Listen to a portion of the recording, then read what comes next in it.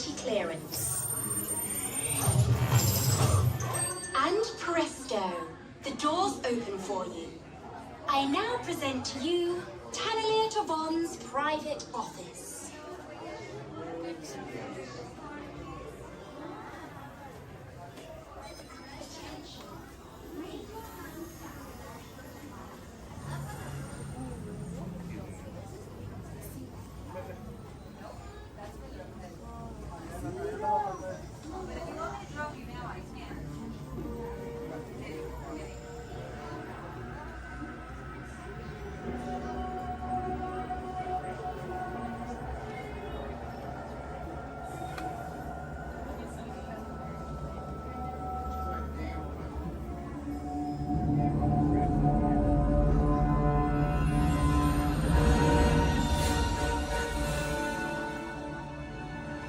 Friends, you're one step closer to your exciting encounter with the Guardians of the Galaxy.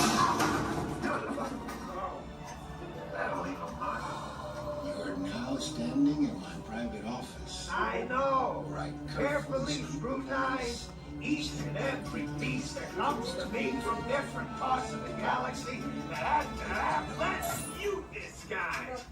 Getting consistent flattering on a constant loop was big motivation for me to escape. I go, ouch! Ouch! That was not part of the plan. What?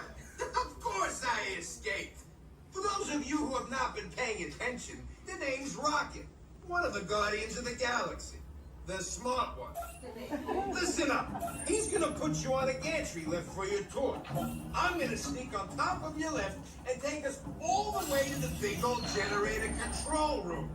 I'm gonna blast that thing and destroy all the control systems, which will open up every cage in this freak show and free my friends. Our buddy Mantis is in the getaway ship waiting for my signal, and then we'll be on our merry way. But this plan won't work unless you help.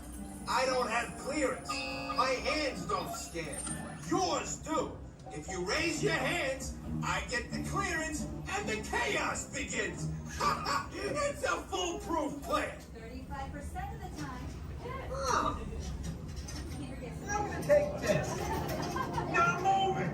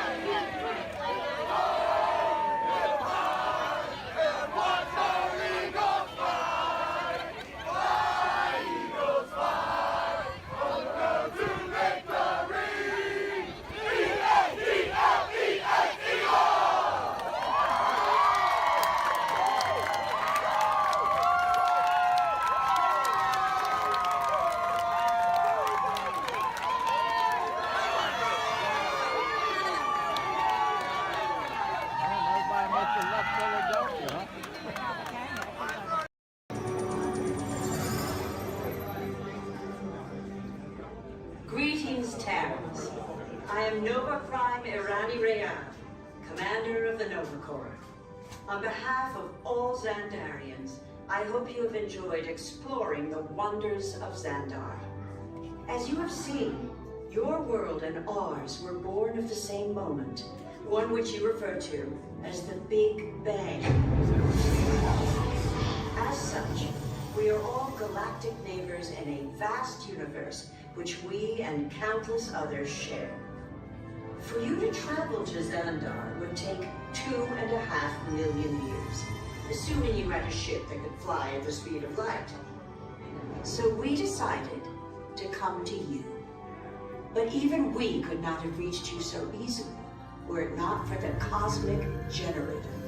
an advanced piece of Xandarian technology that creates jump points, artificial tunnels that act as shortcuts, linking distant points in space. It is our desire to share this wondrous technology with your people so that together we might explore new worlds and create a brighter tomorrow. And now, as the culmination of the wonders of Xandar, you will be teleported to a Nova ship above your planet for a demonstration of the cosmic generator. I trust you will find it an unforgettable experience.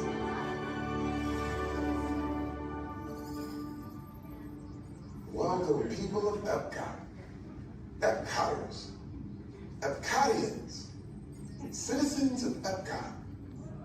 Does anyone know what they call themselves? What? I'm on. Someone needs to tell me when I'm on.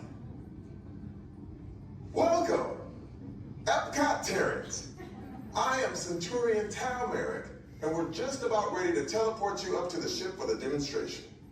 As you're about to enter a secure Nova area, I must ask you to put away your Terran communication devices at this time. Recording of any type is strictly prohibited. I am very serious about this. Now, please step forward into the chamber. You're gonna love this.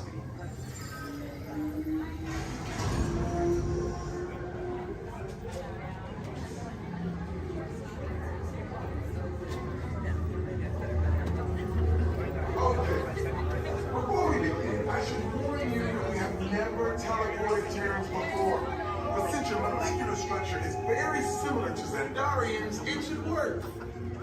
It'll work. So long as you are standing inside the lighted ring. You do not want to know what happened last time someone did not stand where I told them to, okay? Stand by for teleportation. Here we go.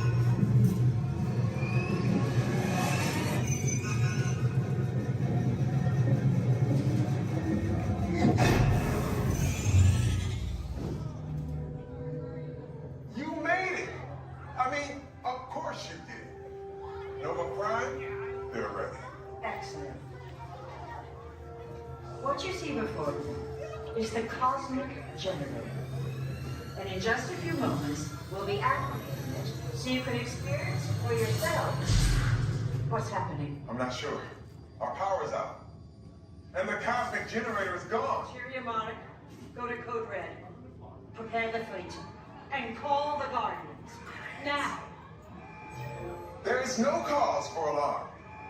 Turn off that alarm. I've got an important transmission coming in. Hey, what's up, Nova Corps? Our cosmic generator has been stolen. What? How? Why didn't we think of that? That thing's gotta be worth a fortune. I am Groot? Good question. Yeah, who do you think took it? Perhaps that really big man outside your ship. Well, that is a big man. I need to alert Nova Prime. I am watching Terrans for dogs. That's not creepy at all. This species has failed. Wait, whoa, we didn't even know there was a test. He's got the cosmic generator. He's creating a new jump point. Jump point to where? Not where. It's some kind of mutant jump point. It's going back to the dawn of time. Dawn of time, why? To erase an error. Well, that doesn't sound good. Your time is over. Wait, what do you mean? What do you mean it's so vague? The jump point is closing. Hey, Nova Dude, you're Nova Corps, need to follow that whatever it is until we get there. We can't. Our power is down, and I've got to get these Terrans onto evacuation shuttles. I got it. I reprogrammed the shuttles to follow them through the jump point. Wait, what? Look, they're our only chance of keeping track of that whack job until we get the cosmic generator back. Piece of cake. Wait! There's cake. Where's this cake? the odds are impossible, Yep. but it's our only shot. Good luck. Are you sure you can control it? Come on, it's me. I got this. We're all toast. First it was cake, now there is toast. This plan is making me so hungry. Terrence, listen up. You need to make your way to the evacuation shelter now. We'll follow the fleet when we get our power back. I mean, when we get our power back.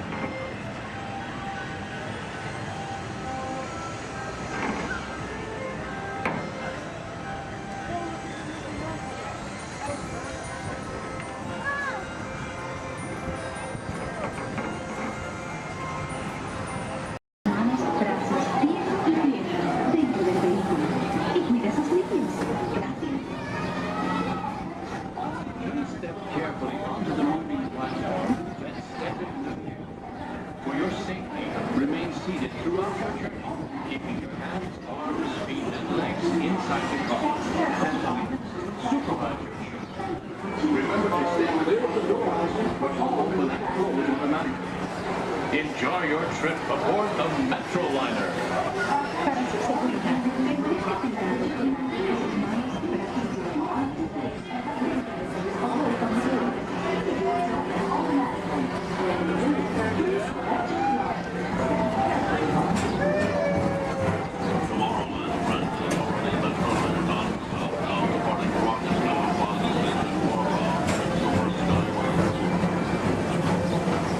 Welcome aboard, TTA travelers. We hope you enjoy Tomorrowland Transit Authority's Super Skyway.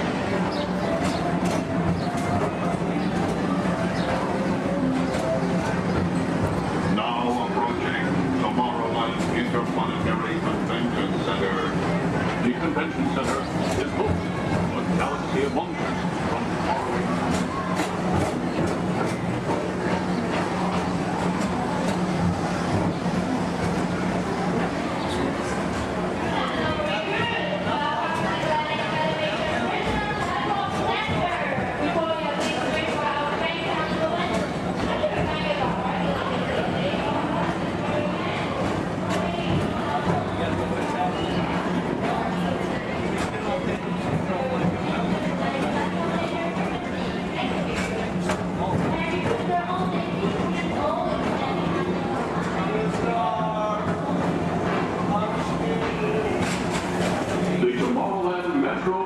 Historical Society presents Walt Disney's 20th century vision for the future. This model city dared to dream the perfect community in which to work, live, and play.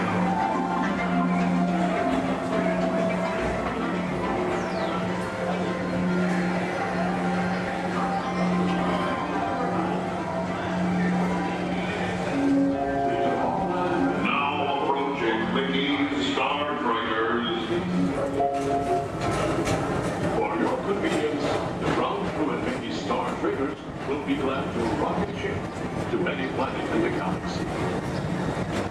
Hi there, Tomorrowland travelers. This is Mr. Johnson and Sky Eagle Hovercraft 1, bringing you the latest Tomorrowland traffic report. As usual, everything is perfect on Tomorrowland Superhighway. Back to you at DTA.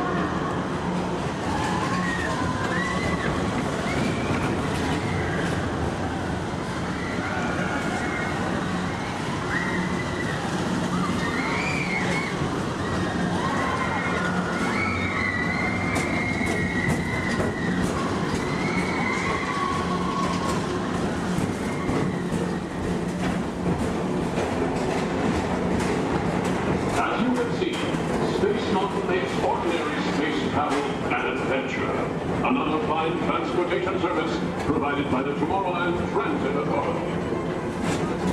Attention, all visitors from Galaxy M31. Please keep forward-facing tentacles clear of oncoming Metroliner vehicles. Thank you.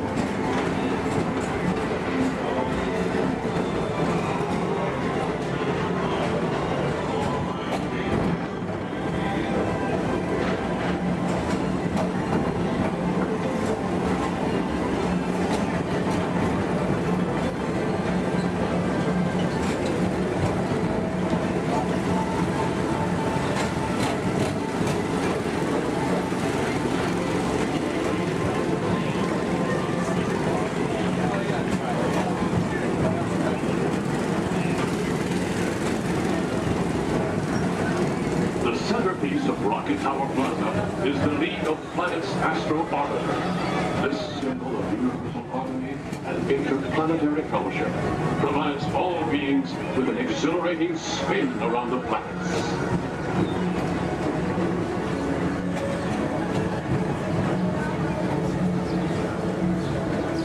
Blue Line passengers, for all your future travel needs, the TTA services all of Tomorrowland's outlying areas, including the personal rocket ship docking lot, and of course, Perfect Park Acres. Paging Mr. Morrow, Mr. Tom Morrow. Your party for the Saturn has arrived. Please give them a ring. Now approaching Walt Disney's Carousel of Progress.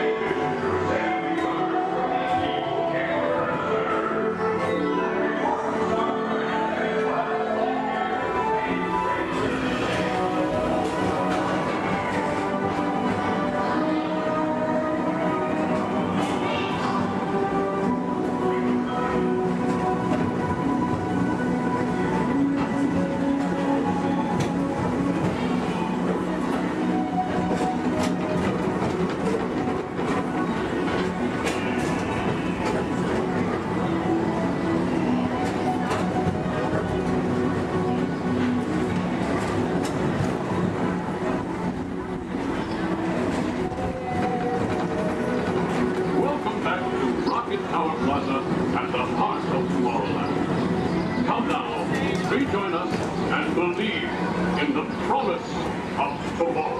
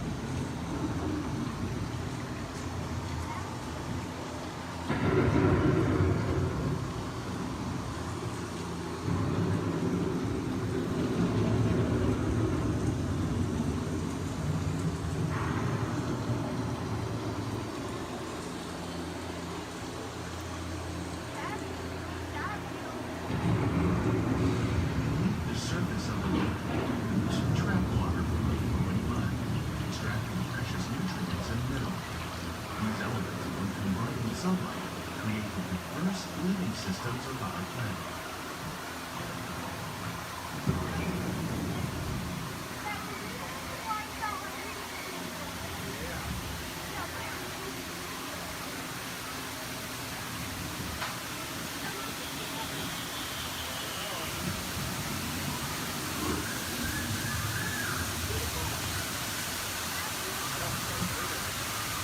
One of those living systems is the rainforest, home to the most amazing concentration of life on our planet.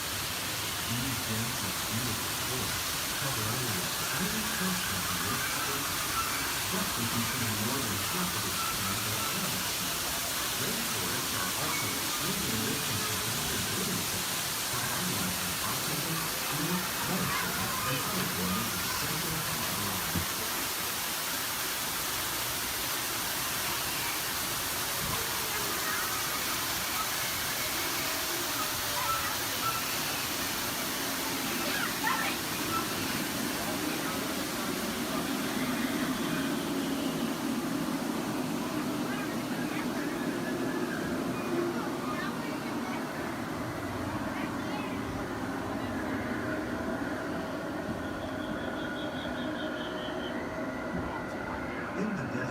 Nature has created a very different, known as beautiful living system.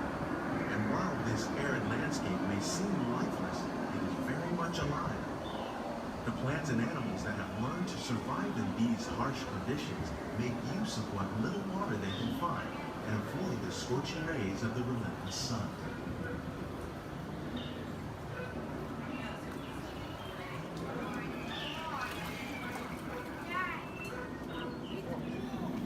The American prairie once appeared as desolate as the desert, but over time, rainwater and nutrients gradually penetrated the hard surface of this land. Even the hooves of the mighty buffalo helped create the rich soil that one day become home to the American farm.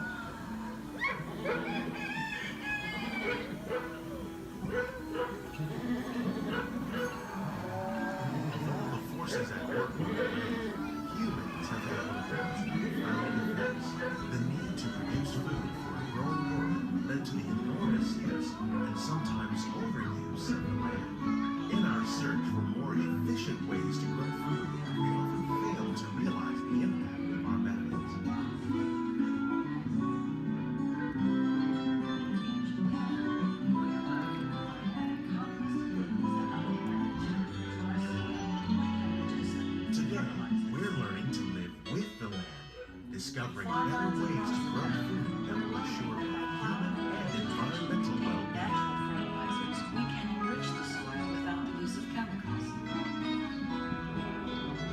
In Saudi Arabia and Mexico, we're learning to produce food on desert seacoasts by developing and planting crops that thrive on saltwater. Here at Epcot, we're learning to reduce the need for pesticides by using natural predators like ladybugs and wasps to control pests. In Japan, we're learning that by adding composted leaves and other plant material to our soil, we can reduce the need for fertilizers. In farmlands across America, we're learning that by plowing under vegetation containing natural fertilizers, we can enrich the soil without the use of chemicals. In Saudi Arabia and Mexico, we're learning to produce food on desert seacoasts by developing and planting crops that thrive on saltwater.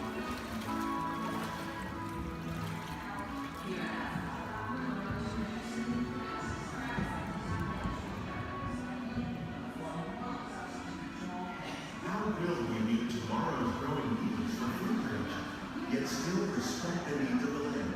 Some of the answers are being discovered just ahead. To help us maintain these carefully controlled ecosystems, and for your safety, please remain seated in your boat at all times.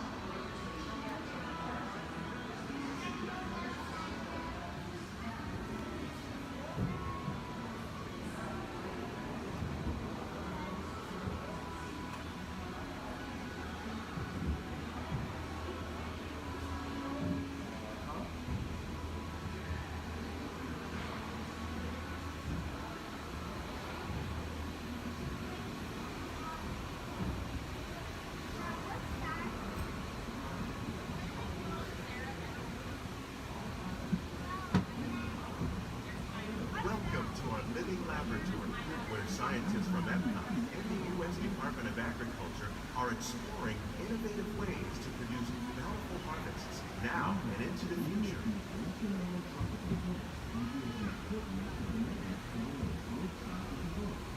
The tropics are home to the greatest diversity of plants on the planet.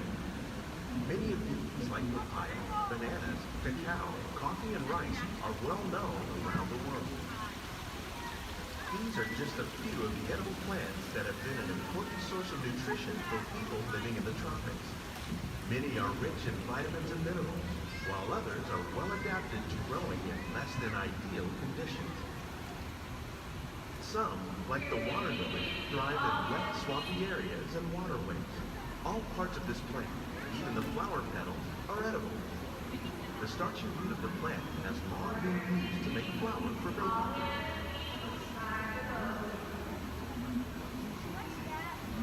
One day, many of these lesser-known tropical plants may be as important as the bananas growing on both sides of the boat. More than 28 million tons of bananas are eaten annually, making it the most popular fruit in the world.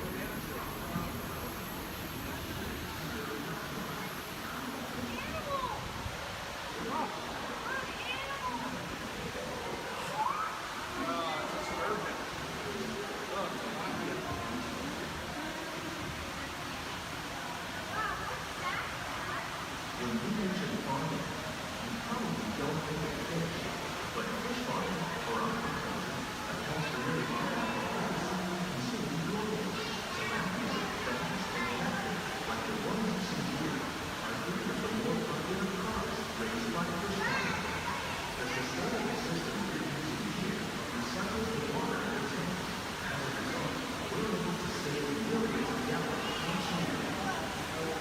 Our small fish farm produces nearly 5,000 pounds of fish each year to serve in restaurants around the nation. Innovations like this can play an important role in our efforts to produce bountiful harvests and still protect natural resources. Shrimp. That's a big shrimp.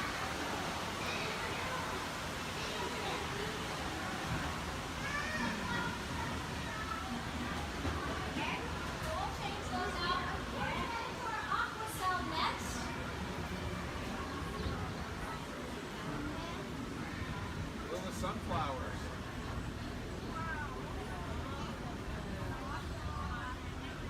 While there are more than 50,000 edible plant species in the world, most of us are only familiar with the handful that make up our everyday diet. The common grains growing here, wheat, maize, sorghum, and millet, plus rice, account for nearly 2/3 of our global food consumption. Learning how to increase yields of these staples is an important goal of research around the world. A blue agave. A monkey puzzle tree.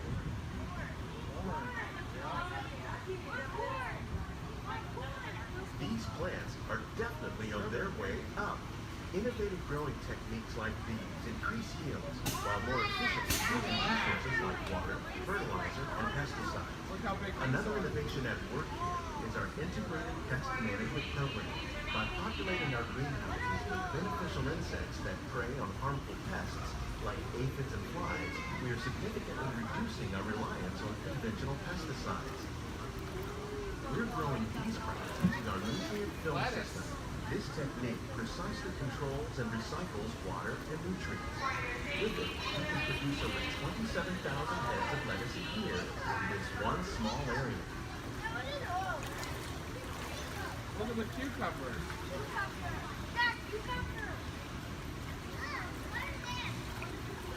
Look at the strawberries.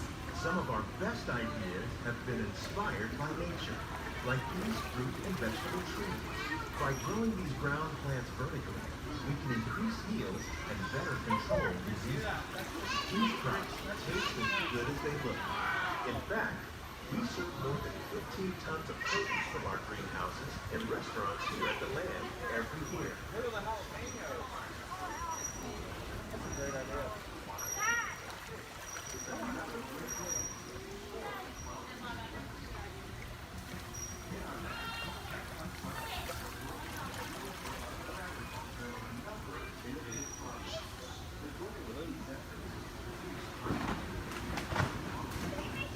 future of agriculture may include innovative ideas like this vertical growing system. Plants grown in this way use a fraction of the space required by traditional growing methods. That saves water and increases production. The aquaponics system on your left combines hydroponics with aquaculture. The fish provide a natural source of fertilizer for the plants, and the plants help keep the water clean for the fish. It's another great way to produce more while using less. In our labs, Epcot scientists are working with the U.S. Department of Agriculture on a number of innovative projects. The goal of these efforts is to produce higher yieldings and better quality lives. Together, we can continue to find more ways to increase production and protect our precious natural environment. Only then will we truly be living with the land.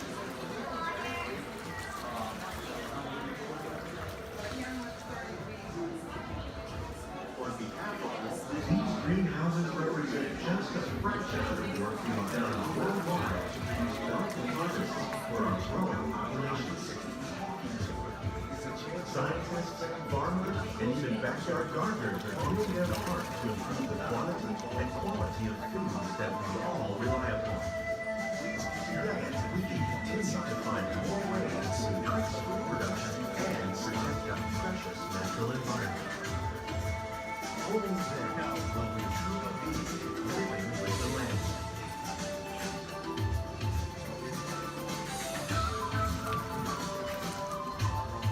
On behalf of Walt Disney World, we hope you've enjoyed this unique journey through our living laboratory. If you'd like a closer look, then check out the behind-the-scenes walking tour. It's a chance for the whole family to get up close and personal with the plants and growing techniques in our laboratory. Please keep your hands and feet inside the boat and remain seated until the boat comes to a complete stop.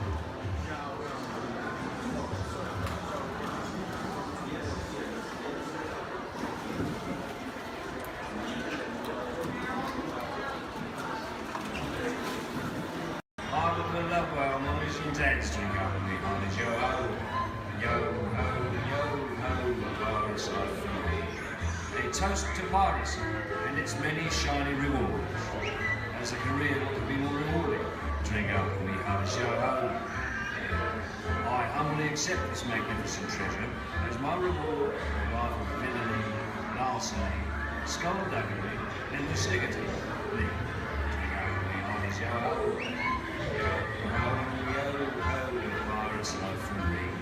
I raise a toast to one of my many shipmates lost at sea. Salute, raise a knee, drink up with me, honey, yo ho. Rascals and scoundrels, villains and knaves, drink up with me, honey, yo ho. But devils and actually really bad eggs, drink up with me, honey, yo ho. Drink up, lads, there's treasure enough for all. I shall take this paltry sum as a stipend to cover my expenses. Riches and jewels, drink up with me, honey, yo ho. Yo ho, pirates are free. It is true, I am a pirate, bloody good. That is bad. Drink up with me, honey, yo ho. I'm foolish in reading so much gold as lying about hidden away. Some miscreant might be tempted to steal it, eh? You're all embezzle and even hijack. Drink up with me, honey, yo ho. Hijack. Ah, my feathery friend, you've a divine singing voice. Do help yourself for a trinket. Small one. Drink up, you heart, yo ho. Yes, 'tis a fine treasure. Your notes have temporary. That is some climatic needs.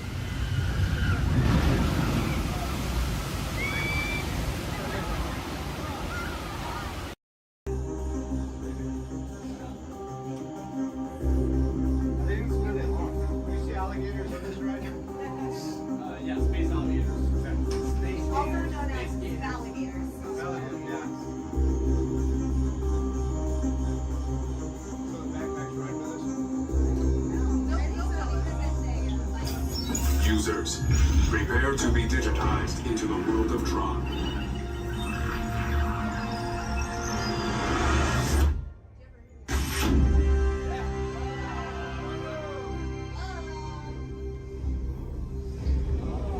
Team Blue, welcome to the grid. Proceed to gates.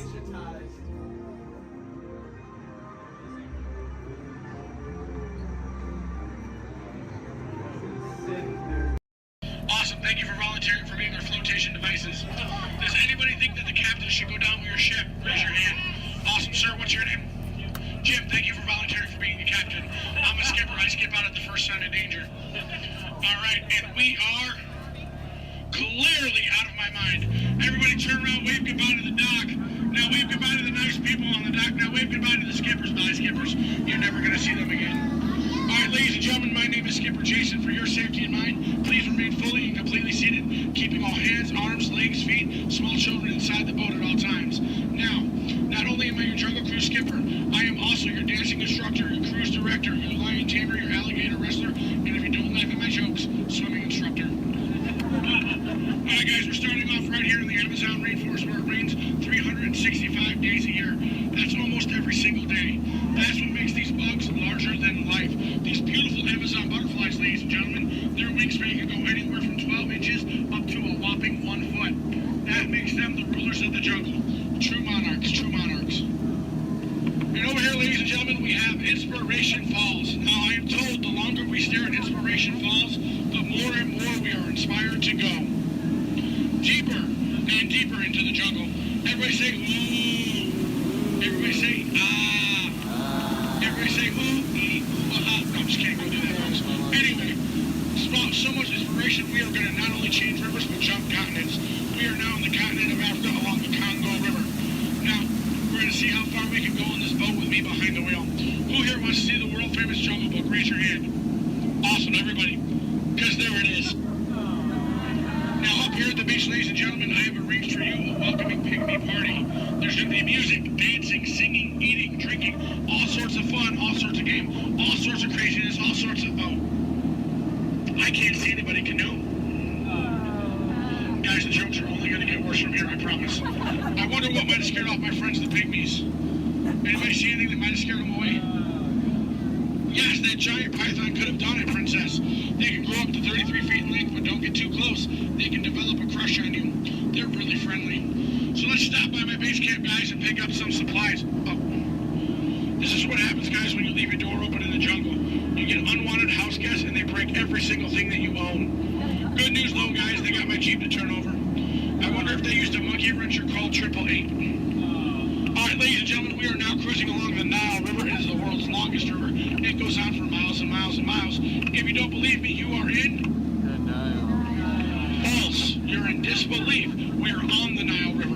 Right over here, ladies and gentlemen, is Jimbo. He's an African bull elephant. I taught him some tricks. Jimbo, speak. Jimbo, speak. Okay, we're getting the silent treatment. That's fine, that's fine. Esmeralda, speak. Really? What did I do? Come on, guys. Get with the program. There they go. All right, right over here, guys, we got the sandstone rock formation. A lot of people take it for granted, but I think it still rocks. It's one of our bolder attractions here in the jungle. Now, ladies and gentlemen, we got the wildebeest, we got the giraffes, gazelles, impalas, zebras, and lions. Hey, guys, those zebras in the back, they are the oldest zebras on property. You know how I know that? They are still in black and white. Don't worry about that zebra with the lions, everybody. He's just dead. Dead tired. Dead tired. All right, ladies and gentlemen, over here we're going to say hi to one of my oldest friends in the jungle. Her name is Ina. So as we go by, I want everyone to wave and say hi to Ina for me. Here we go, everybody. Say it. Hi, Ina! By the way, Ina is the zebra in the back. It looks like those guys on that tree are in some trouble. Oh, boy. All right, ladies and gentlemen, we are now cruising along in crocodile country. Crocodile country, there's a lot more dangers than just crocodiles.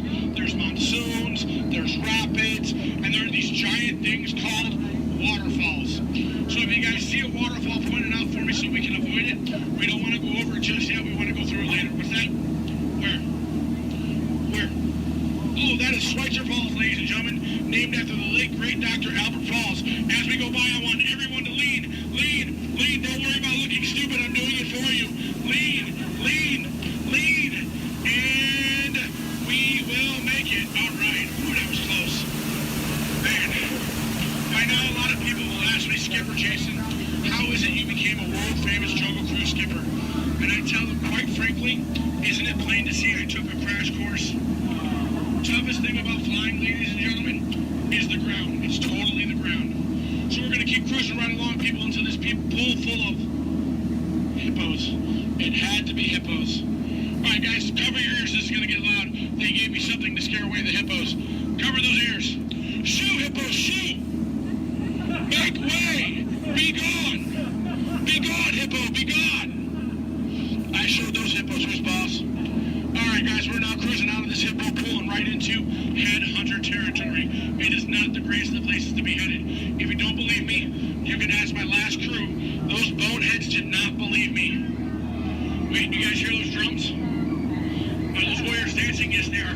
That can only mean one of two things. They're either going to attack the boat or they've lost the key to the men's room. Do me a favor, guys. Keep your eyes peeled on this side of the boat for an ambush. If you see an ambush, point it out and let me know. I'm going to look over here. Where? Princess, that's not an ambush. That's an ambush. You can tell by its leaves. All right, ladies and gentlemen. This is what everybody got up early to come to Disney for. Are you ready? Are you ready? Here we go. The eighth wonder of the world. The backside of water. Kids, do not try this at home. You'll hit your head on the faucet and that hurts. Don't ask me how I know. Alright guys, we're now in the Mekong River here in Southeast Asia. There's this really cool temple I want to show you guys. It's awesome. It's amazing. The entrance is just up over here. Oh. It looks like there's been an earthquake since the last time I've been through. What do you guys say? Do we go in? Yeah. There could be danger. There could be adventure. There could be treasure. Or worst of all, it could be another Disney gift shop. Alright guys, stay seated, keep your eyes open. I'm gonna stay seated and keep mine closed. Oh wait, it's just a root canal.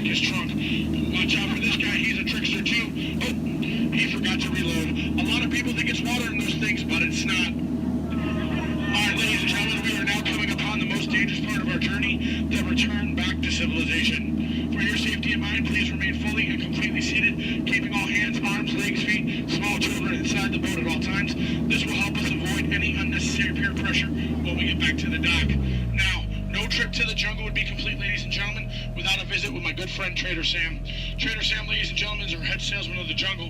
Now, sales have been shrinking, but he's got a great deal for you.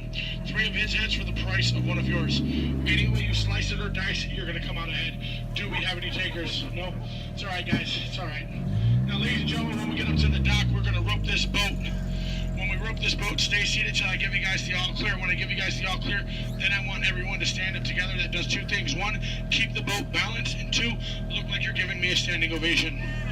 At that time, I want you guys to clap, yell, holler as much as you possibly can, because then it looks like not only did I do my job, but it'll also help out my self-esteem. When you guys go to exit out the boat, you are my jungle side, you will stand up, exit out through the back. You here on my dock side, you will stand up, exit out through the front. At no point in time do you ever cross those crates in the center. It is not a crate idea, it is very disgraceful. I don't go to your house and cross your crate, so please don't cross mine. Once again, guys, it's also a tripping hazard. You might trip, fall, and that'd be 2 bad trips in one boat. I'm only responsible for the first. Now, guys, I really want to thank you guys for joining me out in the jungle today, but most of all, I want to thank my legs for always supporting me. I also want to thank my arms for always being at my side, and I really do want to thank my fingers and toes because I can always count on them, always. All right, ladies and gentlemen, out of all my crews today, you guys have been my first. Yeah, you've been my first. You guys have been obviously the most recent. Now, guys, you've been awesome. You've been amazing, and pretty soon you're going to be outstanding on that dock. All right, guys, here we go. Once again, guys, for your safety, please remain fully and completely seated, keeping all hands, arms, legs, feet, small children inside the boat. Linda, Skipper Linda, what are we teaching that rope today? 2 plus 2. Okay. Now, we're going to wait. Linda has been practicing for like years. She's been training for months. She's going to learn and show you guys how to rope this boat at the first shot. All right, Linda, here we go. It's your turn. You can do it, Linda. You can shine like a star. No. Back of the boat, Linda, not the guest. Stay seated, guys. Stay seated. So now we're going to teach this rope about 2 plus 2. Now, in some cases, rope secure. A lot of people think 2 plus 2 equals 4. But in some theories of math, people say 2 plus 2 equals 3. Or 8. Or 12. But I say you're done. Let's go. Rope's done. Everybody out of my boat. Bye, guys.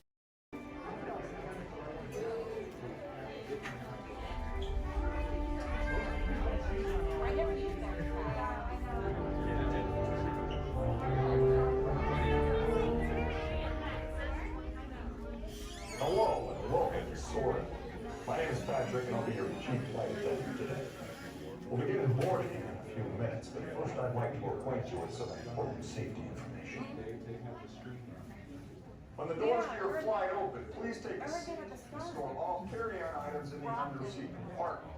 This includes cameras, purses, hats, and of course, these little dudes. Next, fasten your seatbelts, inserting them into the buckle on your right. If smaller aviators don't measure up to the height indicator on the seat, just put the belt through the loop in the center strap before buckling it.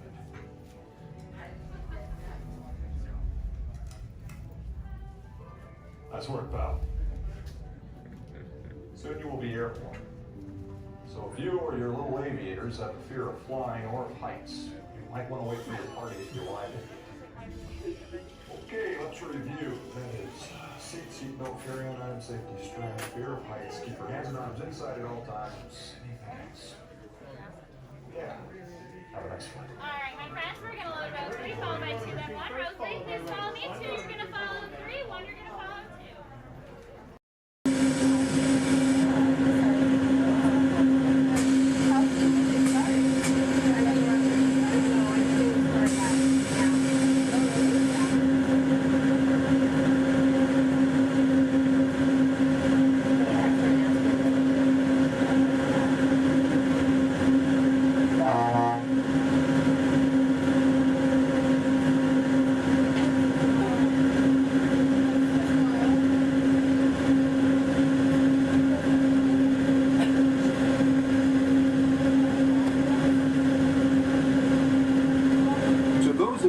Just joined us. Welcome aboard the Disneyland monorail. For your safety, please remain seated, keeping your hands, arms, feet, and legs inside the train. Watch your children, and no smoking, please. Bienvenidos a bordo. Para su seguridad, permanezca sentado y mantenga las manos, brazos, pies y piernas dentro del tren y cuida a los niños. Por favor, se dejan. Gracias. We're Tomorrowland monorail station. Along the way, you can get a bird's-eye look at the downtown Disney district, Disney's Grand Californian Hotel and Spa, and Disney's California Adventure. To the left of the monorail is the main entrance of Disneyland, the happiest place on Earth. Disneyland is truly an American origin. Since its opening in 1955, it has hosted more than 500 million guests from around the world, including presidents, kings, and celebrities. It is the original Disney theme park, created and enjoyed by Walt Disney himself. To the right is our transportation closet, where you'll find taxis, hotel shuttles, and public transit stops. We're about to enter Disneyland. Some of the clearances are pretty tight up ahead, so be sure to remain seated, keeping your hands and arms inside the cabin.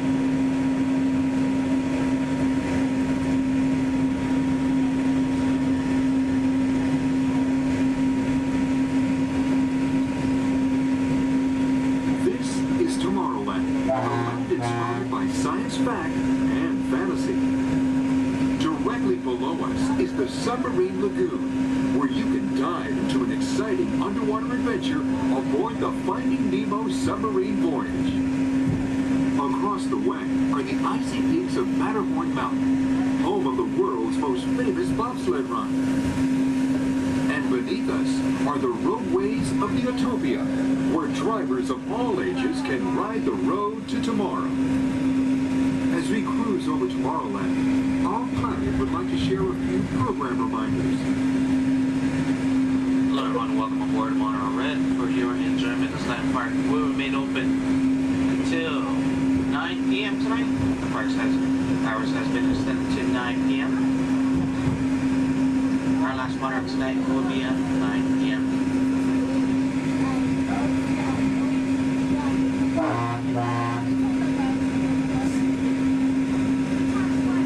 Later today we have Celebrate H Street Party stepping off at 5:30, coming from Main Street, USA, back up to It's a Small World. And later tonight we have Halloween screens at 8 p.m. in front of Sleeping Beauty Castle. Hope you enjoy the rest of your stay here at Disneyland Resort. Thanks for joining us on that fabulous sky.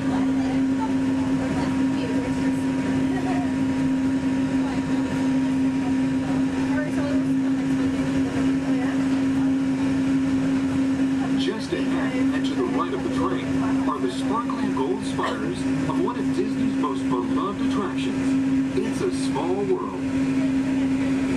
Beyond it is the wacky world of Disney's classic cartoon characters, Mickey's Toontown. We're now riding alongside the happiest kingdom of them all, Fantasyland, home to Pinocchio, Snow White, Peter Pan, and other storybook characters. Last time I went, one of the guys got really close to the little boys right here. It freaked me out, and I hit him, and I was like over it. I've never like, I haven't gone to We're now approaching the Tomorrowland monorail station, our final destination. Please remain seated until the monorail comes to a complete stop. Then, collect your belongings, watch your head, and step carefully from the train. On behalf of all of our crew, thanks for traveling with us, and we hope you'll have a happy and memorable visit here at Disneyland. This is the Tomorrowland monorail station.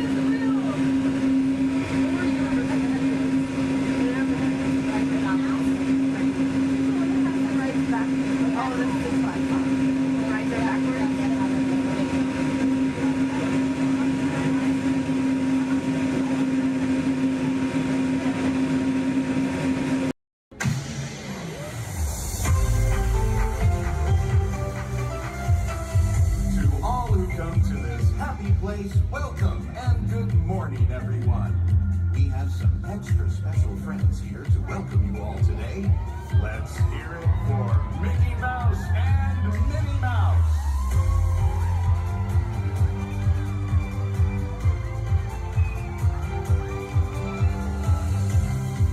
Well, hi, everybody.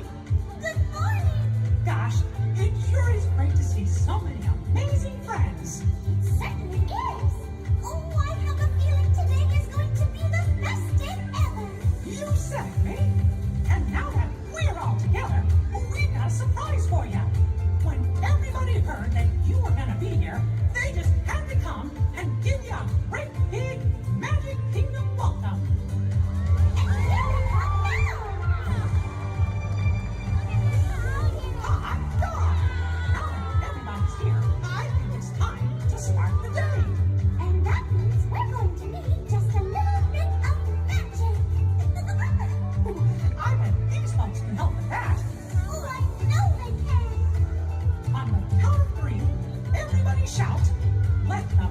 magic begin.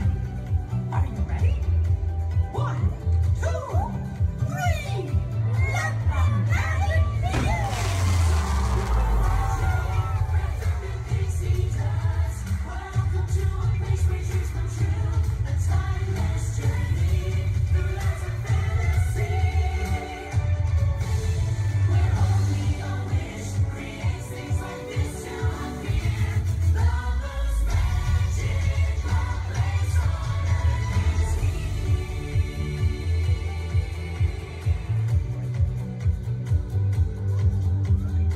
Well, what are we waiting for? Let's get going. Bye-bye, everyone. See ya real soon.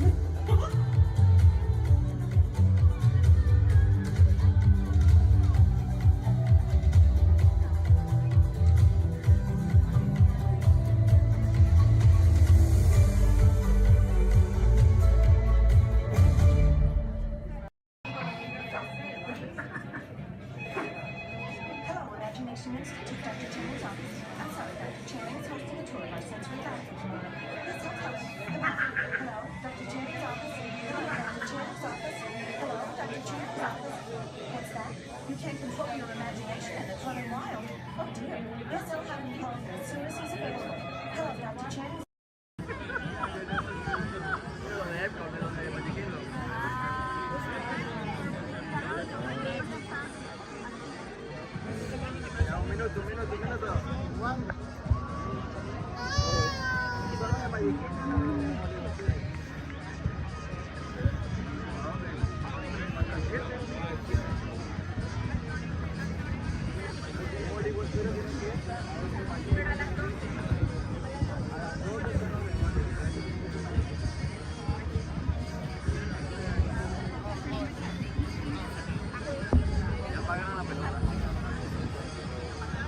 Aquí.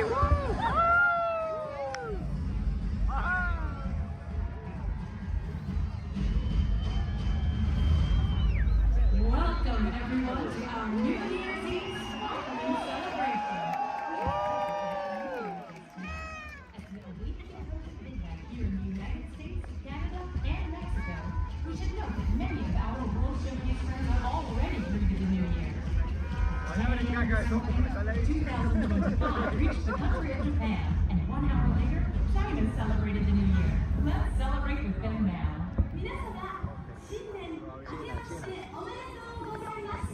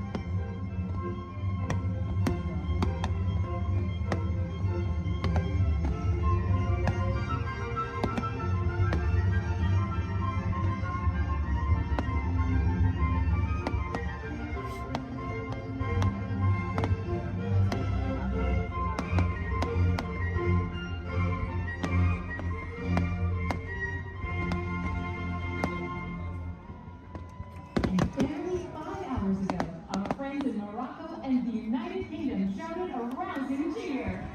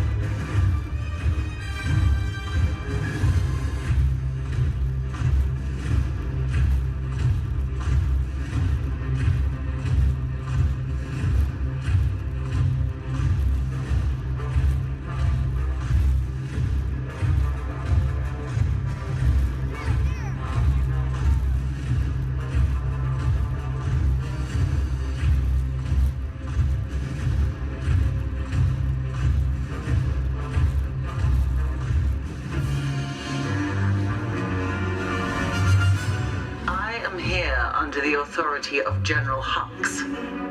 You are here under the authority of me. Stand proud.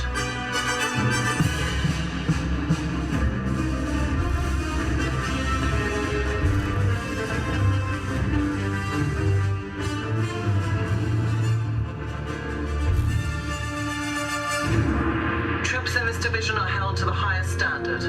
Mine. Show me fearless.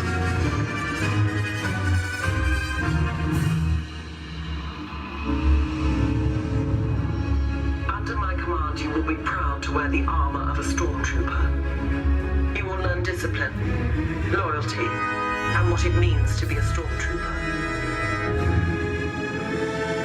Battle starts.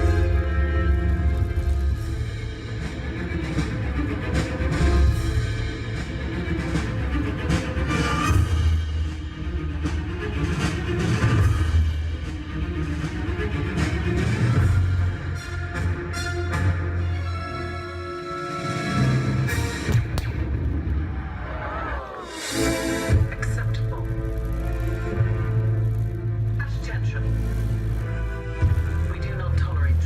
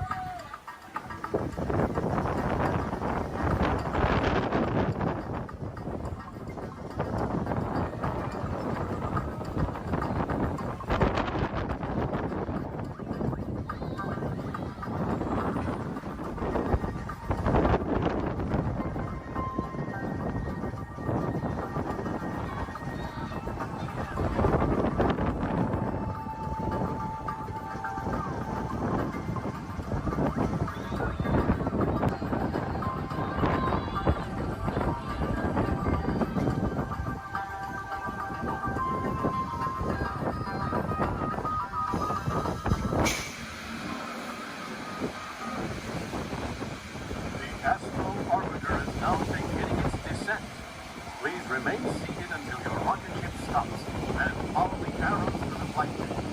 Welcome back, pilots. Travelers, for your safety, please remain seated until your rocket comes to that full and complete stop. Gather all your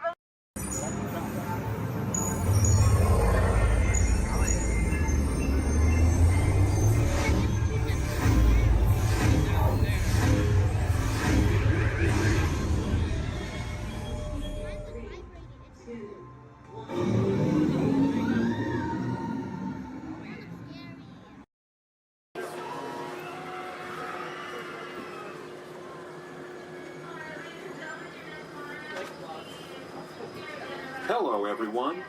Welcome aboard the Disneyland monorail.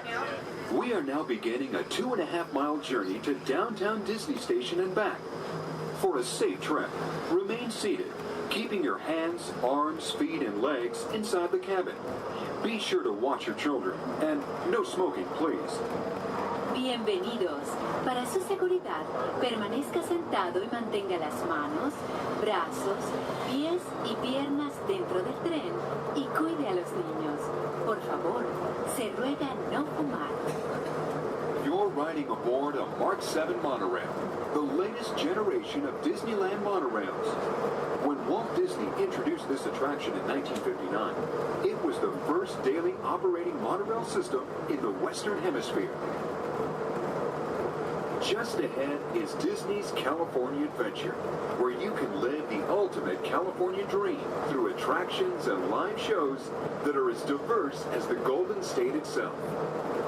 The towering hotel is home to the Twilight Zone Tower of Terror, where you can literally take a thrilling drop into Hollywood history. The bear-shaped rock formation is part of the Grizzly Peak Recreation Area, a haven for outdoor adventures. Beyond it, you'll find the high-energy fun of Paradise Pier. Coming into view on the left are the villas at Disney's Grand Californian Hotel and Spa. It's the first Disney Vacation Club resort on the West Coast and shares the same arts and crafts style as the famous hotel which we are now entering.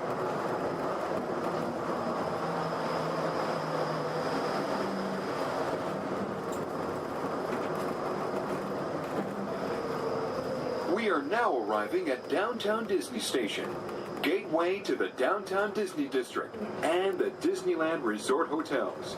If you will be leaving us here and returning later today, please hold on to your park ticket and have your hands stamped as you leave the station. You may reboard the monorail for a return trip to Tomorrowland up until 1/2 hour prior to Disneyland closing. Please remain seated until the monorail comes to a complete stop and the doors have opened. Then, gather your belongings, lower your head, watch your step, and exit to the left of the monorail. Thanks for traveling with us today, and we hope you enjoy your visit to the Disneyland Resort. For those of you continuing with us, we'll begin our return trip to Tomorrowland in just a few minutes. Thank you.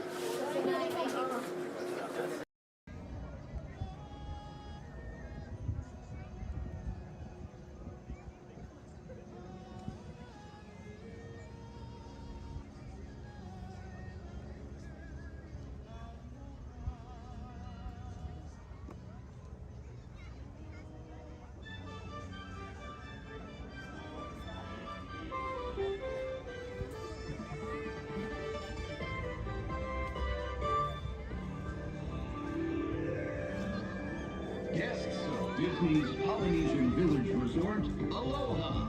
Since 1971, the electrical water pageant has lit up the shores of Bay Lake, entertaining generations of dreamers from the young to the young at heart. As we celebrate 50 years of magic here at Walt Disney World Resort, we invite you to join us in this time-honored tradition.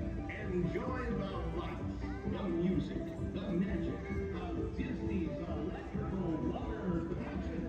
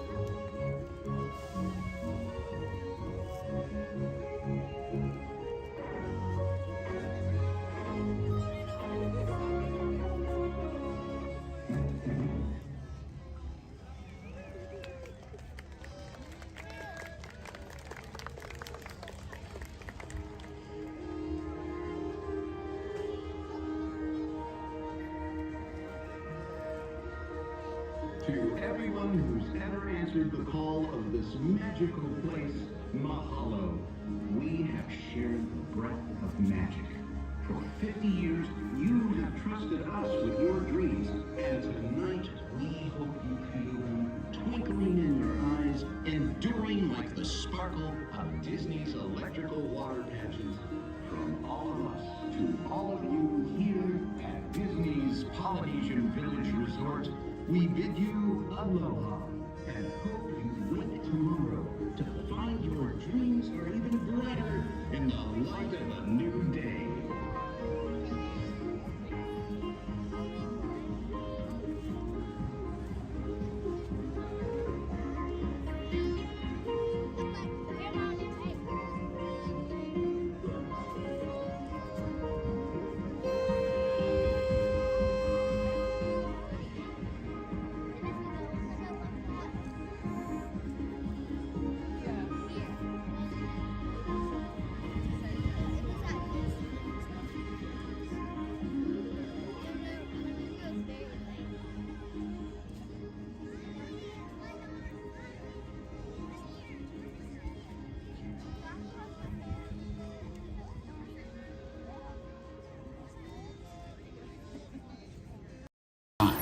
And please supervise children. Thank you. La estación de control de cinturones de seguridad está a la vuelta de la esquina. Por su seguridad, mantenga sus manos, brazos, pies Automated driving technology activated. Welcome to the sim track.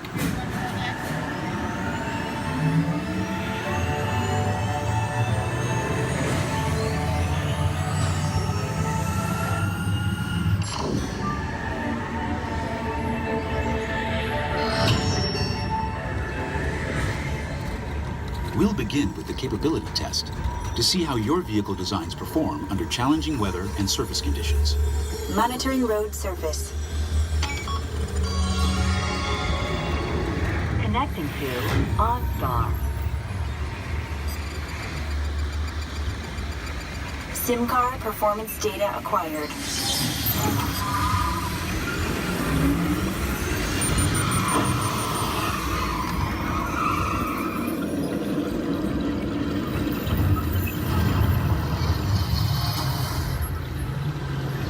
Let's see how your designs hold up now.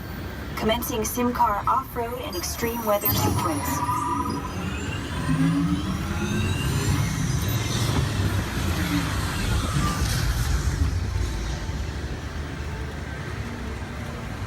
Capability test results displayed and verified. Now let's see how your vehicles compare when it comes to their efficiency. Scanning SIM car for optimal eco-efficiency.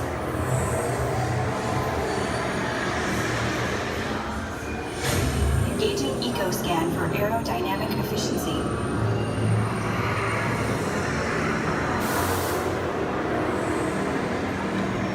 Drive systems analysis. Hyperspectral imaging in progress. Calculating total enviro impact.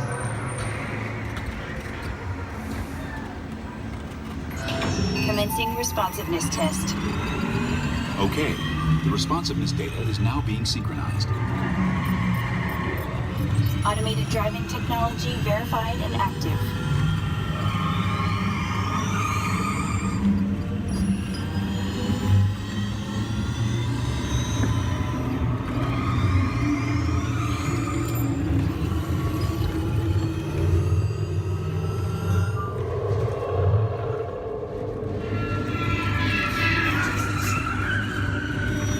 Automated crash avoidance technology disengaged.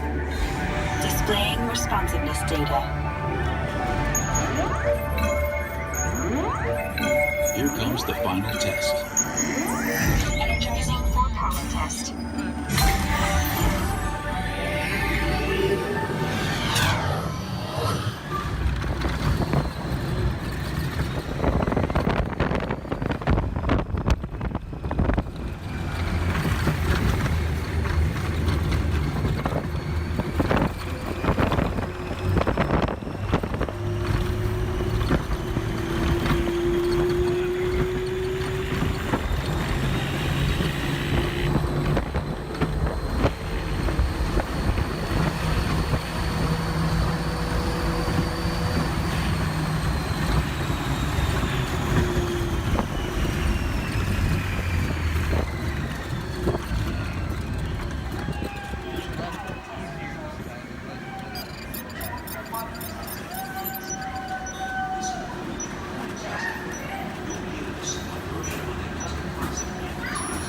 Displaying power test results. SimTrack performance testing complete. This concludes your performance testing. You'll be able to see how your Chevrolet custom concept vehicle designs compared with the sim car after you disembark. Please watch your step as you exit and remember.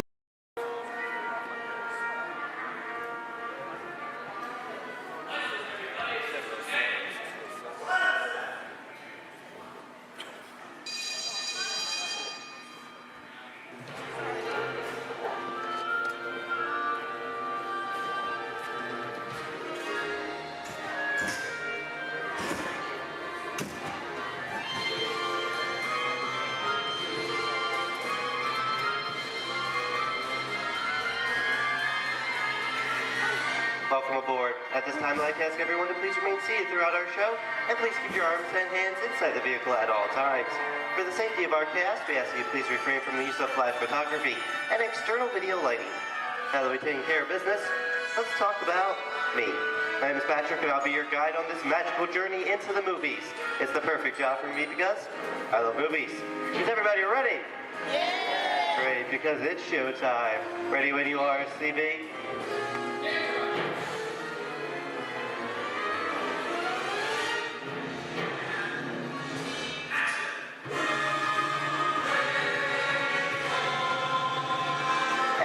We are rolling.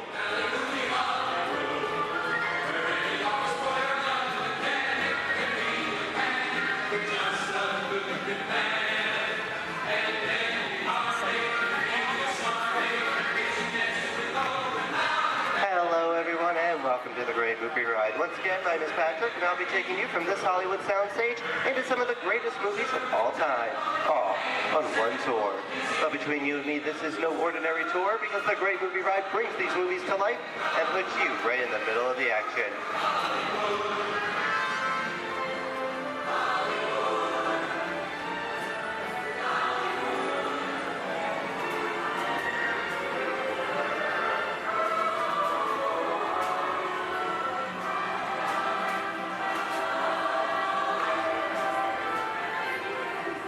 I don't know about you folks, but I just love the great Hollywood musicals of the 1930s. This is a scene from one of my favorites, the Busby Berkeley musical extravaganza, Footlight Parade, starring James Cagney, Ruby Keeler, and Dick Powell.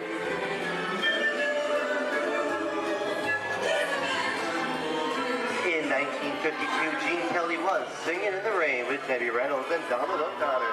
Did you know that Gene Kelly co-directed this movie? Who can tell me what movie this is? That's right, it's Walt Disney's Academy Award-winning film from 1964, Mary Poppins, starring Julie Andrews and Dick Van Dyke. Julie Andrews won an Oscar for her portrayal of the nanny, who was practically perfect in every way.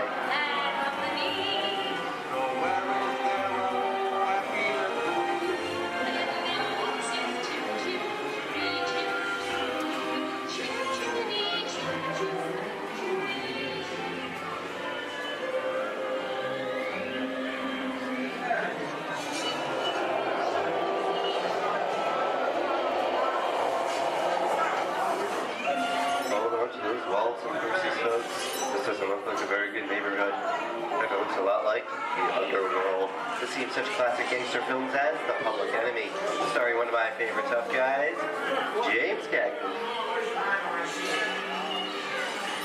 The working title for this movie was Beer and Blood, and in the United Kingdom it was known as Enemies of the Public.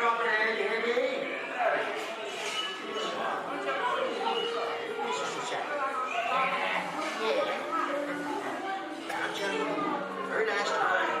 Dutch comes around, he's going to leave you some here. Go for a jacket. And you're going to kick in with the dog. If you don't, somebody's going to drop by here and kick the teeth out one at a time. With me? I get you.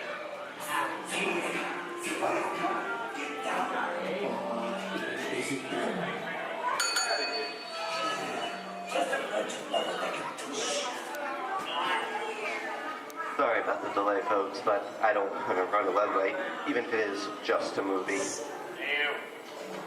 You talking to me?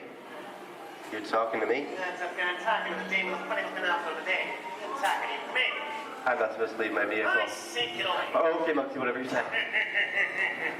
Hey, you know my name anyway. I've seen this movie before. Oh, I've seen you fancy guys like thinking that is great. You make a mistake about this and so out of here. You gotta get out of here. You gotta know the movie. I'm beating you, son. Here they come, boy. Get out your grinders.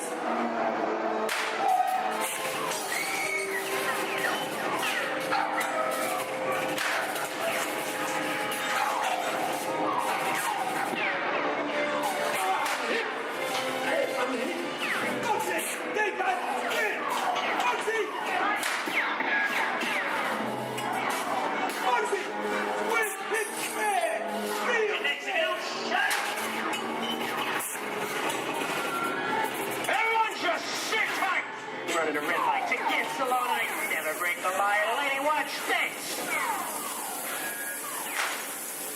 Another red light.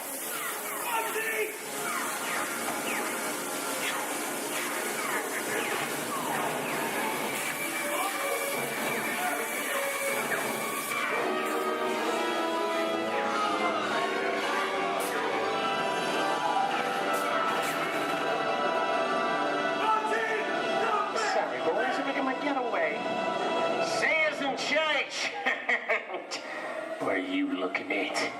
Everyone mind your P's and Q's, and maybe you won't get hate. What is this? Jay-Z? And now, the Old West, and two of Hollywood's legendary stars, Clint Eastwood and John Wayne.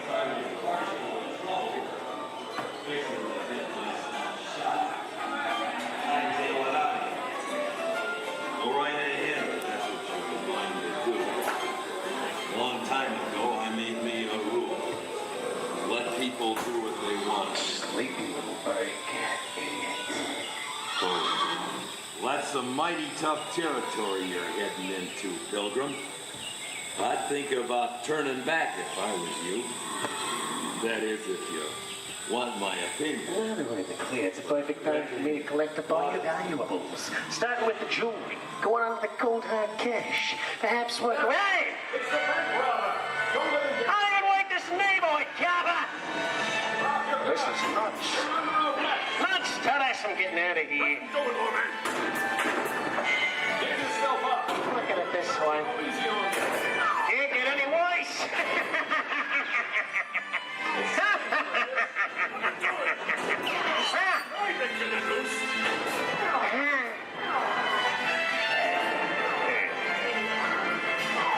Okay.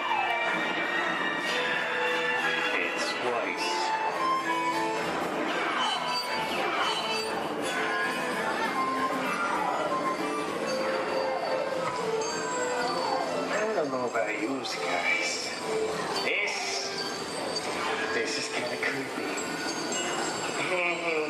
What is this?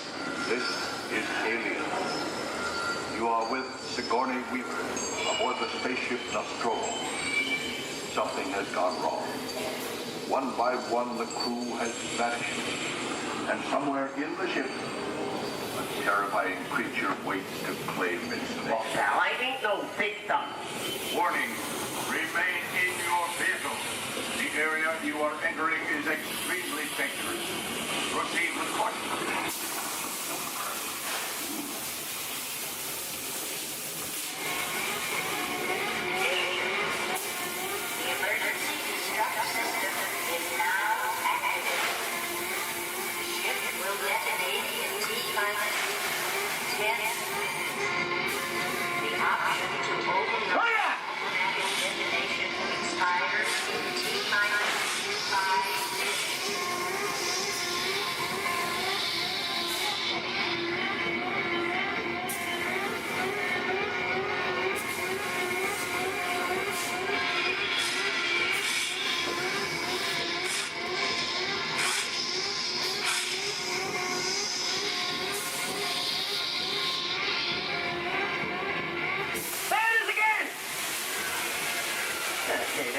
Creepy crawly things for one day, huh?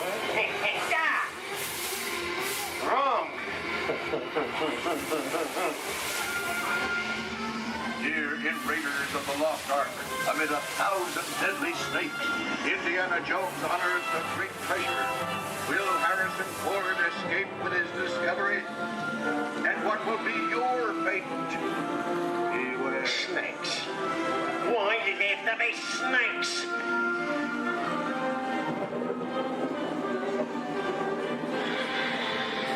Dust of 3,000 years lies undisturbed in this ancient burial chamber. And on the chest, the great stone god. A priceless Get over that chunk of ice. Time for me to get back to work. Don't nobody move while I go get the goods. I don't think they'd notice a few extra bodies around here. Know what I mean? But the jewel is guarded by a curse. And those who dare defy that curse must pay with their lives.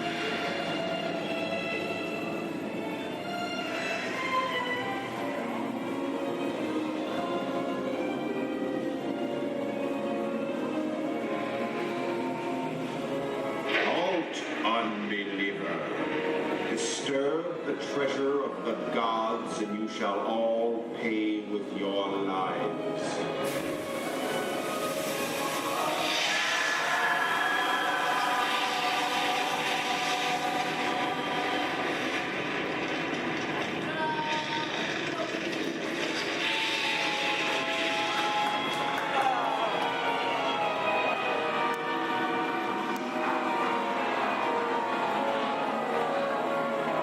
Just go for popcorn. No, that just goes to show anything can happen in the movies. Now, let's get on with the show.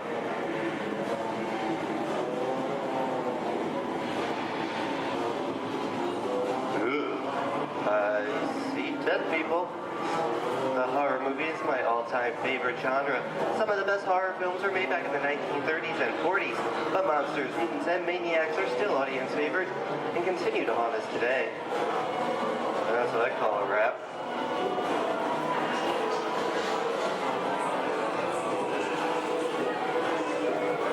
We are now entering the jungle home of one of the most beloved characters of all time.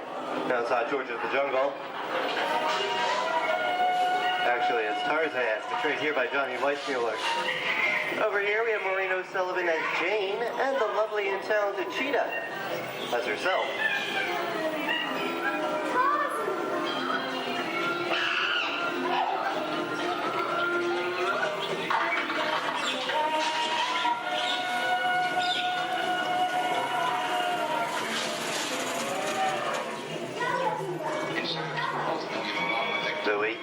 I think this is the beginning of a beautiful friendship.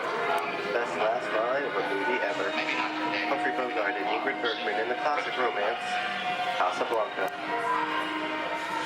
Always have past. You didn't have it. You lost it until you came to Casablanca. Get it back last night.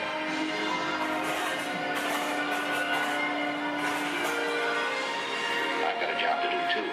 Where I'm going, you can't follow. What I've got to do, you can't be any part of. Hilton, I'm no good at being noble, but it doesn't take much to see that the problems of three little people don't amount to a hill of beans in this crazy world. Someday you'll understand that.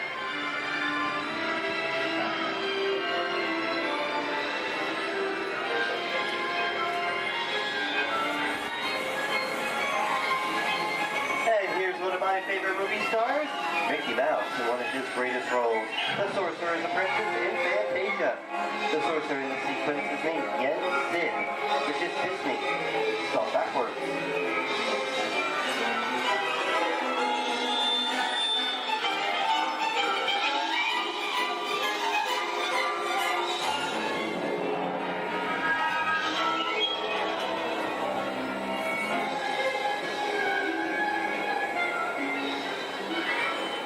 Toto, I have a feeling we're not in Kansas anymore. How often you get to say that? I'd say we are definitely somewhere over the rainbow in one of the most beloved movies of all time.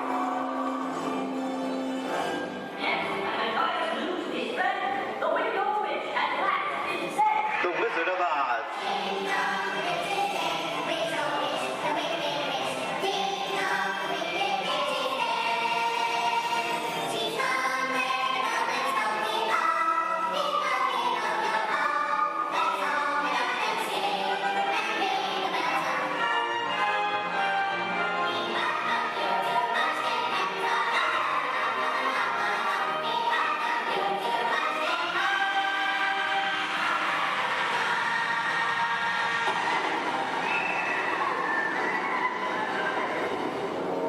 Who killed my sister? Who killed the Witch of the East? Was it you? No, it was an accident. I didn't mean to kill anybody. Well, my little pretty, I can cause accidents too. Oh, rubbish. You have no power here. Be gone before someone drops a house on you, too. Very well. I'll bide my time. But just try to stay out of my way. Just try. I'll get you, my pretty, and your little dog too. I wonder how we get out of here. What do you folks think? Which way should we go? Follow the yellow brick road. Follow the Yellow Brick Road? No, what did I think of that? Bring along, folks. You know the way.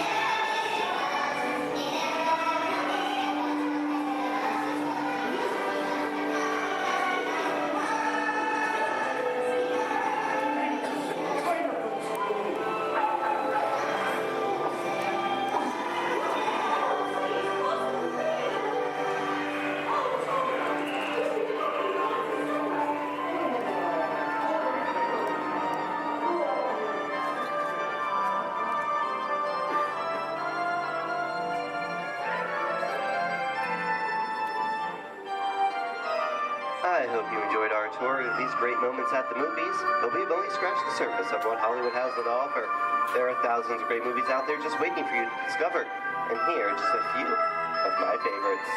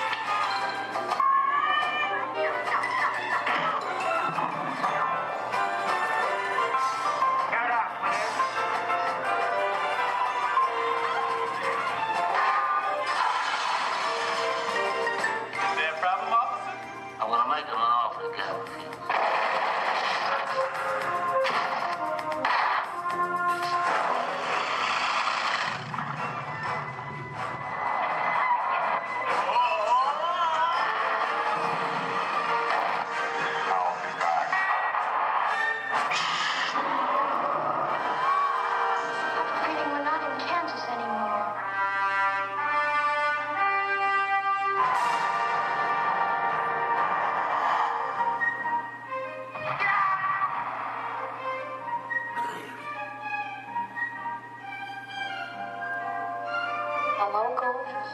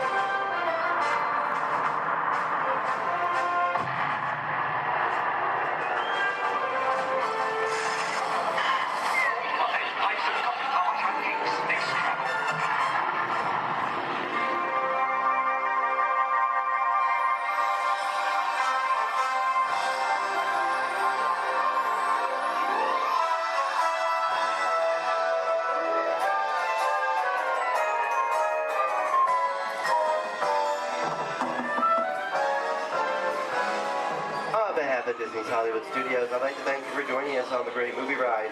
But before we wrap this production, there is still one more scene to do. It's called The Exit. The action begins with you remain seated till we come to a complete stop. Then gather all your personal belongings and take small children by the hand. When these doors open, rush dramatically to your feet and make a grand exit directly to the rear of your vehicle.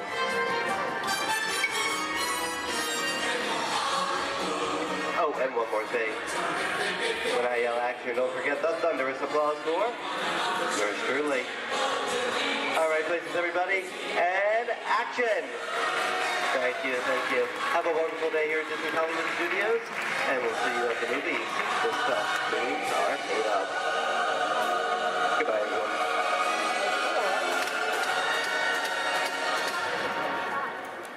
Grab me. Now give me an angry look. You're going to do a little fight demonstration with one of my stuntmen. All right? Turn around. Here he is.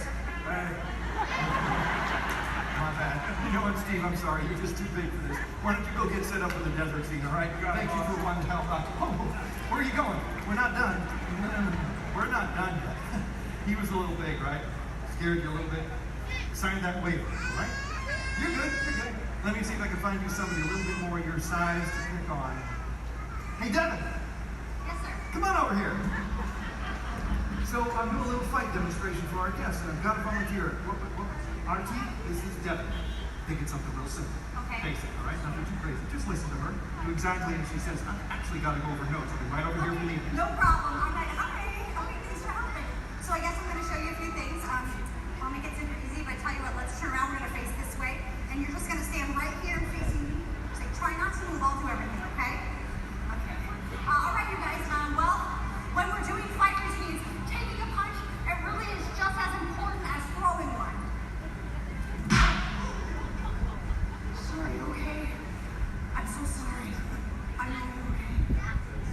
Okay, you look all right. Okay. Well, as you guys can see, you really can't get hurt if you don't have the right timing. Sir! Okay, I think I know what's happening.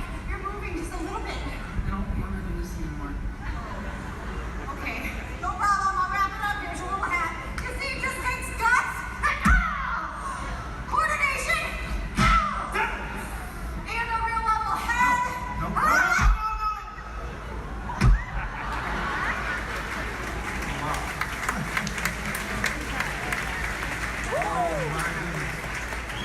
Not at all what I had in mind. Would you say something to the folks while I check on the man on the floor? No problem. So obviously something like this does take a lot of practice. Yeah, or a lot of extras. Let me try it again, boss. Oh, no. Stay away from those nice folks and help this poor man up off the floor, please. Sir.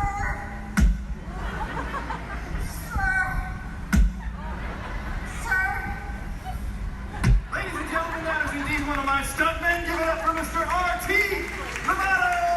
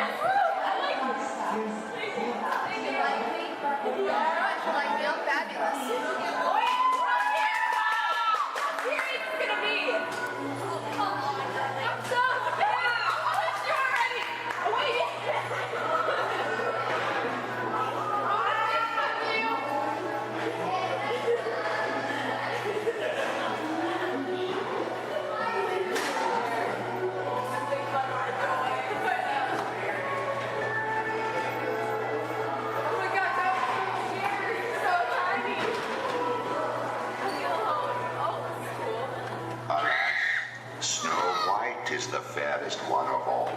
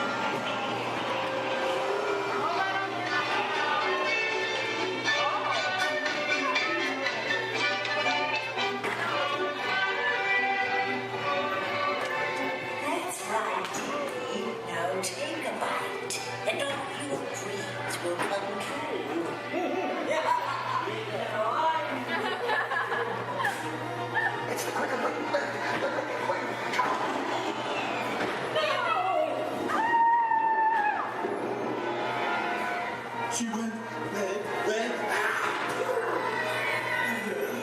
She's getting away.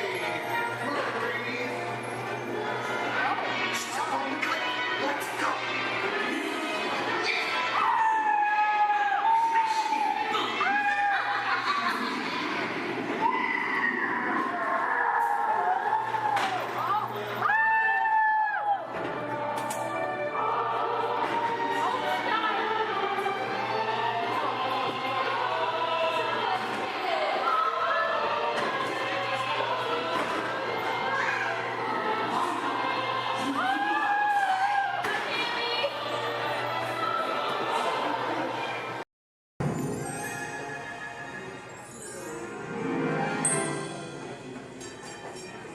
Ready?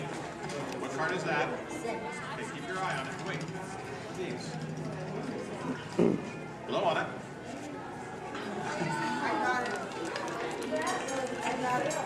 Hello and welcome to Disneyland's 50th anniversary celebration.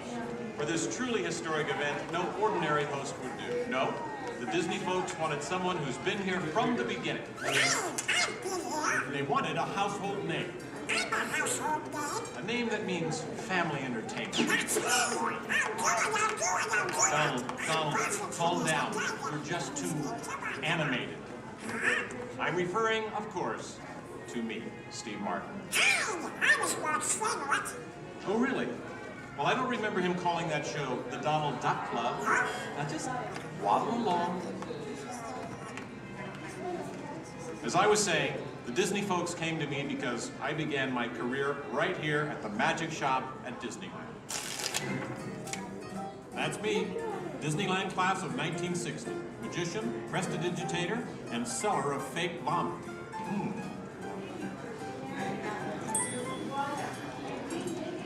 So young Steve Martin starts performing magic here, and lo and behold, they start calling the place the Magic Room. Coincidence? I don't think so. But right now, I'd like to introduce you to the man who started it all, Walt Disney. Walt, tell us how it all. Well, this is the original. Now, this is the original, so we can from the original show here at Disneyland. And This is a then, film.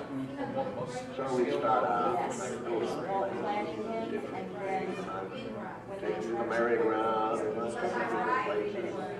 As I sit there while they do all these things, sit on the bench, eating peanuts, I felt that this subject is reasonably reflective, parents and the children could have fun together.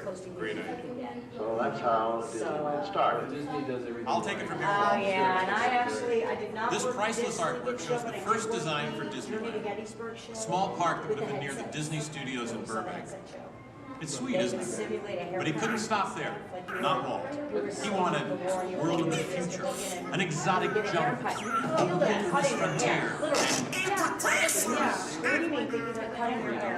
This is just the most rare and valuable piece of art for Disney Archives.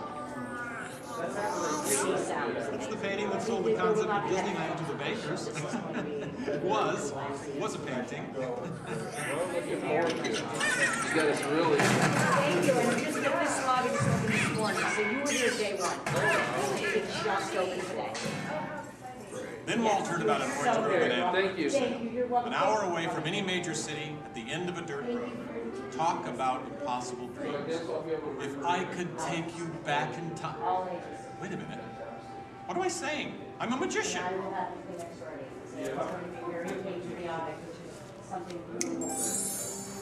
Here is the actual orange grove 1 year from opening. And that's actually Walt Disney in the actual orange grove. Let's listen in on his top secret plans. 1, 2, 3. Aha! Some sort of code. I get it. Walt also had a code for all the trees on the property. Red ribbons for the big trees he wanted to save for Disneyland, and green ribbons for the ones he wanted removed. But, as fate would have it, the bulldozer driver was colorblind! Oops. So, Disneyland, less than a year from opening. No one, in their wildest imagination, could ever build an entire theme park here in just 1 year. Yeah, I'll show ya. Watch this, Budget Boy. That kind of sound. Keep going, boys. Faster, faster. That's it, perfect. That's it, correct. Opening day. Take it away, Walt. To all who come to this happy place, welcome. Walt's dream had finally come true. And to celebrate, ABC organized the biggest live telecast in history. Some of the most famous stars in Hollywood showed up, including host Art Linkletter. Frank Sinatra. Hello, Franco. Who's driving? Sammy Davis Jr. Hello, Sammy. Bob Cummings, Ronnie Reagan. Come on in. Davy Crockett. Buddy Epson's there, too. But right now, it's my pleasure to introduce the famous star whom Mr. Disney has asked to christen the Mark Twain. Ladies and gentlemen, Mr. Disney. I'll take it from here, Mr. Linkletter.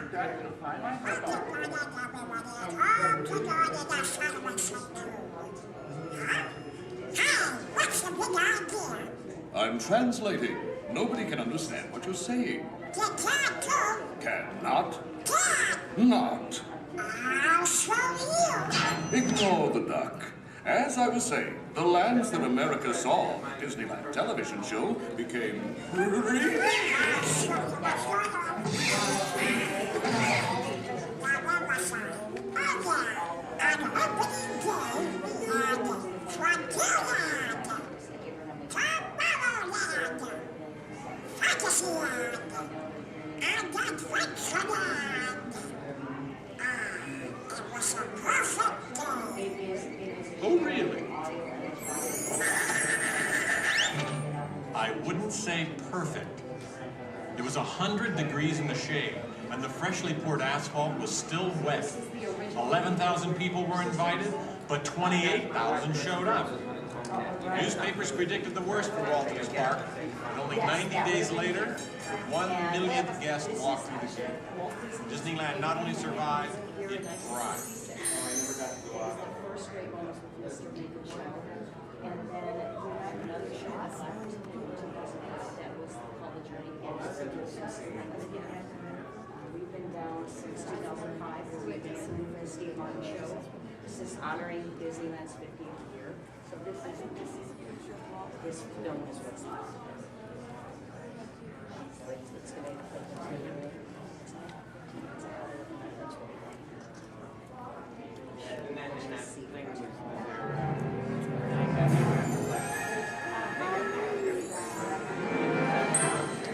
Walt wanted the magic of Disneyland to begin as soon as you walk through the gates. And your first stop was this turn-of-the-century street inspired by the small town where Walt grew up. He felt so at home here. He even had an apartment built for himself above the fire department, and it's still there today. Walt paid tribute to his father in one of the shop windows. In others, you'll find some of Disneyland's most important contributors. Nice try, Donald. Many shops have come and gone here over the last 50 years. Gone is the working pharmacy, and gone but not forgotten, my favorite, Hollywood Maxwell's corset shop, better known as the Wizard of Bras. Yes, Disneyland is filled with nostalgia and memories, but that's only part of the magic. Let's not forget fantasy. Ah, hear that? When you wish upon a star, your dreams come true. For Walt, that was the very essence of Fantasyland. Of all the lands, this was closest to Walt's heart. He even placed the Disney family crest right above the castle gate. Fantasyland was created by the same artist who created Disney's animated films at the studio. And soon those storybook tales came to life in an orange grove in Anaheim. For the first time, we could step into those worlds and become a part of the adventure. In Adventureland in New Orleans Square, surprises happen all the time. In fact, Disneyland is the only place I can think of where you can be attacked by pirates, frightened by ghosts, and nearly crushed by a giant boulder, while keeping your arms, legs, and feet inside the vehicle at all times. And here's the adventure that started them all. Remote rivers through a treacherous jungle. Could something go horribly wrong? Only a punchline. Over the years, the Jungle Cruise has become a showcase for handsome and witty river guides. Oh no! That big elephant is coming up to us and it looks like he's going to squirt us! Everyone in the back, get down! Don't worry, it never happens.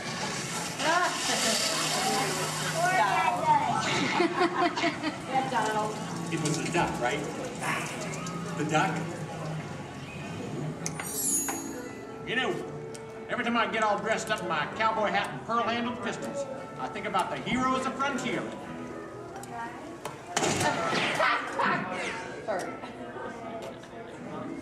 You see, Walt believed it was important to pay tribute to the pioneers who blazed a trail across frontier America. And I agree. Especially when it involves saloon girls and blazing six-guns! In Frontierland, you could meet popular Disney heroes of the day, like Davy Crockett and Zorro. For a while, there was an authentic American Indian village. And in the little mining town called Rainbow Ridge, you could board a mine train or pack mule to explore nature's wonderland. And then the West got a whole lot wilder. Big Thunder Mountain Railroad was a thrilling addition to Disneyland's growing mountain range. The first peak was the Matterhorn, one of Disneyland's first e-ticket attractions. But the most out-of-this-world mountain of them all is right here in Tomorrowland. When Disneyland first opened, Tomorrowland gave us a preview of the amazing, futuristic world of 1986. Okay, so the 1980s didn't turn out that way. But Tomorrowland is really about imagining the possibilities of the future. So we got to go to the moon before real astronauts did. We got to travel through the mighty microscope on atommobiles, beyond the realm of normal magnification.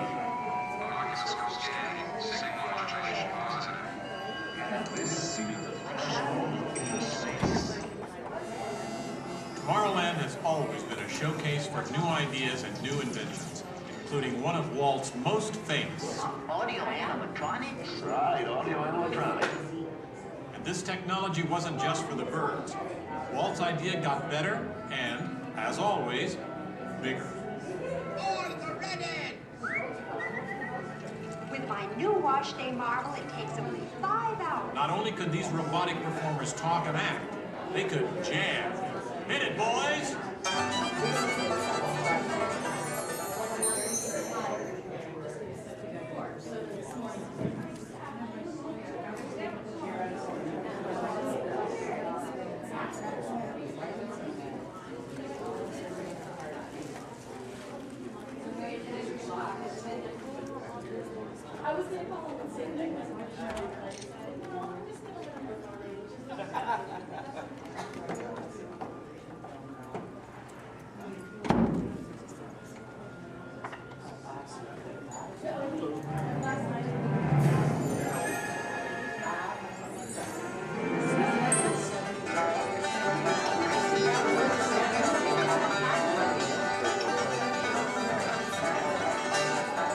Yes, Disneyland has had thousands of great entertainers over the years, and not all of them have had servos and circuit boards.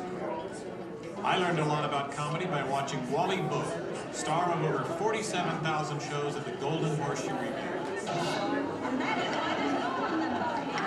And he was only one of the great homegrown acts that brought their unique magic to Disneyland over the years.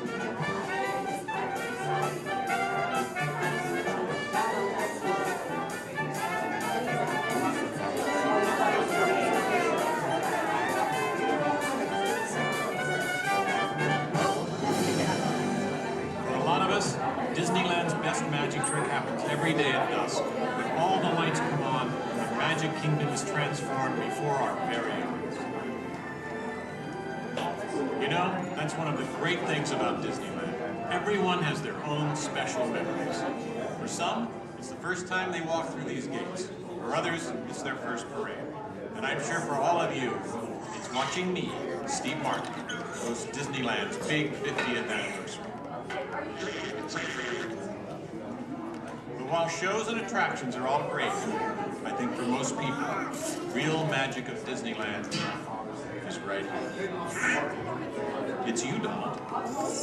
Yes, it's you and Mickey and all the rest of the gang who always make us feel like home. Shall we? Let's do it! Goodbye, everybody. You know, I have to admit, you would have made a perfect host. Next to me.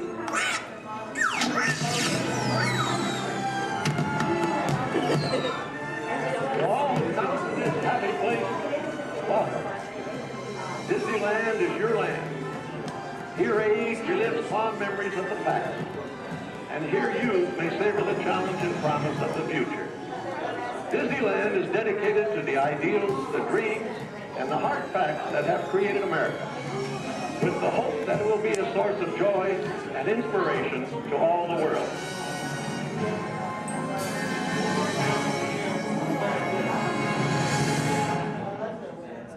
Pilot, push the flashing button to take off. Pilot on the left. Move your stick to fly right and left. Pilot on the right. Pull back on the stick to fly up and push forward to fly down. Oh, Captain. Julie, sorry. Okay, I got it. Sorry. Hit the booster. Let's go get that fly down. Pilot, make the drop to light speed.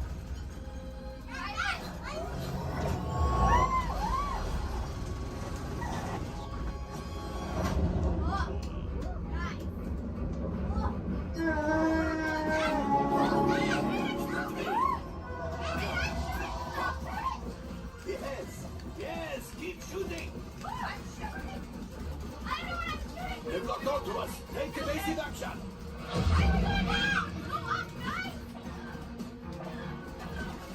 Gunners, we need to defend ourselves. Open fire. Gunners, blast away. Blast. Ah, there it is. After that blade.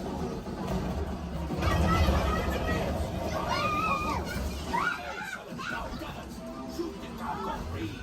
The pilot brings. I can't stop. That could have been much worse. Okay, it's much worse.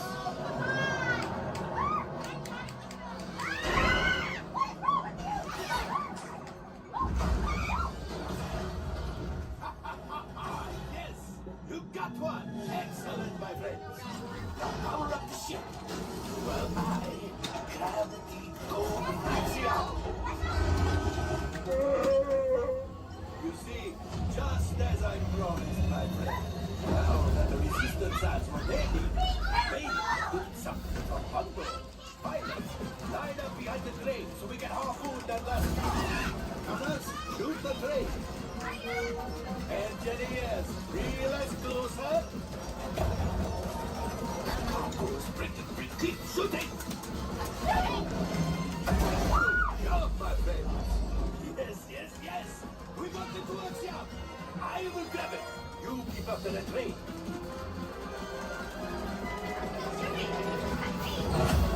Gunship?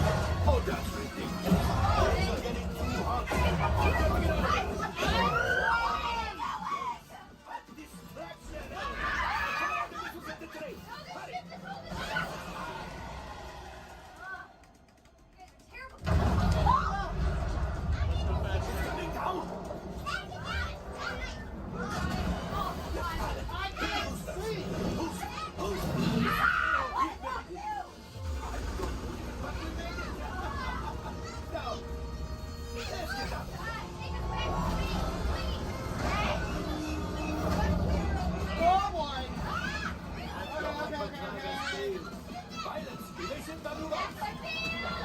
We've got company. Who is right? We lead them back and find the resistance. Only 3 left. He's the last. Watch out!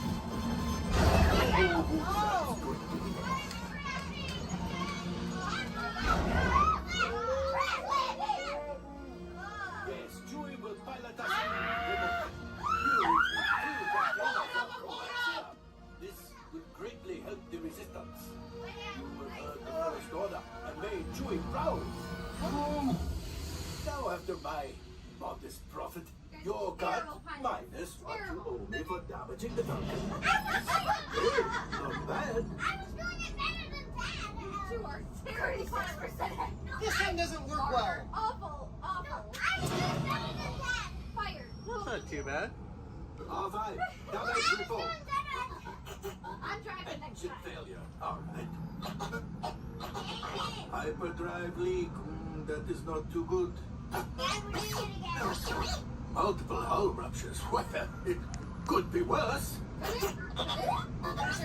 Life support failure. Okay, that's something. Yeah, I'm just going to cut you off there.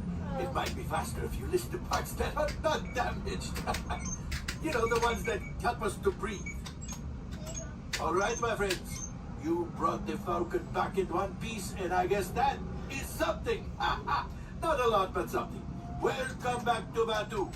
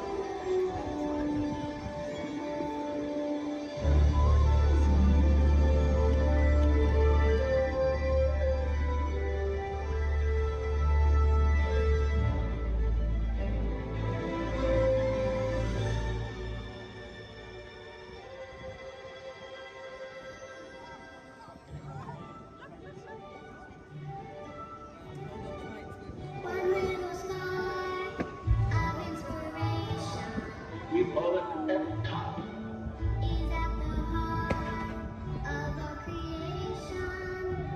EPCOT. Experimental, prototype, community of tomorrow.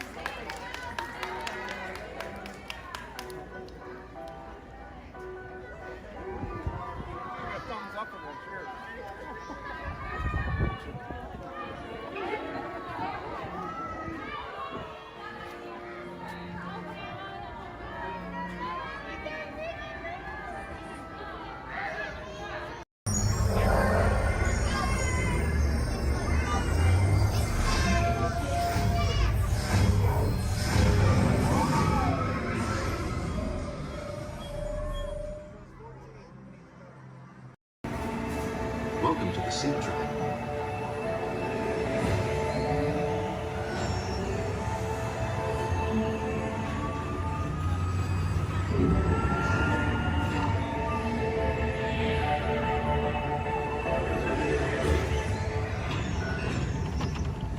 We'll begin with the capability test to see how your vehicle designs perform under challenging weather and surface conditions. Monitoring road surface. Connecting to OnStar. SIM-car performance data acquired.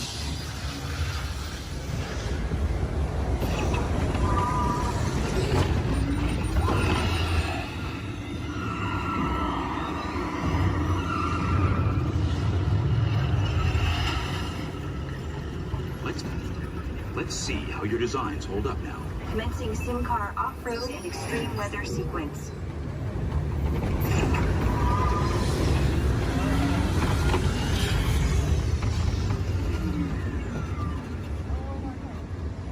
Capability test results displayed and verified. Now let's see how your vehicles compare when it comes to their efficiency.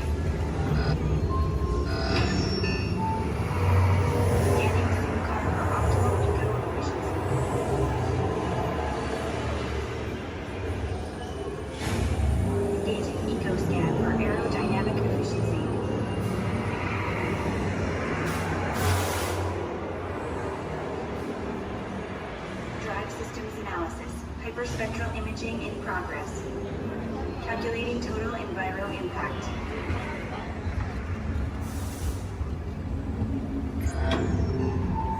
Commencing responsiveness test. Okay, the responsiveness data is now being synchronized. Automated driving technology verified and active.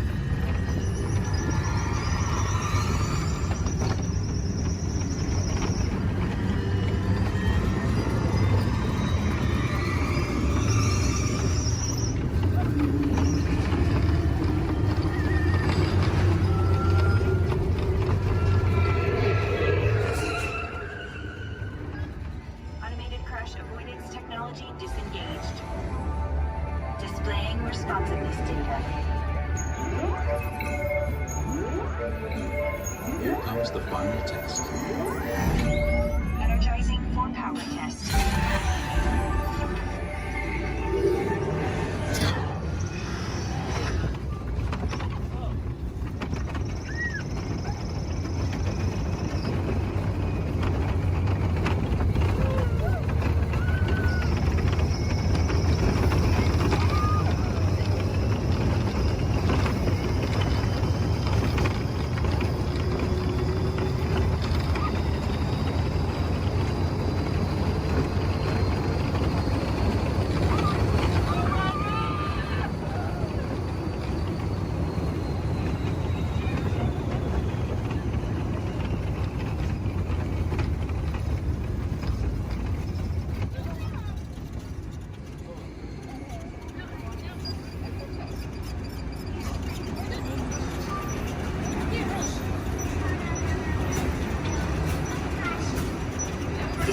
Sim power test results. SimTrack performance testing complete. This concludes your performance testing. You'll be able to see how your Chevrolet custom concept vehicle designs compared with the Sim car after you disembark. Please watch your step as you exit, and remember to take all your personal belongings with you. Be sure to check your final performance numbers in our scoring area.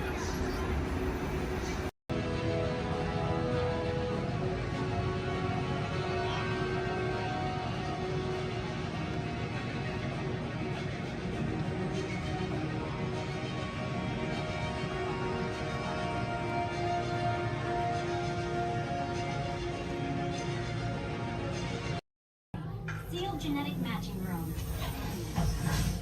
Okay, Dr. Stevens, they're ready. Can everyone see me? Great. Welcome to the Avatar program.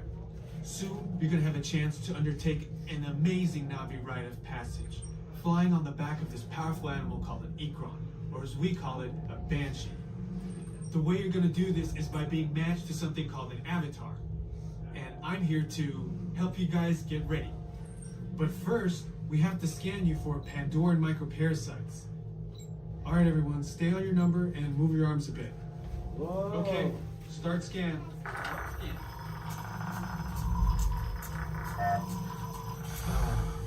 You've all got them. But don't worry, they're very common around these parts. Let's start the decon. Initiating GMR decon. Stay still over your number. You're not going to feel a thing. You're doing great. Almost done here. You're all clear. Great. Now let's go over how all this works. Like I said before, you're going to be matched to these things called avatars, which look a lot like the Na'vi. They're created by blending human DNA and Na'vi DNA. Once we match you to an avatar, thanks to a special link chair, your mind will be able to control that avatar. Using avatars to fly this way was all figured out by my boss, Dr. Jackie Ogden. She leads our science team, which is part of the Pandora Conservation Initiative, and we're here in the Valley of Moara studying banshees and their environment. Over a generation ago, this enormous company called the RDA created a lot of damage to the area through their bad mining practices and conflicts with the Na'vi. Just like on Earth, it can take decades for ecosystems to recover. Okay, to get you flying on a Banshee, we need to find each of you an avatar. Let's prep the genetic sampling. I'm on it. Okay, first we need to find the compatible match of your genetic material with the genetic material of one of the avatar bodies that we already have. Once we do that, you'll be able to link to that avatar and fly. Help us out and move around a bit. Almost. Yes, got him. Now, let's find you your avatar matches.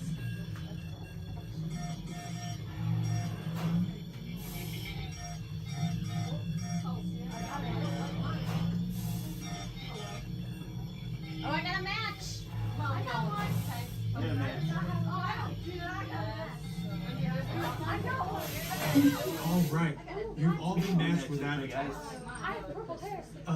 Looks like they're ready for you in the next room. When the door opens, please go inside, all the way in, and stand over the same number that you're standing over now.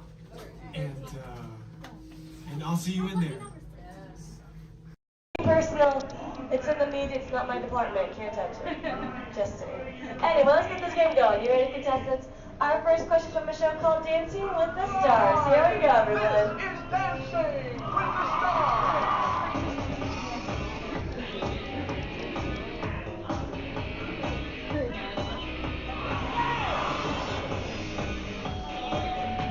The NFL legend who danced his way to victory in Season 3 of Dancing with the Stars is A. Jerry Rice, B. Emmett Smith, or C. Apollo Antonova. All right, everyone, take it to the contestants. Contestants, what do you think the answer could possibly be? Contestant number one. You sure they put a B in that answer? Like maybe you'd like to change it B? Maybe you'd like to change it to something different? Like maybe you see something. B, Emmett Smith. Okay, how about you, T2? What do we think? say B. You sure you don't want to change it to what contestant 1 said? Like, because I think there could be a better answer. Like maybe if you change it. B. Okay, you sure? Last chance. You're sure? All right, contestant 3, what do you think then? B, Emmett Smith. Well, let's find out what we've got. Sure, let's go, lovely. Emmett Smith. Good job, contestant 1 and 3, getting a shine started up on your board. Don't worry, still 2 questions left to go. And this one's from a long time running show. It's called America's Funniest Home Videos. Here we go.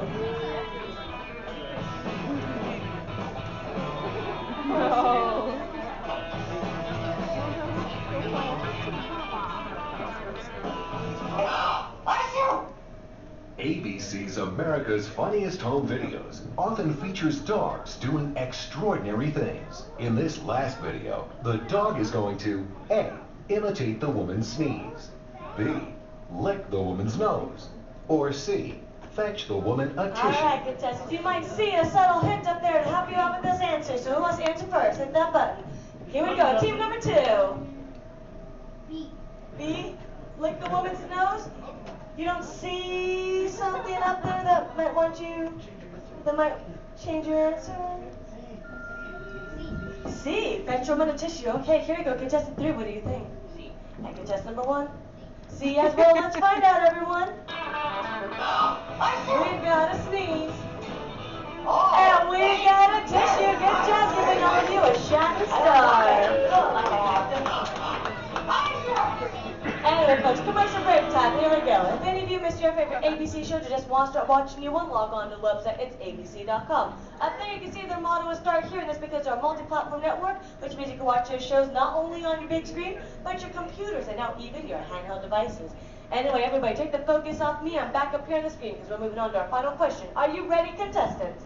It's from Extreme Makeover Home Edition.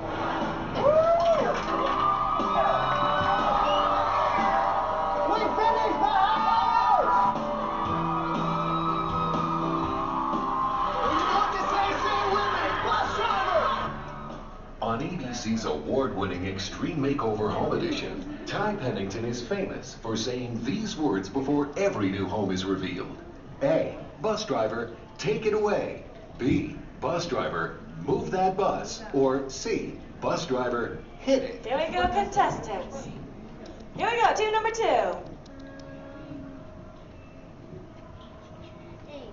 A, take it away. B, move that bus. All right, guess number 3. And guess number 1. B as well. Audience, if you know the answer, say it with us then. Bus driver, move that bus. Yeah. Anyone wants to show? Do you probably know you want to end it? It's okay. Anyway, audience, if you're going right this way, we found ourselves a tie with guess number 1 and 3, which means they watch way too much television. But how about a round of applause for all our contestants for coming on us? Now, folks, I hope you had fun here with me, but we have reached our destination. The Elias Street Home is there behind us. Everyone, to hop onto their front yard and party. All the way down and not sitting on feet or anything else. All right. Well, here we go. Everyone say bye. Bye. Bye. Bye. Everyone say hi. Bye. Hi. Now say bye. Bye. Bye. Now say hi. Hi. Hi. Don't say bye. We're stuck together. 3 months. Yes, 3 months together. Yes, my name is Erin. I'm going to be your skipper, your guide, your social director, and your dance instructor for all 3 of these months. Now, make sure you stay seated. Keep your hands and arms inside, and be sure you watch your kids, because the crocodiles, be sure they will. Now, we begin our adventure here in the Amazon rainforest. On the left and on the right, you see those beautiful butterflies. Now, they can grow to have a wingspan anywhere from 12 inches all the way up to a whopping 1 foot. Yes, we call them the rulers of the jungle. Over here, we have Inspiration Falls. If you're wondering why it's called Inspiration Falls, it's because if you stare into it long enough, it'll inspire you. Yeah, watch this. Everybody say, ooh. Everybody say, ah. Congratulations, you have now been inspired. Now, if you look right over here on the left, then you'll see nothing on the right. Yep, major look. We are now in the Congo River in the deepest, darkest part of Africa. Guys, I have a very special special treat for you. A pygmy welcoming party to welcome us here to the jungle. Take a look right over here on this beach, and they're gone. Okay, something must have scared them off. So keep your eyes open, guys. Whatever it is could still be around. Yeah, something scary. Something probably like a, it's right behind me, isn't it? Uh-oh, okay. Just a 30-foot python. Nothing to be afraid of, guys. They are actually very, very friendly creatures. Yeah, but they can develop a crush on you. So we're going to stop here by my camp and pick, oh no. Uninvited house guests. That is the worst.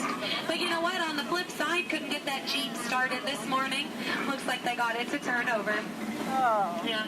Well, we are now on the longest river in the world, the Nile River. It is over 4,000 miles long. Yes, if you don't believe me, well, then you are obviously in denial. Up ahead on the left, we have a beautiful African elephant.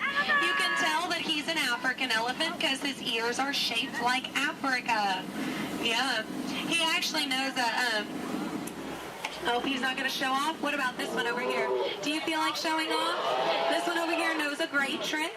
We'll see if he decides to take attention. Speak. There we go. Louder. Stay. Good elephant. I want to point out the sandstone here. You know, many people just take it for granted. Yeah. But I definitely think it's one of our bolder attractions. This is the belt, yes, the African belt where all the animals come down for water. They won't all return to their herd, yeah, thanks to that pride of lions. Now, up here, this demonstrates the basic law of the jungle. Never, ever be a zebra. Now, another basic jungle law states that a safari on foot cannot outrun a charging rhinoceros. Yeah, I tried to warn them, but they didn't listen. But you know what? I feel like they got the point. In the end,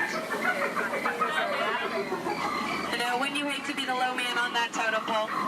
Now, danger lurks around every bend in the jungle. As we come around this next corner, we are entering crocodile country. The big croc on the left, that's Old Smiley. Old Smiley is 75 years old. He just lays there all day looking for a handout. Yeah, I had an English teacher on my boat, try to give him one time. Now she's teaching shorthand. Up ahead is Schweitzer Falls. Now Schweitzer Falls is named for Dr. Albert Falls. Those of you in the back, you might want to lean in. Lean in, guys. Lean in, lean in. It's going to be close. Lean in. Or don't move a single muscle. That works too. Paralyzes fear, sir, I understand. Now people ask me all the time how I landed my job here at the world famous Jungle Cruise. I think it's plain to see. I took a crash course. Because when you've been here as long as I have, you just start to smell. Smell danger, that is. Like up ahead, this full of hippos. Guys, I know they look cute, but they can actually capsize the boat. I'm going to use my gun to scare them off. Cover your ears, guys. This is going to be loud. Shoot! Shoot! Shoot! Shoot! Shoot! Shoot! There we go. Yeah, it's actually a little known fact about hippos. They are terrified of shoes. Now up ahead, headhunters. This is bad. This is bad. This is a very bad place to be headed. All right, stay calm, guys. Don't lose your heads. Yeah, there's my last crew in that boat over there. Bunch of numbskulls. Now that dance that they're doing, that does mean they are going to attack. But they only attack from the right-hand side. Stay focused on the right, and they can't ambush us. Over the top of the hill. They're on the left. Get down. Get down. Get down. Get down, sir. Don't worry about looking stupid. I'm doing it for you. Get down.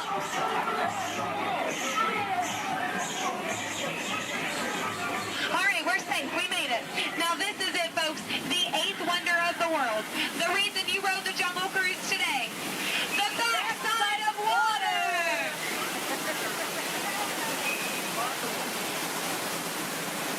Woo! Yeah, you feel that mist? Kind of nice, kind of cool. That is the largest concentration of bacteria in the jungle. You're welcome. Well, we are now in Southeast Asia, deep in the heart of Cambodia. Up ahead, we have a temple. Uh-oh. Guys, I was going to take you in this temple. I think there's been an earthquake or something. This is a new entrance. I don't know where it leads. It could lead to danger.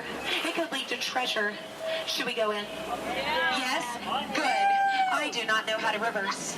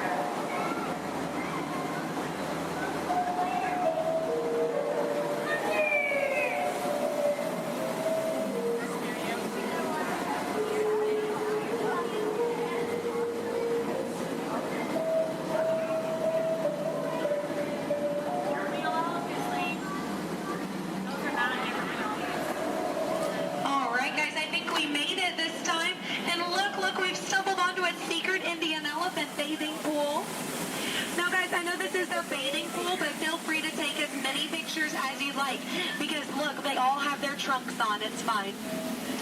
Now, some of these elephants are very, very friendly, and they might try to spray the boat. So we are just going to scoot on through. Oh, no, up ahead. Up ahead. Get down. Duck, duck, duck. Goose. All right. No, oh, no. Oh, no. Both sides. Oh, no. Get down. You fell for it twice. Yeah.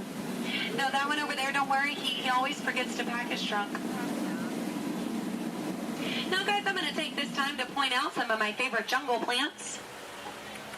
That one. That one. And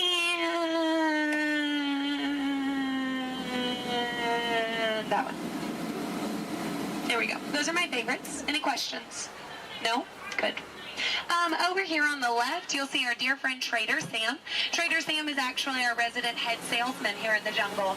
Yeah, due to the economy lately, sales have been shrinking. But he is offering a special, 2 of his heads for just 1 of yours. Yeah, think about it, because, you know, any way you slice it or dice it, you're going to come out ahead. Yeah. All joking aside, Sam is a really lucky guy. He was the only man from his entire tribe to go to college. Yeah, he actually got kicked out, though, before getting his degree. He got caught trying to butter up one of his professors. Yeah. But he's a nice guy. He actually threw a dinner party last night. Yeah, he invited all the skippers. I got there 20 minutes late, though. All I got was the cold shoulder. Nothing left but finger foods. Yeah, and I was looking forward to it. I mean, his wife makes a great stew.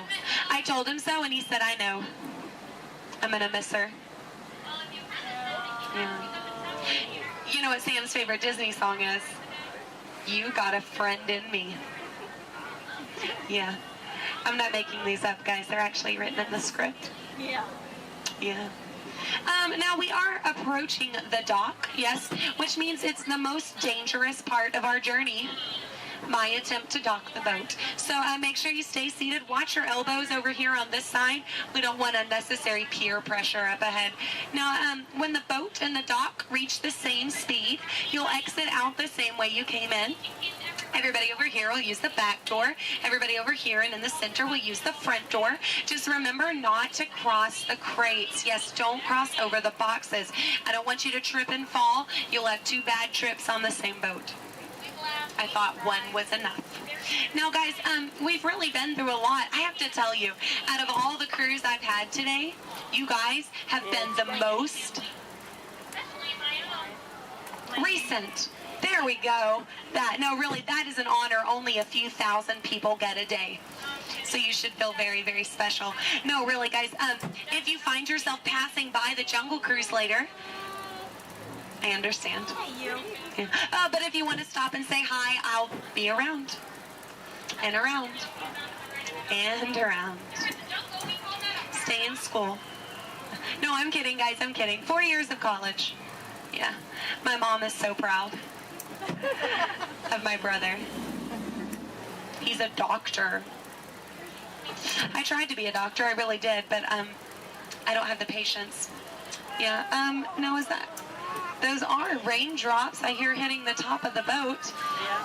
So, yeah, it looks like we're gonna get a little wet. Just a reminder, our dock is made out of pure hickory. Yes, so as you exit, you will be stepping out onto a slippery hickory dock. Make sure that you watch your step on the way out. Yes, watch your step, but don't step on your watch. That is just a waste of time. Yeah. Now, guys, if you did enjoy your cruise today, my name is Skipper Aaron. If you did not, the name's not important. No, it's not. Now we are, here we go. Oh, here we don't go. But I'm out of jokes. Ooh, why is Cinderella so bad at soccer? She keeps running away from the ball. Yeah, but I mean, can you blame her? She had a pumpkin for a coach. Yeah. Oh, why does Peter Pan fly everywhere he goes? Because he can never land. Yeah. Why does Tigger bounce everywhere? He would really hate to step in poo. Yeah. What was Aladdin doing in the Haunted Mansion? He was looking for a boo. Yes. Well, I guess if we're still here, I could leave you with a few words from our sponsors. Yes, today's cruise has been brought to you by the Miracle Boat Engine Company. Yes, if this boat made it all the way around the river, well, it must have been a miracle. Yes, and Animal Crackers of the World, teaching children everywhere that all animals taste exactly the same. Delicious. And, the Cannibal Cafe, finding new and interesting ways to serve you every day.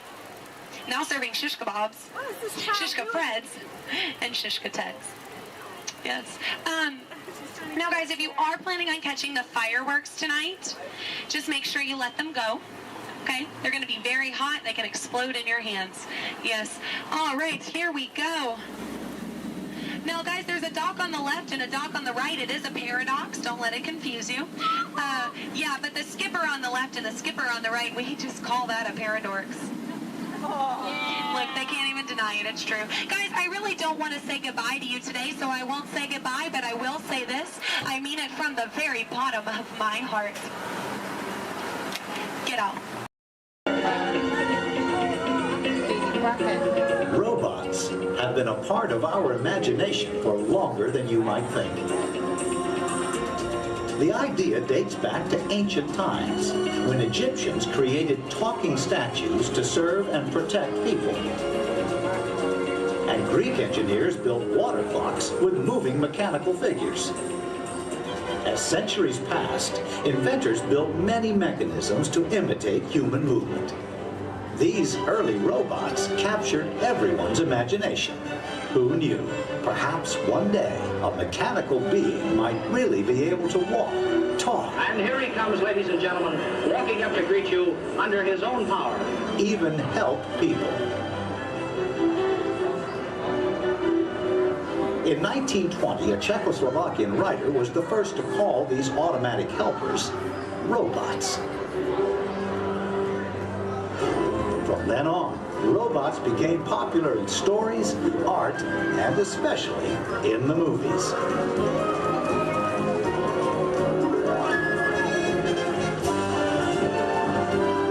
Movie robots often had fantastic abilities.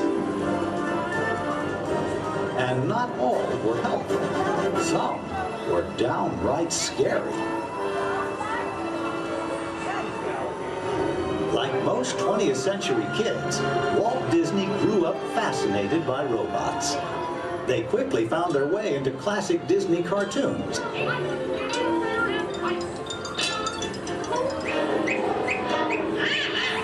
Walt's passion for robots soon took them out of cartoons and into real life.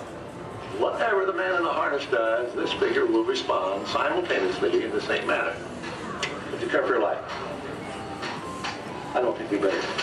A little smoking on the stage. His magic kingdom became a welcome home for mechanical creatures of all kinds.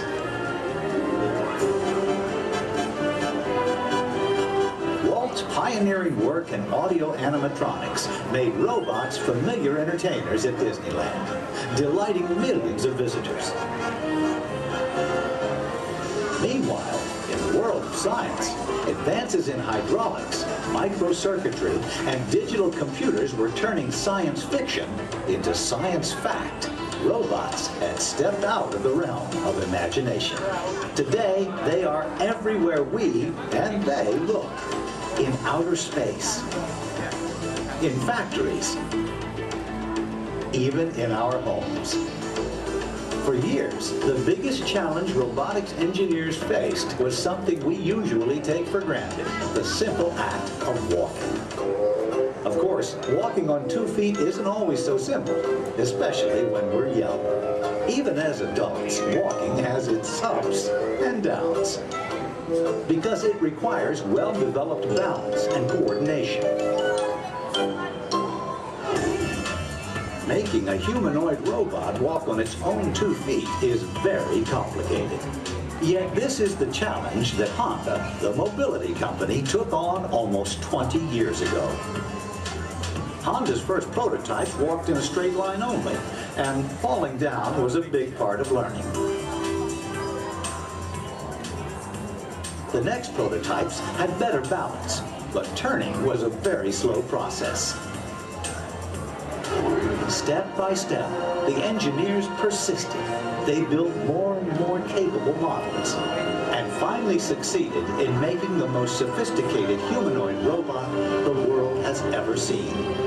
A machine designed to help people. Han's advanced step in innovative mobility. Asimo.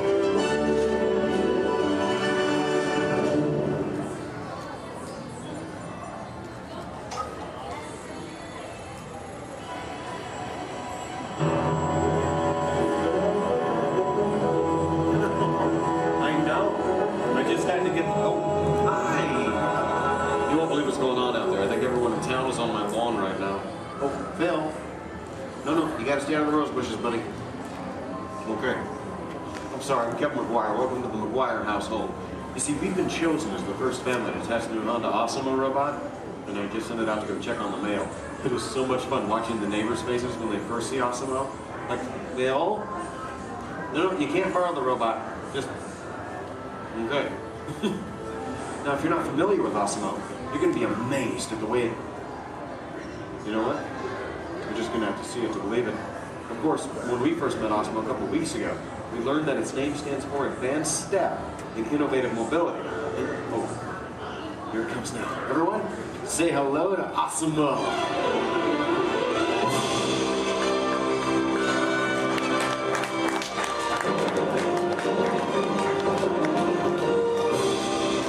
That's a good idea. Everyone welcome the newest member of the McGuire family, Asimo.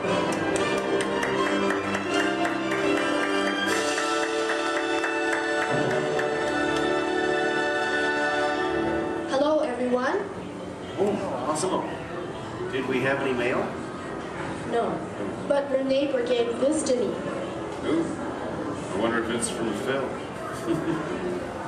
Oh no, it's an invitation to Cassidy's birthday party. My kids will be very excited, Asimo. Thank you, that was great. Well, I'm an amazingly capable humanoid robot. Yes. How can I help you? Well, actually, my parents are coming over later because my wife and I... Oh my goodness, I completely forgot. I was supposed to call my wife as soon as you got here. I was just having so much fun with the neighbors, but... You know what? We should probably call her right now. Come on, I've got her on speed dial.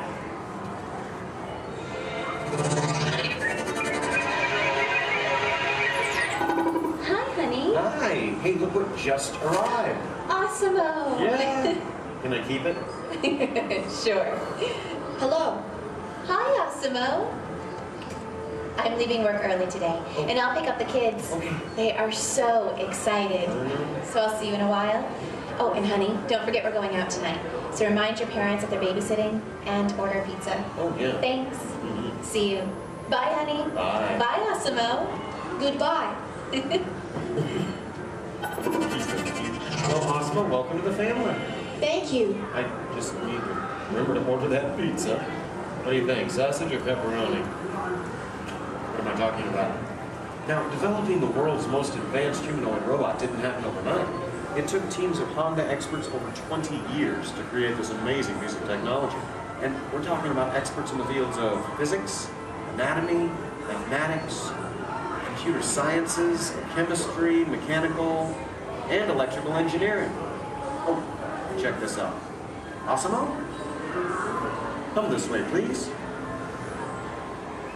Now, if I'm sitting down, or in a wheelchair like my wife, Asimo's camera eyes are at about the same level as my eyes, and this makes communication very simple. In fact, if you take a look at the screen, you can see Asimo looking at me. Hello, Asimo. Hello, Kevin. Oh, Asimo, please turn out to all of our new friends. And everyone, wave and say, hello, Asimo. Hello, everybody. And there you are. Now, you might be wondering why Asimo isn't on wheels or treads or something like that. Well, Asimo is designed to help people, and to be a helper in our world, a world where we need to reach for things and pick things up, or to navigate along floors and sidewalks, even just from a set of stairs. What better design than that of a humanoid robot.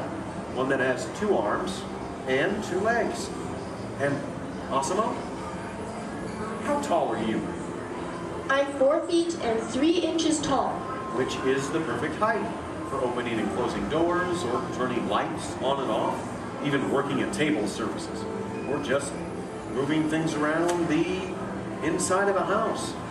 And Asimo, how much do you weigh? I weigh 119 pounds. And I wonder what all that would be in metric.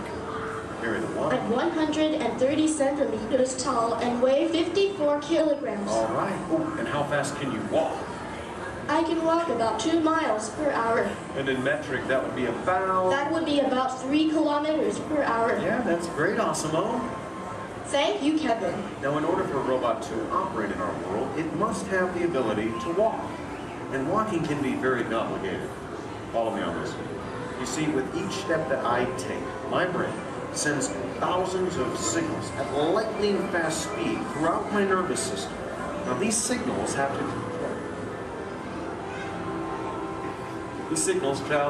to the muscles, tendons, and ligaments in my legs, hips, arms, and shoulders, which all have to move in sync just for me to keep my balance.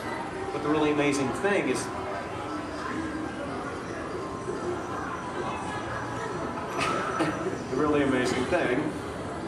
that Asimo does something very similar to this. It uses motor sensors and computers to keep its balance and walk like a human. Now, Asimo can also sidestep in a straight line or on a curve. And this makes navigating through a house with all of its constantly changing obstacles very simple. And believe me, Asimo, that move's going to come in very handy with my kids and all of their constantly changing obstacles. But what's even more impressive, not only can Asimo walk forward, but Asimo can also walk backward as well, constantly adjusting its center of gravity with each step, just like us. And Asimo's balance is so good, you know what? Let's just show them. Asimo, please balance on one foot, like this. Yeah. Now Asimo makes it look easy. How about the other foot? All right. And Asimo must constantly analyze the data from all of its sensors and 34 separate servo motors. Well, Asimo, I guess it's true. There's really nothing you can't do, except fly, right? But I could play soccer. Yes, you can. You know, I think Molly left her soccer ball here, so yeah. Why not show everyone? Oh, hold on just a moment. Let me get some goalposts so we can make it official. All right, Asimo. Bend it like Beckham. And that's a goal! Very nice, Asimo. Yes. Now, it looks simple, but kicking the soccer ball actually requires some technically advanced balance, stability, and coordination.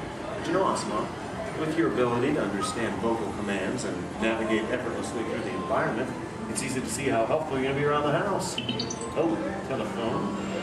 Okay, Asimo. I'll get it. Hey. Hey, is Asimo there? Yeah, right here. Hello. That is so cool. Asimo, we'll be home in like 5 minutes. Asimo, I told everyone in school they can come over and meet you. And I invited everyone in the neighborhood. Hold on. Also your video. Yeah, Asimo, you're a star. Bye, Asimo. Okay, bye, kids. I know. How about a bye, Dad? Bye, Dad. Love you. You're cool. Well, Asimo, looks like you're pretty popular with my kids. Oh, come on. You know what I'm talking about. Actually, what my kids are talking about is Asimo's DVD, Step to Safety with Asimo, in which it shows how we can use Asimo's unique walking ability to help teach young children safe ways of crossing the street. But Asimo can be helpful in many different ways. In fact, Asimo, did you use your wireless networking capabilities to go online and look for tonight's weather forecast? Yes, I will go online. Great. My wife and I are going out for our anniversary tonight, so I'm going to check. Partly cloudy, with a high in the mid-60s. Perfect. I'll just remind her to bring a sweater. We can have dinner on the patio. Now, even though Asimo's current role is to help her in the home today, Someday Osmo might be able to work in dangerous situations, like fighting fires or working in unhealthy environments, cleaning up toxic spills. And there's even the possibility... But I'm not only designed to help. I can also have fun. I think I know what you're talking about. Everyone, would you like to see Osmo dance? Yeah? All right, how about this, Osmo? You lead, I'll try to follow. Go ahead and kick it.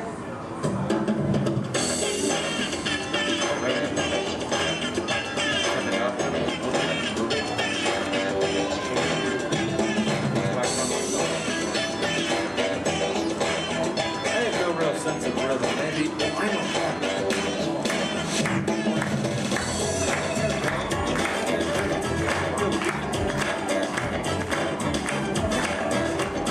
Bring it on, bring it on.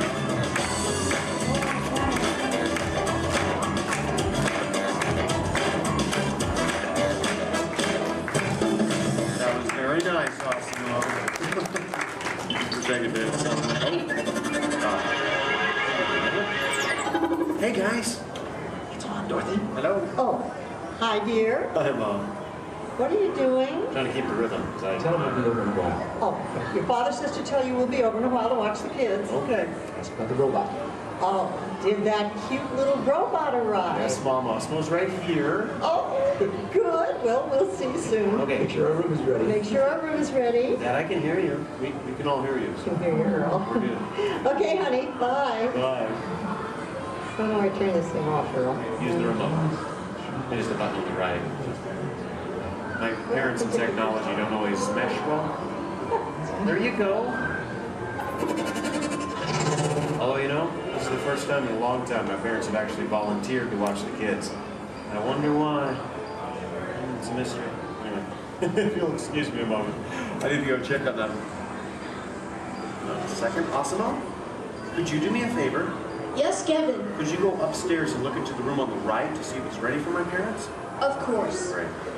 Now, what you're about to see is one of Osmo's most challenging maneuvers, made possible by combining all of its onboard technology. The ability to climb a set of stairs with balance and precision is a culmination of over 2 decades of research and development.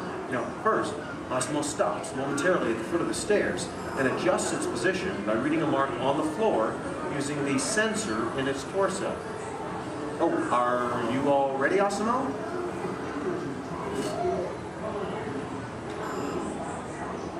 I am ready. Okay, then. Go for it. Now, with each step, Osmo must adapt and constantly counterbalance using all its computing power to remain upright all along the way. Way to go, Osmo! Now that is truly a historic step forward in human technological progress. Okay, Osmo, go ahead and take a look into the room and see if it's ready for my mom and dad, please. And, oh, that looks perfect. Thank you, Osmo.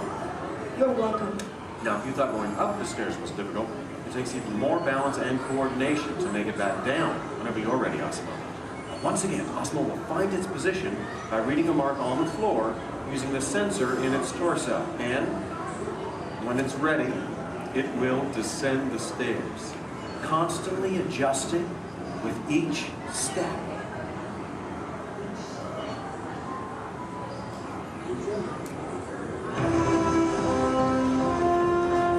All the way down. That was amazing. Honestly, Osmo, I don't think there's anything that can top that. So, Excuse me. Oh, yes? I can even run. That's right, you can. And we have the room. Okay, well, you get ready. I'm going to tell everyone. Folks, you're in for a real treat. This is something that I've heard about, but have never seen in person. You see, Osmo can actually run. Yeah.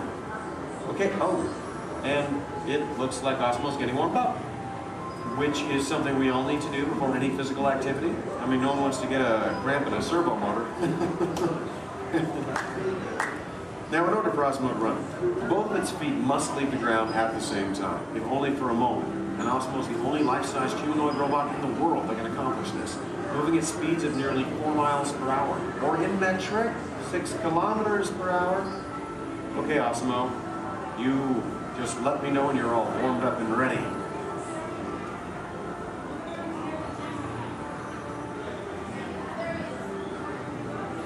I am ready. Alrighty then.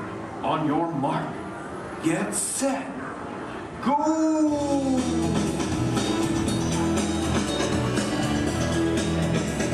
That was it, man. Watch, turn around. I want to show this to you in slow motion. Now this is truly an amazing accomplishment. Osimo's airborne, meaning both of its feet leave the ground for about 0.08 seconds, running very similar to that of a human. Very impressive, Osimo. Thank you, Kevin. Now if you'd like to learn more about Osimo, please visit the website osimo.honda.com. As for you, I think it's time to get you ready to meet the rest of the family. So why don't we say goodbye to all of our new friends? Excuse me. Yes? Please do not forget to order the pizza. Pizza for the... That's right. Thank you, Osimo. You're welcome. You know what, Osimo? I think this is going to be the beginning of a beautiful friendship. All right. And the kids are home. I hope you're ready to meet them. But before we go, let's say goodbye to all of our new friends. Goodbye, everybody. And everyone, let's hear one more time for Osimo.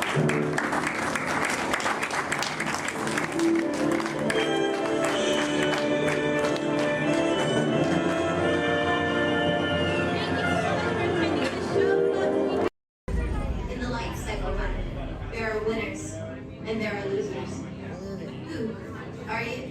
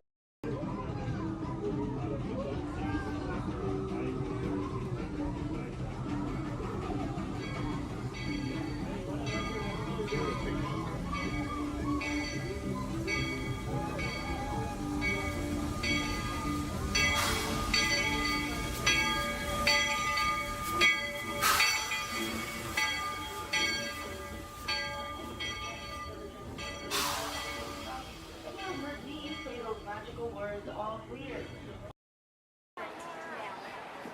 Okay, I'll pick what?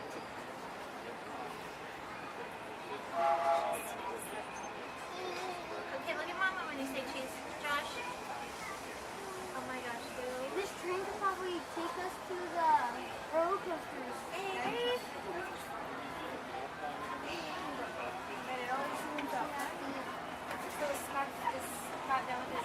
To those who just to ensure a safe ride, remember to stay seated with your hands, arms, feet, and legs inside the train. And please, watch your kids.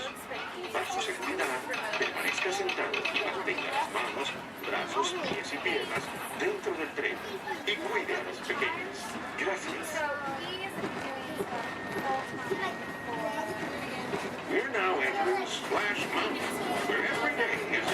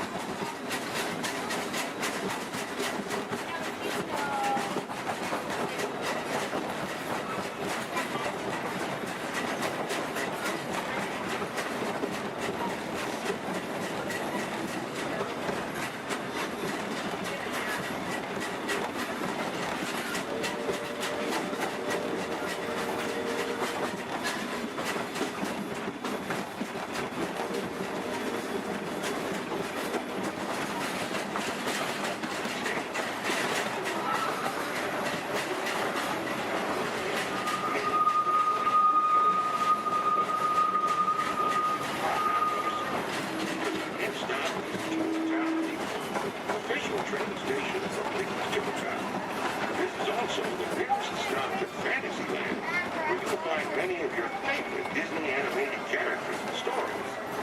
If your leaders here, please wait until the train comes to a full stop. Remember your personal belongings, then step carefully from the train. You all have fun and say hi to Mickey for me. For those of you continuing on with us, we'll be resuming our trip in just a moment.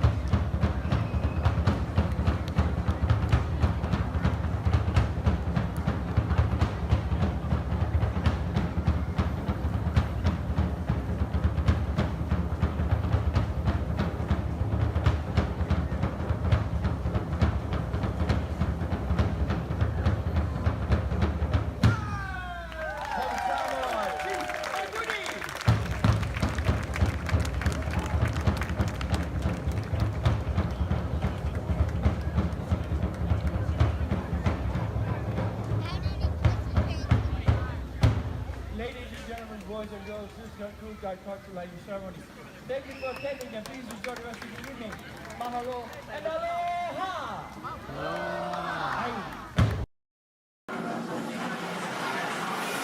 Time travel commencing in T-minus 10 seconds and counting. This is Seeker. Listen up.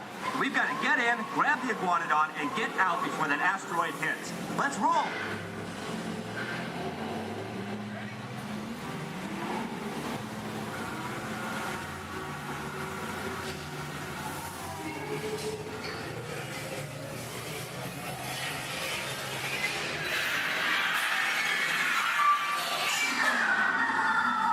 Okay, now let's go get that dino. Computer, what are you tracking? Styracosaurus.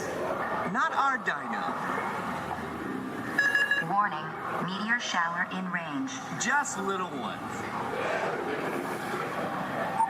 Oleoramus. Hadrosaur. Raptor.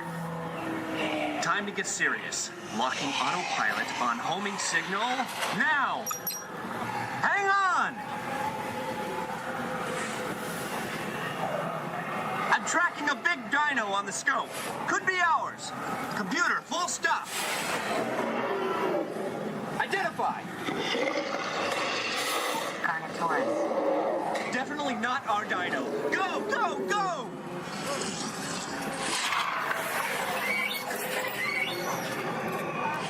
Another big guy coming up. Computer, slow and identify. Sauropod. Still not our dino, but at least this one's a vegetarian. Whoops. Asteroid impact in 90 seconds. We better move it. Pterodactyl. Incoming! Asteroid impact in 60 seconds. We can't stop now. Keep going, keep going. Compsognathus. Computer, what's happening? Loss of traction. Four-wheel drive, move it. Warning, meteor strike. Evasive maneuver. Right, left, right, left. That was close.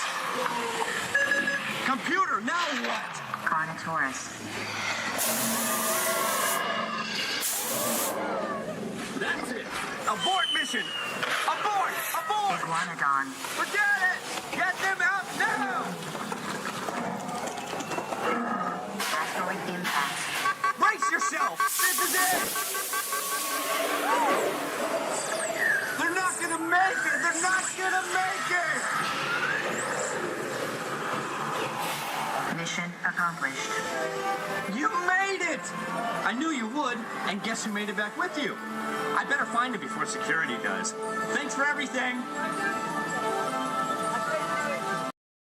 We recently learned that your Terran visionary, Walt Disney, had a similar goal in mind with his early concepts for the experimental prototype Community of Tomorrow.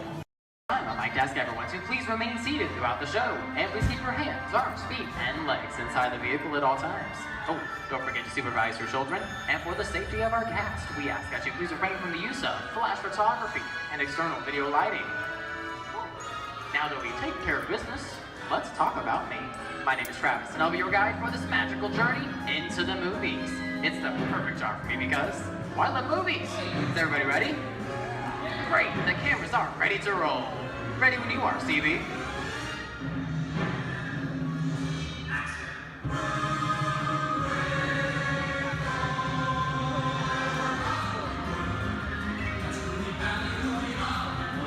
And we are rolling.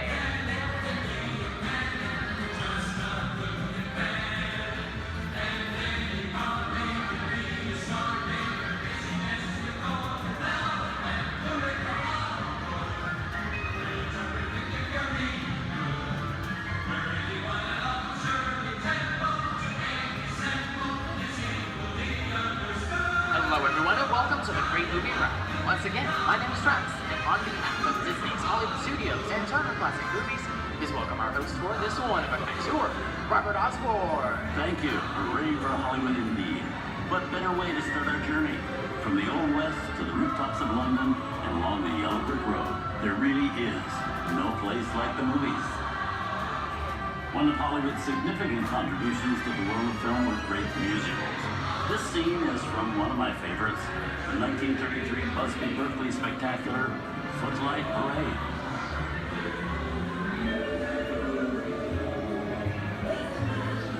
Here's one of the most famous of all dance sequences. It's from the 1952 musical classic, Singing in the Rain. Here's Chicken Kelly singing in the rain. Literally.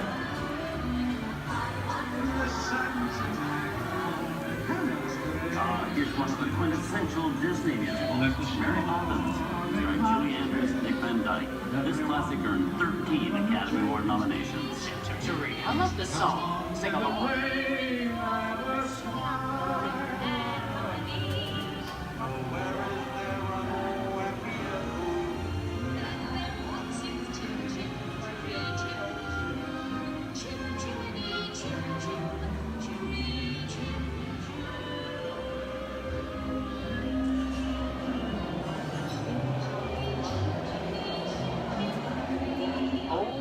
Those wallets and purses, folks. This doesn't look like a very good neighborhood. Here's the birthplace of the gangster film, the seedy underbelly of Chicago, from The Public Enemy, starring James Cagney. Released in 1931 before strict censorship rules were enforced, The Public Enemy is a gritty, realistic, and violent look at the world of gangsters of the Depression era. I love this movie.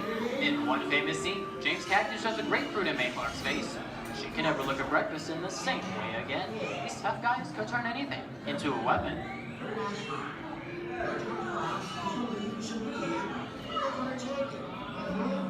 You're gonna kick in with the dog. If you don't, somebody's gonna drop by here and kick your teeth out one at a time. And me, I get you. Now beat it. Tough guy.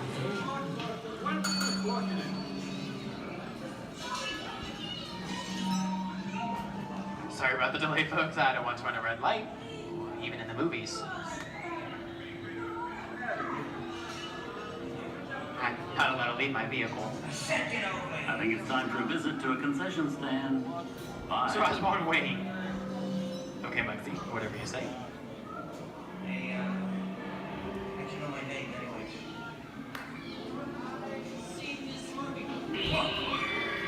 Well, he sounds singing your fancy cars like to get out of here. So wait for it. I said square out of here or you're gonna get hurt. What reason is that? Here they come, Bus! Get out, your grinders!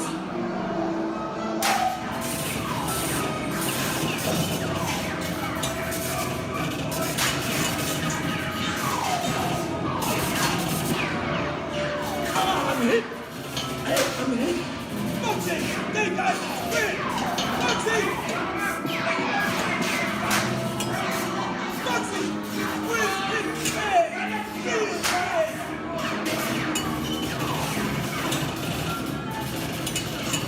Everybody just sit tight. Running my life against the law. I will never break the law. Hey, watch this. No more red light. Muggsy!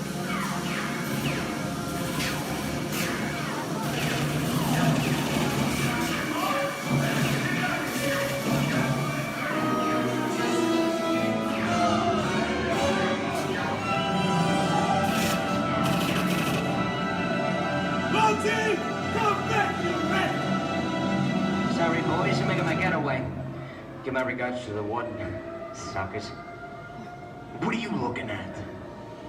Everybody just mind your P's and Q's and, maybe you won't get hurt. Oh. This must be the west side of town, huh? Western films depict the legendary American wild frontier, where cowboys and their loyal steeds maintain order in towns against the untamable wilderness. John Wayne and Clint Eastwood are two of the iconic stars who epitomize this ideal of the stoic gunslinger.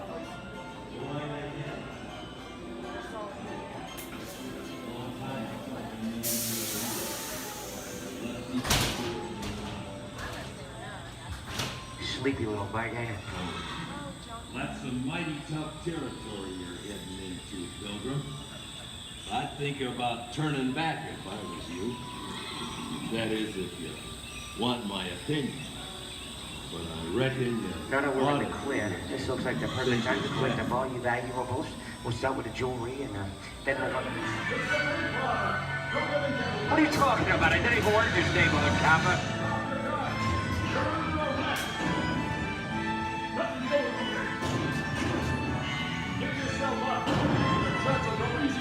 This is nuts. Nuts for this. Look at it this way.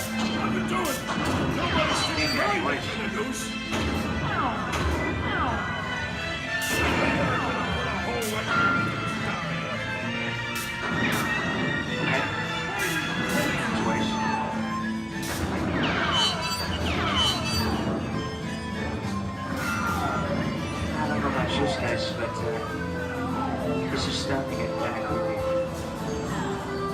Where are we? JC? Science fiction has been a staple of classic movies, from George Méliès's Trip to the Moon to George Lucas's Star Wars. In 1979, director Ridley Scott and Sigourney Weaver made audiences believe that in space, no one can hear you scream. This is Alien. Hey, you down face. How do we get out of here? Warning, remain in your vehicle. The area you are entering is extremely dangerous. Proceed with caution.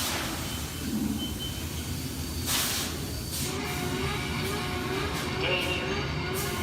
The emergency disrupt system is now activated. Ship will detonate in T-minus 10 seconds. The option to override automatic detonation expires T-minus 5. What is that thing?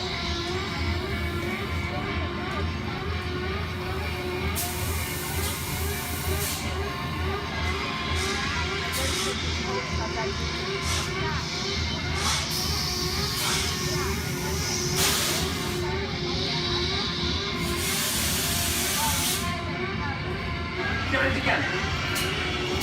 I'm getting out of here. That's enough creepy crawly things for one day, right? Wrong.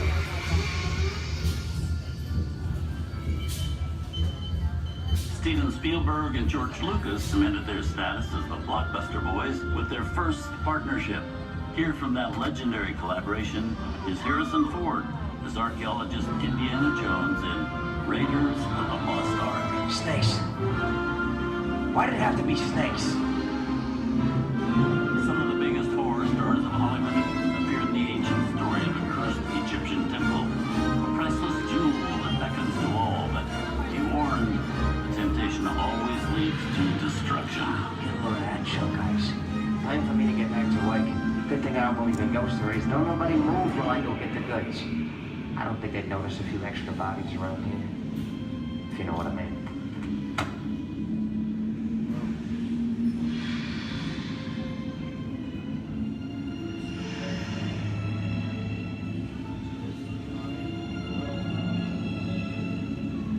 I've seen enough movies to know that you really shouldn't even think about trying to steal a jewel.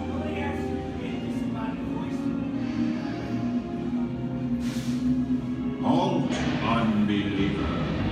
Disturb the treasure of the gods, and you shall all pay with your lives.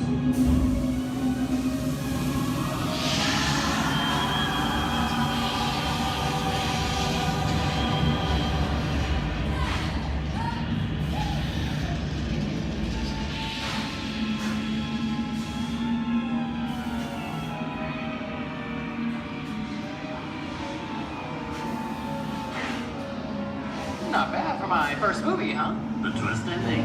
That just goes to show you anything can happen in the movies. Now, let's get on with the show. I see dead people. Things that go bump in the night have always been a staple of movies. One of the first horror films was the silent short featuring a dancing skeleton, written by the Lumiere brothers in 1897. both audiences then told by 12% of the cost of the film horror was used to describe a film until the 1930s. Wow, it's really a jungle out there. Where are we? This is the jungle home of one of the most famous movie characters of them all, Tarzan. The movie's most popular Tarzan is undoubtedly Johnny Weissmuller, who's run through 12 films as the King of the Jungle. Over there is Reno Sullivan as Jay, and Tarzan sidekick Cheetah, who was portrayed by over a dozen chimpanzee actors over the years.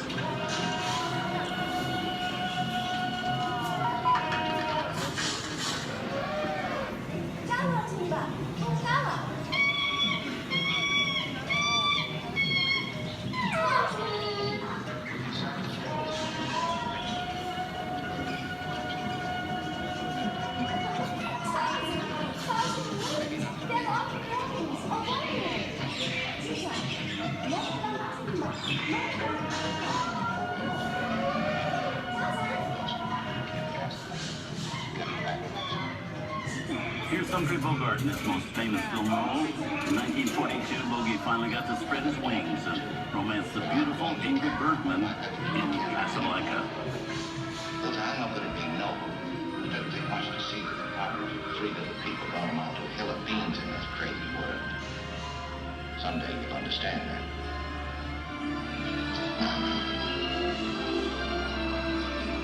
He's looking at you, kid.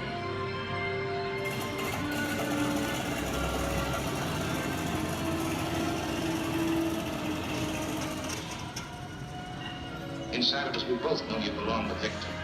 His work, the thing that keeps you going. That thing keeps you around. Not with it. And now, one of the most famous movie stars in one of his greatest roles, Mickey Mouse, is the Sorcerer's Apprentice in Fantasia. When the film came out in 1940, Walt Disney promised to add new musical sequences in the future. His nephew Roy kept that promise 60 years later for the release of Fantasia 2000.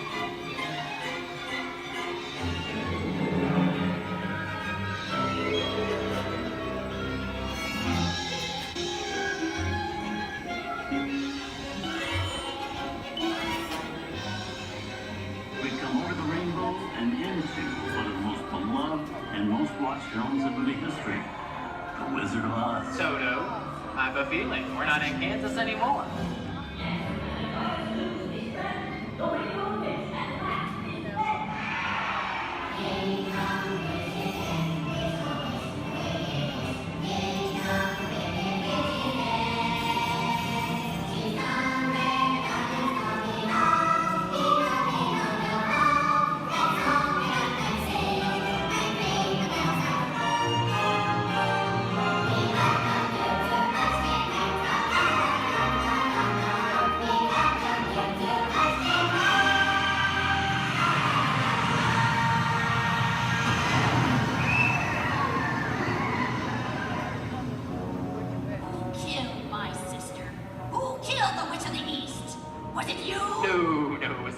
I didn't mean to kill anybody. Well, my little pretty, I can cause accidents too. Oh, rubbish. You have no power here. You'll be gone before somebody drops a house on you, too.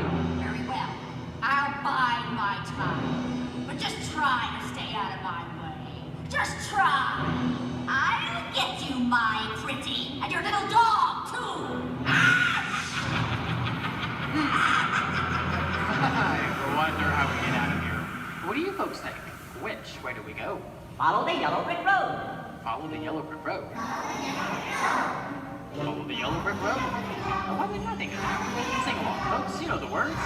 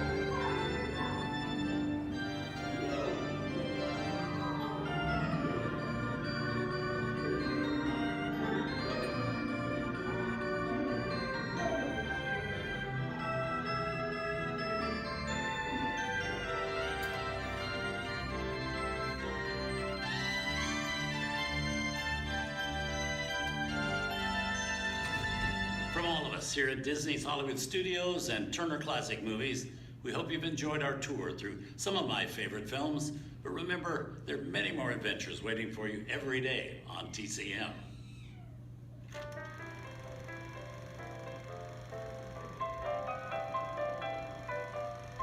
We didn't need dialogue. We had faces. Wait a minute. You ain't heard nothing yet. Step in time!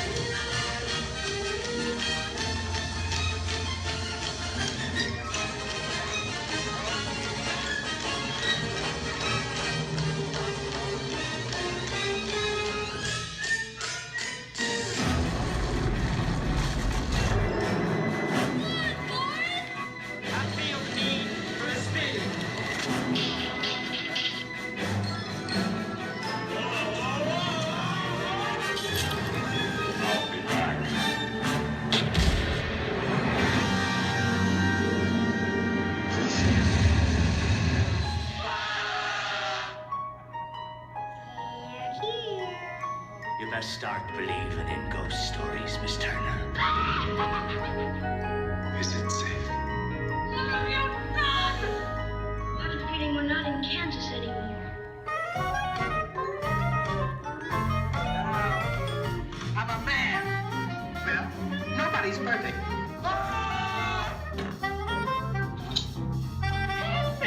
Shut up.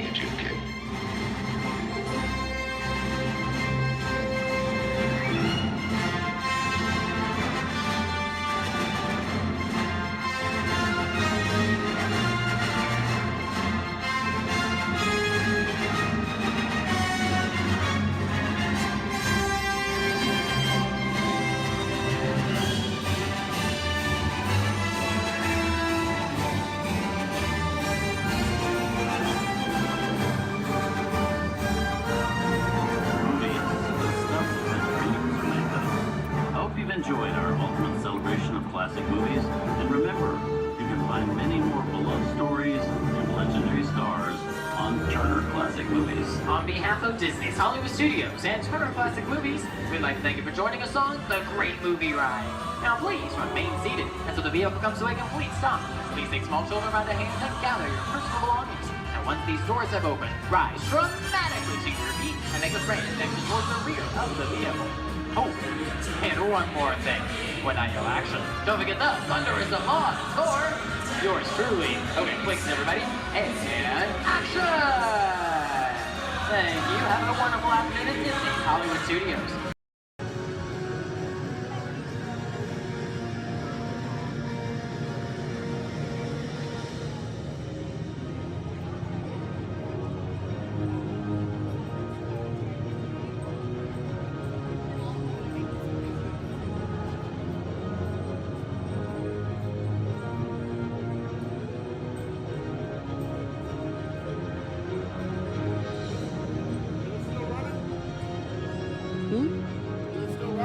No. Now wait to get to go back and ride Horizons. Also want to see the energy, dinosaurs, and of course, hear the Veggie Veggie Fruit Fruit. That is the best. Okay.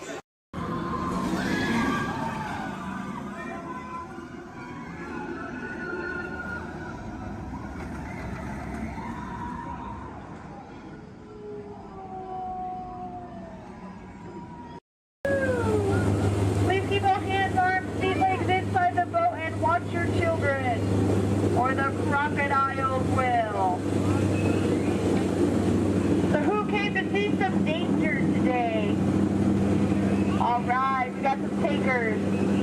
right there, big white letters. Good thing I can read. You might have missed all signs of danger. Oh, look at this to the right. You'll see our first sighting of wildlife here in the jungle. Right there's a prime example of why some wildlife destroy their children at birth. We're now approaching ancient Cambodian shrines built by ancient Cambodian Shriners. This place is loaded with crocodiles. Speaking of crocodiles, to the left you'll see a Bengal tiger, known to jump over 25 feet, but don't worry, they're like 15 feet away, he should jump right over us. Watch out for Ginger Snap. She's the one that stops cooking.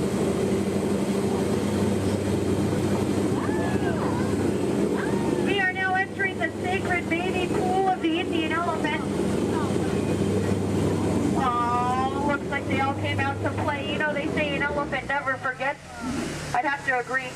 Somehow they never forget to be here when my boat comes by. Feel free to take pictures. Looks like they all have their trunks on. Oh, there's Bertha. She's been in that shower so long you can tell by all her wrinkles. Oh, look at Squirt. Hi, Squirt. Uh-oh. That's why we call him Squirt. Here we go. Oh, no, get down, I'm not kidding. I'm just kidding. Little dry humor. Oh, that looks dangerous. Let's get closer.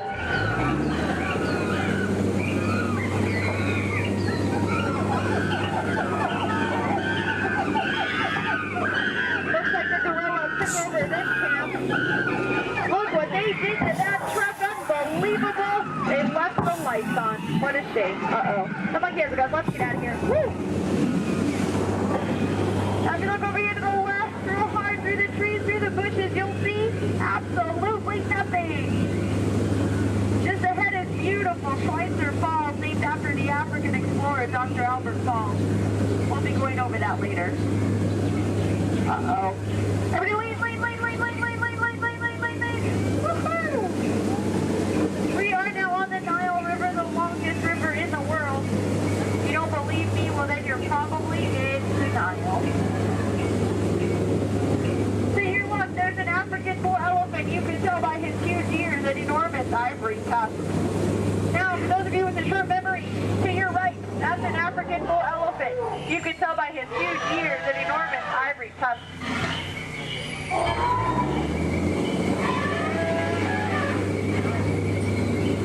We are now in the African belt where the hand of man has never set foot. Aww, look at the pride of lions protecting the sleeping zebra. That's how zebras sleep, on their sides, eyes open, surrounded by lions. He looks dead tired. We'll let him rest in peace. Oh no, there's that lost safari they were looking for. I told them not to mess with the rhinos. They always get their point across. In the end. Hate to be the low man on that totem pole. And now we're off to the infamous pool of the hippopotami. These creatures could easily upset our boat. Just last week they knocked over 6 boats, but I don't think you have anything to worry about. Only 5 of those boats were mine. Uh-oh, this doesn't look good. Oh no, these two are charging. Come here, I'm gonna scare them away. Look at that. Scared stiff. We are now entering headhunter territory. It's a terrible place to be headed. To your right, you'll see some native arts and crafts. Art's the one on top.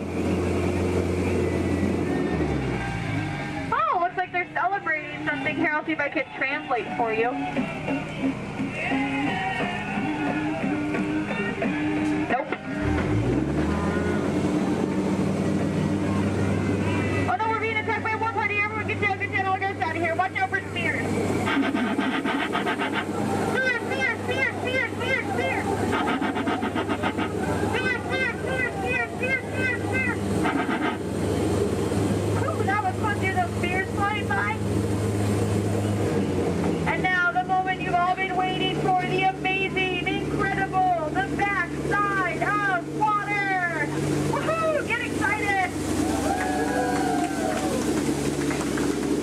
look back, you can see the sight of water. We're now in the Amazon. I heard it's a killer place to fish. Just stop, drop a line, and the fish are always biting. I think this looks like a pretty good spot right here. Uh-oh. Wait a minute, what are these bubbles? This isn't good, not in the Amazon. What is going on? Whoa! Piranhas! Man-eating piranhas! Ladies, children, you're safe. These are man-eating piranhas. Now these fish are on a strict diet.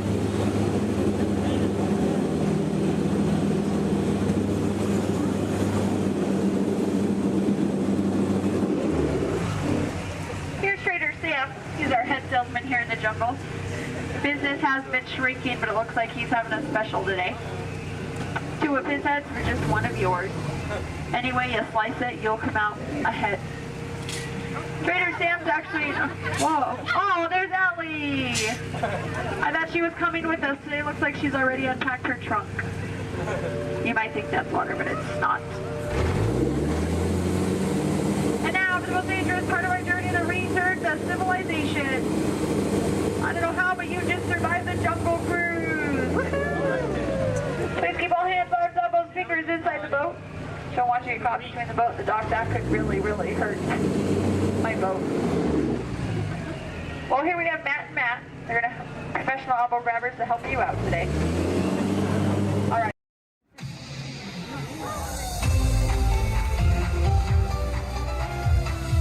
To all who come to this happy place, welcome and good morning, everyone. We have some extra special friends here to welcome you all today. Let's hear it for Mickey Mouse and Minnie Mouse.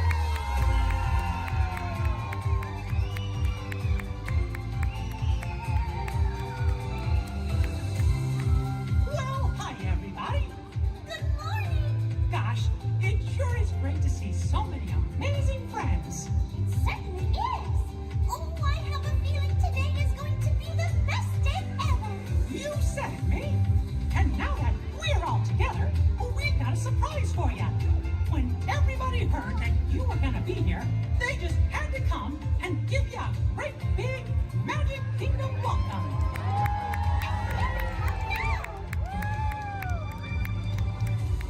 I'm done.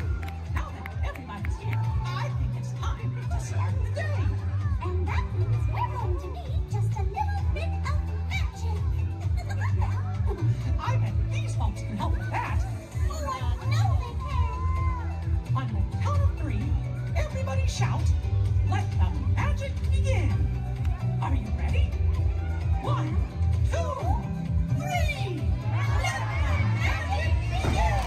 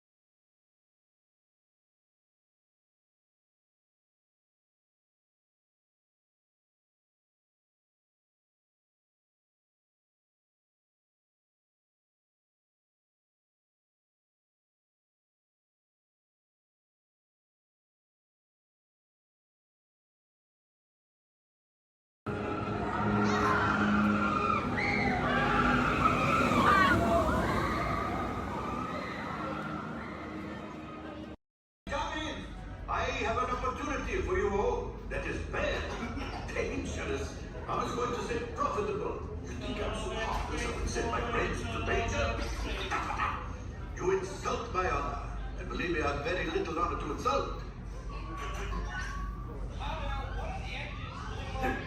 We'll talk later. I have to do everything around here. Hello, my friends. I am Hondo Onaka, and this is Onaka Transport Solutions. Today, I am offering the opportunity of a lifetime. I need flight crews to transport this valuable merchandise across the galaxy. Pilots to navigate, engineers to operate the ship, and gunners to defend the shipments. And that is where you come in.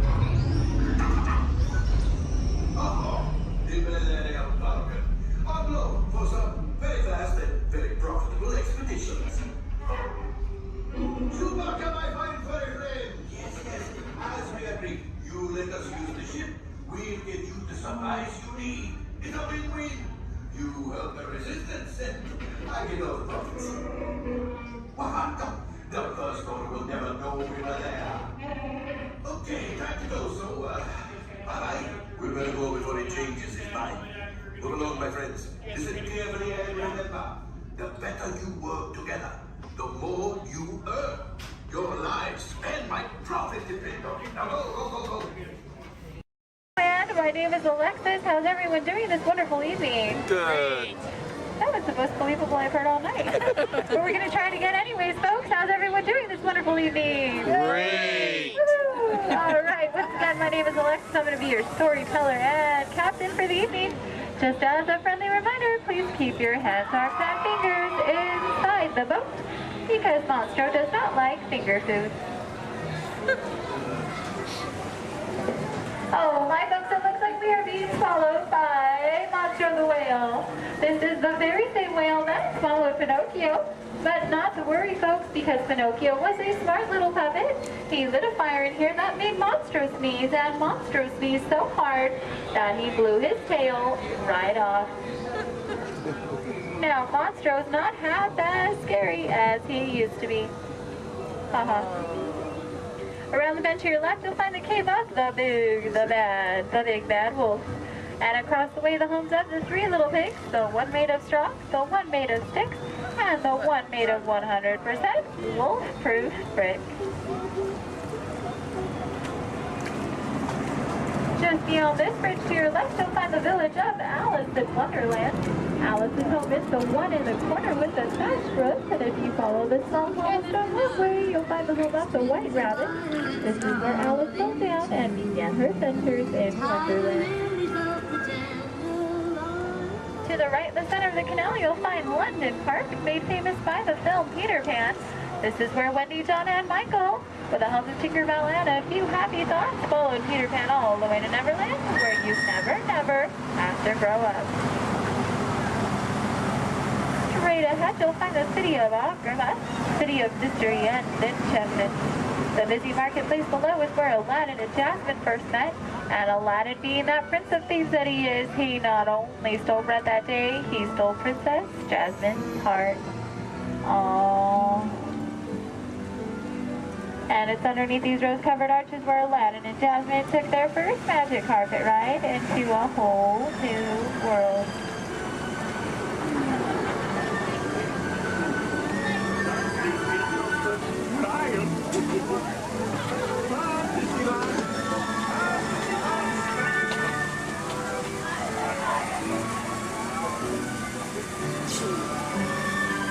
Now, folks, please be careful and please do not touch anything because we are entering the Cave of Wonders.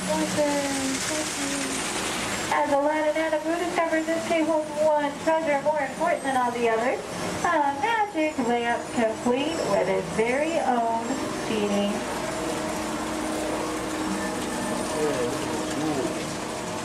To the right, you'll find the home of Snow White and the Seven Dwarfs.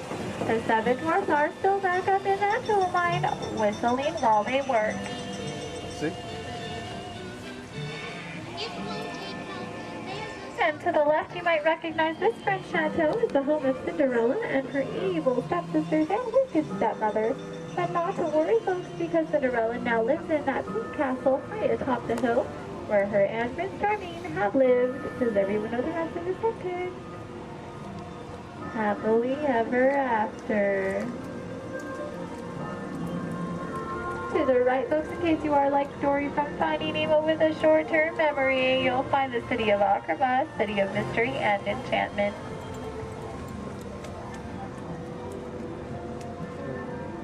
To the left, you'll find the world-famous patchwork quilt. This patchwork quilt is comprised completely out of desert flowers, and it, along with every other plant and tree here in Storybook Land, are 100% real. They have just been miniaturized by a process known only by Tinkerbell and a few of our Disneyland gardeners.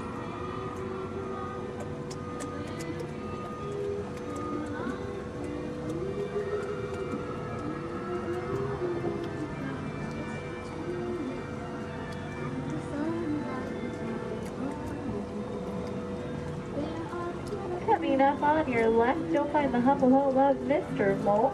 And just beyond that, the not-so-humble home of Mr. Toad. Doesn't look like either of them are home right now. I've heard it's because they're on some wild ride.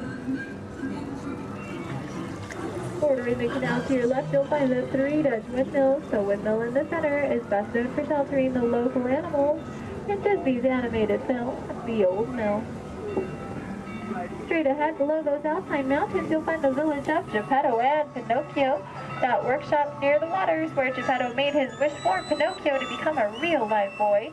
If you listen carefully, you just might hear them still celebrating inside.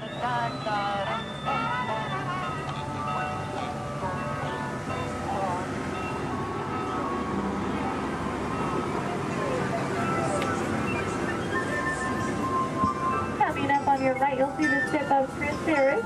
The sandy beach nearby is where Ariel took her first steps on land and saved Prince Eric. That castle on top of the beach is where her and, you guessed it, Prince Eric, now lives happily ever after.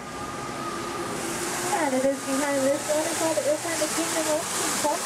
This is where a river up and is still the home of her bunch of outfitted sponsors. Folks, it looks like our journey is coming to an end. For those of you closest to the dock, please remain seated with your hands, arms, and fingers inside the boat. Thank you for joining us here in Storybook Land. We hope you have enjoyed your Remain seated throughout your journey, keeping your hands, arms, feet, and legs inside your car. And please supervise your children. Stay clear of the doors, which will open and close automatically. Enjoy the trip. Para su seguridad, permanezca sentado y mantenga sus manos, brazos, pies y pies dentro del car. Vigila sus niños.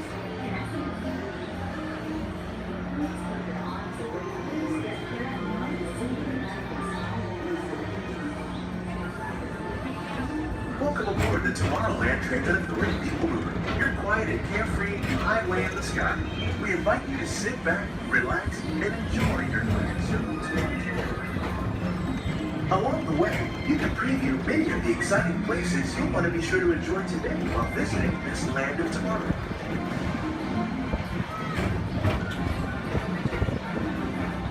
The People Mover is the perfect vehicle for people watching, so keep your eyes peeled. You never know who you might see.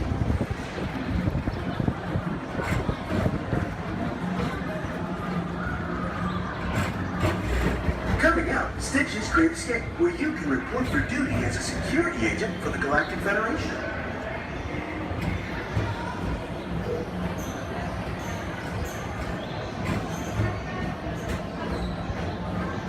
Your mission is to keep Experiment 626, the biggest little mischief maker in the galaxy, under control. I don't think so!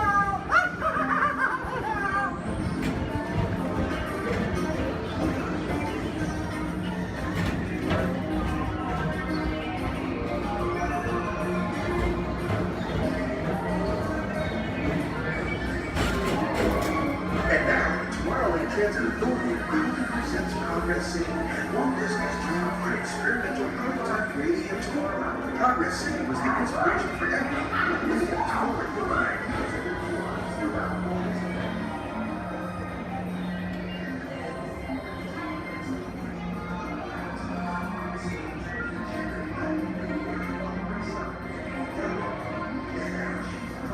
If your future includes shopping, then you'll want to visit Movie Star Traders, where you'll find the greatest goods from around the galaxy.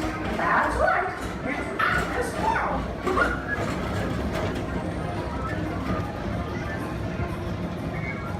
At the wave towards the checkered flag in your very own race car. Young or old, this is your chance to drive in the fast lane without worrying about getting a speeding ticket.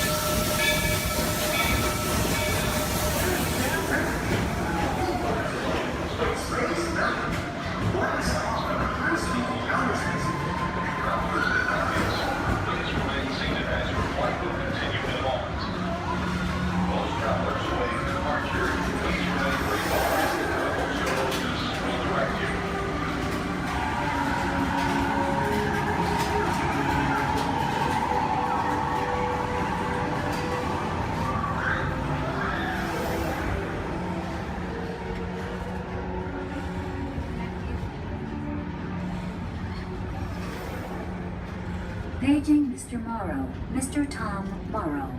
Please contact Mr. Johnson in the control tower to confirm your flight to the moon.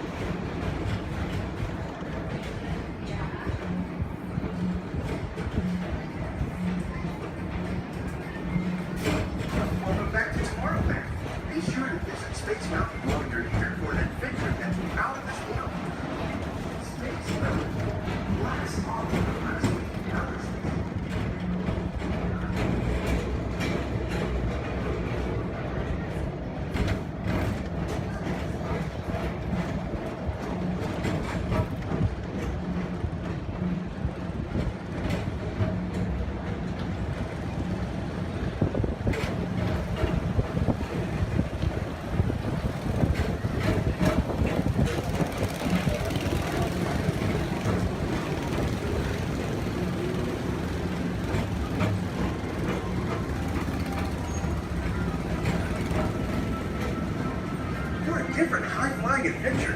Hop on board the Astro Orbiter. Pilot your own spacecraft as you take a spin around the planet and ascend to otherworldly heights.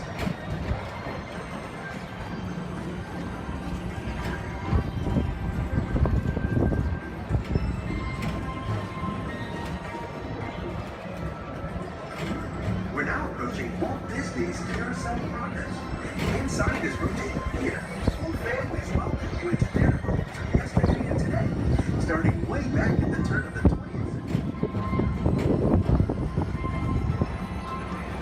First presented at the New York World's Fair, this legendary circular theater celebrates the progress that has made our lives better. It's a perfect reminder that there's always a great, big, beautiful tomorrow shining at the end of every day.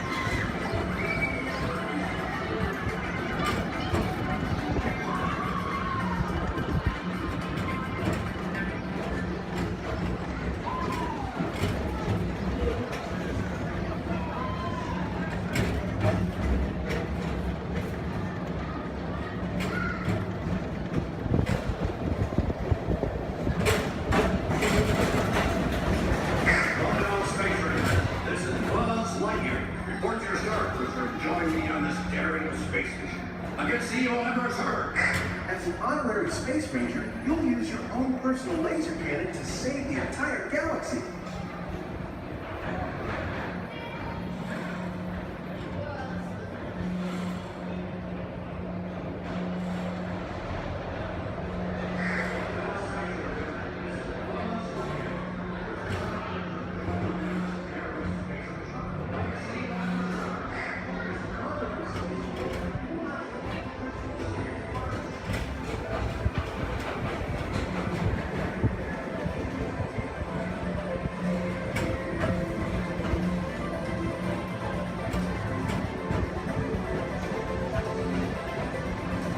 This time it's laughter they're after at Monsters Incorporated.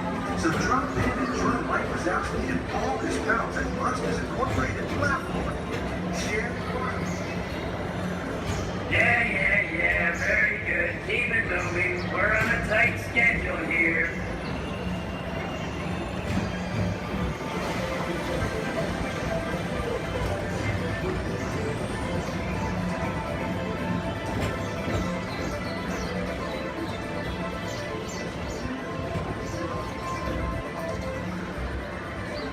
Thank you for joining us on the Tomorrowland Transit Authority People Tour. It's been a pleasure to have you aboard. Enjoy the rest of your day and have a great, big, beautiful tomorrow.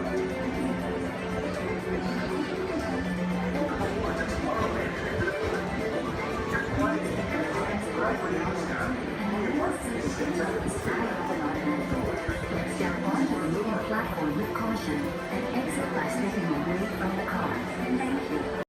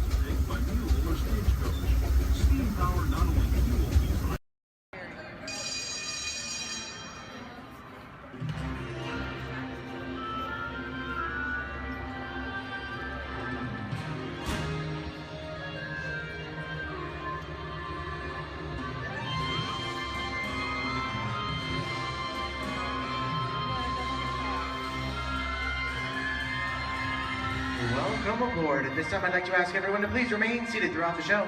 Please keep your arms, hands, legs, and feet inside the vehicle at all times. Don't forget to supervise your children. And for the safety of our cast, please refrain from the use of flash photography and external video lighting. Now that we've taken care of business, let's talk about me. My name is Justin, and I will be your guide for this magical journey into the movies. It's the perfect job for me because I love movies. Is everybody ready? Well, great, because it's showtime. Ready when you are, CB.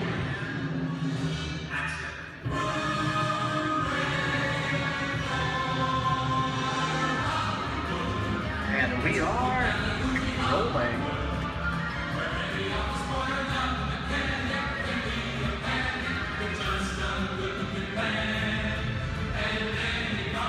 Hello everyone and welcome to the Great Movie Ride. Once again, my name is Justin and I will be taking you from this Hollywood soundstage into some of the greatest movies of all time on our one tour. But just between you and me, this is no ordinary tour, as the Great Movie Ride brings movies to life and puts you right in the middle of the action.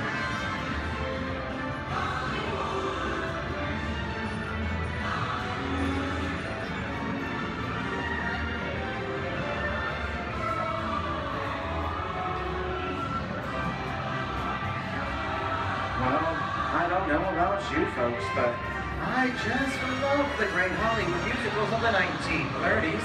This scene is from one of my favorites, the Busby Berkeley classic Footlight Parade, starring James Cagney, Ruby Keeler, and Dick Powell. In 1952, Gene Kelly was singing in the rain with Debbie Reynolds and Donald O'Connor. Did you know Gene Kelly co-directed this movie? And can anybody tell me what movie this is? Right, Walt Disney's Academy Award-winning film from 1964, Mary Poppins, starring Julie Andrews and Dick Van Dyke. The London fantasy of Mary Poppins was shot entirely indoors on sound stages at the Walt Disney Studios in Burbank, California.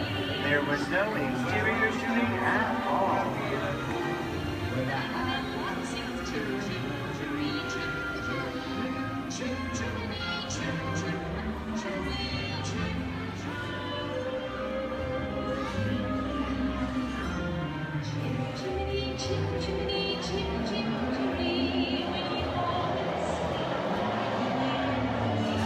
Hold on to those wallets and purses, folks.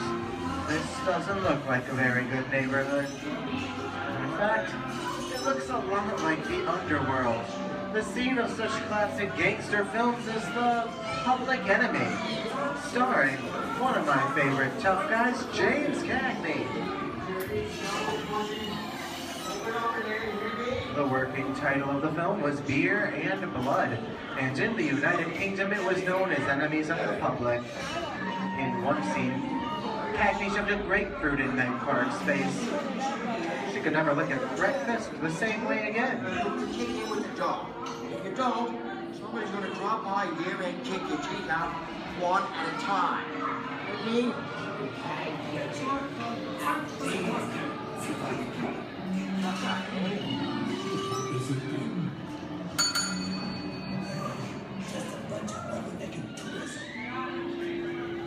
Sorry about the delay, folks, but I don't want to run a red light, even if it is just a movie. You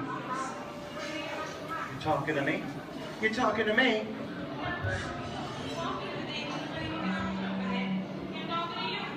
I'm not supposed to leave my vehicle. I said get up! Okay, Muggsy, whatever you say. How'd you know my name anyways? I've seen this movie before. Well, they need some. See, you fancy. Congress might to get out of here, so be it. Since we're not here, you're gonna get hurt. I can't just walk out. Here they come, Bus! Get out your grinders!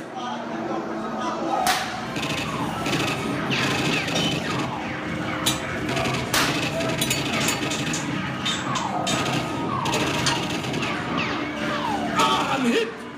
Hey, I'm hit! Muggsy! They got squid! Muggsy! Muggsy! Squid's hit bad! Real bad!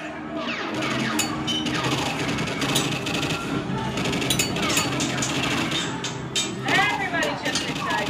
Remember, red lights against the law, and we never break the law. Kick it. Watch this. No more red light. Muggsy!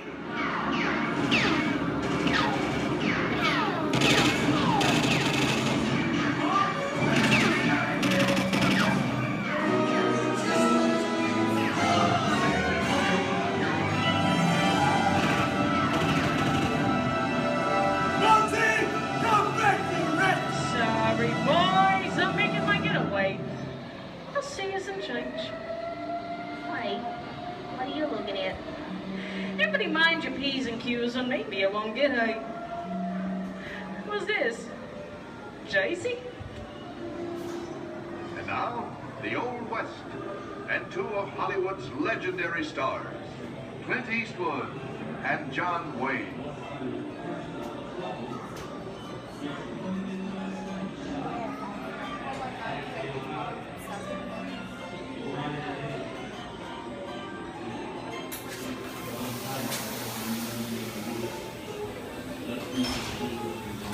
Sleepy little bag, ain't it?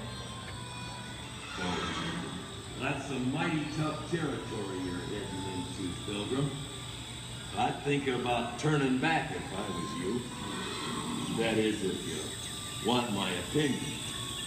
But I reckon you ought to do Now that we're in the clear, it's the perfect time for me to collect up all your valuables. We'll start with the jewels.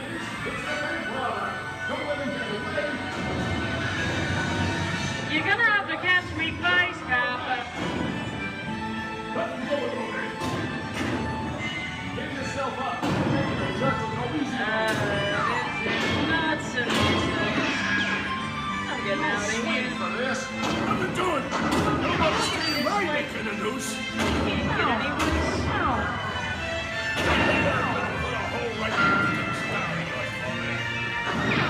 Okay, that's worse. I don't know about you guys. This is kind of creepy. What is this? This is Alien. You are with Sigourney Weaver aboard the spaceship Nostromo. Something has gone wrong. One by one, the crew has vanished.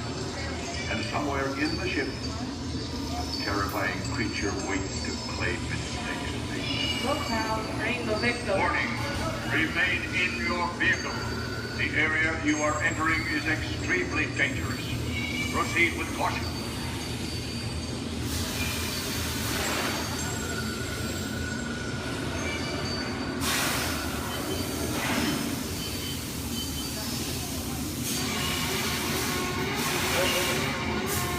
The emergency destruct system is now activated.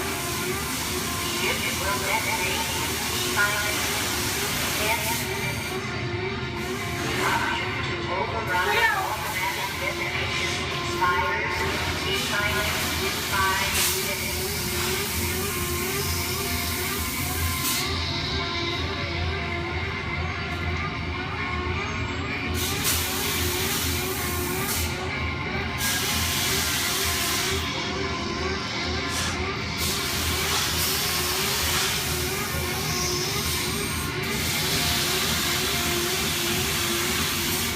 There he is again. Okay, that's enough creepy crawly things for one day, right? Oh.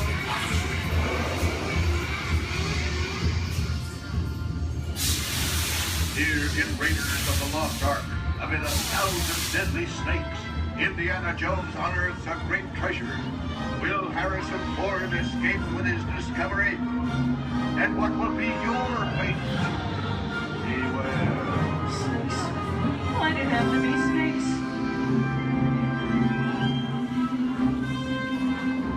The dust of 3,000 years lies undisturbed in this ancient burial chamber. On the chest, the great stone god, priceless jewels. Good Lord, that's your guys. Time for me to get back to work. Don't nobody move while I go get the goods. I don't think they notice a few extra bodies around here. But the jewel is guarded by a curse, and those who dare defy that curse must pay with their lives.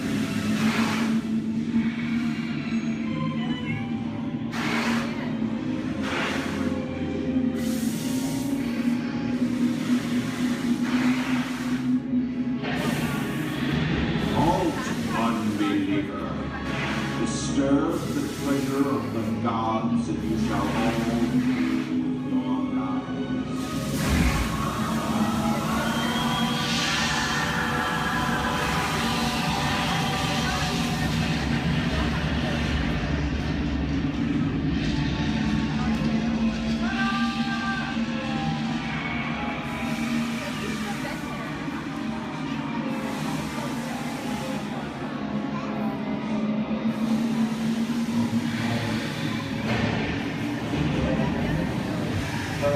folks, I was just going for popcorn.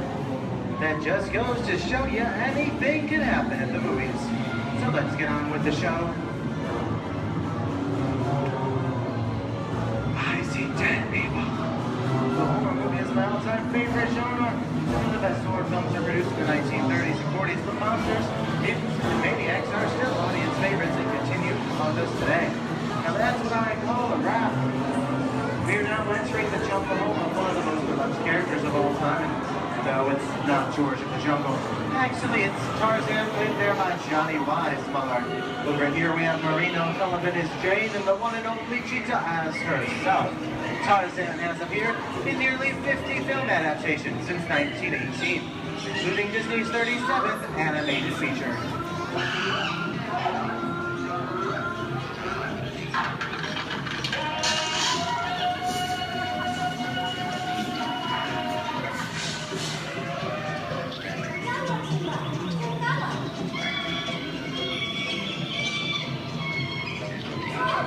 I think this is the beginning of a beautiful friendship. That's the last line of the movie ever. Humphrey Bogart and Ingrid Bergman in the classic romance classic long-show. Inside of us, both of you belong to Victor. It's worth nothing to choose you. Maybe not today, maybe not tomorrow, but soon, the rest of your life. You'll always have past. You didn't have it. You lost it until you came to Casablanca. Get it back, please.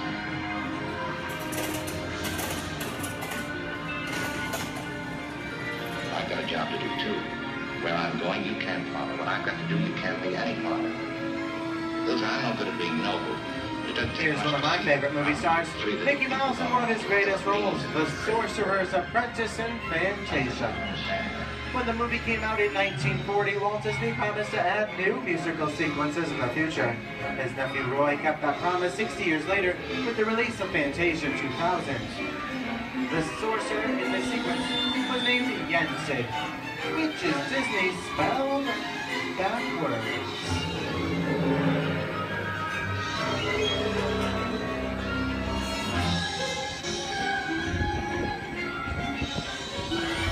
I have a feeling we're not in Kansas anymore. How often do you get to say that?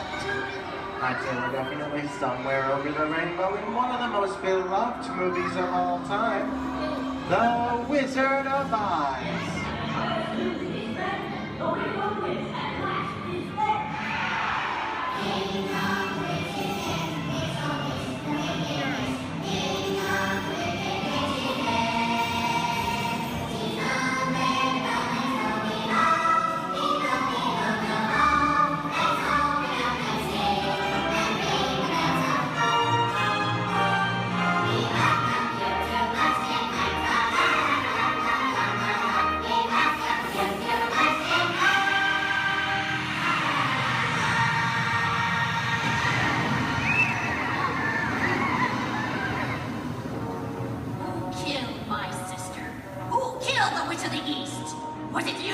No, it was an accident. I didn't mean to kill anybody. Well, my little pretty, I can cause accidents too. Oh, rubbish. You have no power here. Be gone before somebody drops a house on you, too.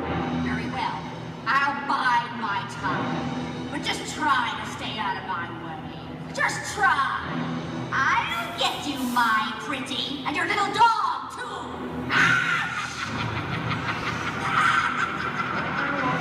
We get out of here. What do you folks think? Which way do we go? Follow the yellow brick road. Follow the yellow brick road? Now, why didn't I think of that? Sing along, folks. You know the words.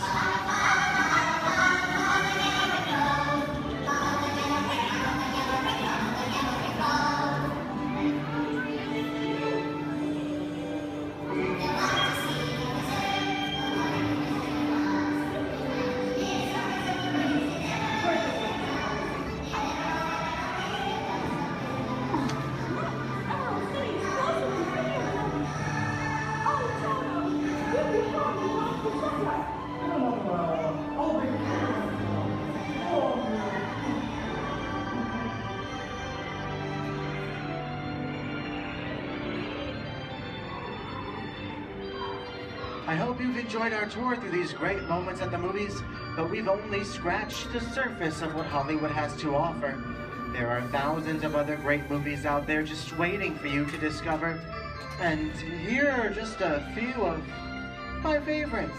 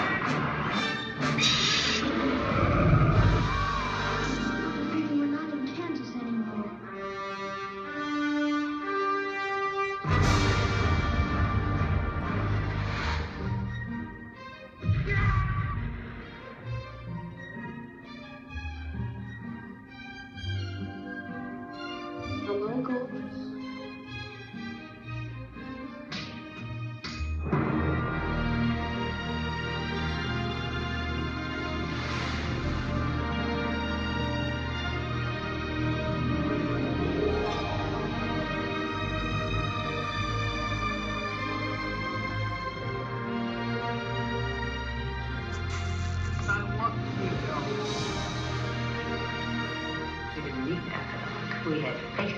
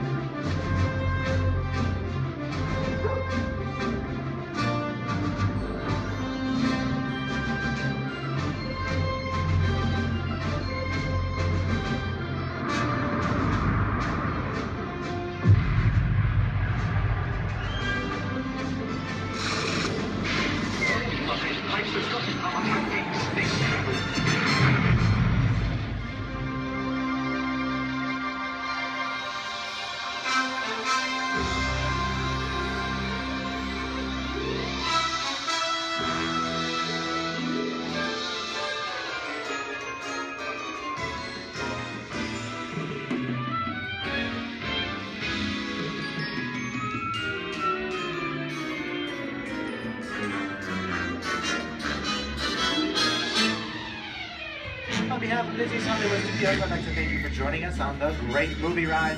Now, before we wrap this production, there still is one scene left to do.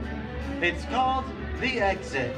The action begins with you remaining seated until the vehicle comes to a complete stop. Then gather your belongings, take small children by the hands, and when these doors open, rise dramatically to your feet and make your grand exit directly to the rear of your vehicle. Oh, and one more thing.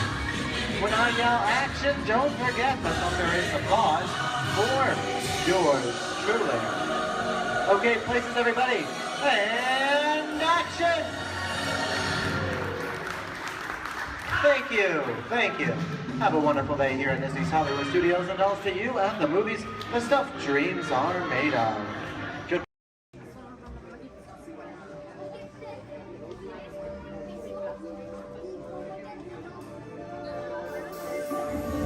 I see we have new visitors. Welcome, Terrans, to the wonders of Xandar. I am World Mind, sentient supercomputer of Xandar. I hold the knowledge, memory, and experiences of all Xandarian citizens, past and present. This gives me extensive knowledge, yet I am constantly learning, and I am now learning about you and your planet, Terra.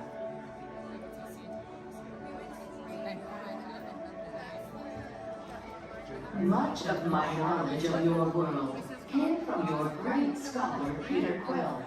However, many of his facts have yet to be confirmed, such as the incredible importance of a legend called Footloose. Through my fellow Xandarians working here at the Wonders of Xandar, I am discovering more about you Terrans. Such as your fascination with eating the turkey leg. Why only the leg? What about the rest of this creature? We are eager to learn the answers to these questions and so much more about your world. In return, we Xandarians hope to share with you more about ours.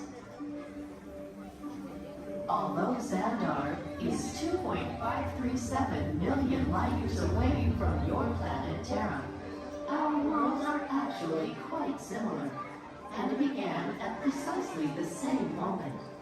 We refer to this as time zero, before the existence of anything. Our worlds were born of a single point of matter and energy that blasted outward in what you Terrans refer to as the Big Bang. And from nothing came the beginning of everything. Incredibly hot and extraordinarily powerful, this explosion filled the cosmos with a cloud of rapidly moving particles. Over the next 100 million years, space continued to expand, and the particles cooled and slowed. As they coalesced into huge swirling clouds, gravity pulled them into larger, denser clusters. At the heart of these clusters, the temperature rose, and the particles were compressed so tightly they fused, releasing enormous amounts of heat and light. This is how the very first stars in our shared universe were born.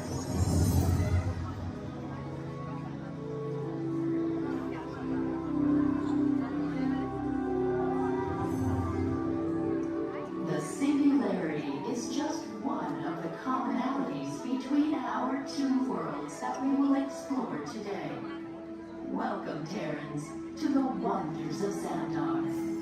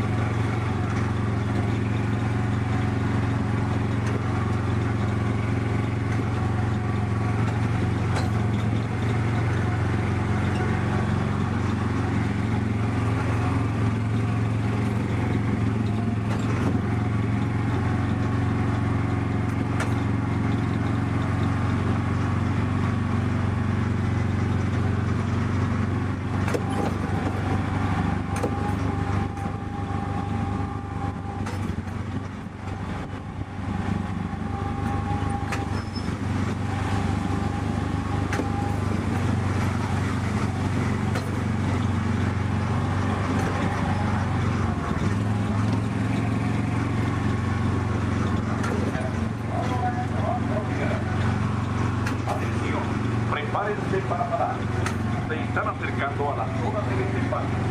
Por favor, reduzcan la velocidad y mantengan una distancia mínima de un largo de auto entre su vehículo y el de adelante. Para parar su auto, quiten el pie del pedal. Gracias.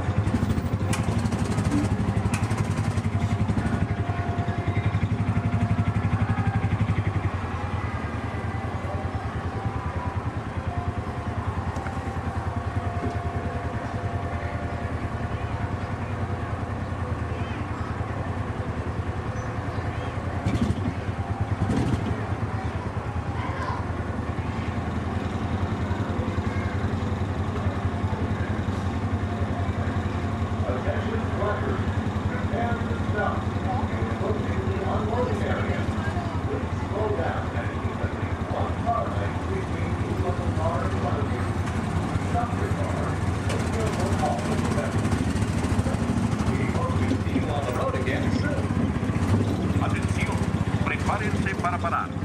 Se están acercando a la zona de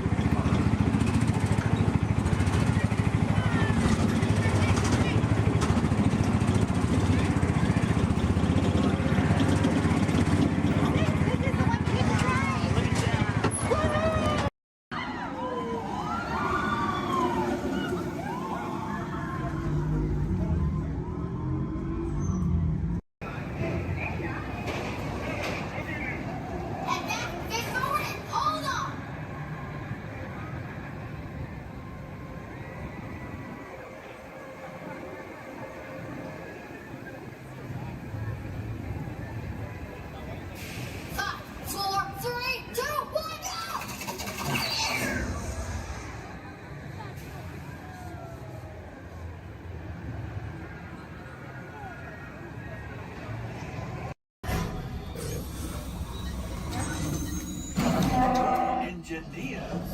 Automatic repair engaged.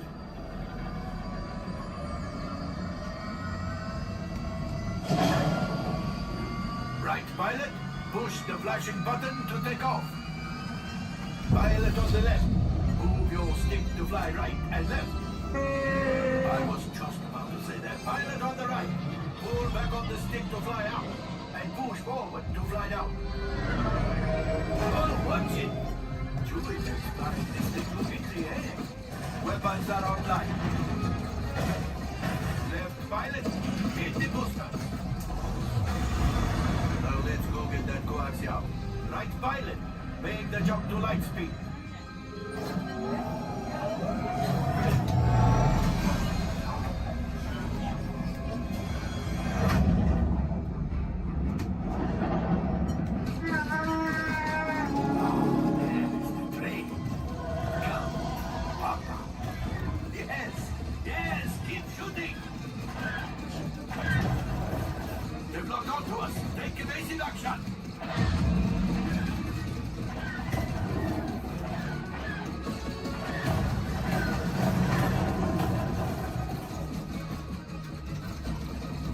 There it is, after that train. Gunners, fire the harpoon. Excellent, now gunners, shoot the cargo free. Left pilot, brakes. Well, my friends, that could have been much worse. Okay, it's much worse.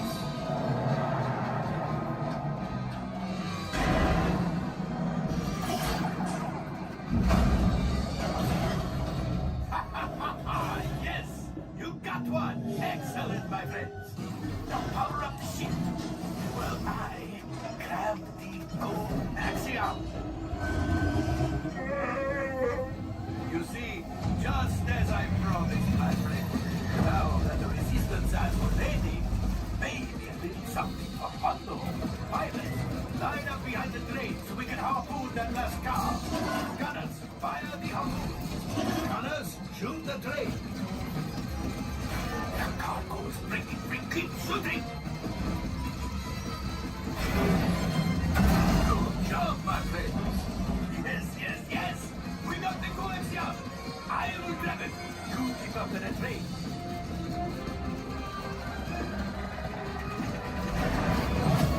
Gunship. Oh, that's ridiculous. Things are getting too hot.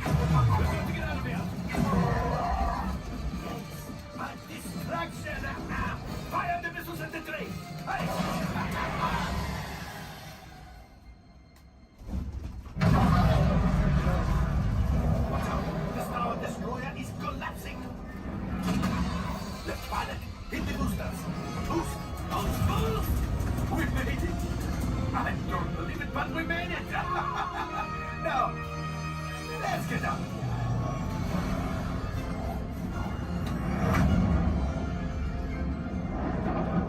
Great job, my friends. You retrieved 2 containers of coaxium. This will greatly help the resistance.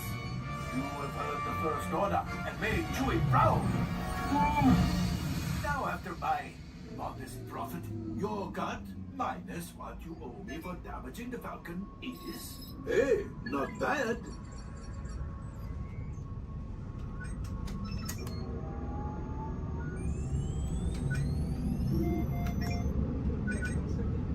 R5, damage report. Engine failure. All right. Hyperdrive leak. That is not too good. Multiple hull ruptures. Well, it can't be worse. All right, I'm making an executive decision. Everybody out. Go on, get out.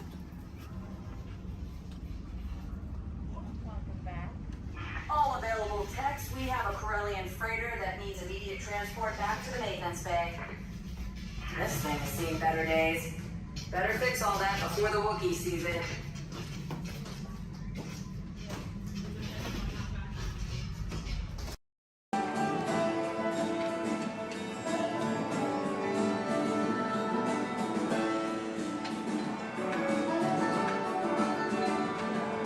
Hey, what's going on here? Where are we? Oh, look, we're on the wrong side of the screen. Oh, yeah, wow. Hey, look. Bunny rabbit. Get on. Come on, let's go. Oh, hi, there you are. Hello, I'm Rosie. And I'm Colin. And we've got 5 or 6 hours of vacation slides to show you. No, we don't, actually. We're here to tell you all about sourdough bread.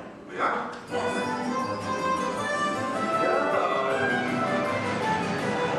Okay, let's get started. Did you know that the traditional sourdough baking process goes back to the California Gold Rush? You're reading this, aren't you? No, of course not. I did some research. I made a few notes. So, my little encyclopedia, what exactly is sourdough? Well, it's a type of bread that doesn't use yeast as a leavening agent. These miners had agents?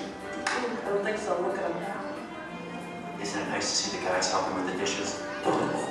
Now, Colin, did you know to make sourdough bread you need a chunk of what's called starter or mother dough? Wouldn't you need mother dough and father dough? No, just mother dough. These guys here used to carry a chunk of it with them in their bedroll to keep it warm.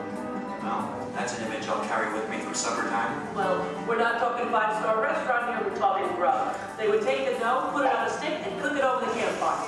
Isn't it true they used to strain their coffee grounds through a sock? I hope so. Oh, I love these guys. The Jefferson Airplane. No. This is the Bodine family. And this is Isidore Bodine. He's the one who perfected the sourdough starter.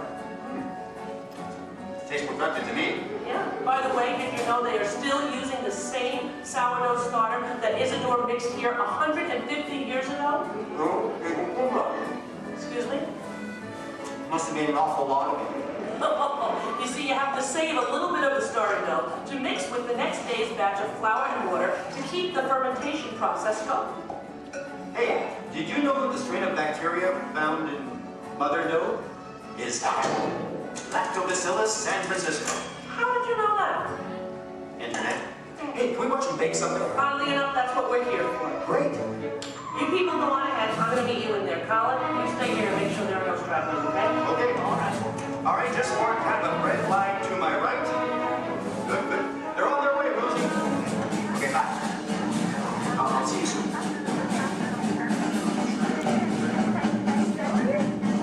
Okay, everybody, here we go. Come on in. There's plenty of room. Gather around the window right here. Make sure you can find a spot where you can see me on one of the screens. Come on, Colin. They can find their way, okay? It's not the California Trail.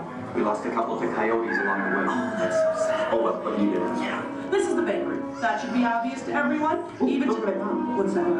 Oh, and I have one for you. Is it me? What the cutie? Okay, I'm ready to start baking. What do we do first? Okay. First you get a hunk of the mother dough and mix it with flour, add a little salt and water, and that's it. Voila, the entire list of ingredients. Right. Here's some dough.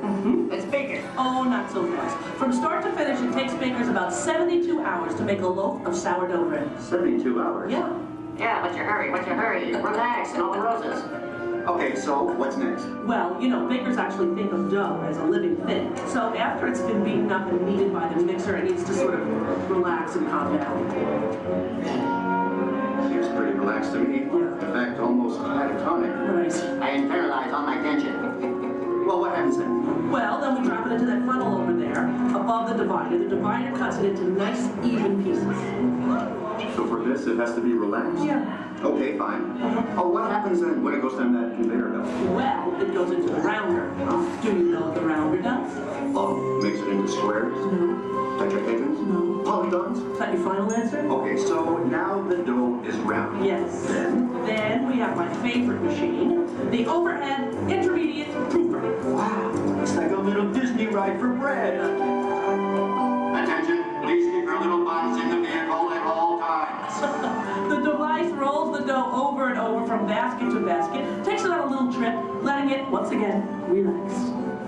This is the most laid-back bread on earth. Come on, Liz, you're teasing me. Can't we bake it? No, not yet. Next, the bakers lay the dough on screens and put the screens into oven racks. Then we bake it. Not yet. You'll have to go around the corner to the next window to find out more, okay? And you go on ahead. I'll stay here and get the stragglers. You stay with the nice lady. All right. All right. Everyone, follow me. Follow him, everybody. And you relax, okay? Okay. Come on.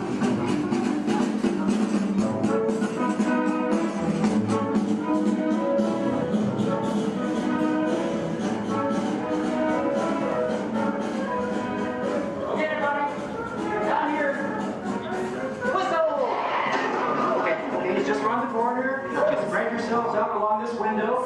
All right. Everyone, can you see me? Oh, nice shirt. All right. All right. Okay. Well, this, I guess, is the oven. If not, I'm having some incredible hot flashes. Slap some garlic butter on me and I'm ready to go. Hey, Colin. Okay, where were we? We were getting ready to bake some bread. No, we weren't. What, are you trying to confuse me? Let me think.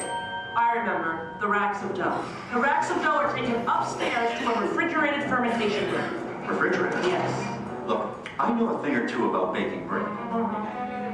Well, actually I don't, but I'm pretty sure you have to have heat to bake something, right? Sounds right to me. For a technical question like that, I'm going to have to call in an expert. I'd like you to meet my friend, Tony, the baker. Tony! Hi! Are you enjoying your visit? Oh, we're having a great time. We really are. But I'm afraid I have reached my limit of baking knowledge.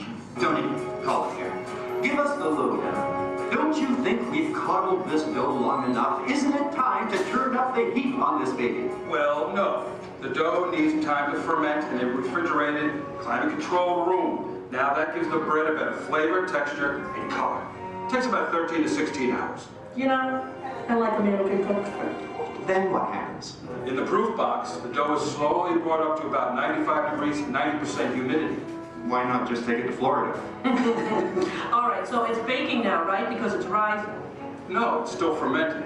The dough triples in size now due to the expansion of trapped gases. Hey, listen, we all have trapped gas occasionally. Well, now the bread is scored, so it won't split with its base. Oh, so now, I'm almost afraid to ask, it's time to bake it, right? Or do we have to take it out to dinner first? Maybe a bit of a rub-down? It's ready to bake. You're kidding. I hear they spin the bread around when they're actually baking. Is that true? That's right. And a mist of steam is sprayed on it from time to time. This gives the crust a beautiful reddish golden color. Oh, so I'm thinking I probably couldn't do this at home in the toaster oven. No, I don't think so. Listen, Tony, thank you so much. Yes. You were superb. I feel enlightened, enriched, fermented. My pleasure. Bye. Bye. You know what? I'm going to spray you down because I think you could use some of that golden Just color. a little on the... Okay, that's enough. All right, the hair. You know what I deep frizzy. Ladies and gentlemen, the moment you've been waiting for. A masterpiece of the baker's art. What are you doing? Hey, what are you... Waiting for that. That's not yours. Tony gave it to me. Look right at me. He didn't look at you. That was ours to share, Colin. No, it's mine, it's all mine. One piece, please. One little piece? A tiny piece? I'm telling me. All right, here. Yeah, you see? Here, don't tell people you owe money. You do? Well, don't even ask. I don't even want to get into that. Goodbye, everybody. Have a great time here. Bye. I'm gonna go eat. Share it.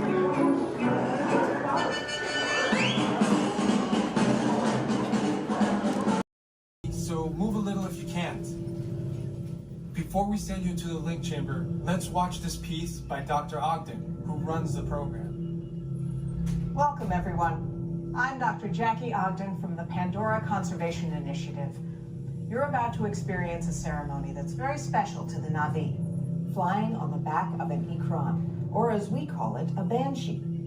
To the Na'vi, connecting to an Ikran and flying on its back is an incredibly important rite of passage they call Ikni Maya. With permission from the Na'vi and in partnership with Alpha Centauri Expeditions, we can now bring this amazing experience to you. The way you'll be able to fly is by linking to an avatar that's already on the back of an Ikran. Let's see how this works. We establish a link using powerful psionic amplification equipment. A human driver is connected to an avatar, which could be physically hundreds of kilometers away. When you follow our technician into the link chamber, you'll see a series of 16 link chairs. Please go to the number that matches the number you're standing on now. First, stow your gear in the storage containers on the back wall. This should include all bags, cameras, and other items, including cell phones. It's important to push them all the way into the bin. Then get onto the chair as you would a bike. Straddle the seat, step forward, and sit down. Slide your hips forward until you are against the chest pad, and then move your feet all the way forward. Wait until you're seated before you put on your flight visors. Hold onto the hand grips as shown. It's important to hold onto the hand grips at all times. After you're seated, back and leg restraints will be firmly engaged. For your safety, throughout this entire experience, always remain seated and supervise your children. Once the link takes place, you'll be connected to your avatar and sitting on the back of an Ikran. It'll feel like you're really there. Moments later, you'll begin your flight. A Na'vi guide will lead you out. You'll experience the breathtaking beauty of Pandora, but you might also face some of its greatest challenges. Some of this flight might be intense, but trust your guide and be brave. As the Na'vi say during this important rite of passage, Sivak Ho, rise to the challenge. Good luck. All right, you ready? Let's get you into the link chamber. All right, everyone. Everybody's to let us know what we need to get done back on the road. Spoiler alert, 9 times out of 10, it's either body work or a transmission. Guys, spread on over to this side, left side, left side. People on the left side, step forward, step on up, make a friend. Everybody here looks freshly laundered, okay? You'll be fine. Come on in, right this way, everybody. Keep on coming, folks in the hallway, let's go. I don't want to see anybody end up working on the transmission that doesn't know what they're doing. Come on in. Hey, oh, look at that, there's Mia. What's up, Mia? Hey, Pat, I see our party goers have arrived. Yeah, they're still coming in, but say hey, everybody. Hey, I'm Mia, Dom's sister. Well, another race just wrapped, and it looks like my brother with another car for his collection. Anybody surprised? Honestly, I don't know why anybody challenges him. Hit me in the man. Well, we're meeting up at Sullivan's Garage for the after party, and while Tej works on your rides, you guys enjoy the break room. My brother calls this the family room. Oh, here we go. Dom says he doesn't have friends, he has Family. And the faces you see on these walls are our family. Family. When I'm in this room, I feel like we're all Family. So, welcome to our family. There it is. It's a thing around here. Hey, Tej, how's that Matthew McConaughey impression? All right. What's up, Mia? Hey, Tej, just welcoming these good people to our family. How are their rides coming along? The rides are ready to roll out and roll out inside. Perfect. Let's get the show on the road. I'll let Dom know. You guys have fun at the party. Bye, Mia. Bye. She just called. Okay. All right, Pat. Yeah. Let's get these people on their way. Send them over to the war room. Sounds like a plan. Are you sure, though, Jamie's kind of a piece of work? Right. And he hung up. Okay, so in a moment, those doors are going to open. When they do, head on into the war room with Jamie. That's Tej's new assistant. First day without Tej, so good luck. Be nice. Don't touch nothing. Too much last night, so bear with me. Tej left me alone today, so yeah, that's pretty much it, you guys. In just a moment, these doors will be closing, and okay, so yeah, you guys want a tour of the war room? Okay, so basically, Got some monitors over here. My name is Jamie, by the way, you guys. Oh, and there is Taj. Jamie, the buses are here. Okay, what do you want me to do with them? They're just staring at me. Should I send them now? Dom's calling. I got this, Jamie. Okay, great. Dom, what up? Taj, just got a heads up from Hobbs. The FBI is about to raid your location. Crazy. Man, they always ruining our fun. For real. It gets worse. They're leading Owen Shaw right to your door. Shaw? That cockroach we beat down in Spain? What's he got to do with this? Everything, right? Nothing yet. And let's keep it that way. Get those people on those buses. You need to start bugging out right now. And get that turbo truck ready. I'm sending Letty there to pick it up. I'll call Letty. I'm on it. Never mind then. Hobbs needs our help. He needs our team. Spread the word. Spread the word, you guys. But keep it in our family. Never mind. Don't listen to me. And keep it quiet. Just keep it in the room. Oh, the other bald guy's It's calling. Hobbs. Hobbs, my man. What up? Sorry, Brother Taj, no time for chit-chat. I just sent you a brief on FBI agent Novak. Has Toretto filled you in? Yeah. He wants us to get everybody over to the party at Sullivan's. Sounds like a plan. That party is a ready-made diversion. Keep it going. We need to discuss how you're going to get all those civilians out of there without tipping off the FBI. Crazy. Okay, hold on. Let me get everybody squared away, and we'll talk offline.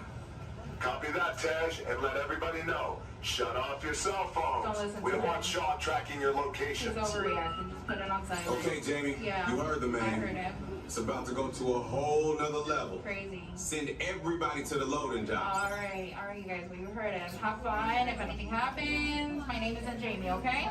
Peace.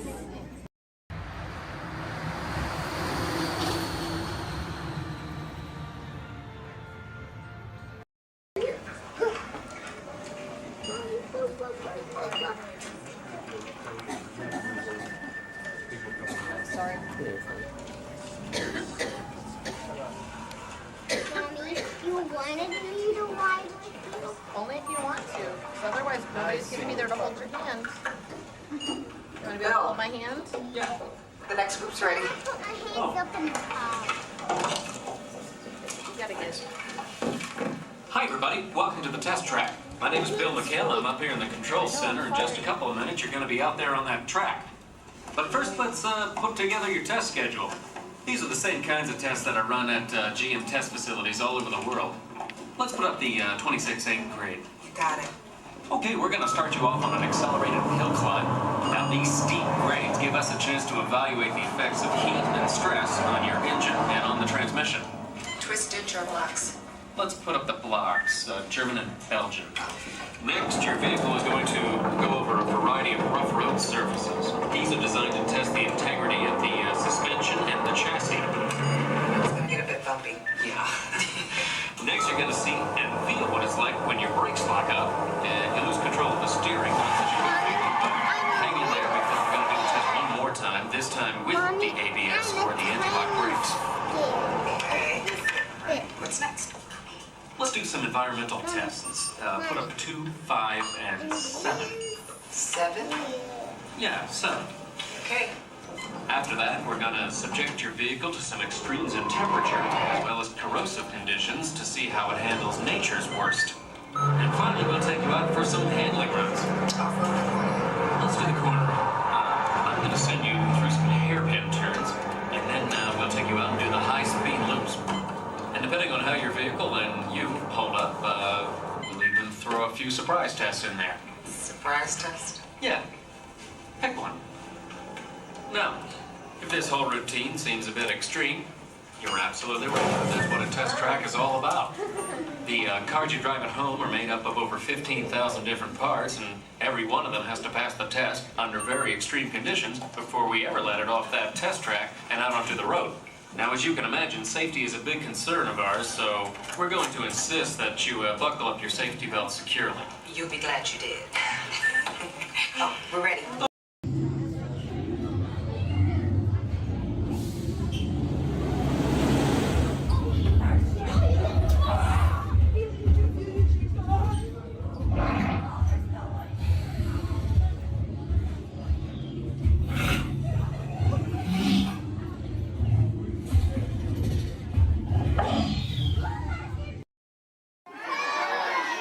So that's right, let me show you how it's going to work. Behind me is our window to the Pacific. It allows us to see all of the undersea life that swim by. Up there in the corner is our hydrophone. That allows us to communicate with all the undersea life. So it's going to be very conversational, meaning Crush will talk to you. You'll be able to talk to Crush. He's got questions for you, and hopefully you all have some questions for him. You can ask him anything you want. You can ask him what he likes to eat, what he does in his free time, what's the meaning of life, anything like that. He'll be happy to try to answer. If you do need to leave at any time during the show, it's okay. Just use the doors on the opposite side of where you enter, back there. Again, if you need to exit during the show, use those doors back there. Back there is my pal Rachel. Everyone say, hey, Rachel! Hey, Rachel! She'll be back there to assist you if you should need any assistance during the show.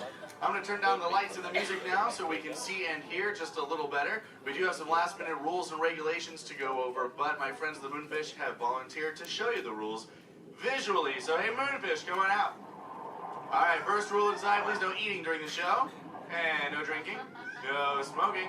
And the last one, take all the pictures and video you like. Just please no flash photography or video lighting. Round of applause for the Moonfish. All right, Crush is up there serving. He said when you're ready, just call him down. So on the count of 3, yell, hey Crush. Ready? 1, 2, 3. Hey,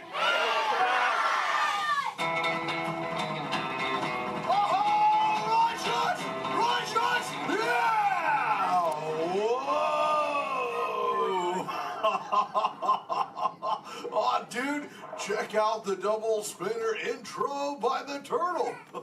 Whoa. Hey, check out all the human dudes in the human tank, too. Well, hello, human dudes. I said hello, human dudes. There you go. Whoa, hey, look at these little dudes, sub-level. Hey, little dudes. Focus, little dudes.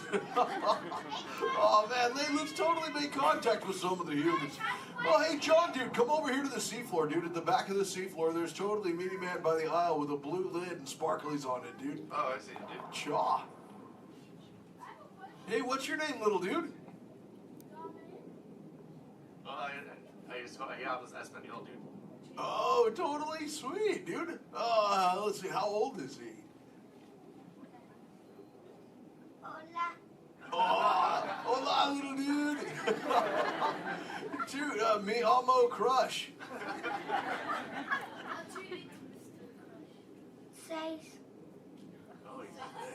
Cool, dude. I'm 150, dude. Hey, I still got my washboard abs. Well, cool. It's actually nice to meet you. It's nice to meet all you humans. I'm here on a mission today. My youngest son, Squirt, he's got lots of questions about you human dudes, but I don't have all the answers. So, I have come to get the answers from you. If you dudes think you can help me out with that, say chaw. Oh, you so totally rock! Oh, dude, hey, for those of you that don't know, when a turtle says, you so totally rock, respond by saying, dude, nice and loud. Try one for practice, human dudes. You so totally rock! Awesome. Okay, Squirt wants to know how many of you know how to swim. Hey, raise your fin if you know how to swim, dudes. Wow, we got lots of swimmers out there. Hey, let's stay up in the seats, dude, over on this side. Last row, dude, like second noggin in. There's a dude with a white shell, kind of like lots of colors on the front, dude.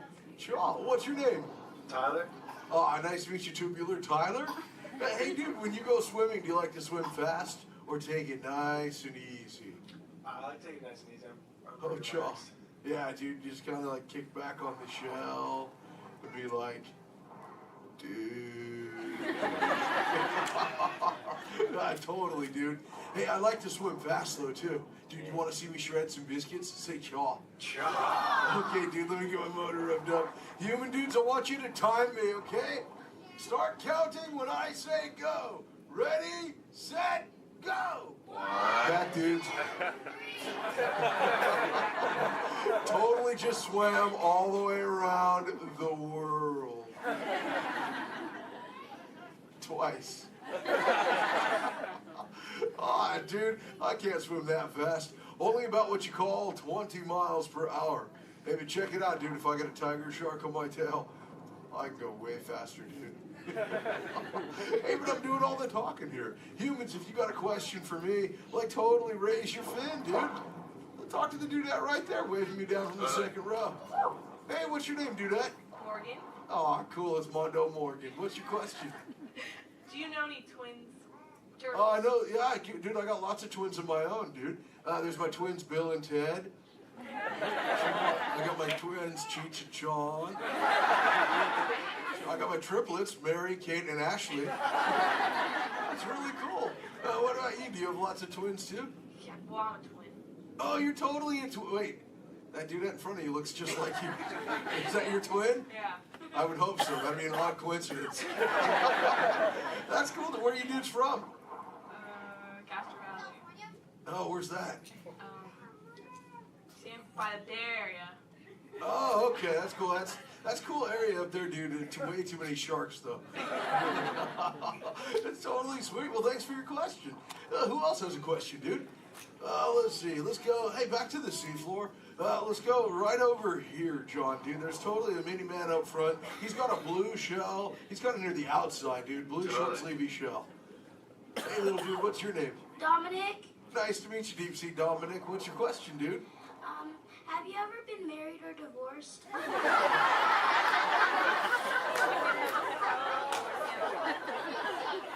That's a pretty specific question. Actually, dude, most turtles, dude, we don't stay with the same dudette like our entire lives, but I have actually found one that's kept me around forever, dude. Her name is Shelly. She's my turtle dove, dude. We've been together for 130 years, dude. But it's still so awesome, it only feels like the first 75. It's really cool. Hey, can I tell Shelly you said hi? Can I tell her you said hi? Hi. Oh, dude, she'll totally love to hear about you, dude. Let's see, who else has a question?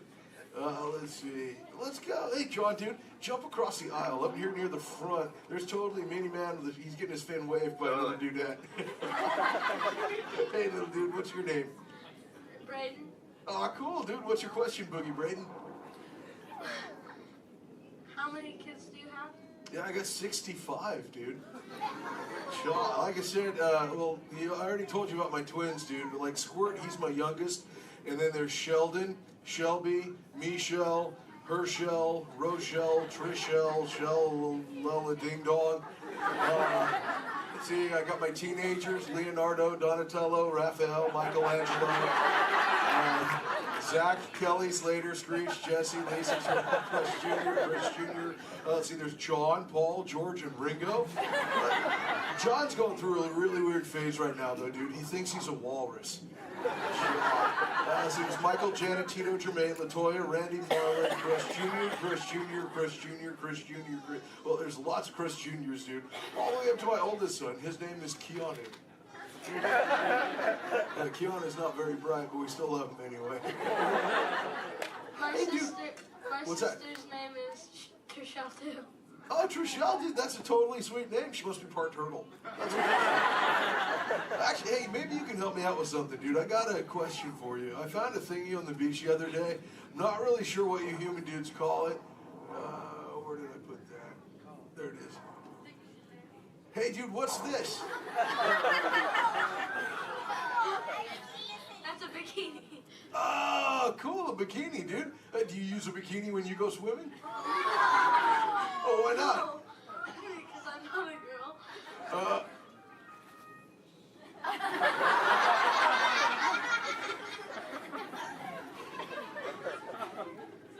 This is for chicks, dude? Does it make me look fat? Anyway, dude. Let's see, dude. Hey, John. Up in the seats, dude, over on the other side. First row on the outside, second noggin over. That dudette with like the specs on the noggin, she had her fin raised too. Where, dude? From the two noggins to the outside. Oh, totally. Hi, dudette. What's your name? Cassandra. Oh, nice to meet you, Kahuna Cassandra. Hey, oh, did you have a question too? Yes. Do What you speak a second language? Yeah, I speak a little bit of whale, some orca, and some dolphin. That's pretty cool. I'm learning, like I said, like I speak human pretty well too. You know, my friend Little Blue, she's like the best at it, dude. Hey, do you human dudes want to meet Little Blue? I think she's around here somewhere, dude. Call her out, dude. Say, hey, Little Blue! Whoa, there she is. Hey, Little Blue, dude. Check it out. I was hanging out with these human dudes. Cassandra over there wanted to know if I speak any other lingo, dude. I told her I was speaking just a little bit of whale, dude. I can speak whale. I totally Okay, know. everyone, repeat after me. Hello.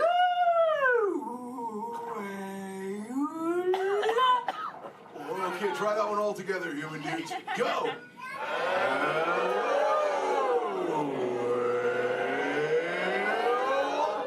Wow, you human dudes speak whale really good, dude. That was just like excellent. Oh, too bad there's no whales around here, though, dude. You know, sometimes you speak whale and there are like 80 whales swimming around you. Yeah, totally. Not today. No whales around here, dude. No whales. No whales in the ocean today. Just try to speak sea. Where? Whoa! Oh, dude, look out! The humans call the whale, dude! Grab shot! Swim away!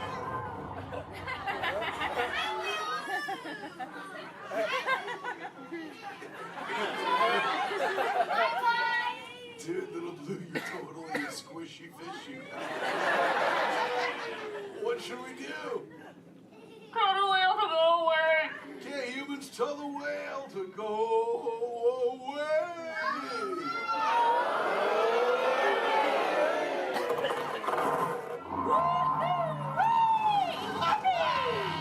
Most excellent. I'll see you later, Little Blue. Hey, humans, put your fins together for saving Little Blue. You so totally rock. Yeah. Awesome. Thank you so much, human dudes, for sharing with me. I can't wait to get home and share all this knowledge with Squirt. Hey, but before I go, human dudes, remember this. We all share the same ocean, humans and turtles alike. So treat everyone you meet like an oyster, dude, because you never really know when you just might find a pearl, dude. That was like a warm and fuzzy moment, wasn't it?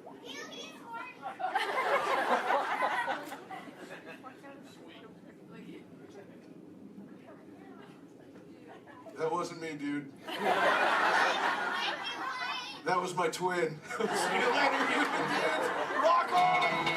Later, Missy Ellen the Crush Man. Awesome. All right, human dudes, find your next buddy and discover into the doors in the back. Thanks for swimming by.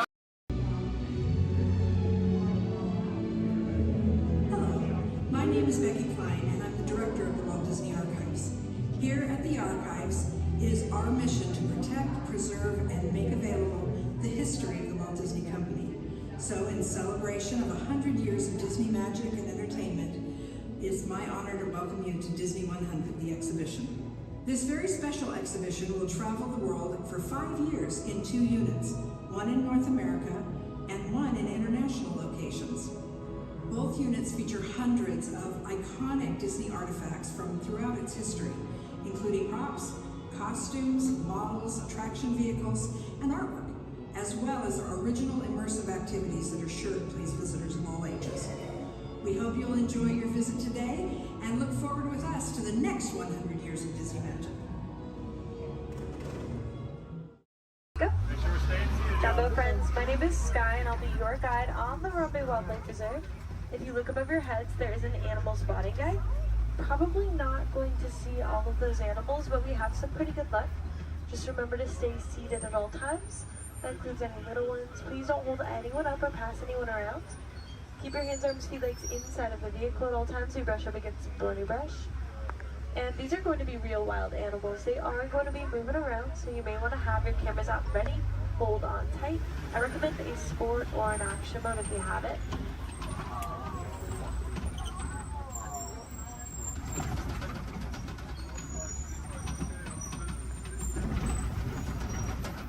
We are in the Little Etruria Forest, home to some of Africa's most shy types of creatures. They're usually very good at hiding, and their markings will help them to blend in. Like that okapi up on the right. They have white stripes on their legs, kind of like zebra stripes. Okapis are actually the only known relative to the giraffe. They have a similar skeletal structure without the long neck and long legs. They were believed to be mythical creatures until 1901. People thought they were too good to be true, but they're true. I think they're pretty great. To the right of the bamboo on the hill in the sun, there's a yellow-backed duiker, dark brown animal. Duiker means diver in the Afrikaans language. They dive into the nearest bush when they get spooked. There are some saddle-billed storks a little further up to the right. They're walking up this hill. There's one on the top of the hill. Looks like they were collecting things to build a nest, but big black and white birds. Stand about 5 feet tall, have a 9-foot wingspan, and they're made for life.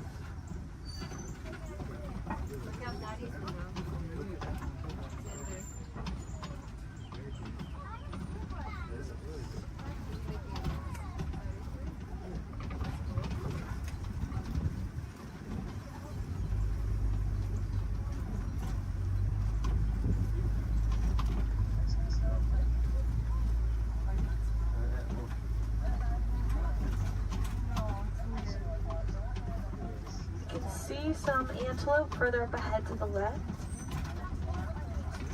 There's going to be some tan ones called greater kudu.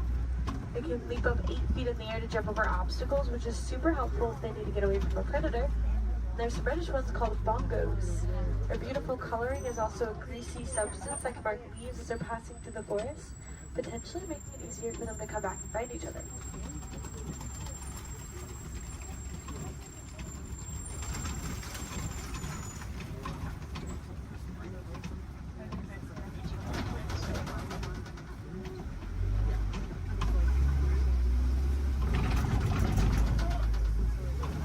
Let's make our way down to the Safi River next. That's home to some of Africa's more aquatic animals. We should probably look for them in the water.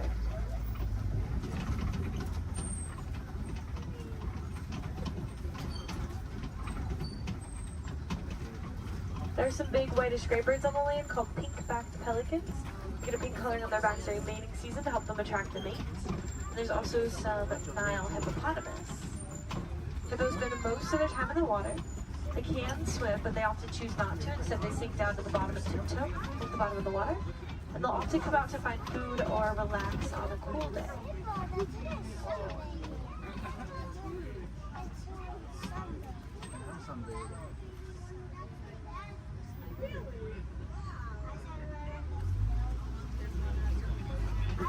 The Nile hippopotamus are one of Africa's most dangerous animals.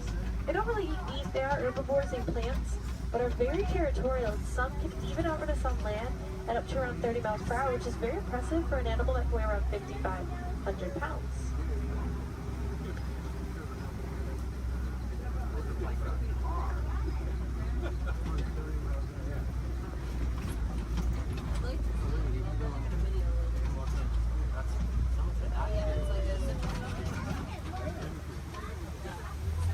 Underneath this bridge, there are some Nile crocodiles. They're very still, you won't see them moving around a whole lot. They spend a lot of time conserving energy in between their meals, but they have quick reflexes and a bite force that can crush bones. Sometimes they actually have to be very gentle with their jaws, like when they help their eggs to hatch by rolling them in between their teeth.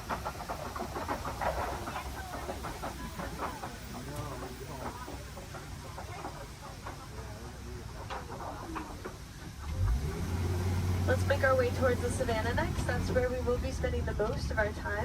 It's known to have vast open grasslands, and it's a really great place to find some more animals.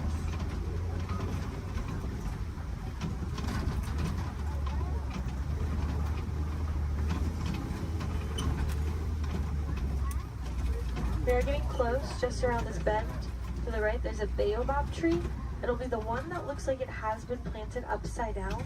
Some people like to call it the upside down tree, but it's also known as a tree of life.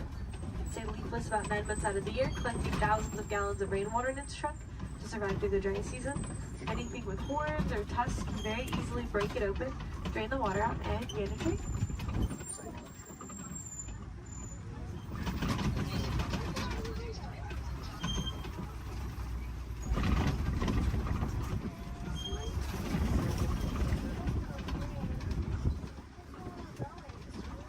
There's some wildebeests at the bottom to the right.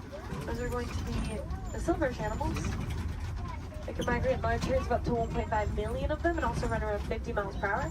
So they line up in rows, group up and face different directions to avoid running into each other if they have to run away from something.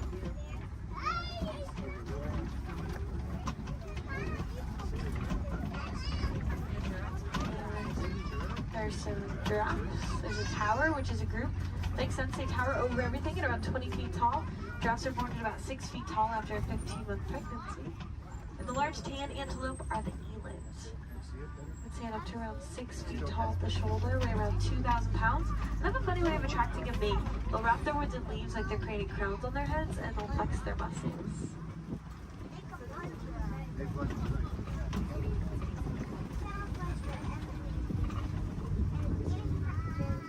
To the right of this den, on our left, there are some African painted dogs. They get their name from their beautiful markings that are as unique to them as our fingerprints are to us. They are not like your pups at home. The African painted dogs are the most successful hunters on the savannah. They hunt in packs and chase their prey to the point that it drops of exhaustion. So very dangerous, also very cute.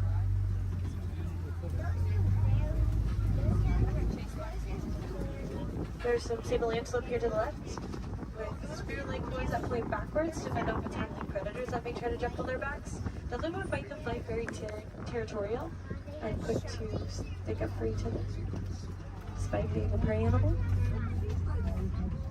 Here's some zebras, a dazzle, which is a group of them, because their stripes help them to blend into each other and confuses predators. In other words, it dazzles them. When they're born, their legs are the same length as the adults to help them blend in even more, keeping them protected from predators that may try to seek them out.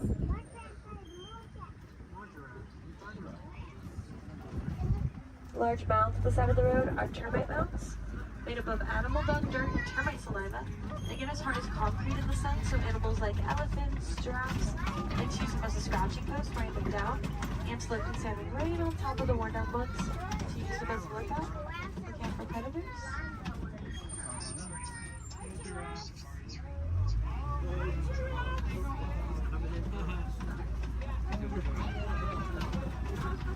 We'll see that eland again up ahead and more giraffes throughout the savannah. So we can hop in. See some wildebeest not too far away from us.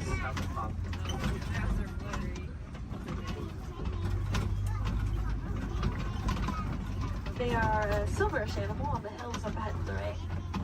Wildebeest can migrate in large herds with about 1.5 million of them crossing the savannah each year.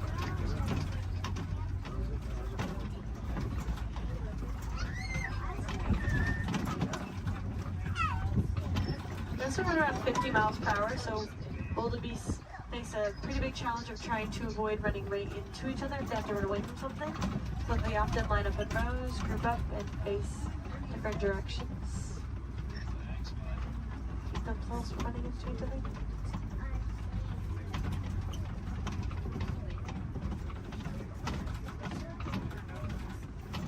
On the very top of the hill to the right, there are some really cute tiny tan antelope called springbok on that tree. They can spring up 6 feet in the air, 13 feet across. It's called pronking. Sometimes they do it to show off to predators because they can also run up to about 60 miles per hour, making them one of the fastest land mammals.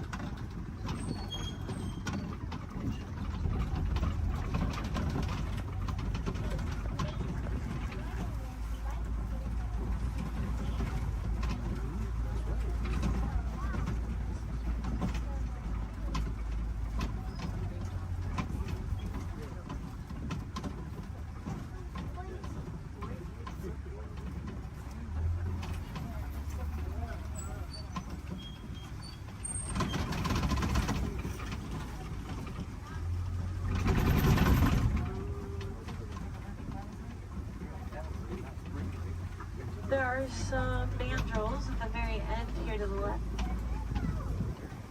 Largest of the monkeys. Males get around 100 pounds. And they have a bright red and blue coloring on their face and rear end, just like Rafiki.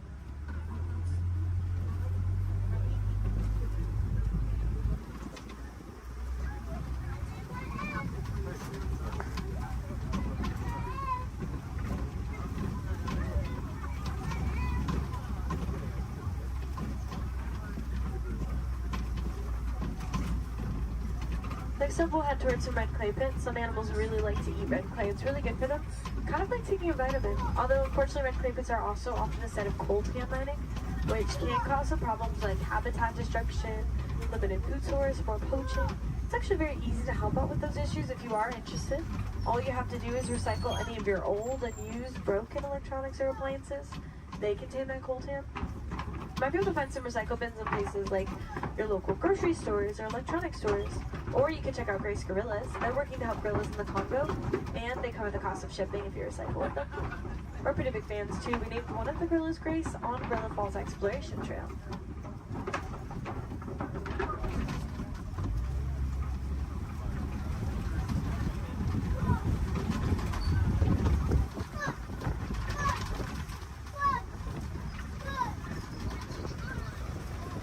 Looks like there are some tusk marks and footprints, which means we could be getting close to smoke.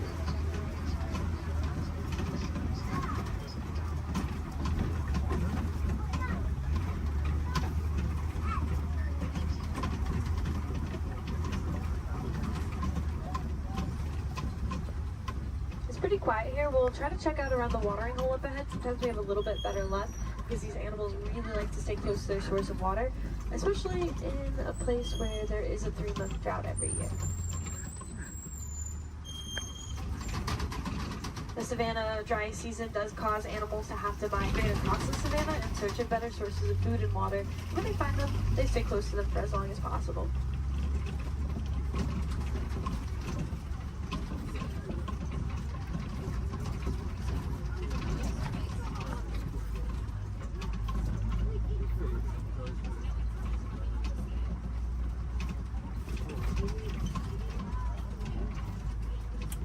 There's an African elephant up ahead of the left. It's actually 2 of them. This is a bachelor herd of males, and I can see that they're kind of pushing each other around a little bit. They can roughhouse a little bit. It's pretty normal. African elephants are the largest land mammals. They can weigh up to around 14,000 pounds. Elephants are born at around 300 pounds after a 22-month pregnancy. And they're a matriarchal society, so females are in charge. They actually kick these males out of the herds once they reach maturity of around 13 to 15 years old. Some males migrate alone, some band together to create their own herds called bachelor herds. Here's a flamboyance of creative flamingos here. These ones are a very light shade of pink, and it can take up to 2 years for them to get their coloring from beta-carotene found in the brine shrimp that they eat. There are a few different theories to why a flamingo might stand on one leg. It's mostly believed to help regulate body temperature, kind of like sticking one leg outside of the covers at night to cool yourself off. A flamingo might just put one leg up.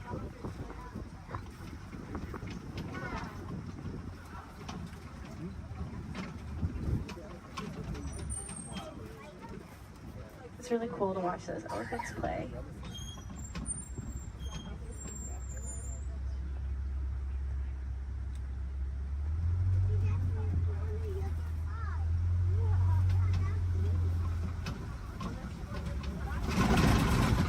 Looks like something may have been rolling in the mud up ahead. Some animals like to use mud as a sunscreen, a bug repellent. It's also just good for their skin, especially these white rhinoceros. They do that. They're almost always covered in mud. Rhinoceros can get up to around 5,000 pounds and are very social, love to hang out in crashes, their groups. Unfortunately, they are poached for their horns made out of keratin, which is hair and fingernails. People believe that it has medicinal purposes. It is really just hair and fingernails, so awareness is a big part of rhino conservation. The rhinos here in this reserve are helping us to spread that awareness. There's an ostrich to the right. Largest birds, flightless, they run around 40 miles per hour. Their wings help them to keep their balance and quickly change directions while they run.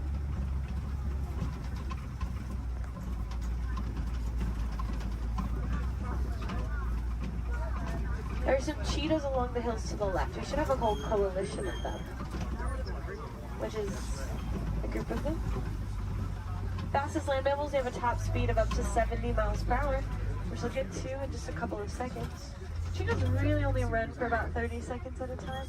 Not long distance runners. And they are most active during the day. They do their hunting during the day to avoid the competition that they would have if they were to hunt at night, especially alongside big cats.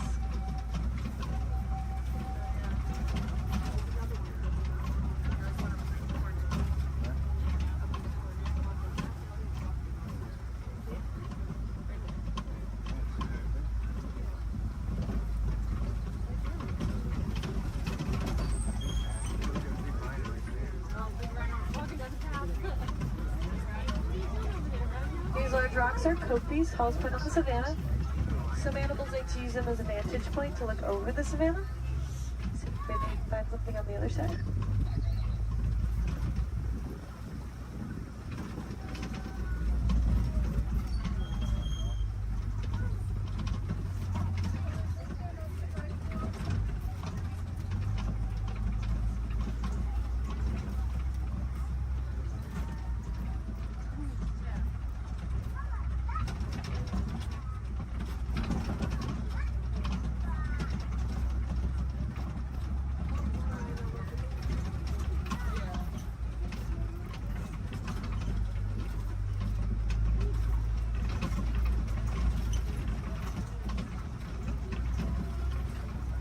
There's some lions here to the left.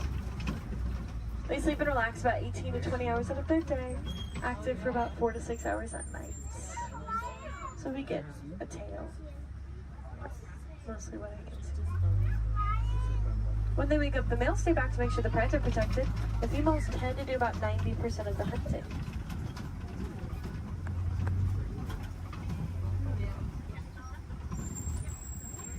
There's some warthogs in the back left. They just look like hairy rocks in the break of that bush.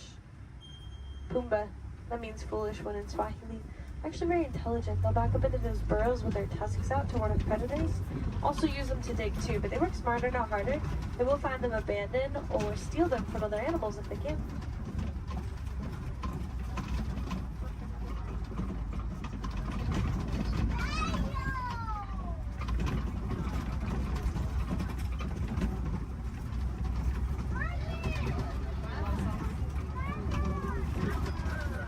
There are some ostrich eggs down this path to the right.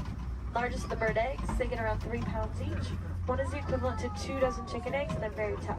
Probably wouldn't crack if you were to stand on one, but I don't think that ostrich we saw earlier would like that very much. And now we are heading into the final area of the reserve. Mostly farmland. We'll see if we can find some farm animals before we head back to our warden's post.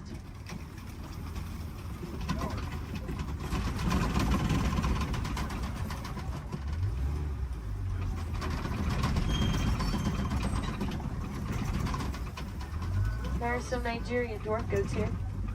Very tiny type of goat known to take up very little space, and they produce a milk that's nutritious and high value.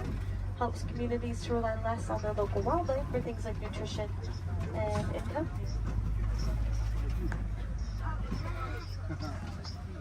The yellow box and the yellow post here to the left is a beehive fence from our Elephants and Bees project, which is personally one of my favorite projects that we've ever worked on. Basically, elephants don't like bees. They can hear the buzzing over a mile away and stay away from it. So we've been helping to build beehive fences around crops for farmers in Kenya to keep elephants from eating and destroying crops. Then farmers won't have to resort to poaching them. It's also good for the bees, and farmers can sell the honey as an extra crop. So again, that is the Elephants and Bees project.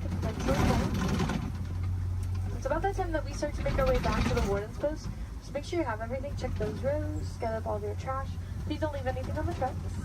If any of you are wilderness explorers, you have been aboard the Simba 1. That is SAM-BA1 Simba 1. Badges can be collected further down the path as you exit.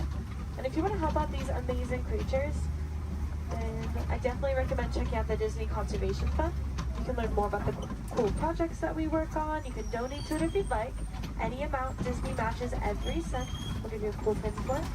You can also just reduce, reuse, recycle. Those are great ways to help. And if you learn any cool facts about animals or conservation anywhere around the park today, just share them with a friend. Awareness is always the first step, so by talking about the animals, you can help them out. Again, my name is Sky. I had a lot of fun out there. I hope you did too, and I hope you'll join us here again soon. No two safaris are ever the same. The animals will definitely make sure of that. But we aren't going to stop in this area right here. I'm actually going to take you back to the same warden's post I picked you up from. So we're just passing through, but it's not going to take us too long.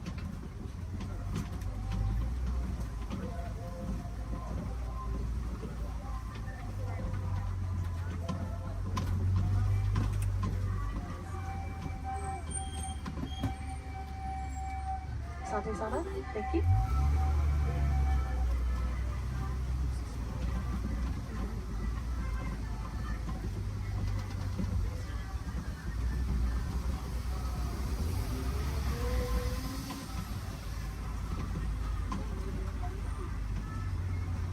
again, just going to pass through here and keep on going.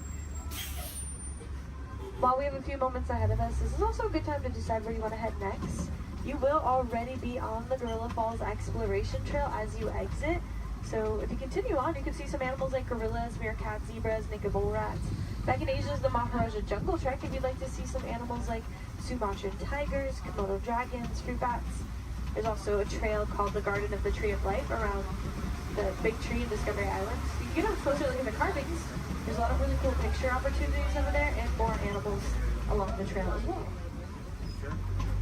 And of course, if you love those goats as much as I did, you probably want to pet one. There's a petting zoo at Rafiki's Planet Watch. Just take the Wildlife Express train and Harambe to get up there.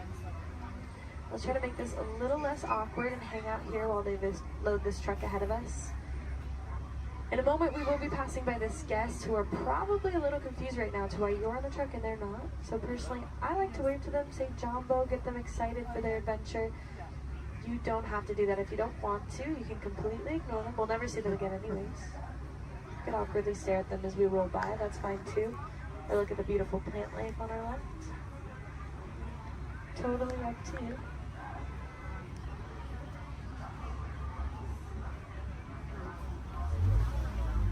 Alright, here we go. Jumbo friends, Jumbo warden. Jumbo friends, Jumbo warden.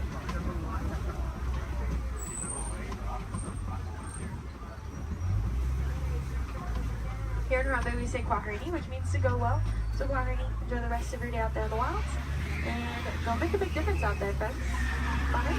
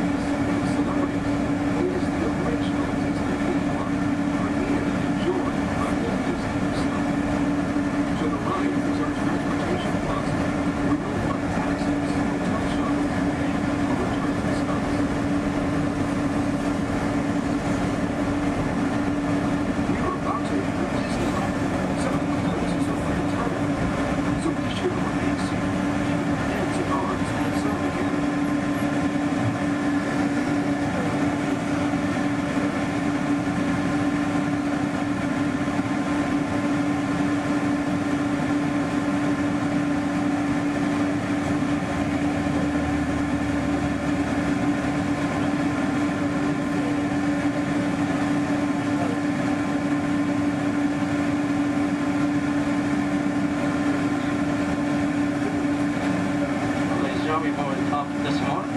Hope you break the call real soon. Anytime you're sitting, please remain seated. Give you an arctic century at all times.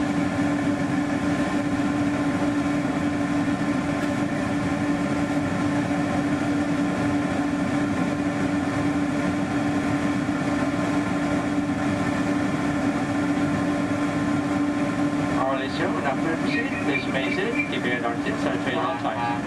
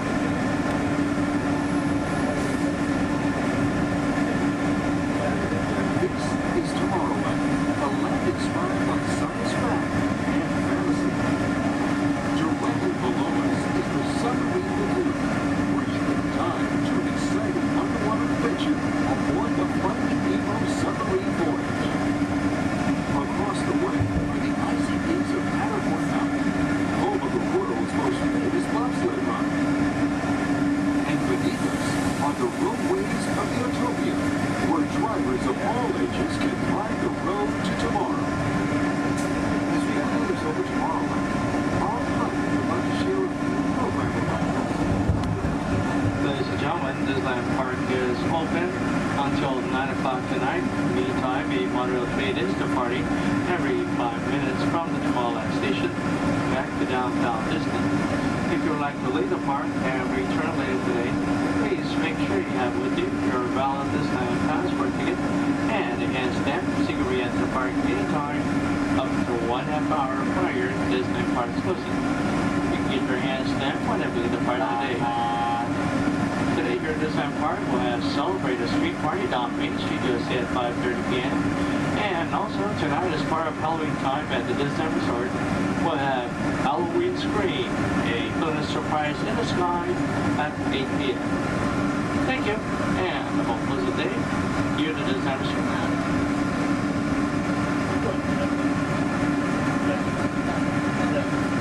Just into the light of the train are the sparkling gold spires of one of Disney's most beloved attractions. It's a small world. Beyond it is the wacky world of Disney's classic cartoon characters, Mickey's Toontown. We're now riding alongside the happiest kingdom of them all, Fantasyland, home to Pinocchio, Snow White, Peter Pan, and other storybook characters.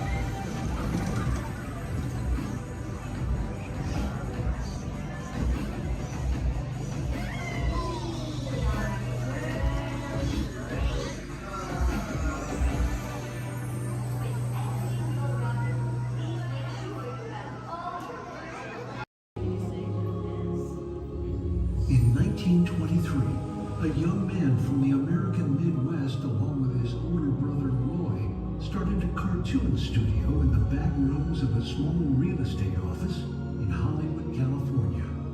This was the small beginning of a family entertainment company that would create unforgettable stories, characters that become beloved friends, wondrous experiences, and music that has become the soundtrack of our lives.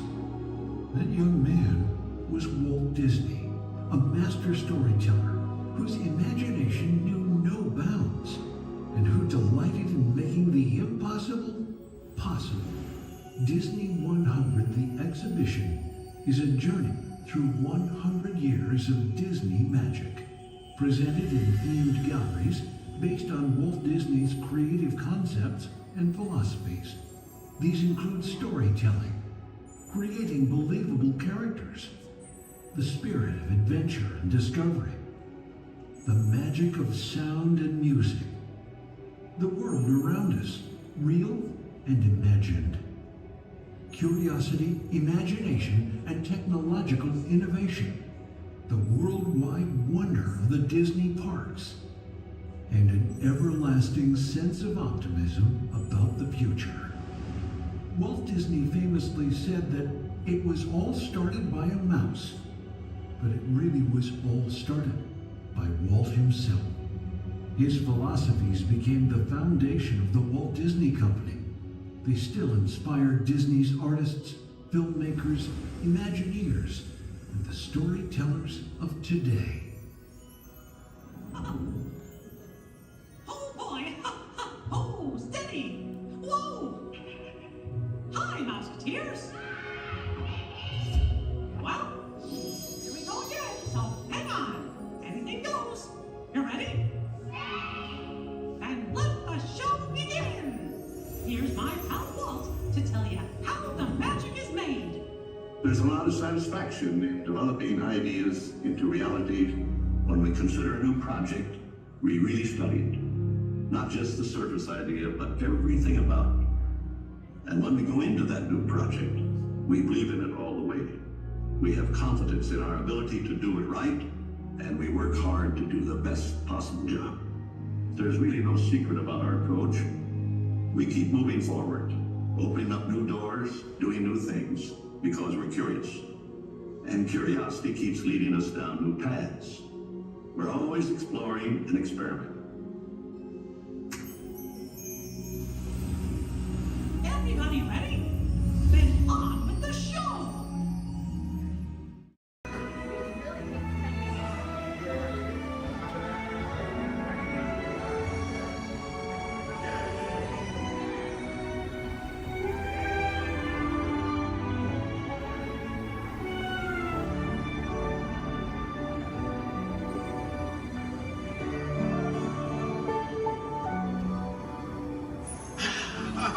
Voilà, venez, venez, venez, suivez-moi, je vous prie.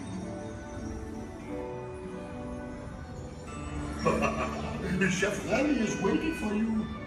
This way. Gardez-vous.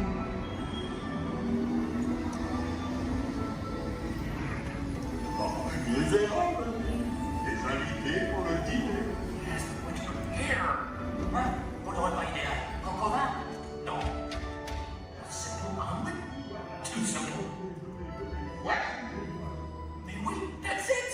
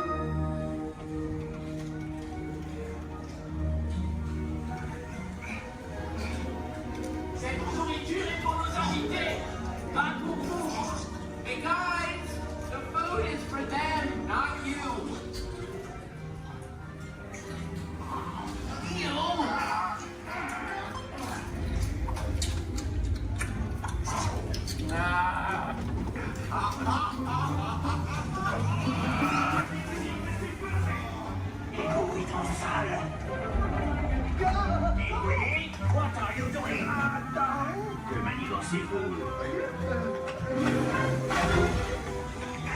Out of my way.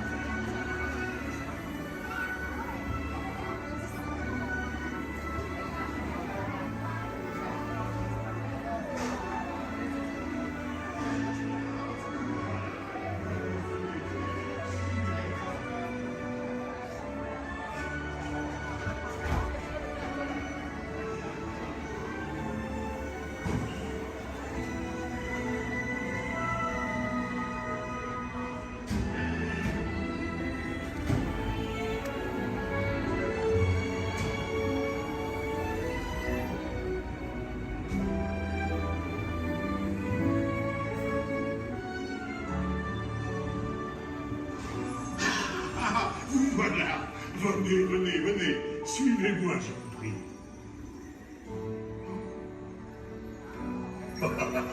Chef Rami is waiting for you. This way.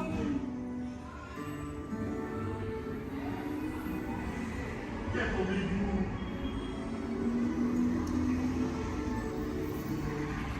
Oh, les les invités pour le dîner. On n'aurait pas idée à Cocovin? Non. C'est pour un oui. Une seconde. Voilà. Mais oui, that's it.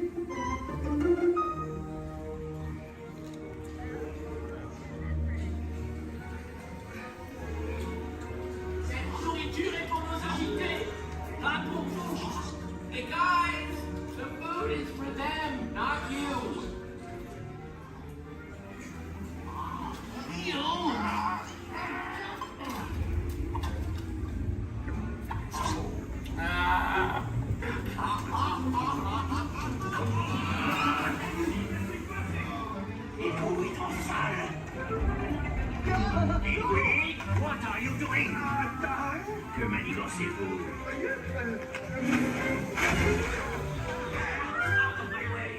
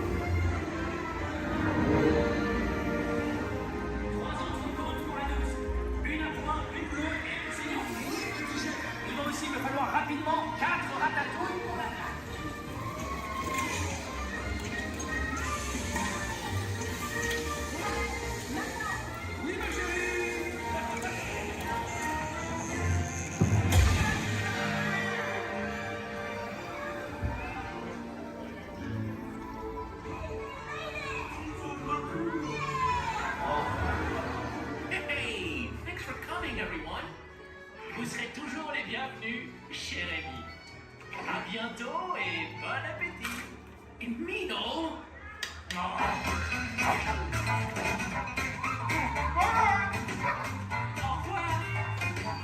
Never for you, right this way. You are always welcome and feast your shade heavy. Au revoir.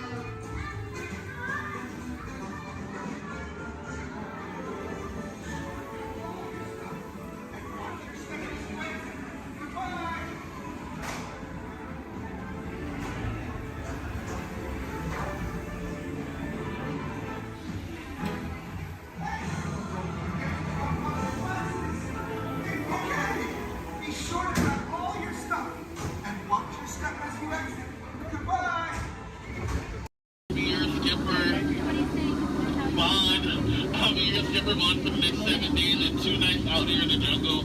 But before we go any further to increase our chances of fun and survival, please keep all hands, arms, legs, and feet inside the water at all times, and please remain seated. Oh, and watch your children. Because if you don't, the crocodiles will. Yeah, they have an excellent daycare. So now we start our adventure off in the Amazon River. It's the home of some of the most beautiful butterflies. Did you guys know that their wingspan can grow from 12 inches to a whopping 1 foot? Yeah, we call them the rulers of the jungle. True monarchs for you. And now we come upon Inspiration Falls. We call this Inspiration Falls because the longer you stare at it, the more it inspires you to go. Like deeper and deeper into the jungle that is. Can everyone say ooh? Ooh. Everyone say well, that sounds like inspiration means that we're going to keep on traveling. Well, we're not just crossing different rivers, we're actually crossing into another continent. We're now on the Congo River in the deepest, darkest part of Central Africa. Ooh. I didn't say so. Now, if you guys have not seen it before, there's a Jungle Book. You might get it because it's like a book in the jungle. Never mind. So now up ahead, we have a baby welcoming party just for you guys. Everything's been full swing. Everyone should be here, as you tell from the music, that no one is here. I cannot see anyone. Canoe? No? Okay. Don't worry. My pet python is here, but don't look him in the eye. He can develop quite a crush on you. The relationship can be a little restricting, but we're not going to get wrapped up in that, okay? We're going to stop at my base camp just to grab a couple of things we need for this journey that would happen. Oh, great. They do this all the time. They throw all my stuff everywhere, they break my dishes, and now they even flip my Jeep. I really wish they would have flipped my house. I would get a better return on it. Well, anyway, we're in the Nile River. The Nile River goes on for Nile and Nile. You make a left, it goes on for a couple more Niles. But if you don't believe me, then you must be in No. Just believe for disagreement. Come on, guys. Anyway, this is the African elephant. One way you can tell it's an African elephant is because of its big floppy ears. Can you guys get the second way you can tell they're African elephants?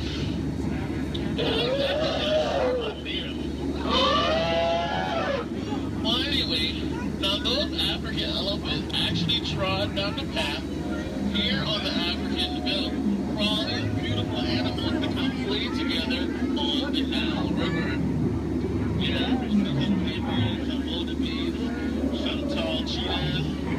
Oh look, and now Mia's family of lions are playing so nicely with that zebra that he is dead. Tired. We're just gonna let him rest in peace, sis.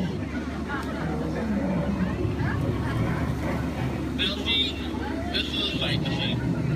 I told these guys that a rider can outrun a horse. Did they listen? No.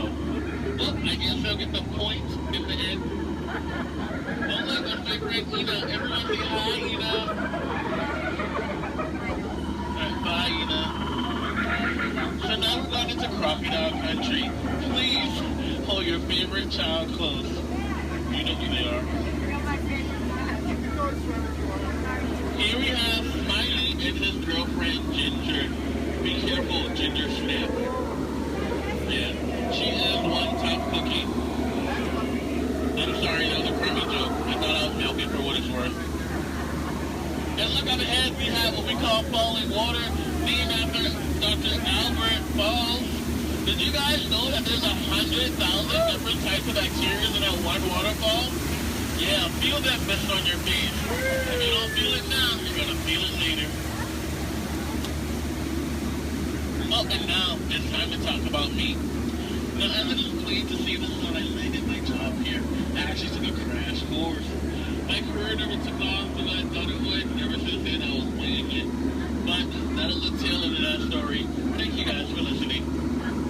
And now we have apples. Don't worry, guys. I will steer them away with my trusty gun and some discouragement. Down apple, bad apple. What would your mother think? Thank you. Yay, I'll see you later. So now we are headed to Headhunter territory. This is a terrible place to be headed.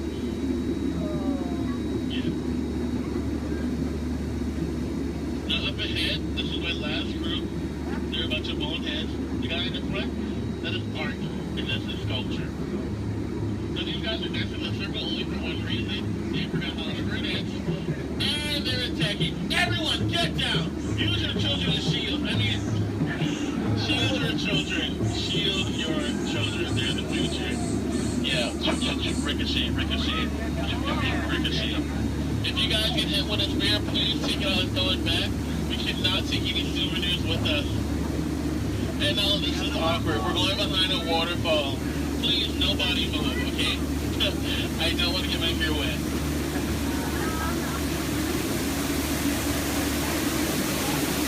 Now that bacteria. That is actually the backside of water, also known as O2H. So now we're on the heart of Cambodia, on the Mekong River.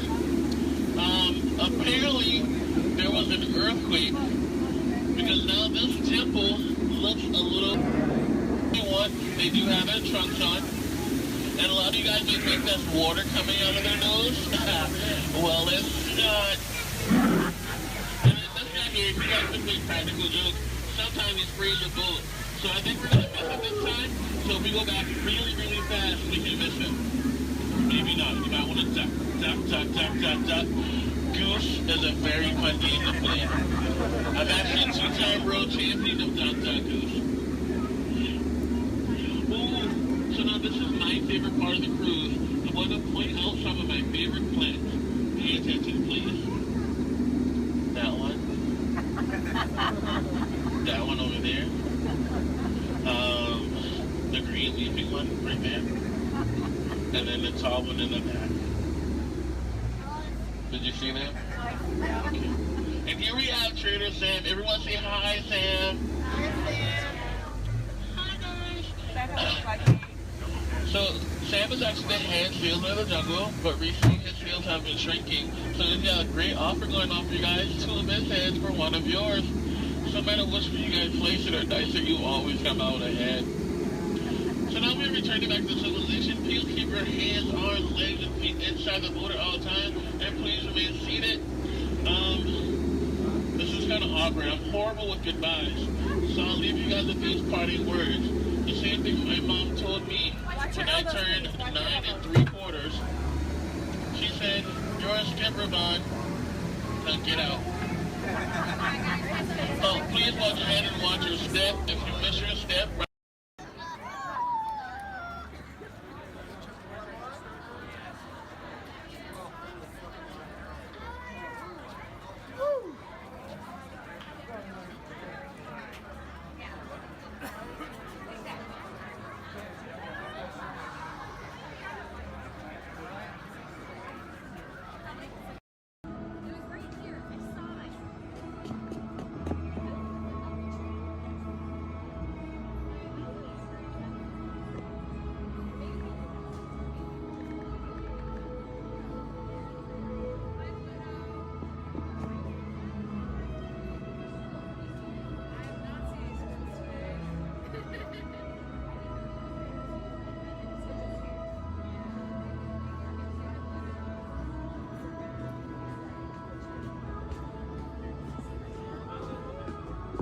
Hi, Pluto. There. Now you don't chase those cats up those trees. Oh no, we don't chase any cats. No. We're big friends of Pickles. We love him. He's the best. We're out looking for some treats. So have you guys found any? Or maybe you have some Pluto? Nope, haven't seen any treats yet. Yet? Okay. I'll keep an eye open though. It's a promise you'll let us know if you find I will certainly let you know. Perfect. There Pinky swear. you go. Thanks, Riz. You're welcome. Bye.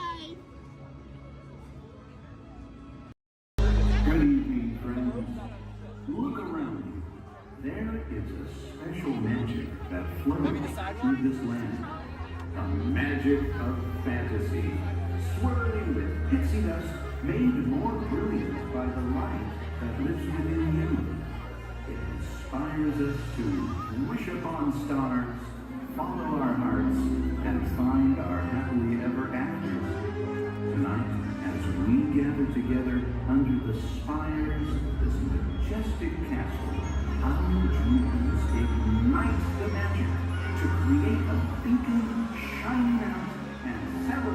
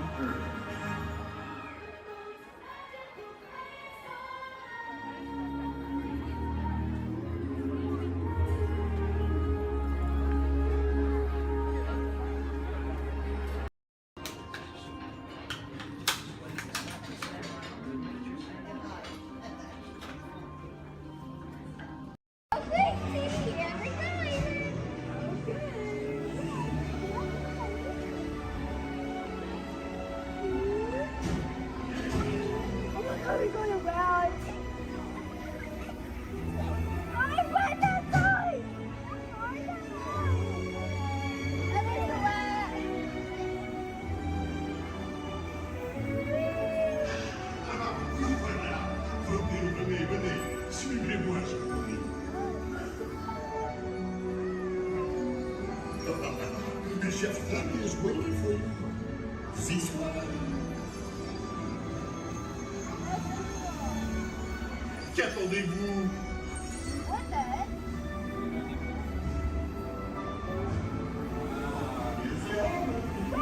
Invité pour le dîner. On n'aurait pas idéal. Encore non. A simple omelet? Too simple. What? Eh oui, that's it!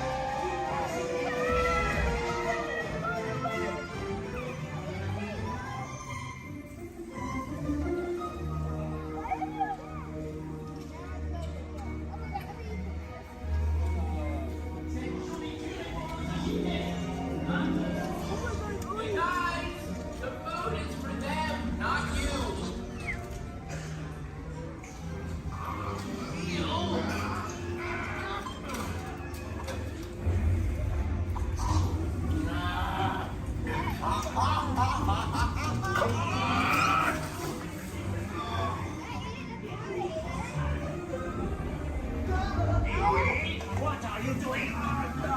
Bienvenido, seafood.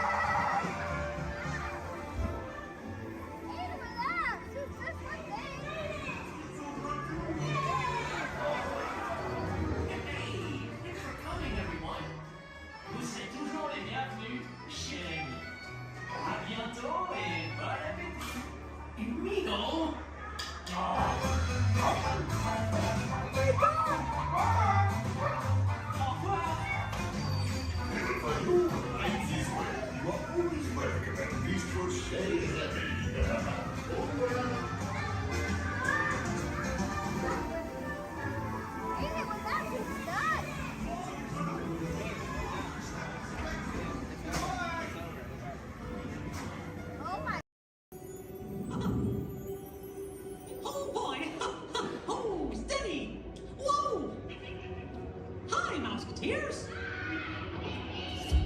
Well, here we go again, so hang on.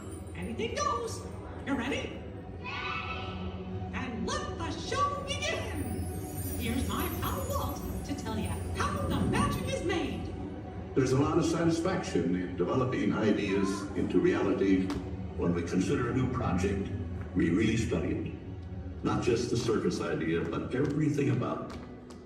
And when we go into that new project, we believe in it all the way. We have confidence in our ability to do it right and we work hard to do the best possible job. There's really no secret about our approach. We keep moving forward, opening up new doors, doing new things, because we're curious. And curiosity keeps leading us down new paths. We're always exploring and experimenting. Everybody ready? And on with the show! A very special celebration right on the heels of Super Bowl 52. From the 2018 Super Bowl champion Philadelphia Eagles, please welcome Nick Foles, Super Bowl MVP.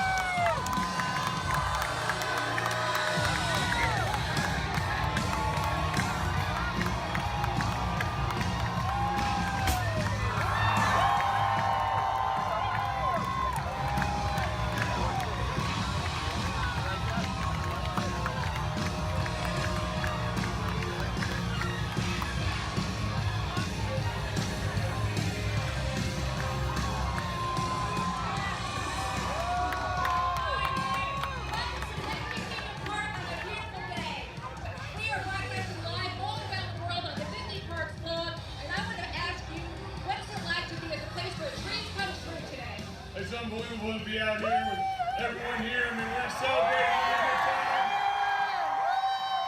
To be at Disney World, to be a part of this, it's unbelievable. Just to see everyone, to be here, unreal.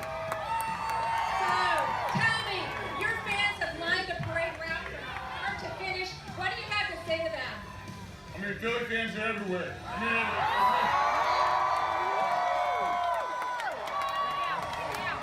there we go. Hey, yeah, it's all right to yell we're world champs. It's all right to yell we're world champions.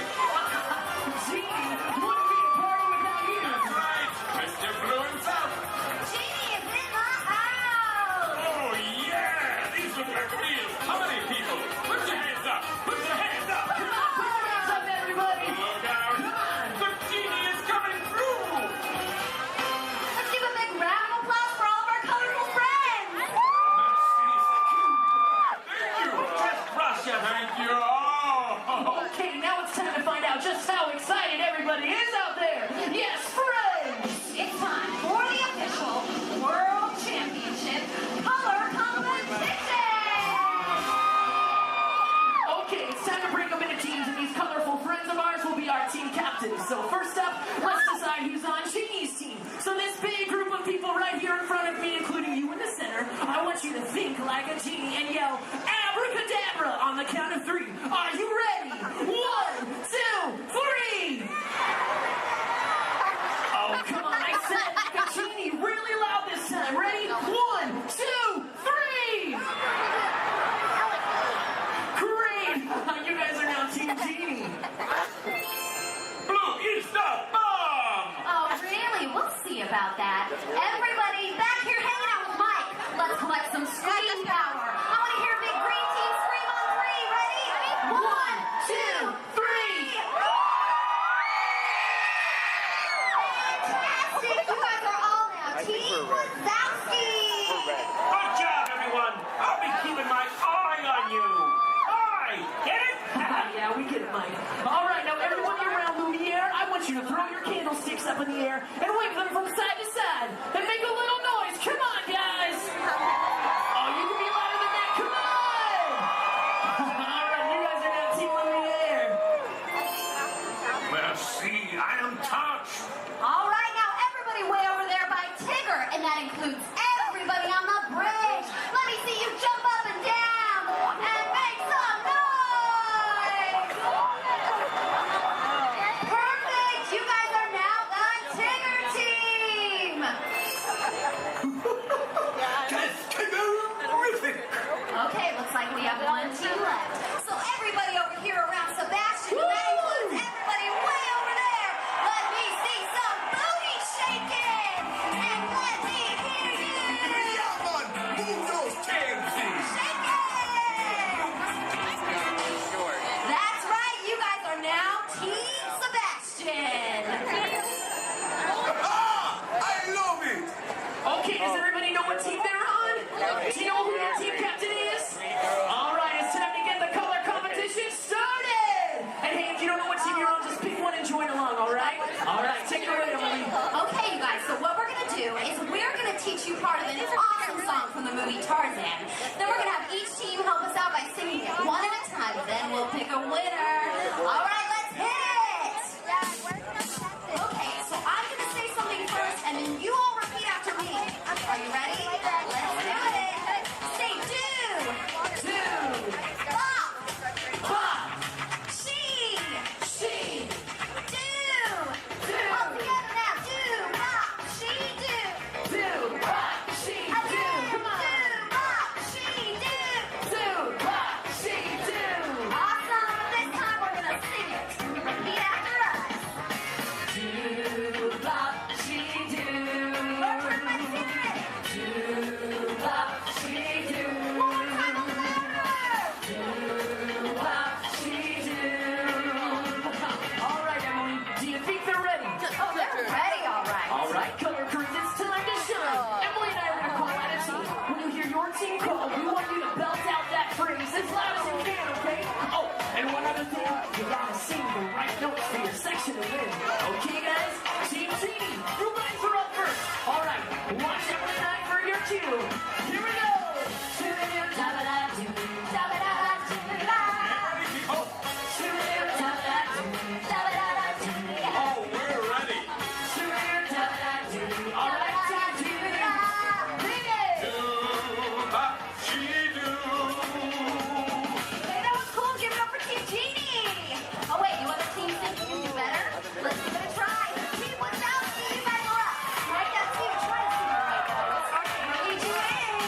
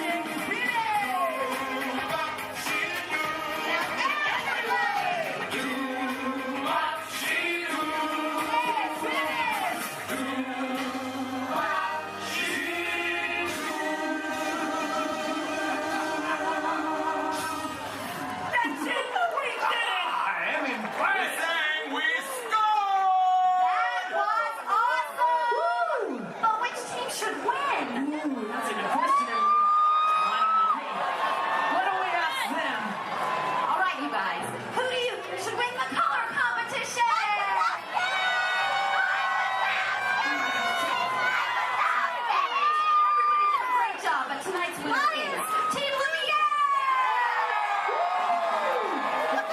Congrats, looking the winner! Congratulations. Actually, you know what? You all did such a good job. Your winner's in my book. But hey, now that everyone's in the room, let's really get this thing going! Welcome to the celebration. It's a jubilation. It's a carnival.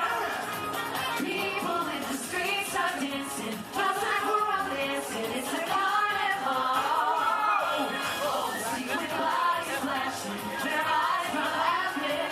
Into your dreams. This is fantastic! It's so magic and a mystic music of the carnival. No one can resist the magic and the mystic music of the carnival. Let's keep this energy moving. Now you're talking.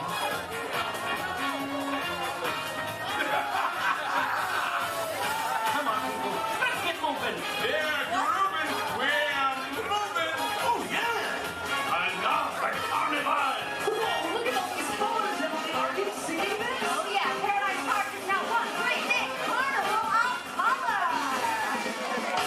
Welcome to the celebration. It's a jubilation. It's a carnival. People in the streets are dancing. No time for our dancing. It's a carnival. All the secret lights flashing. Their eyes are laughing. Into your dreams. Wonderful. No one can resist the magic and the mystic music of the carnival. No one can resist the magic and the mystic music of the carnival. All right, everybody. I don't know about you, but I had a blast. All right, it's about time for all of us to take our places for World of Color. All right, let's give it up one last time to all of our colorful friends. Give it up for Sebastian, Lumiere, Tigger, Gene, and of course, Mike Wazowski. Thanks, everybody. We hope you enjoyed our carnival of color. Remember the exciting colorful animations over here. Now we're going to show something really spectacular. Something, something, something good. Something, something, something good. Something, something, something good. Fun, people. Something, something, something good. Thank you. Good. Oh, it's so Real good. Good. Something real good. In just 15 minutes. Good evening, friends. Look around you. There is a special magic that flows through this land. A magic of fantasy, swirling with pixie dust, made more brilliant by the light that lives within you. It inspires us to wish upon stars, follow our hearts, and find our happily ever afters. Tonight, as we gather together under the spires of this majestic castle, our dreams ignite the magic to create a beacon shining out and celebrating 50 years of the most magical place on earth.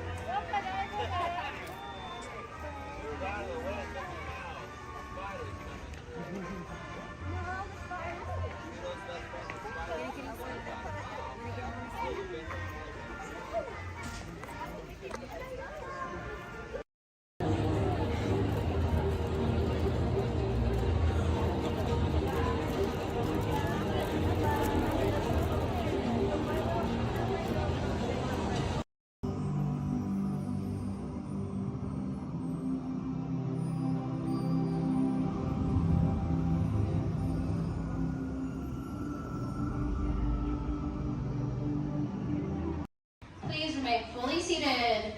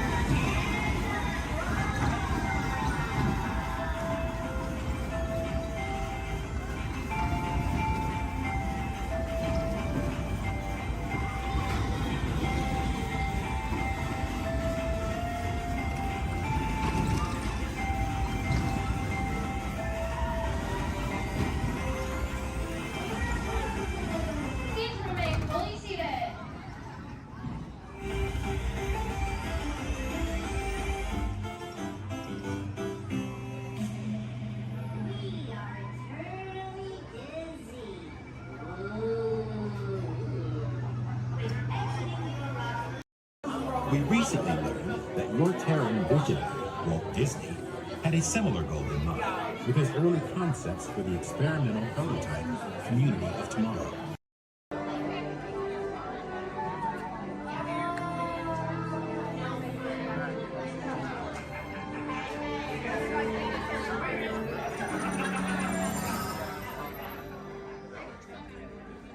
Greetings, Terrans. I am Nova Prime Irani Rayal, commander of the Nova Corps. On behalf of all Xandarians, I hope you have enjoyed exploring the wonders of Xandar. As you have seen, your world and ours were born of the same moment, one which you refer to as the Big Bang. As such, we are all galactic neighbors in a vast universe which we and countless others share. For you to travel to Xandar would take 2.5 million years, assuming you had a ship that could fly at the speed of light. So we decided to come to you.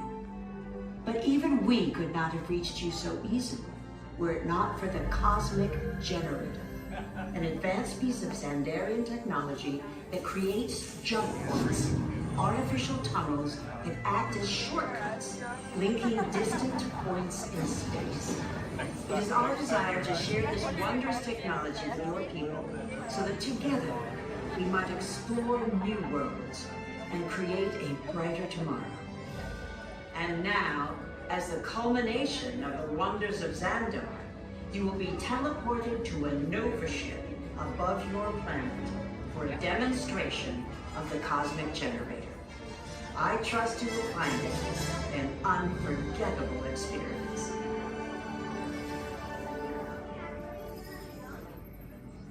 Welcome, people of Epcot, Epcoters, Epcotians, citizens of Epcot. Does anyone know what they call themselves? What? Someone needs to tell me when I'm on. Welcome, Epcot Terrans. I am Centurion Tal Merrick, and we're just about ready to teleport you up to the ship for the demonstration. As you're about to enter a secure Nova area, I must ask you to put away your Terran communication devices at this time. Recording of any type is strictly prohibited. I am very serious about this. Now, please step forward into the chamber. You're gonna love this.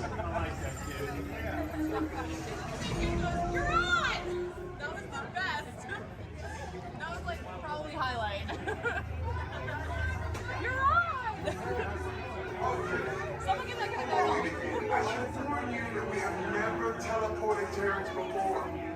that your molecular structure is very similar to Xandarian's, it should work. It'll work. So long as you are standing inside the lighted ramp. You do not want to know what happened last time someone did not stand where I told them to, okay? Stand by for teleportation. Here we go.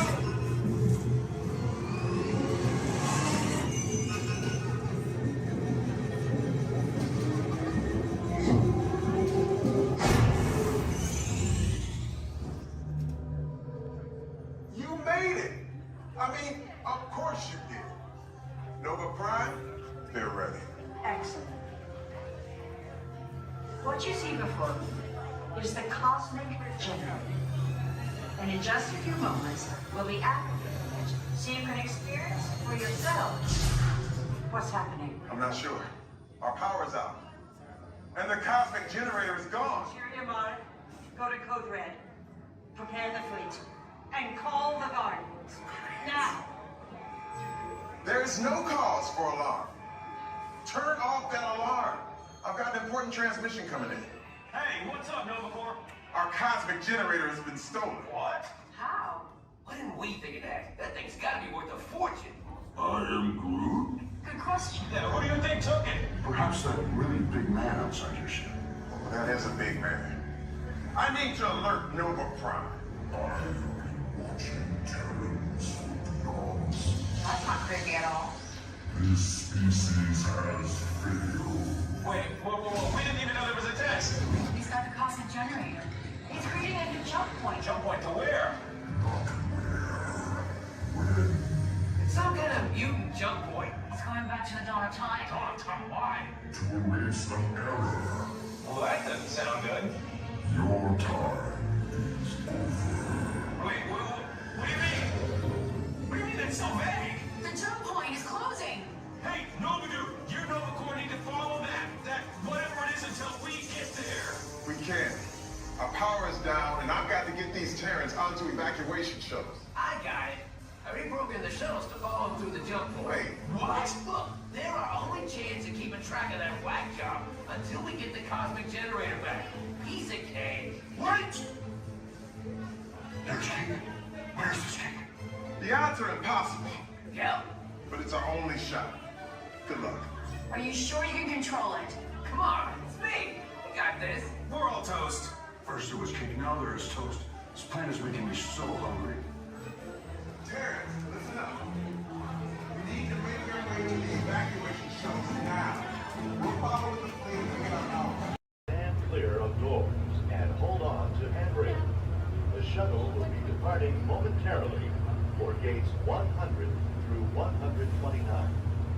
Orlando and Central Florida have so much to offer. There's a good chance you didn't see and do it all. So please come back and visit us again very soon. This is Orlando Mayor Buddy Dyer. We hope you enjoyed your Orlando experience.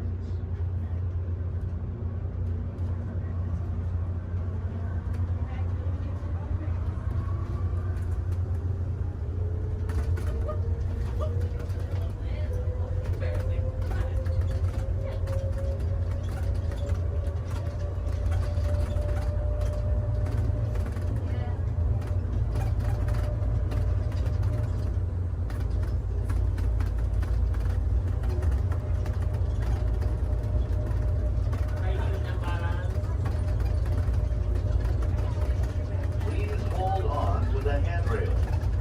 When the shuttle stops, please exit for gate 100 through 129.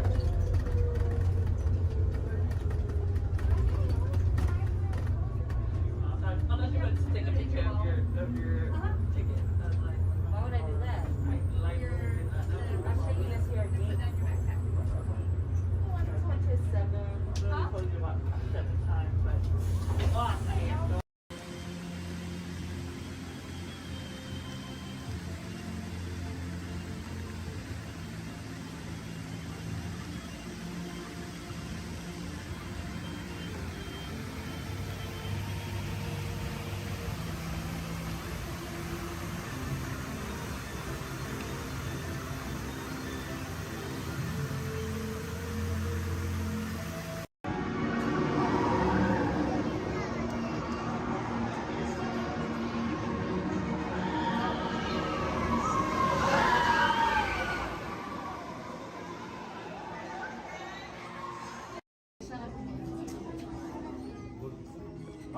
right, everyone. For your safety, please do me a favor. Leave this center aisle clear and all side aisles clear as well. If for any reason you need to leave the theater, you can do so through these two right rear exit doors. That's if you're looking to leave. Please do so through these two right rear exit doors. They're a little bit heavy. Just give them a big old push and they'll open right up for you.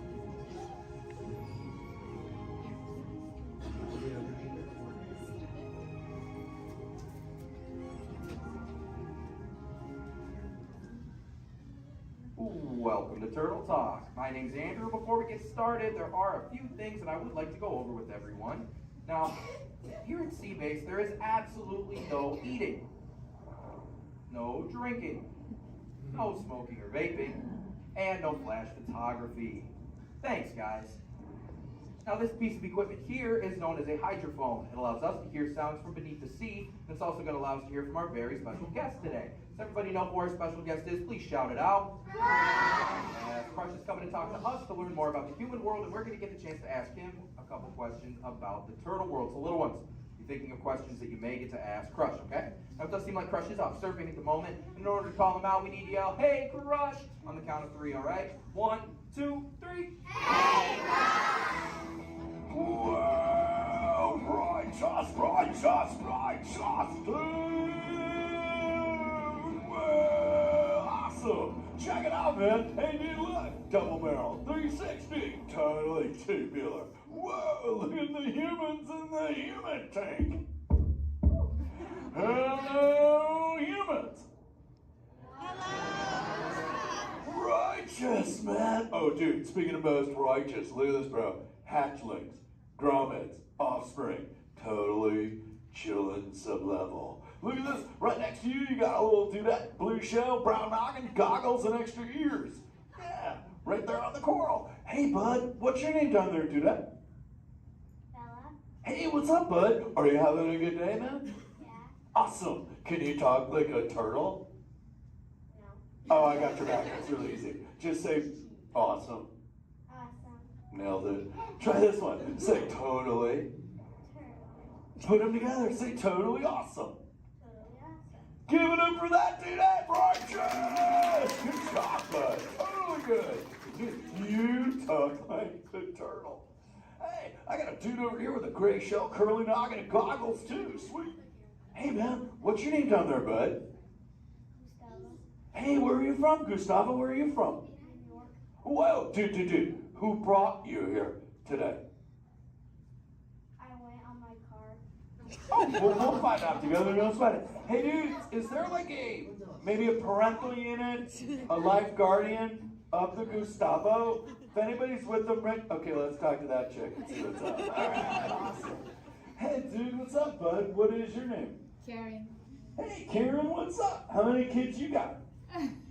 My English is not good. I'm from Brazil. Oh, I don't speak English either. I talk turtle. Karen, does it freak you out Gustavo has no clue you're here? Don't worry, Karen. They come back when they get hungry. Karen, did you feel it, bud? Did you feel it? We're sharing a moment. Dude, look at you, Karen. Awesome. Dude, my son Squirt, he's like this. He goes, Dad, what's up with all the humans? And I go, dude, I do not know. Human dudes, I need human help. Can all of you help out and answer Squirt's questions? If you want to help, say, Chaw! Righteous! You so totally rock, dude! Oh, wait a minute. Sorry, dude, my bad. Check this out. When a turtle says, you so totally rock, everyone says, dude! Here we go. You so totally rock! Dude! You so totally rock! Dude! Now all of you totally talk turtle. So, on to Squirt's question. Numero uno. He goes, Dad, if humans go to a beach, what do they do? I said, bro, I do not know. Humans, do you go to the beach? Yeah. Awesomeness. Okay, answer it for the Squirt dude. What does a human do at a beach? Shout it out. Swim. No way. Who likes to swim? Wave some fin if you love to swim, man.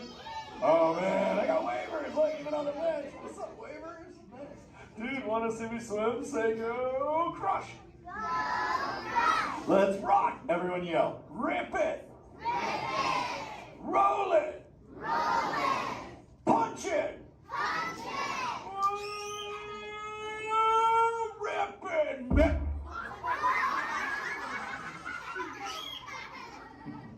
Hey, Crush, watch out for the glass. Hey, dude, thanks, Hank. How long has that dude been there? Oh, no, man. My bad, bro, my bad. Where are the manners? I've been asking the questions. Dudes, do any humans have a question about being a turtle? Raise a fin. Hi, if you have a question about turtles. Cool. Got a chick over here, aisle style, red shell, brown knock, hanging loose. Hello, bud. What's your name? Hey, bud. What's your question? What turtles eat? Oh, dude, we're chowing green seagrass and green sea kelp. Big dudes, you're sitting on green seagrass benches. But check it out, Harper. We only eat green stuff, and so it actually turned us green. So, like, I'm green, and my kids are green, and my parents are green. Oh, and my wife's green, and my favorite color ever, purple. He's pulling your fin. It's green. Hey, there's a purple chick over here with like a jellyfish lid. Let's talk to this one on this side. Hey, bud, what's your name down low? Hey, cool name, Scarlett. What's your question? My name's not Scarlett. Oh, wait, what's your name? It's Charlotte.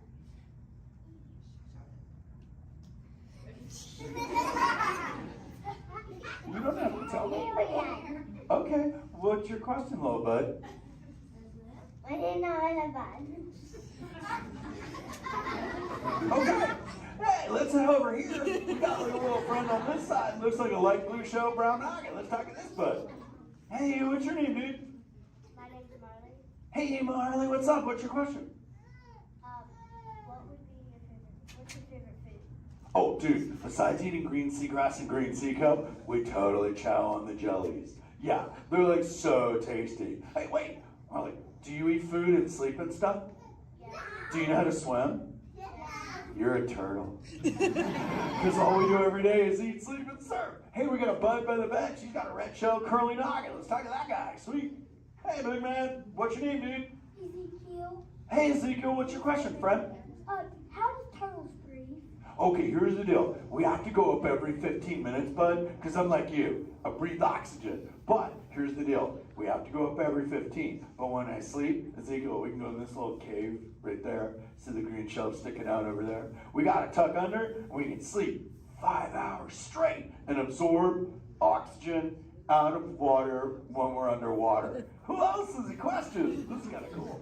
Oh, whoa, dude, check it out. We got like a little friend chilling on this side by the bench. Looks like a grayish blue shell, brown ox sitting on her own flips. Dude, what's your name over there, bud? Abby. Hey, Abs, what's your question, Abby? How many babies can a turtle have?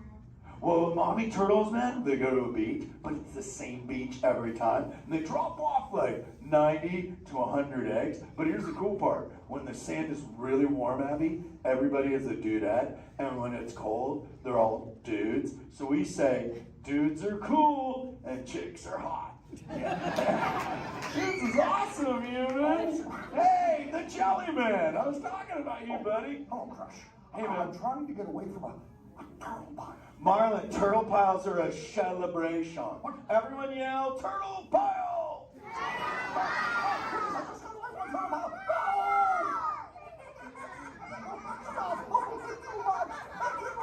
Oh, cool. Hey, boys, surf's up, dudes.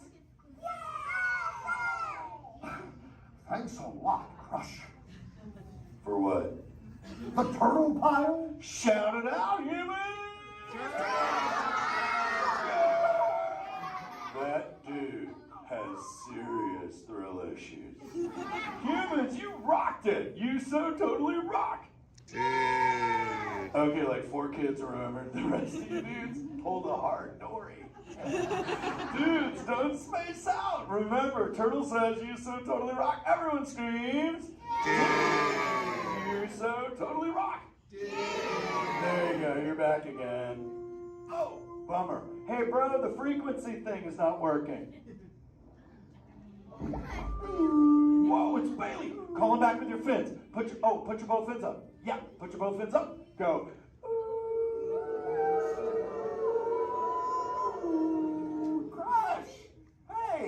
Bailey, look at my friends, they're humans. Oh my goodness, funny looking humans, huh? Hey, dude, stop. That's not cool. Those are my friends. They can hear you. No, they can't. Watch this. Hi, humans. Oh, okay. Why didn't you tell me? Dude, I tried, man. You got stoked out. Wait. Yeah, that thing. I'm getting something. Ooh, wow. Some of you have 4 ears. Weird. I'm not judging. Humans. Later, Crush. Later, Bailey. Everyone say, later, Bailey, dude. Bailey's echolocation's awesome. We're going to do it. Everyone, both fins up. Go. Okay, sub-level. Really good. Back bench. Solid. Grandma, in the corner. This is where we put our fins up. Good job, Grandma. Good job. Fins up. Eyes closed. Go. How many fins am I holding up now? No, you gotta go. Yeah, you so totally rock. Squirt, come here. Squirt, look at this. Squirt, I just taught humans your ultimate favorite. Sweet. Dude, go for it. They'll blast you. You so totally rock. Yeah. Rock on, human dude. Rock on, Squirt. That's my son. I'm in a jam. Oh, wait. Remember this thing. You gotta be good to the oceans. And the oceans will be good to you. And slap the fins together for my man, Andrew. Rockin' the mic, man. Oh, righteous. Lovely. Use the word dude all day long. Because your parents will love you. Hey, Karen. You're welcome, Karen. Let's go! You so totally rock! Let's give it up for Crush. If you would like to learn more about Crush and his friends like green sea turtles, manatees, or sharks, you can do so up on the second floor of Sea Base. Now, little ones, don't move until your adult comes to get you. Adults, please collect your belongings, collect your children, head on up to those 2 right rear exit doors, or if you're safety, please don't stand up.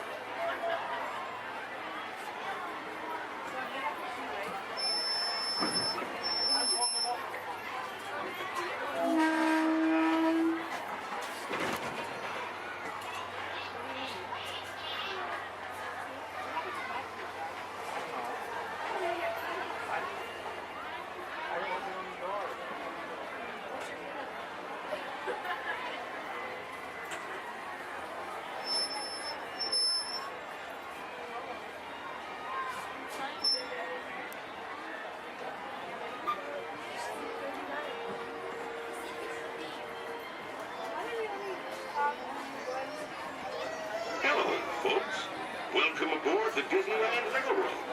We're now embarking on a grand circle tour of the Magic Kingdom, with stops at New Orleans Square, Mickey's Toontown, and Tomorrowland, followed by a visit to the Grand Canyon and Primeval World. We got a lot of traveling ahead of us. So remember, for a safe trip, you need to stay seated, keeping your hands, arms, feet, and legs inside the train. And please, watch your children. Bienvenidos a bordo del Disneyland Railroad. Para su seguridad, permanezca sentado y mantenga las manos, brazos, pies y piernas dentro del tren. Y cuide a los pequeños. Gracias. No, I just wanted to make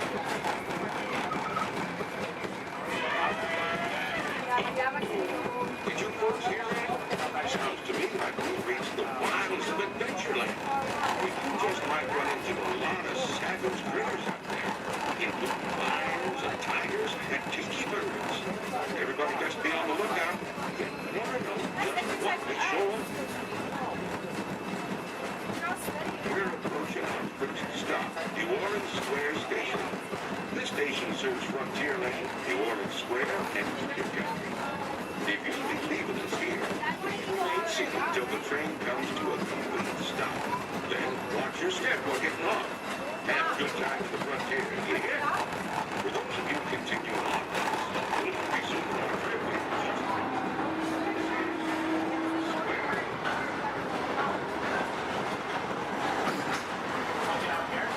Mom, you want to get up here?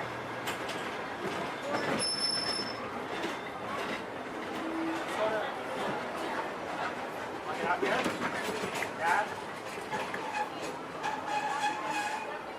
Next stop is town.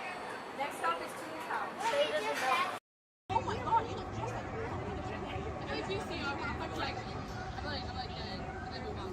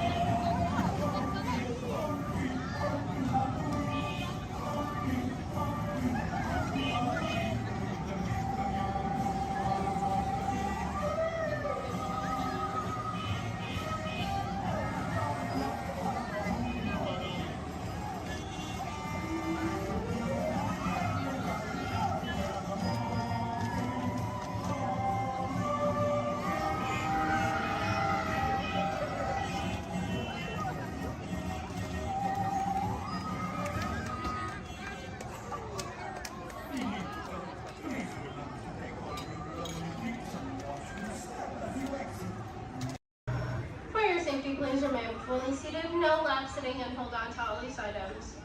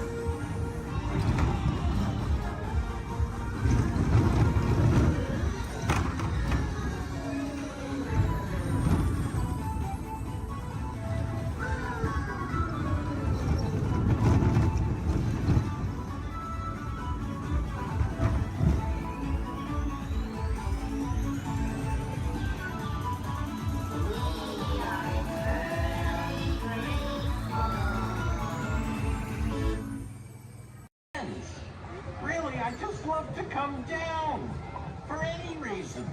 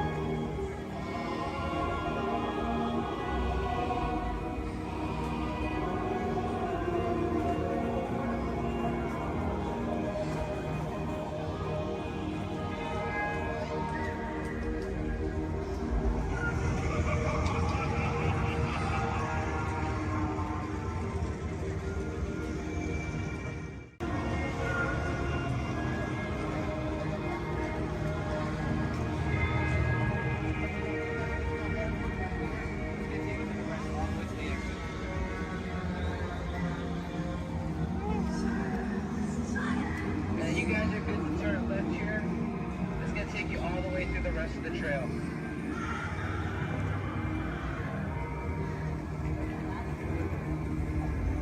I guess everybody knows it's down here.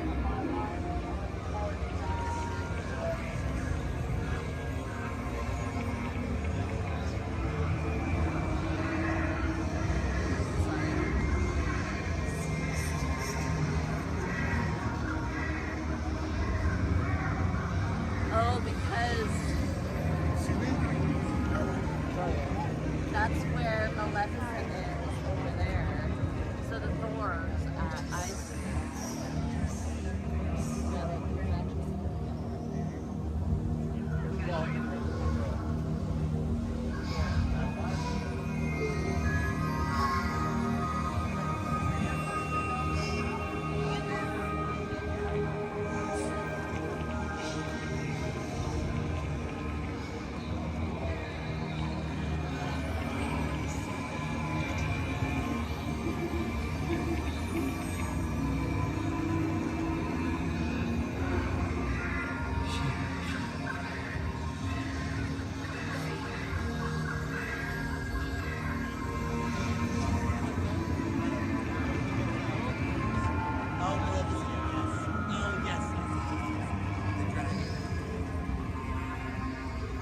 Oh, that's neat. Yeah.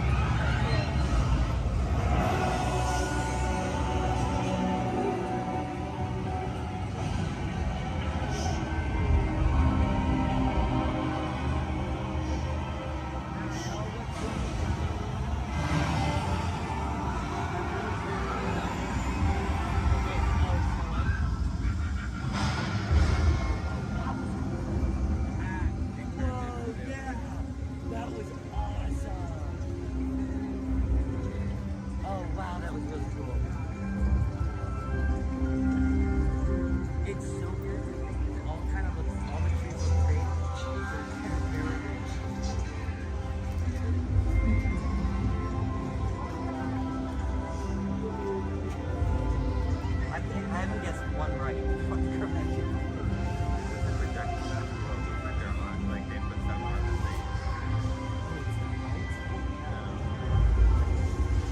Well, things they could do with projections.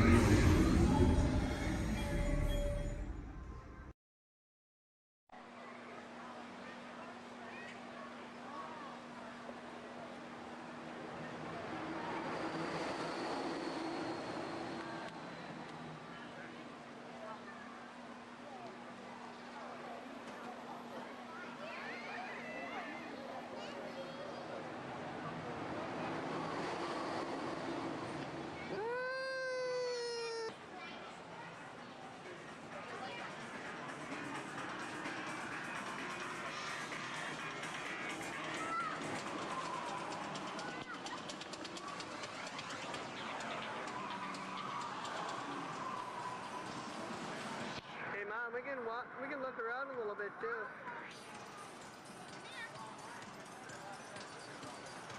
One ahead.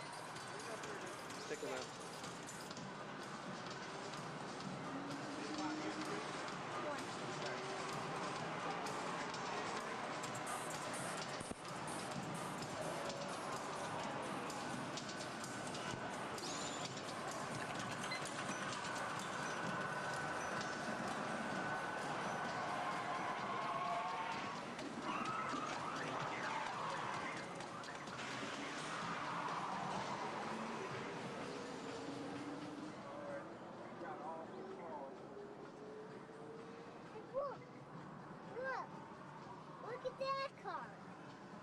at that car. Come on.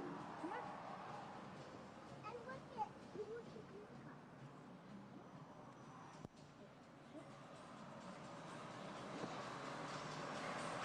Let me go over here.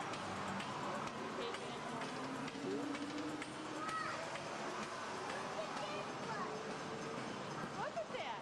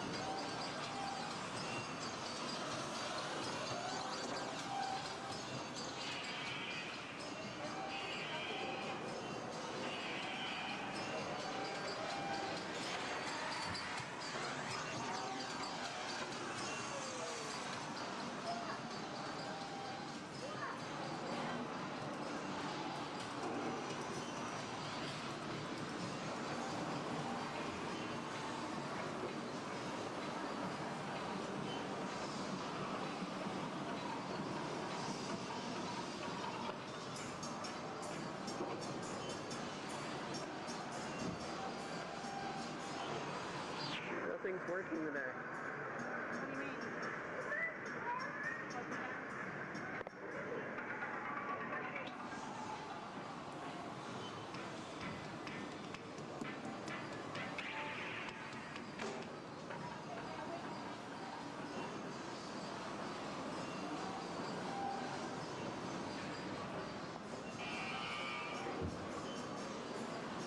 Mom.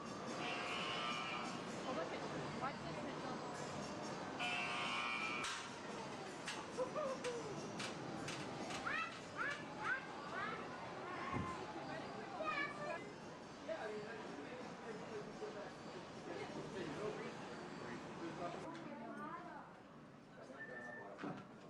Yeah. Uh-huh. Oh, yeah, I see that one. Oh, okay. Hold on. 1 second. Okay, got it. Yeah? Okay. Thank you.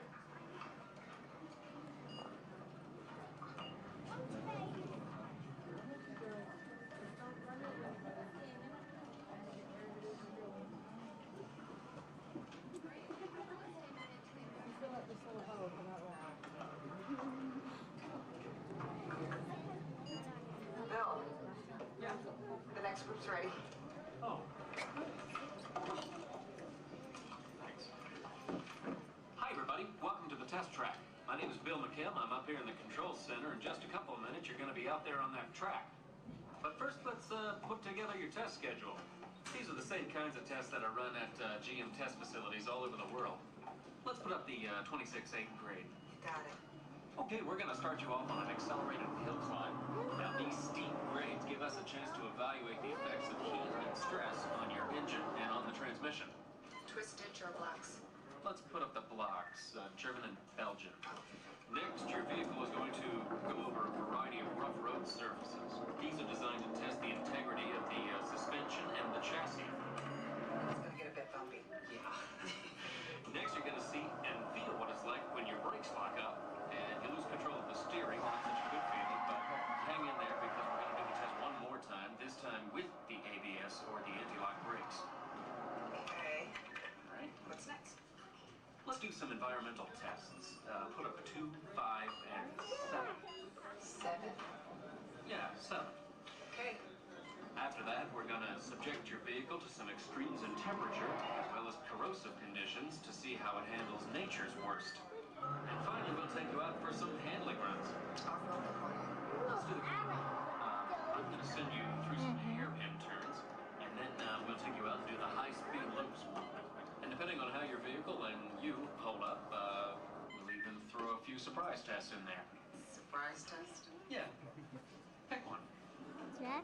Now, if this whole routine seems a bit extreme, you're absolutely right. That's what a test track is all about.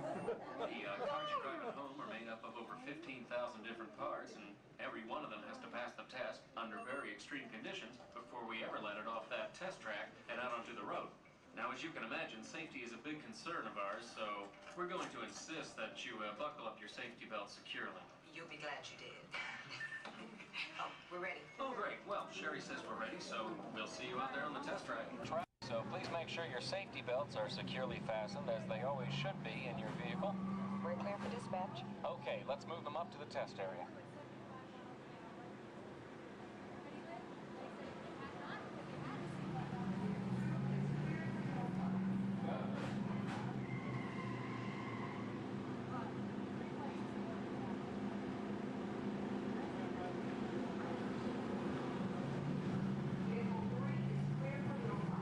Okay, here we go.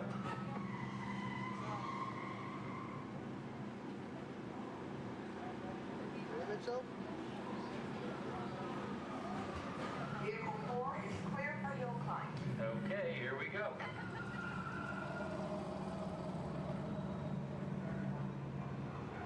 The torque and transmission load data are looking good. Great, let's proceed to the rough road tests. You got it.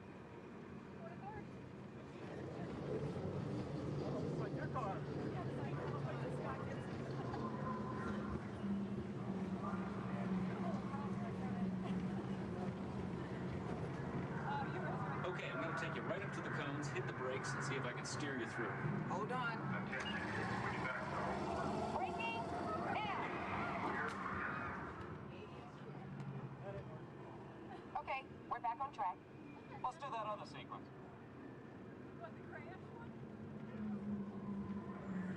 Okay, let's try it again, this time with the anti-lock brakes. ABS reactivated. Braking! All right, that's the way it ought to be. You see how ABS lets you keep control of the vehicle while braking?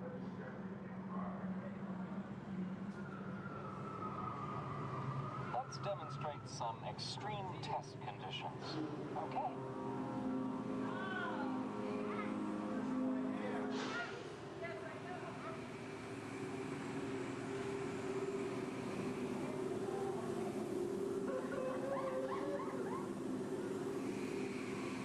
Did you remember to turn off those robots?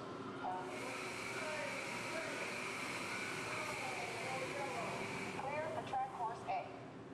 All right, let's pick up the pace. Increasing speed, 10%.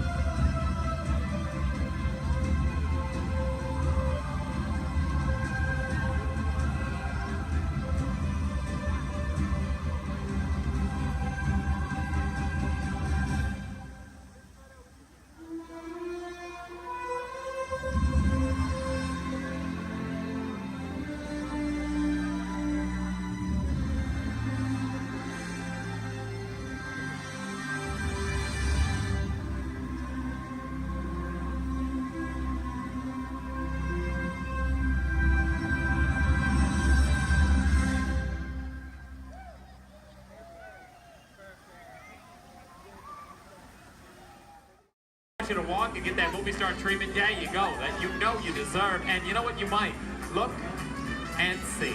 And see. This could be the start of something wonderful.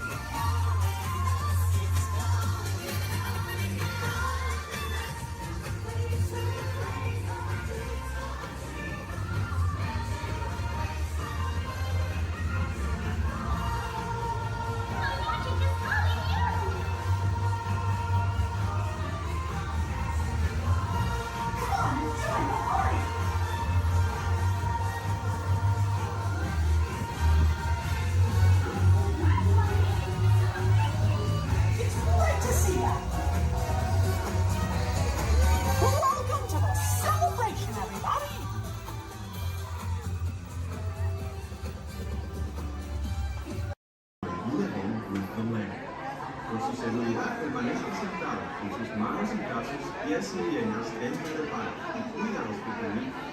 A manera de recordatorio, no tomar fotos con flash y luz de video antes de llegar a una entera.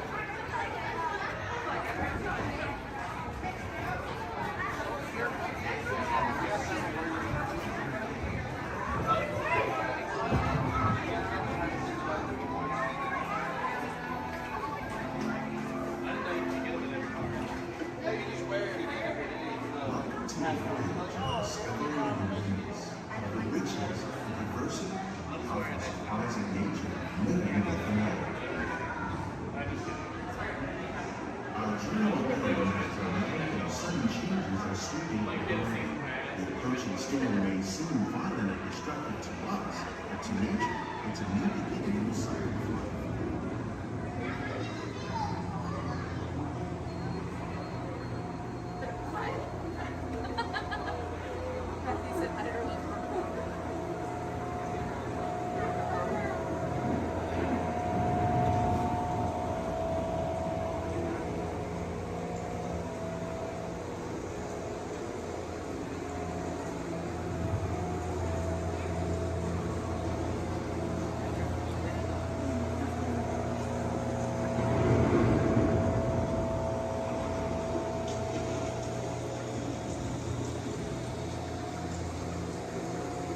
Beneath the surface of the lake, roots trap water from the flowing mud, extracting precious nutrients and minerals.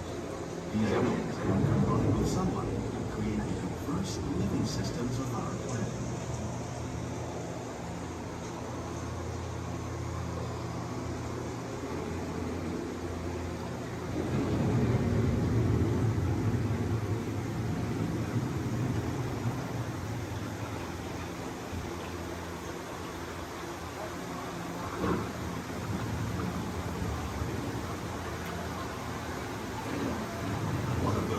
Systems is the rainforest, home to the most amazing concentration of life on our planet.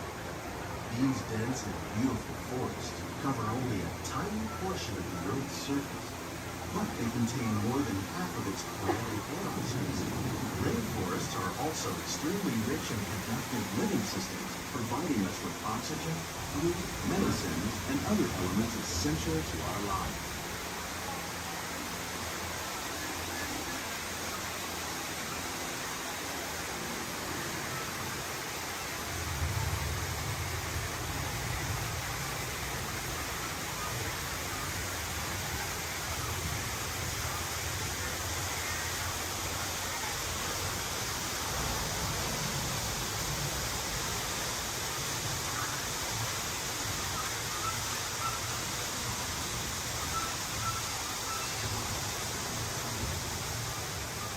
desert, nature has created a very different, but no less beautiful living system. And while this arid landscape may seem lifeless, it is very much alive. The plants and animals that have learned to survive in these harsh conditions make use of what little water they can find and avoid the scorching rays of the relentless sun.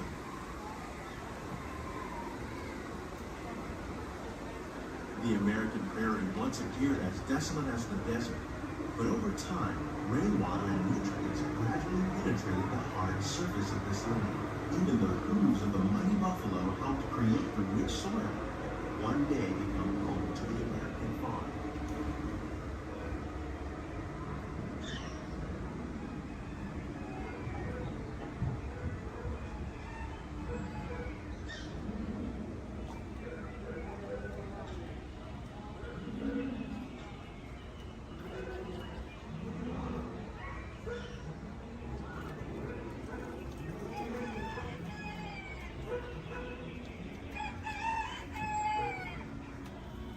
Of all the forces at work on the land, humans have had one of the most profound effects.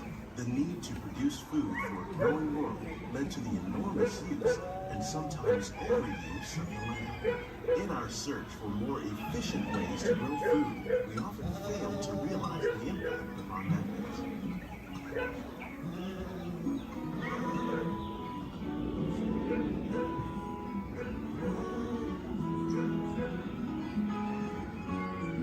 Today, we're learning to live with the land, discovering better ways to grow food that will assure both human and environmental well-being.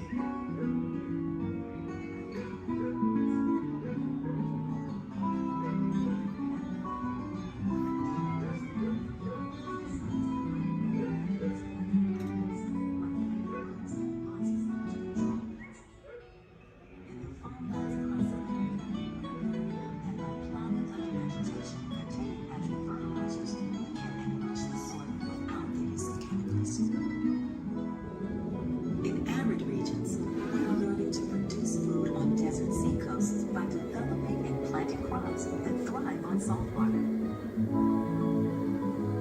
In Japan, we're learning that by mixing leaves and other living materials into our soil, we can make farmland more fertile without the need for chemicals.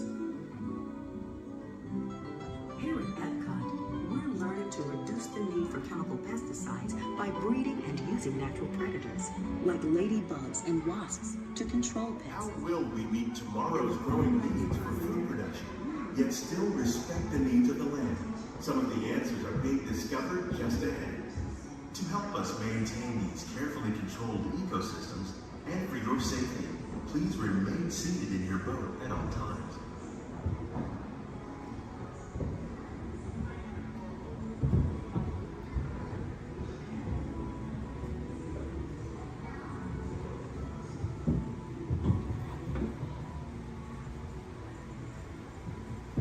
Welcome to our living laboratory, where scientists from Epcot and the U.S. Department of Agriculture are exploring innovative ways to produce bountiful harvests now and into the future.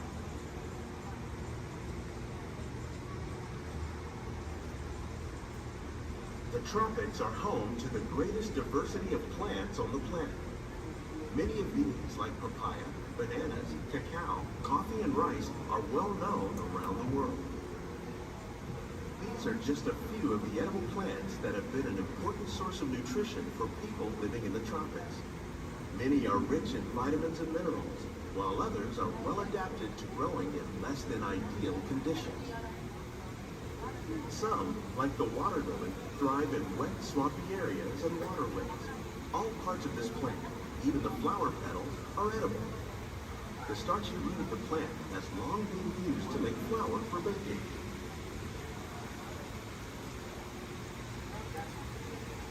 One day, many of these lesser-known tropical plants may be as important as the bananas growing on both sides of the boat. More than 28 million tons of bananas are eaten annually, making it the most popular fruit in the world.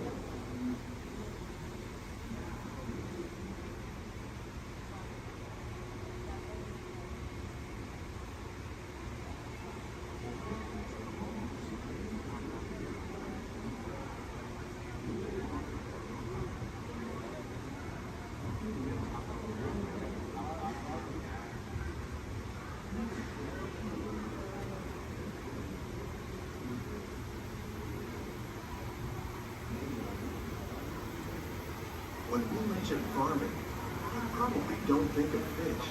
But fish farming, or aquaculture, accounts for nearly half of all the seafood consumed globally. Tilapia, bass, and catfish, like the ones you see here, are three of the more popular crops raised by fish farmers. The sustainable system we use here recycles the water in the tanks. As a result, we're able to save millions of gallons each year. Our small fish farm produces nearly 5,000 pounds of fish each year to serve in restaurants around Walt Disney World. Innovations like this one can play an important role in our efforts to produce bountiful harvests and still protect natural resources.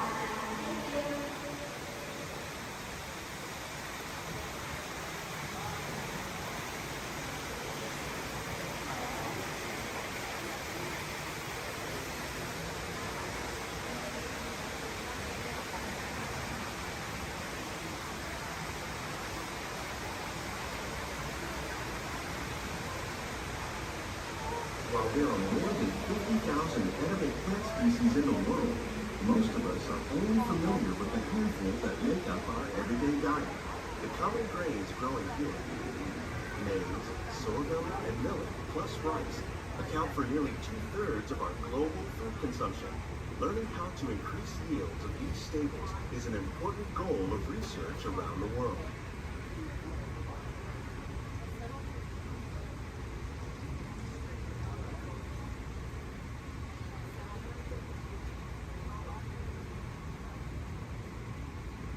These plants are definitely on their way up.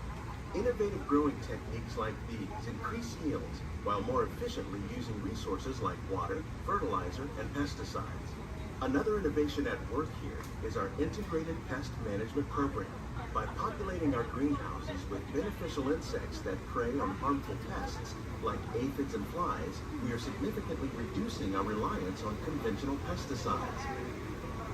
We're growing these crops using our nutrient film system. This technique precisely controls and recycles water and nutrients. With it, we can produce over 27,000 heads of lettuce a year in this one small area.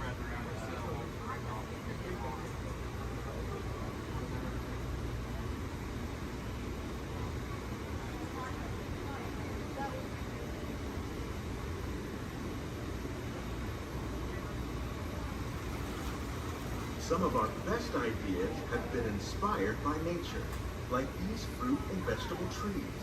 By growing these ground plants vertically, we can increase yields and better control diseases. These crops taste as good as they look. In fact, we serve more than 15 tons of produce from our greenhouses in restaurants here at the land every year.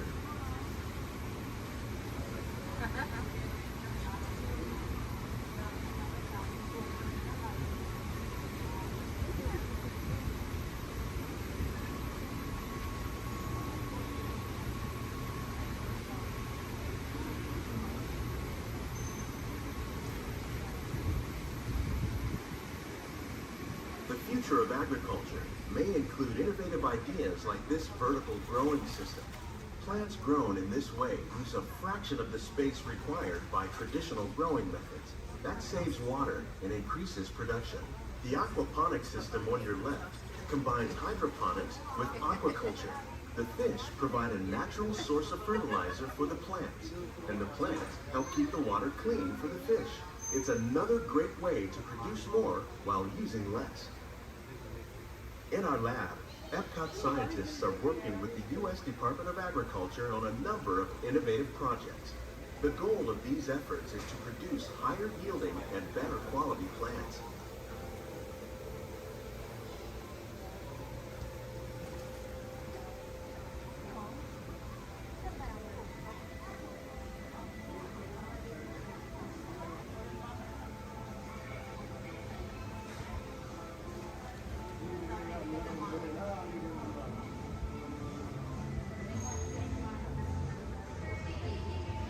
These greenhouses represent just a fraction of the work being done worldwide to produce bountiful harvests for our growing population.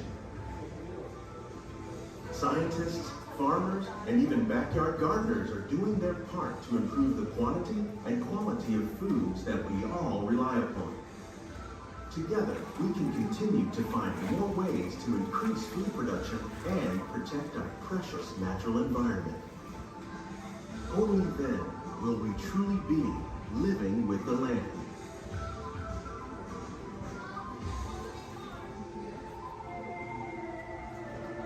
On behalf of Walt Disney World, we hope you've enjoyed this unique journey through our living laboratories. If you'd like a closer look, then check out the Behind the Scenes walking tour. It's a chance for the whole family to get up close and personal with the plants and growing techniques in our laboratory. Please keep your hands and feet inside the boat and remain seated until the boat comes to a complete stop.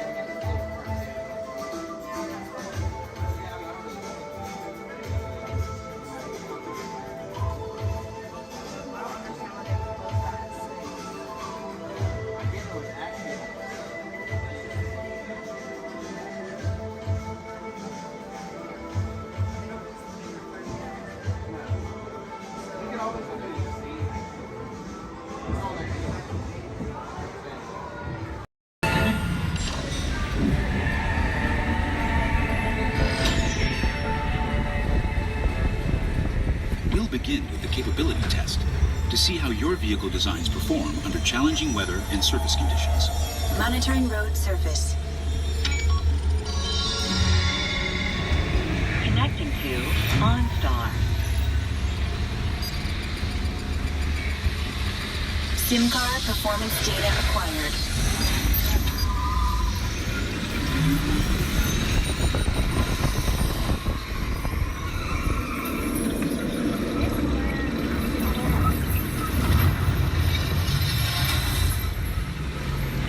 Let's see how your designs hold up now. Commencing SIM car off-road and extreme weather sequence.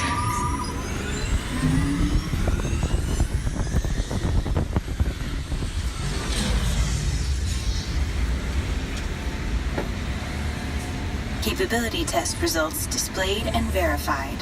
Now let's see how your vehicles compare when it comes to their efficiency. Scanning SIM card for optimal eco efficiency.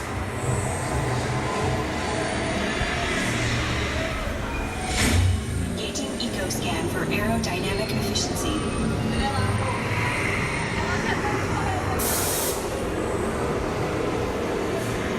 Drive systems analysis. Hyperspectral imaging in progress. Calculating total environment impact.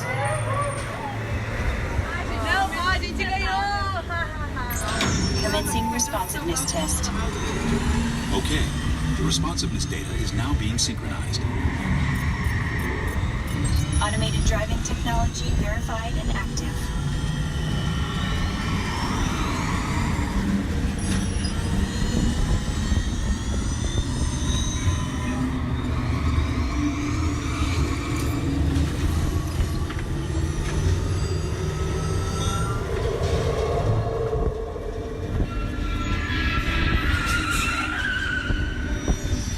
Crash avoidance technology disengaged. Displaying responsiveness data. Here comes the final test. Energizing for power test.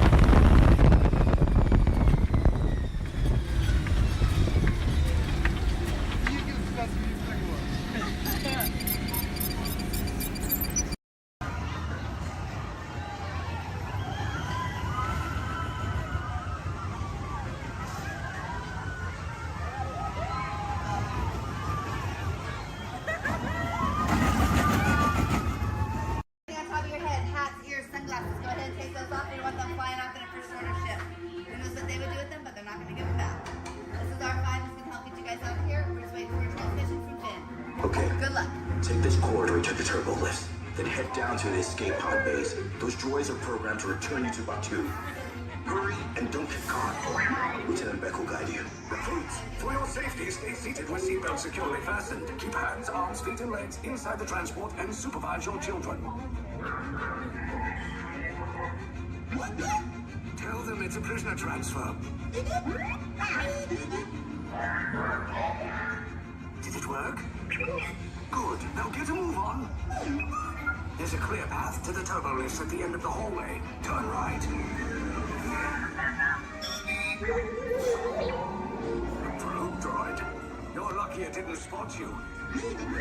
Take those turbo lifts and stay out of trouble. Hey, you're not authorized. Wait, go to the prisoner.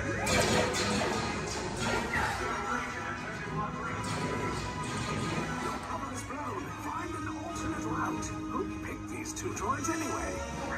Detention approach. Prisoners will see nothing. Fire!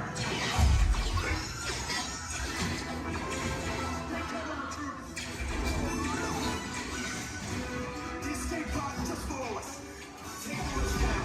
Copy. Hurry. No, not up. I said down.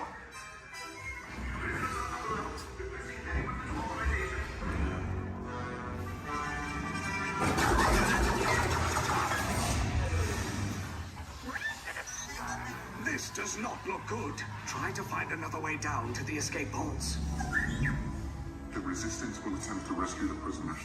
They have neither the resources nor the courage to engage us. You underestimate their conviction. Raise the shields! Shields? I see no evidence. Now! Sound the alarm! All personnel to their stations! Sir, the prisoners have escaped. How brave, but ultimately hopeless. There's nowhere to run.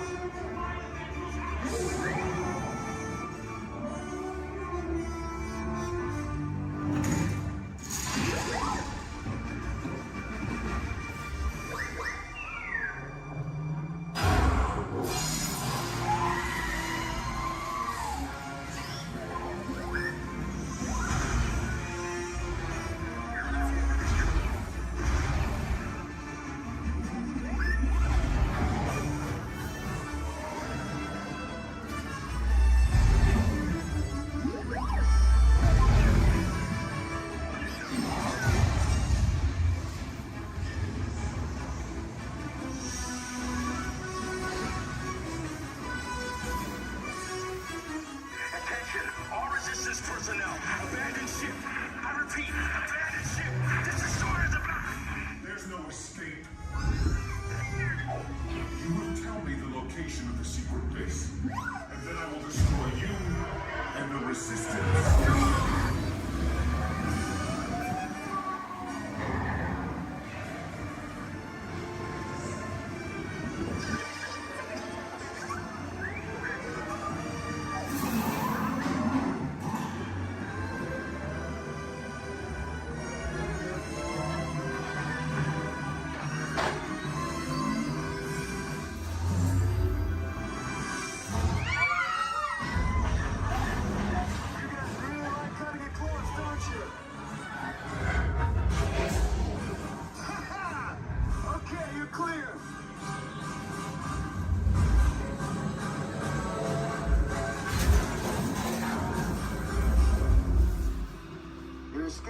Came in a little off target. Ground crews will meet you outside the wreck. All right, nice job, recruits. Not what you signed on for, but hey, you're Resistance now. I think I have that authority. Right, Beck? Where's the lieutenant? I need eyes on Beck. I know, Scaffold's copy. More escape pods down in Sector 4. Verification pending from Key Command personnel.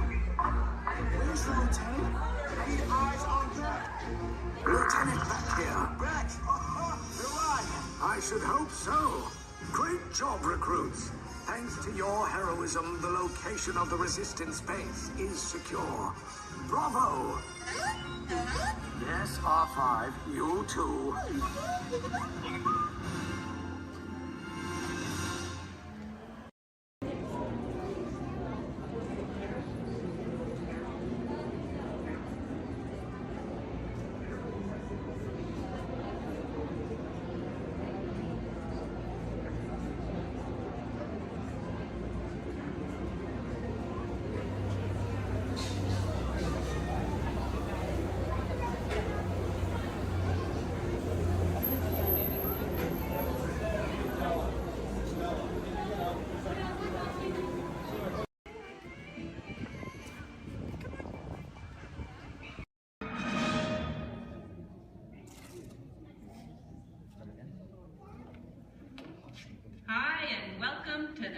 universe of energy. How are you? Fine. No need to answer. You know, you're probably surprised to see me here, aren't you? But then there's probably a lot of places you'd be surprised to see me when you think about it. If you were driving in your car, for instance, okay? Close your eyes, you're in your car, no, close your eyes, in the car, but right now think about it. You're in your car, you're driving, and then all of a sudden from the back seat, I just pop up and go, ah! You just whack me in the head, wouldn't you? That wouldn't be nice. But then it wouldn't be nice for me to do that to you. How'd I get in your car anyway? Did you lock the car? Maybe it was your fault. Maybe I'm just teaching you a lesson. But the point is, to see me here as a spokesperson for the universe of energy. I mean, that's crazy, you know. I mean, I'm an expert on a lot of things. You know that, I know that. But not a lot of things, a few things. But energy, I mean, there was a time I could care less about it. And then suddenly everything changed. One day I was sitting in my apartment. I said I was sitting in my apartment when, there it is. I'd offer you some snacks, but I can't hear me. Hey, you! How about sharing some of those chips? No, you're on a diet. Me, how about you? Anywho, I'm watching TV and my favorite show's about to start. This is Jeopardy! Yes! I told you it was my favorite show. Who is it? And of course, no one locks their doors in New York. Hey, it's your neighbor, Bill Nye the Science Guy. Hey, Bill Nye the Science Guy, it's Ellen, just Ellen, I guess. What can I do you for? I'd like to borrow some aluminum foil, a clothespin, and a candle. Another hot day, huh? Actually, I'm working on a new experiment. Take whatever you need. I don't want to miss any of the game. What are you watching? Jeopardy. Yes. A professor of energy at Princeton University, Dr. Judy Peterson. Oh my gosh. What? It's my old college roommate, Judy Peterson. She was such a smarty pants, know-it-all. I had the best nickname for her, though. What was that? Stupid Judy. Ellen, that makes no sense. She has a PhD. I know, but it made me feel better. So now I guess she's some hotshot, energetic professor. She's a professor of energy. Whatever. Who cares about stupid Judy and her stupid energy? Ellen, energy's the most important thing in the universe. Oh yeah, sure. Take her side. I'm not taking her side. It's just that without energy, nothing would go. Nothing would happen. I mean, there'd be nothing. Well, then we'd really be in jeopardy now, wouldn't we? Yeah, well, what is, thanks for the supplies, and see you later. What is? Bye-bye. It's the Parliament of Israel. Right again. Go. Right again, Judy. U.S. Constitution. Stupid Judy, stupid energy. Maybe the universe needs energy, but I don't. I'll take a nap for 100. I know. Big piece of corn right there in the teeth. How could you not see? I'm gonna have to call you back. Now, as most of you know, when someone falls asleep watching TV, that person is going to have a what? Anyone? Sequence. Anyone? A crick in the neck? Bad hair day. A dream sequence. That's right, ma'am, a dream sequence. Right. Mine was more of a nightmare, actually. And actually, we should get some fog in here. Always nice to spice up a dream sequence with fog. No, not in here. Over there. The dream. Scary, huh? This is Jeopardy! Now here are today's contestants. Dr. Judy Peterson, Dr. Albert Einstein, and finally, just Ellen. And now here is the host of Jeopardy, Alex Trebek. Thank you, Johnny Gilbert. Hello, contestants. Welcome to our program, and good luck to you in the game. Here are the categories for the first round of play. Solar energy, wind power, energy from water, fossil fuels, fusion, and finally, gas. Ellen, since this is your dream, we'll let you make the first selection. All right, Alex. I will take fossil fuels for, let's go 100. Fine. The answer is, this was formed from microscopic plants and animals trapped in ocean floor sediments millions of years ago. Ellen. Yes, I know that one. That's, what is the stuff trapped? Microscopic fuels and plants and animals and Sorry, Ellen. We were looking for something more than just an embellishment of what I had already said. Anyone else? Judy? What is petroleum, Alex?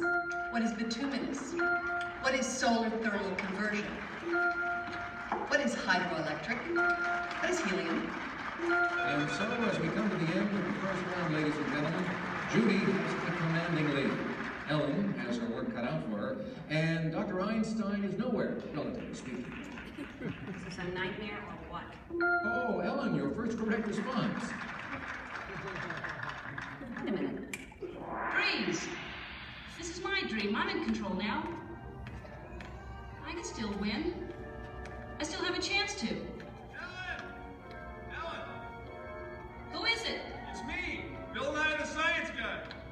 Hey, I'm glad you came to help me. Actually, I came to see Einstein.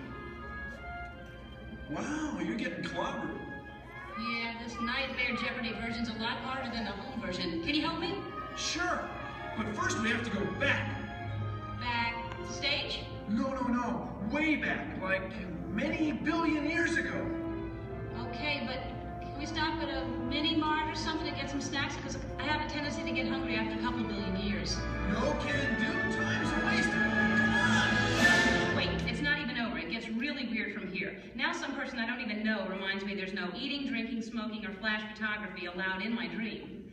There is no eating, drinking, smoking, or flash photography allowed in Ellen's dream. And she forgot something. And no videotaping, okay? And those of you who are just walking in right now, you're late. Where have you been? I love your hair. No, not you. No, I mean, it's all right, but that's cute, yeah. Anyway, so you're not completely lost. Here's a recap of what has been going on. I'm Ellen. Hi. I love Jeopardy. I used to not care about energy at all until I had a nightmare that I was on Jeopardy and all the categories were about energy. Oh, don't I know, it's scary. So my neighbor, Bill Nye, stepped in to help me out. Bill Nye, the science guy. You know him? Anyway, so he comes in to help me out. That's what's going on. Got it? Good. If you don't, then that's your problem because you're late. And you think about that next time.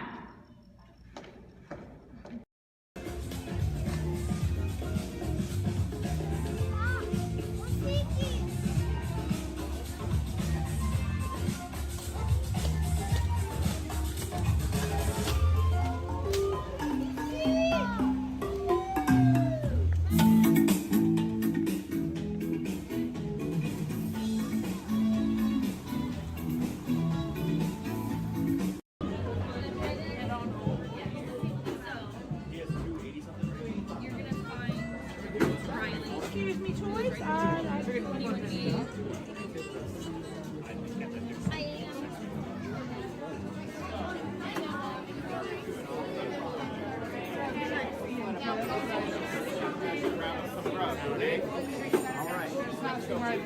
But I promise you.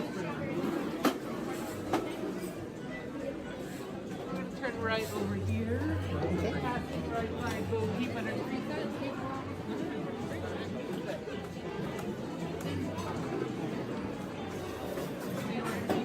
Right back there.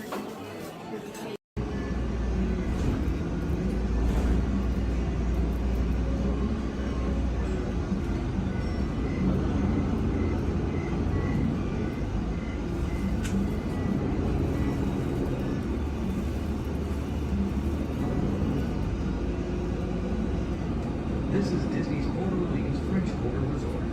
Please collect your belongings, watch your head and step as you disembark, and take small children by the hand. Thanks for riding with us, and welcome home. Living with the land. Por su seguridad, permanezca sentado con sus manos y brazos, pies y piernas dentro del parque y cuida a los pequeñitos. A manera de recordatorio, no tomar fotos con flash y luz de video antes de llegar a la universidad.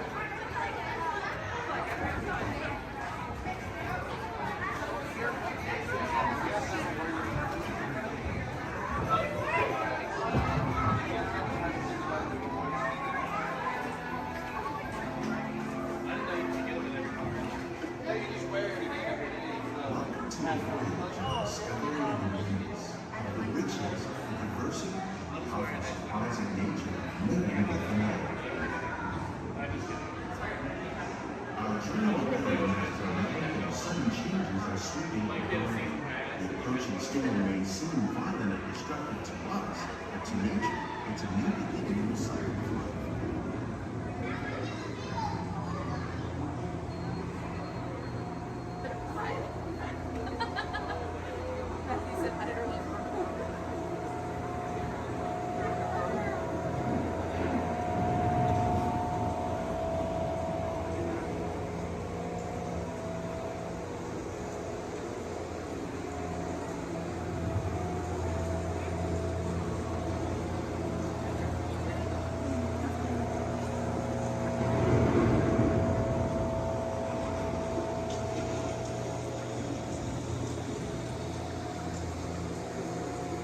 Beneath the surface of the lake, roots trap water from the flowing mud, extracting precious nutrients and minerals.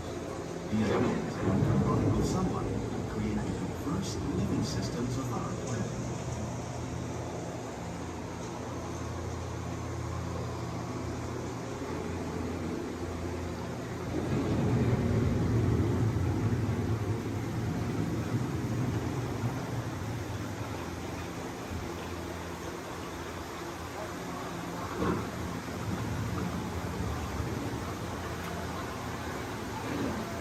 One of those living systems is the rainforest, home to the most amazing concentration of life on our planet. These dense and beautiful forests cover only a tiny portion of the Earth's surface, but they contain more than half of its plant and animal species. Rainforests are also extremely rich and productive living systems, providing us with oxygen, food, medicines, and other elements essential to our lives.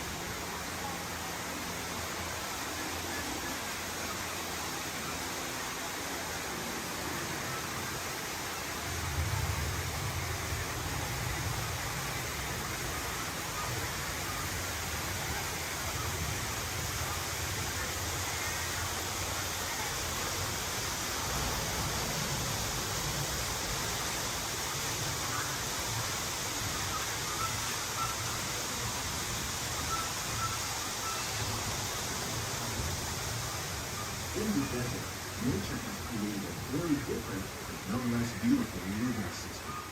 And while this arid landscape may seem lifeless, it is very much alive. The plants and animals that have learned to survive in these harsh conditions make use of what little water they can find and avoid the scorching rays of the relentless sun.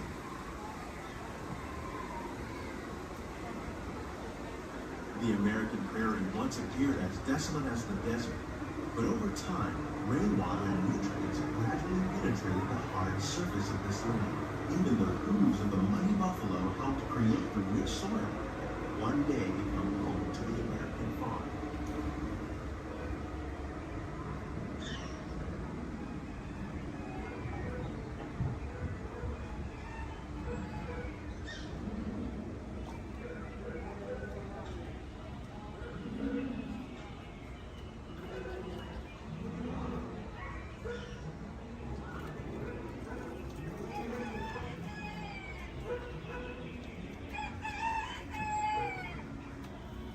Of all the forces at work on the land, humans have had one of the most profound effects. The need to produce food for a growing world led to the enormous use and sometimes overuse of the land. In our search for more efficient ways to grow food, we often fail to realize the impact of our methods.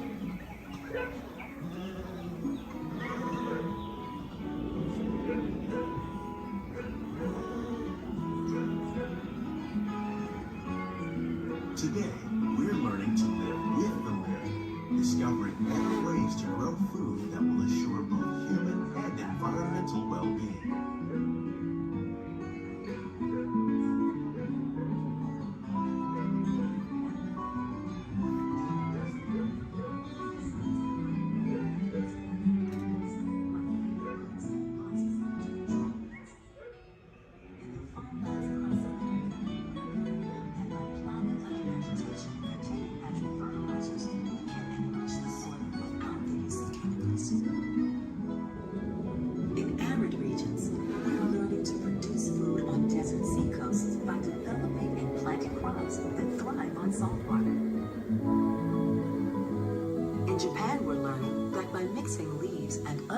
materials into our soil, we can make farmland more fertile without the need for chemicals.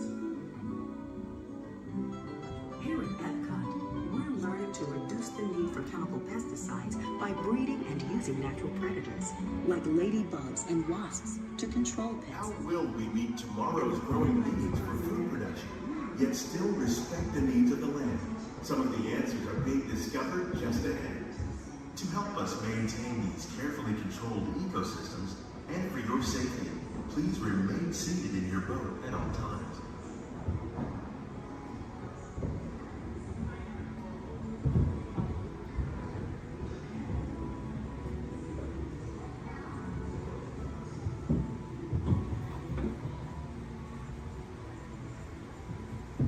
Welcome to our living laboratory, where scientists from Epcot and the U.S. Department of Agriculture are exploring innovative ways to produce bountiful harvests now and into the future.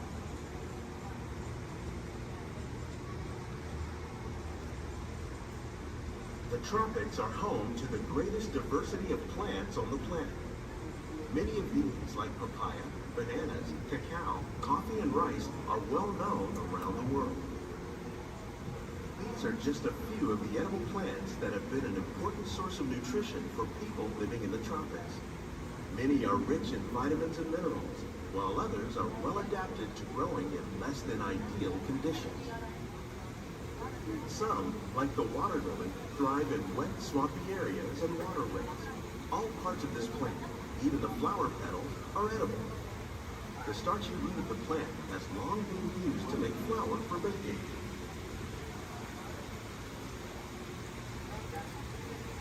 One day, many of these lesser-known tropical plants may be as important as the bananas growing on both sides of the boat.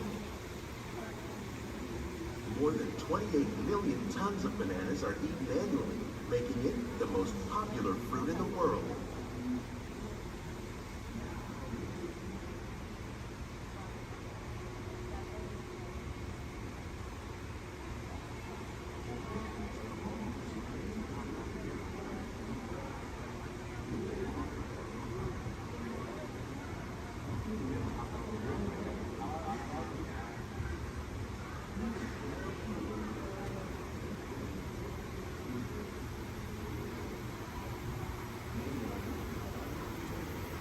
When we mention farming, we probably don't think of fish. But fish farming, or aquaculture, accounts for nearly half of all the seafood consumed globally. Tilapia, bass, and catfish, like the ones you see here, are three of the more popular crops raised by fish farmers. The sustainable system you're using here recycles the water in the tanks. As a result, we're able to save millions of gallons each year.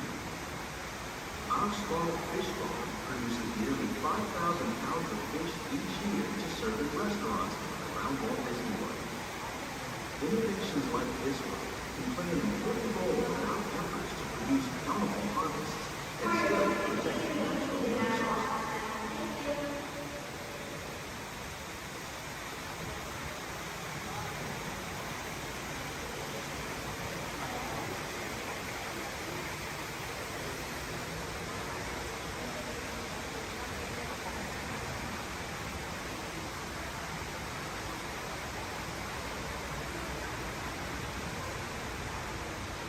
While there are more than 50,000 edible plant species in the world, most of us are only familiar with the handful that make up our everyday diet. The common grains growing here, maize, sorghum, and millet, plus rice, account for nearly 2/3 of our global food consumption. Learning how to increase yields of these staples is an important goal of research around the world.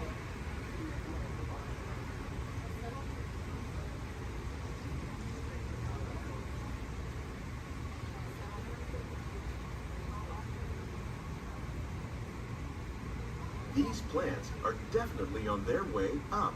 Innovative growing techniques like these increase yields while more efficiently using resources like water, fertilizer, and pesticides. Another innovation at work here is our integrated pest management program. By populating our greenhouses with beneficial insects that prey on harmful pests like aphids and flies, we are significantly reducing our reliance on conventional pesticides. We're growing these crops using our nutrient film system. This technique precisely controls and recycles water and nutrients. With it, we can produce over 27,000 heads of lettuce a year in this one small area.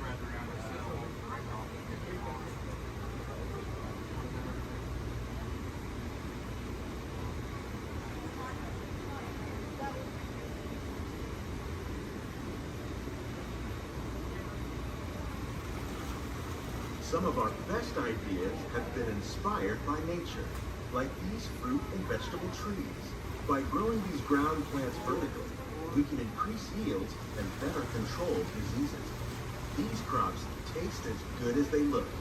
In fact, we serve more than 15 tons of produce from our greenhouses in restaurants here at the land every year.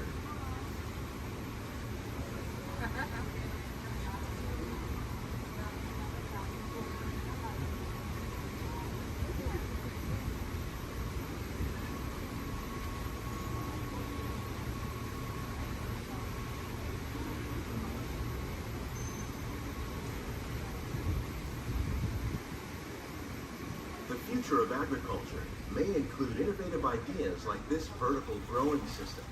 Plants grown in this way use a fraction of the space required by traditional growing methods. That saves water and increases production.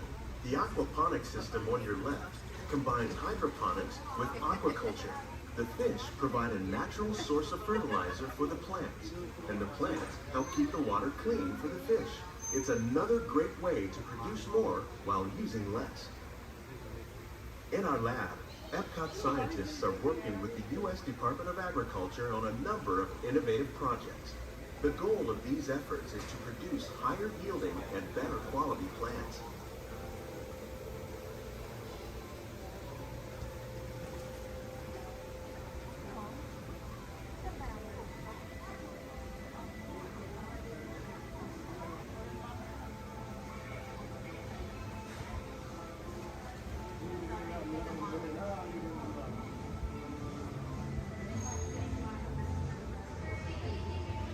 These greenhouses represent just a fraction of the work being done worldwide to produce bountiful harvests for our growing population. Scientists, farmers, and even backyard gardeners are doing their part to improve the quantity and quality of foods that we all rely upon. Together, we can continue to find more ways to increase food production and protect our precious natural environment. Only then will we truly be living with the land.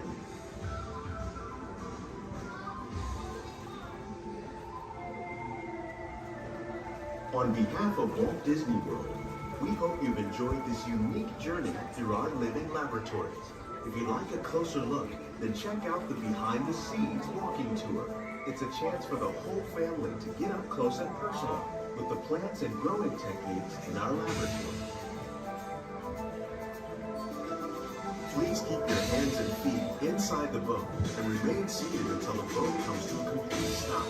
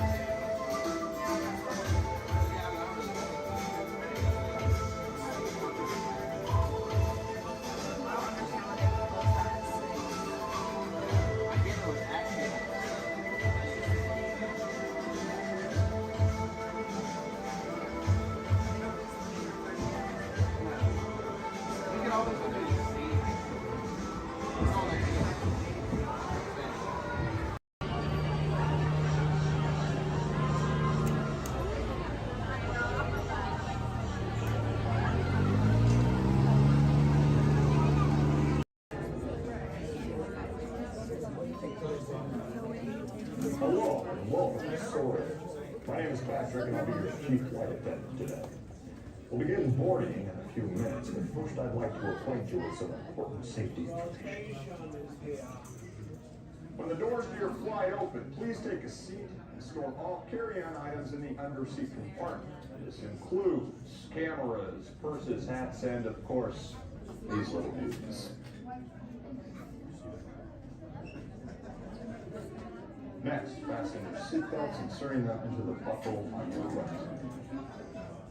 If smaller aviators don't measure up to the height indicator on the seat, just put the belt through the loop in the center strap before buckling.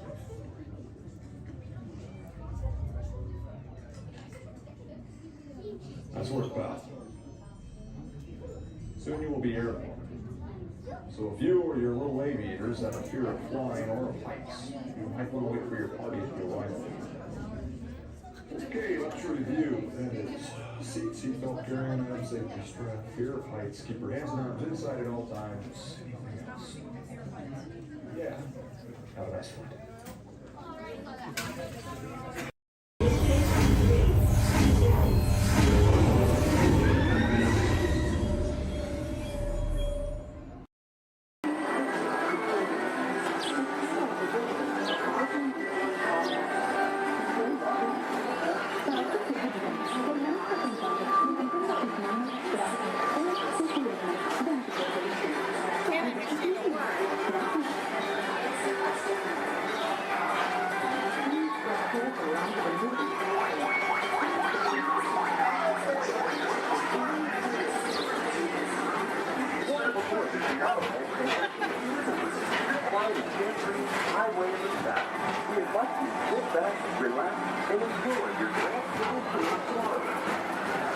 Along the way, you can preview many of the exciting places you want to be sure to enjoy today while visiting Disneyland of Toronto.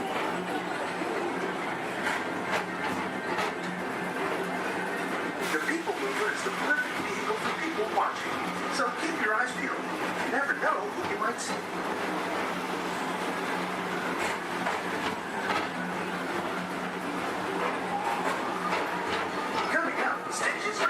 Where you can report for duty as a security agent for the Galactic Federation.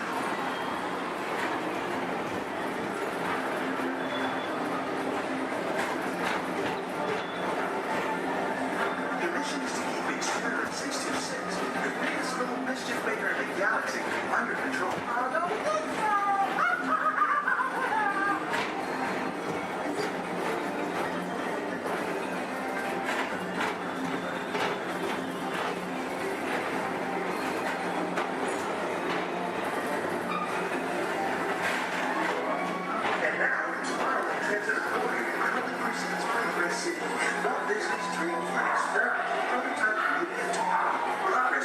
Inspiration for Epcot, and many of its forward-thinking ideas have been realized throughout Walt Disney.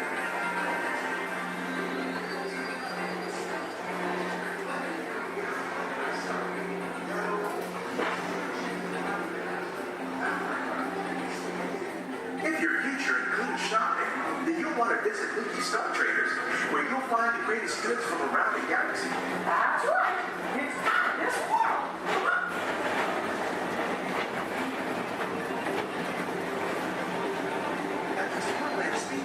Put the pedal to the metal and speed towards the checkered flag in your very own race car. Young or old, this is your chance to drive in the fast lane without worrying about getting a speeding ticket.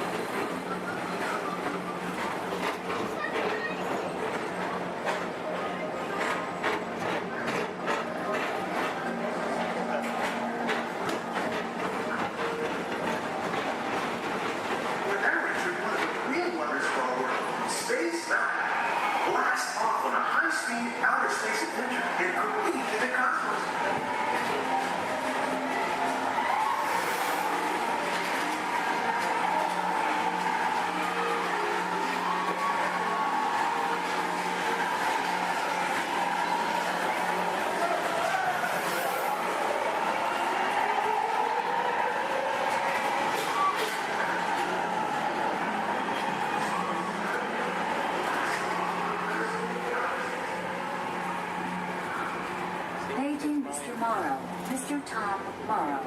Please contact Mr. Johnson in the control tower to confirm your flight to the moon.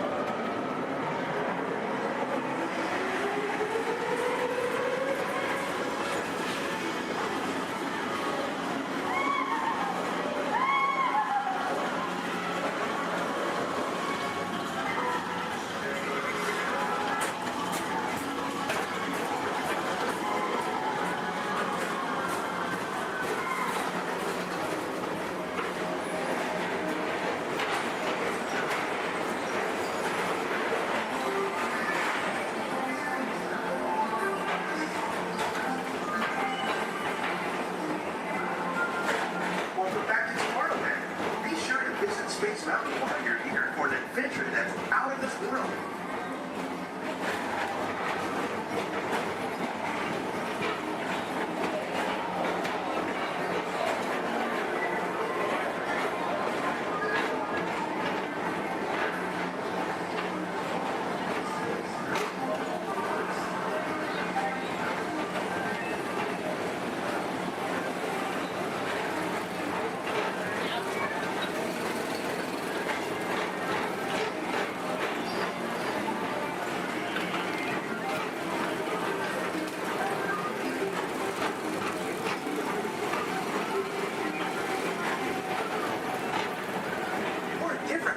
Adventure, hop on board the Astro Orbiter. Pilot your own spacecraft as you take a spin around the planet and ascend to otherworldly heights.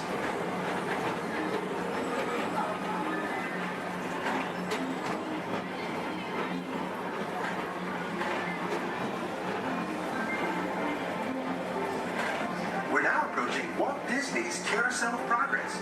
Inside this rotating theater, full families welcome you into their homes of yesterday and today, starting way back at the turn of the 20th century.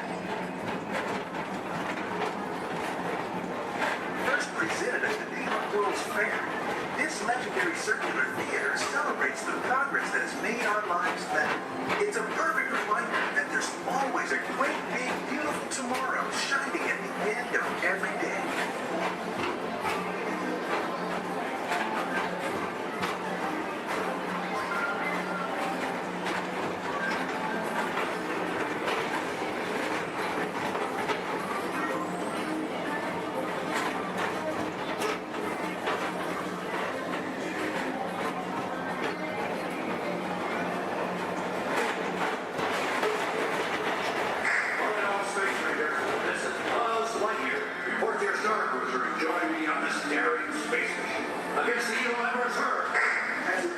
Space Ranger, you'll use your own personal laser cannon to save the entire galaxy.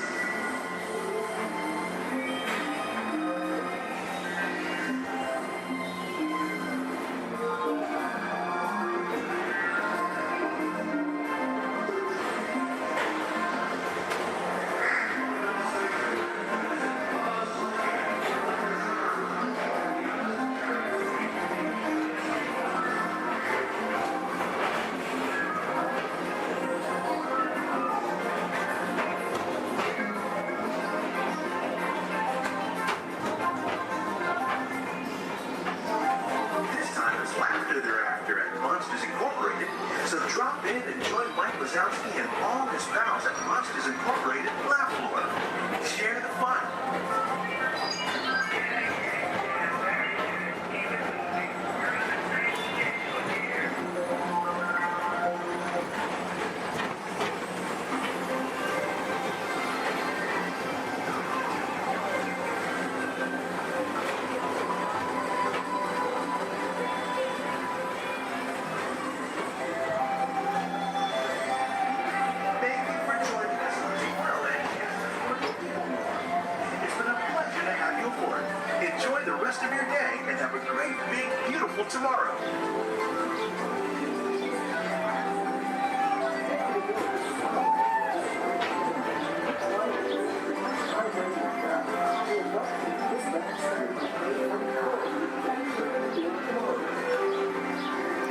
How'd you know my name, anyways? Well, leads on seeing your fancy cars about to get out of here, so beat it. You're making a big mistake there, Monkey. I said scrammatic, you gonna get what you... I can't just walk down the middle of a movie. Go on, beat it, just son. Here they come, Bus!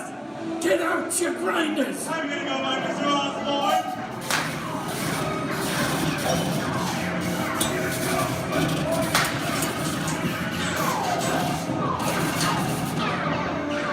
I'm hit! Hey, I'm hit! Foxy! They got spin! Foxy! Foxy! Please hit the man! Real man!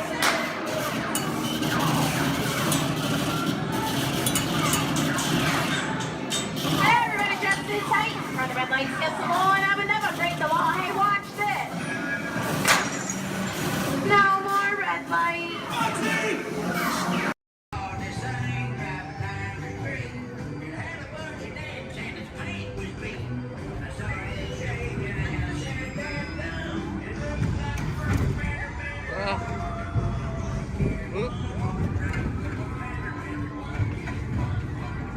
Wait, what?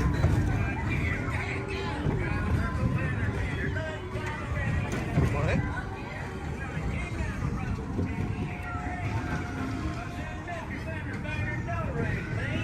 I heard him say in a voice of a rhythm, "Oh, what's my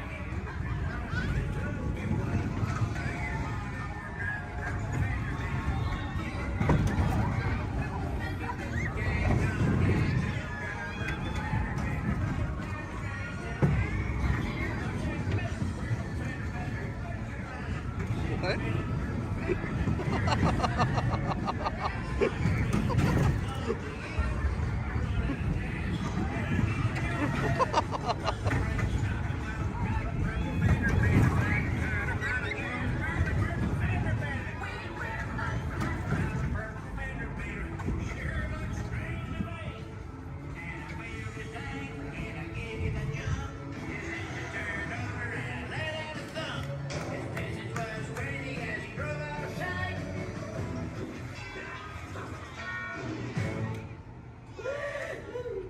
Can you believe that?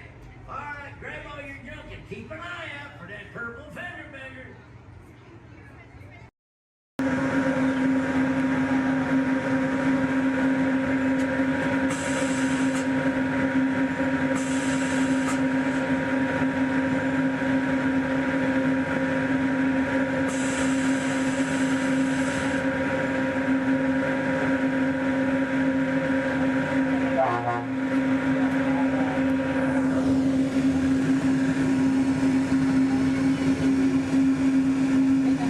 Hello, everyone. Welcome aboard the Disneyland monorail.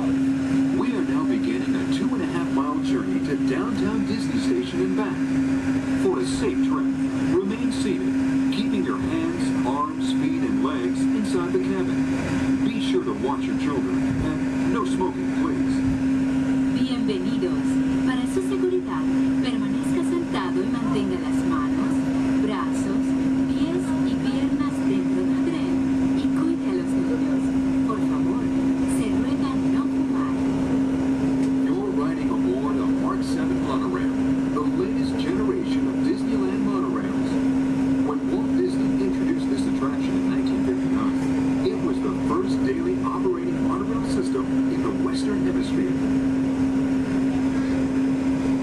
Just ahead is Disney's California Adventure, where you can live the ultimate California dream through attractions and live shows that are as diverse as the Golden State itself. The Towering Hotel is home to the Twilight Zone Tower of Terror, where you can literally take a thrilling drop into Hollywood history. The bear-shaped rock formation is part of the Grizzly Peak Recreation Area, a haven for outdoor adventures. Beyond it, you'll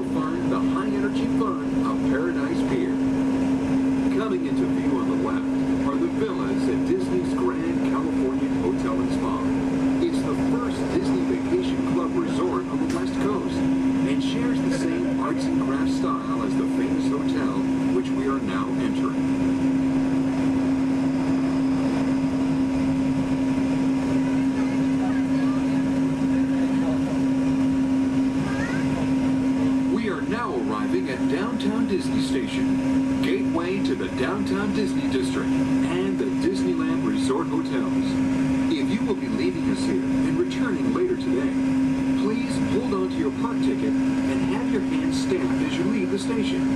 You may reboard the monorail for a return trip to Tomorrowland up until 1/2 hour prior to Disneyland closing. Please remain seated until the monorail comes to a complete stop and the doors have opened. Then, gather your belongings, lower your head, watch your step, and exit to the left of the monorail. Thanks for traveling with us today, and we hope you enjoy your visit to the Disneyland Resort. For those of you continuing with us, we'll begin our return trip to Tomorrowland in just a few minutes. Thank you.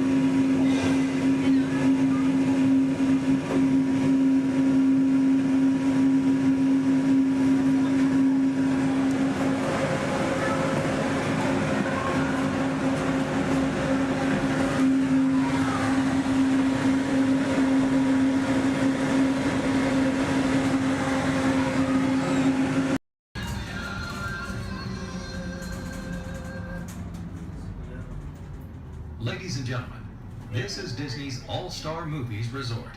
Please collect your belongings, watch your head and step as you disembark, and take small children by the hand. Thanks for riding with us, and welcome home. Warden, that means thank you. Another word that we say here on the reserve is Twin Day, and Twin Day means let's go. Jumbo everyone, my name is Selena. I'm going to be your safari guide here today. Before we get out in the reserve, I do have a few safety reminders. Please make sure that we keep our hands, arms, feet, and legs inside the vehicle at all times so that we remain fully seated throughout our entire journey today. Now, if you take a look above your head, we have an animal spotting guide. You can use that guide to help me spot some animals out here on the reserve. I can't promise that we're going to see all of them, but I usually have some pretty good luck. Now, we're going to be heading into the Little Aturi Forest here first, and this area is home to animals that tend to be shy. They like to use camouflage to blend in with their environments, but we're going to see what we can find today. And already see, looks like we're going to see that saddle-billed stork. They're high up on that left-hand side of the road there. And the saddle-billed stork gets its name after the little yellow patch that's on its beak. It's shaped like a saddle. Those birds are 5 feet tall and have a wingspan of 9 feet, about the same width of the canopy that's above your head. Now on that right-hand side there, we have the okapi. And the okapi have stripes on their legs that make them look like they're related to the zebra, but they're not. They're actually related to the giraffe. They have long, prehensile tongues that they use to grab vegetation. Their tongues are so long they touch their eyeballs and clean their ears. As we're looping around here, you can see we have some greater kudu way up there as well as the bongo. Now, the bongos are going to have that deep, almost penny colored coat to them, with those antlers over there, and then the greater kudu, the tan colored coat right there. Now, the bongos are known as the ghosts of the forest because of how rare they are to spot in the wild. And their antlers, they angle backwards, and that's to help them get through thick vegetation and underbrush very quickly. Now, the greater kudu that we see right there, the greater kudu are one of the tallest antelopes in Africa, or the second tallest antelope here on the reserve. They stand at 55 inches tall at their shoulder, and they can leap about 8 feet forward. Now, coming up here on the left-hand side, we're going to see the black rhino.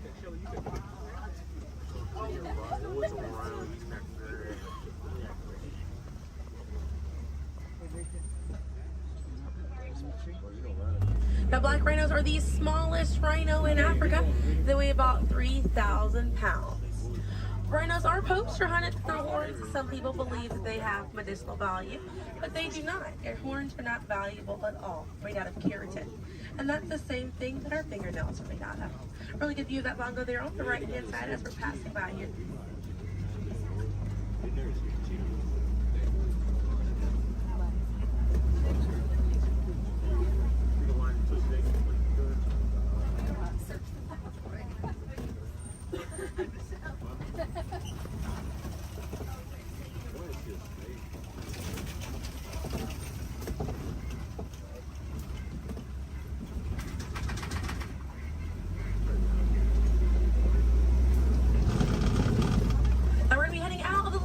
Forest, but we're going to be on our way to the Safi River, and animals in this area like to hang out in and around the water.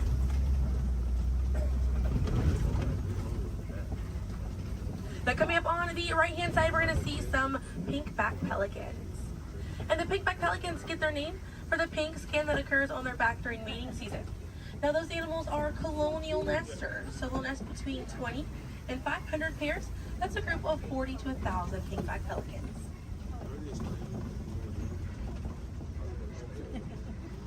A view of the Savi River coming up on the left, and we have some Nile hippopotamuses. Now a group of hippos is called a bloat, and they spend most of their time submerged in that water to avoid overheating, but they will come out to graze.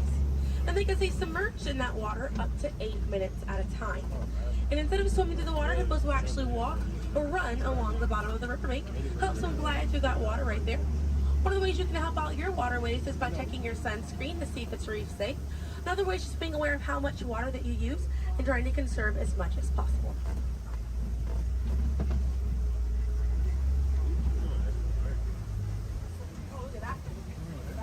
Another one there, taking a nap on that left-hand side.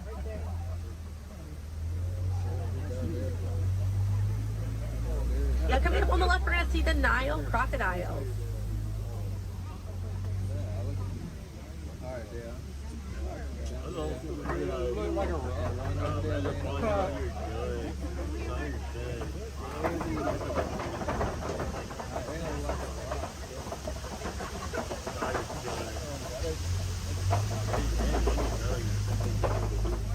Now the Nile crocodiles can eat half their body weight in one sitting, and they can go months without eating if food is scarce.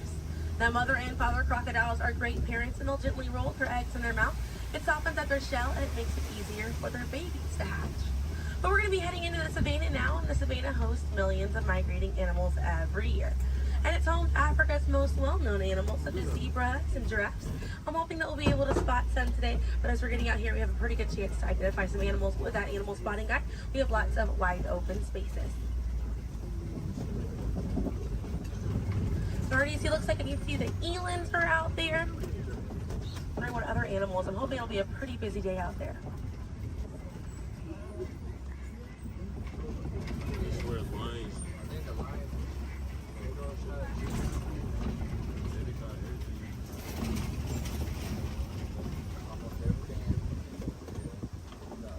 Let's see, also some springbok. It does look pretty busy out there.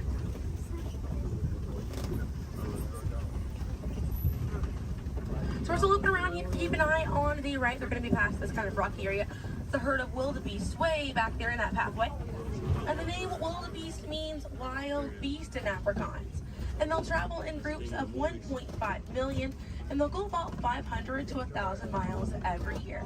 That's roughly the distance between here and New York.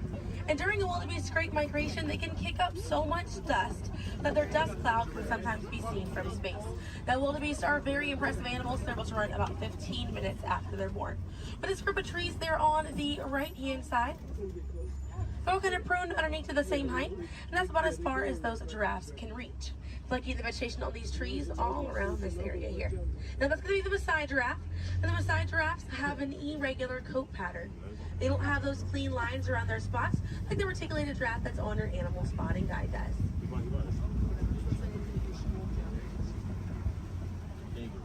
Now on the left-hand side, we do have the African painted dogs. There might be a little bit more people once we're a little bit further up here. Now, African painted dogs get their name after their fur pattern. It kind of looks like they have paint on them. It's unique to each animal, and that's how they identify each other. African painted dogs are Africa's most successful hunters. They have a catch rate of 90%. Now, right here on the left-hand side, we're going to have a really good view of the Ankole cattle. We're going to sneak on by here. The Ankole cattle are the only domestic cattle breed that we have here on the reserve.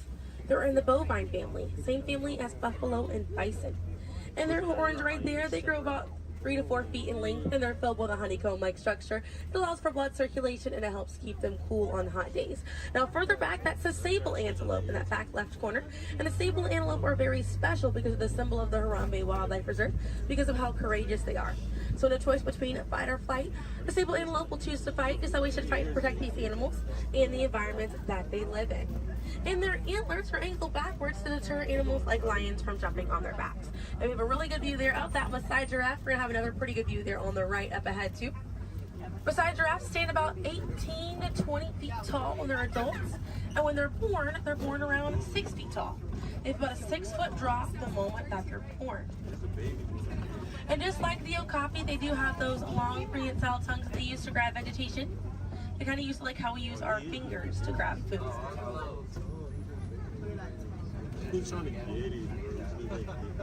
Really good view of them right there. They're actually the same number of neck bones or vertebrae in their neck as we do in ours. Theirs is just bigger.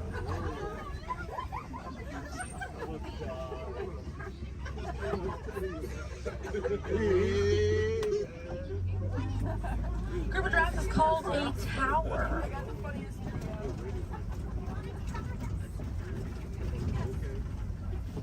Now we're going to see on the left-hand side we have the elands. Now the elands are right next to the springbok. The elands are the tallest antelope on the reserve. They stand at 6 feet tall at their shoulder. One of my favorite eland facts is they'll make a flower crown with their antlers to impress the females during mating season. Now it's not a perfect flower crown, they'll kind of root up at plants and bushes, but it's the thought that counts. Another eland right there, a couple of elands right there. And then we have the springbok, and the springbok are the smallest antelope on the reserve. They're able to jump 6 feet straight up into the air repeatedly and about 13 feet forward. And they're a symbol of a lot of sports teams over in South Africa. Now those elands right there, they can weigh up to 2,000 pounds.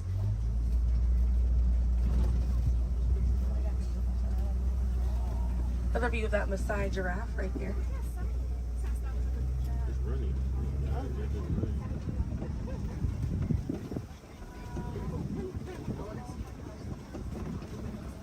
See what else we have waiting around the corner for us.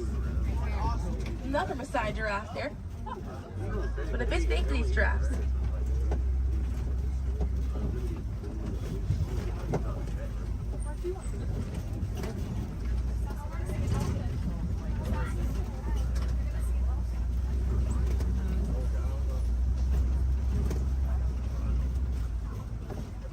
We're going to see the African elephant up here. It's going to be on the right-hand side of the truck.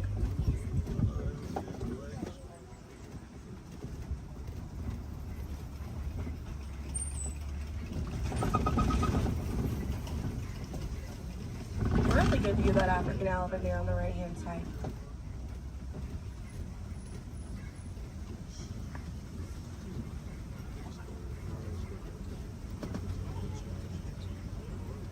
And on the left we have the mandrill. That's the male mandrill on the left. Lots to look at right here. Male mandrills weigh about 100 pounds. Females grow up to 30 pounds. And they can bare their teeth at each other as a sign of aggression, but they usually don't. They usually do it as a friendly gesture. So it's kind of like the mandrills are smiling at each other. Now we got to see that elephant back there. And elephants are social creatures. That's going to be the African elephant.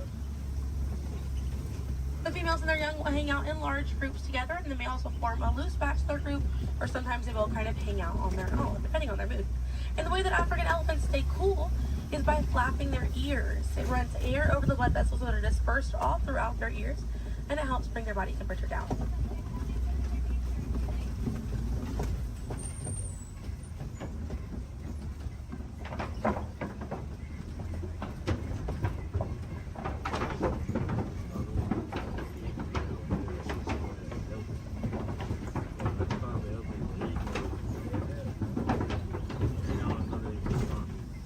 We're going to be looping around this area here. We have lots of red clay on this right-hand side. And if you keep an eye out, we're going to be able to see some tusk marks right around the corner here.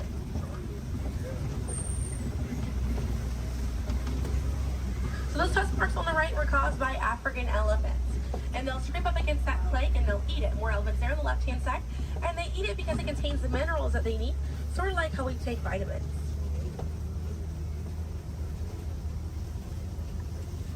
They're way off there on that left-hand side. They kind of look kind of tiny from here. We'll see if we can get another view of them a little bit further out.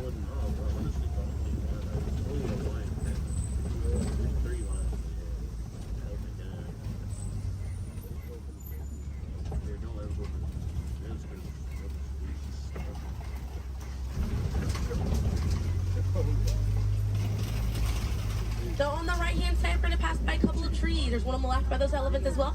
And these trees are baobab trees. And baobab trees survive by storing water in their trunk, and they stay leafless about 9 months out of the year. Now, baobab trees have a few different nicknames. One is the upside down tree, and the other one you might be familiar with is the tree of life.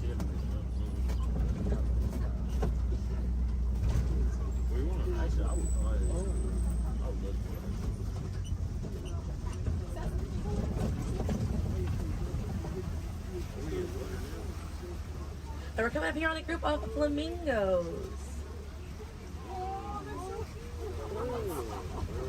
Group of flamingos is called a flamboyant. So here we have that flamboyant of flamingo.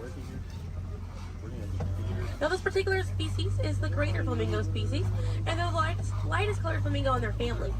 They get their color from the brine shrimp that they eat, and over time it turns their feathers pink. It takes about 1 to 2 years to get that full pink coloring right there. When they're born all gray and fluffy.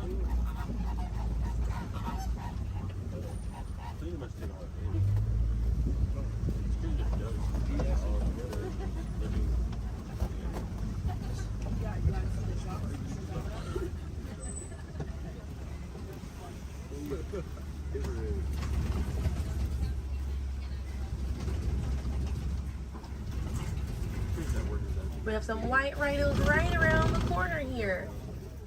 So they're going to be hanging out by a mud wallow on this left-hand side, and they'll use this mud wallow to cool off it. And they'll coat their skin in the mud to act as a natural sun protectant, sort of like how we use sunscreen. Now elephants do something very similar, and they'll fling dirt and mud on their backs as well. Just how important it is to protect ourselves outside in these environments by wearing hats, sunglasses, sunscreen. Very, very important, as well as staying hydrated. Now that white rhino right there, they weigh about 4,000 to 5,000 pounds. Group of rhinos is called a crash, and they can run at 35 miles an hour. Now on the right-hand side, those are some ostriches way back there. Ostriches are the largest bird. They have wings, but they do not fly. They use those wings for balance and to help them change direction. Comes in handy because ostriches can hit speeds up to 40 miles an hour.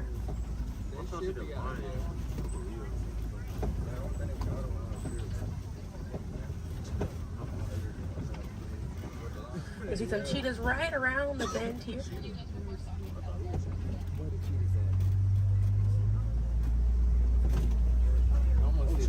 That's a good view of that cheetah here on the left. Now cheetahs are the fastest land animal. They run a little over 60 miles an hour. And they have 2 black lines on their face. Those black lines are called tear marks. And they help reflect the sun. Benefits cheetahs because cheetahs are daytime hunters.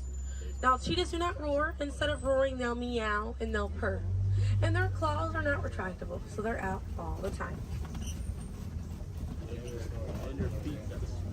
Now we're coming up here on some Kopi rocks. And Kopi rocks are rocks that jut out from the savannah. And a lot of times animals like lions will use these Kopi rocks as a vantage point to kind of scope out their territory and their prey. Really beautiful view of that male lion right there. Now at full volume, their roar can be heard up to 5 miles away. And they can sleep about 16 to 20 hours a day. Really impressive view of them posing right there. Now, female lions will do most of the hunting for the group, and the male lions will stay back and kind of guard the territory and guard their cubs. And the Swahili word for lion you're probably already familiar with. The way that you say lion in Swahili is simba. Now we're going to see some more ostriches. We have some white rhinos over here too, and the lioness is there on the left. Looks like she's posing for us as well. Really cute view of that white rhino as well on the left here. Excuse me. Yeah, right hand side. I think that's what they have in my well, so they can't even get it. It's really not really. I can see some warthogs right around the corner because it wouldn't be a safari without them. Few of them over here. Warthogs are in the same family as domestic pigs. They're really intelligent animals and are the largest burrowing animal as well. And oftentimes they'll reuse burrows made by other animals and they'll back themselves into it with their tusks facing out for protection. They're pretty fast. They can also run at 35 miles an hour. They're kind of rooting up over there. And they also have a mud wall that they use to cool off and to coat their skin, and it takes some relief from bugs and insects. We also have a really good view of these white rhinos again on that right hand side.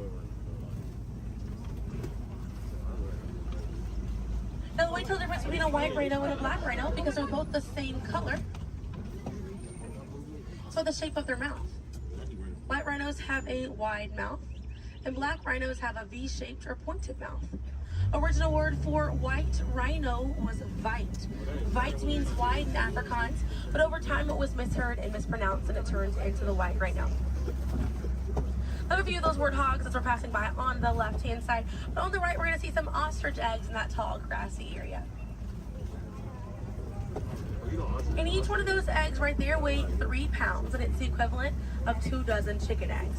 Now those shells are so strong that the average man can stand on them and they will not break.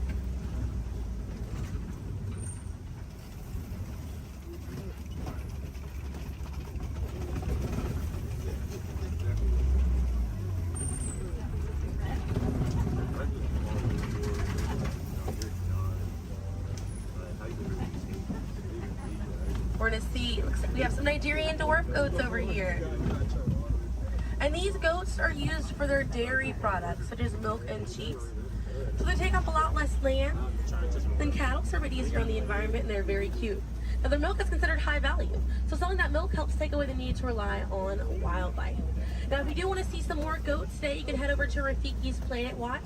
They have a petting zoo area, an animators area, and a kind of behind the scenes look at Disney's Animal Kingdom. Very, very cool. Definitely check it out if you have the time. They have a conservation station over there, and inside that they do have an animal hospital as well. Pretty cool. It's going to be a train right away through the Wildlife Express. Those trains are going to start running at 9:30. The last train leaves at 4:30 today. The petting zoo is going to close at 5 o'clock once you're over there, and the animators experience is going to close at 4:45. But we got to see a lot of really cool animals today. If you'd like to learn some more information, you can check out DisneyAnimals.com, or National Geographic is a really good resource. Some ways to help out these animals at home include volunteering at your local nature center, or a conservation organization, or even joining a local beach or river cleanup. Some more simple ways to help out at home include turning off the water while you brush your teeth, or using reusable water bottles instead of disposable ones. Now, those small changes really add up to make a big difference. And on behalf of Kilimanjaro Safaris, my name is Selena. I'm from Pensacola, Florida, and it was an honor to be your safari guide here today. I hope that you were able to see the importance of these animals and the environment that they live in. Now here in the reserve, we don't like to say goodbye because goodbyes are far too sad and far too final. So I will leave you with the Swahili word, kwaherini. And kwaherini means to go well, with the intentions of seeing each other again one day. So kwaherini, my friends. Another word that we say here on the reserve is asante sana. And again, that means thank you. So thank you for joining me here at Kilimanjaro Safaris. I'll be dropping you off right around the bend here, right where I picked you up, so we still have a bit more of a journey together.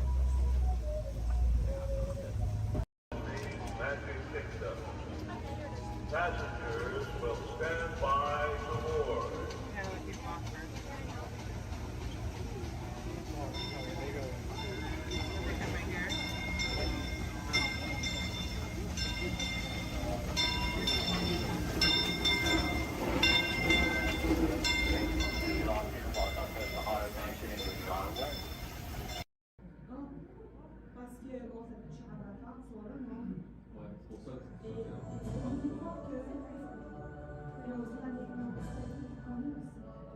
Hello, I'm Dr. Marsh, Director of the Dino Institute, and I hope you enjoyed those quaint exhibits in the old wing. That's how dinosaurs have been presented to the public since the study of fossils began over 150 years ago.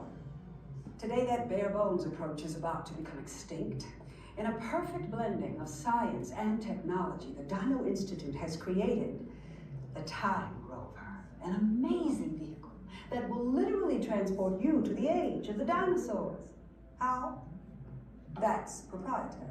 But the result is a breathtaking journey through a prehistoric world where you will witness the most spectacular creatures to ever walk the earth. In a moment, you'll be going live to our control center for a comprehensive safety briefing, and then it's on to the tour that will convince you forever that the future is truly in the past.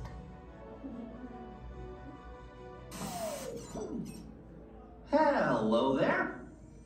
Welcome to our little trans-dimensional joyride, folks. I'm Dr. Seeker, your friendly controller, and a heck of a paleontologist, if I do say so myself. But let's not talk about me, let's talk about you, and how you can help me make history today with the Time Rover. It's like this. If I can bring you back from the Cretaceous period, it stands to reason that I can bring back a live dinosaur with you. And not just any dinosaur, Take a look at this guy. He's an iguanodon, and I'm certain that he is the key to understanding these magnificent creatures. I tagged him with a locator during an unauthorized field trip. Otherwise, I'd be traveling with you. Right now, our dino should be about here, at the very end of the Cretaceous period. That's where you're going today. I've arrived, it seems, just in time to correct a little misstatement. Dr. Marsh. That is impossibly close to the giant asteroid impact that destroyed most life forms on Earth. Our tours are designed to take you to the early Cretaceous period. And I can assure you that all time rovers have been securely locked on those coordinates. That's right. See? Securely locked. Access denied. Continue. Of course. We were just talking about seatbelts. Plug them in, use them. It can get kind of choppy out there, so keep your hands and arms inside the vehicle at all times. Flash photography? I wouldn't. It alters the homing signal, and that's not good. Oh, and one more thing. Those locked coordinates? We're in. Now, here's the drill. You follow the homing signal to the iguanodon, then I'll enlarge the transport field, and boom, you're back with one additional passenger extra large. And don't worry about that asteroid. You'll be in and out of there before it even breaks the atmosphere. Trust me, what could go wrong? Hey, it's me again. Remember, only you guys are going on this special mission, so don't tell anyone, okay? Shutdown breaks are getting much too short. Now, what have we here? Hey, haven't I seen you before? Seems like I'm always fixing this burnout. Let's see now. No, that can't be right.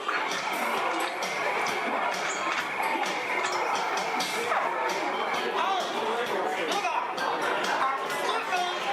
Hello, I'm talking to you. Yes, you. Are you very mechanical? Well, I was wondering if you could tell me where this goes. See, I wasn't really online when they were programming us for logic repairs. Usually I can figure it out, but these old R5s are kind of built backwards, you know what I mean? No, you don't know what I mean.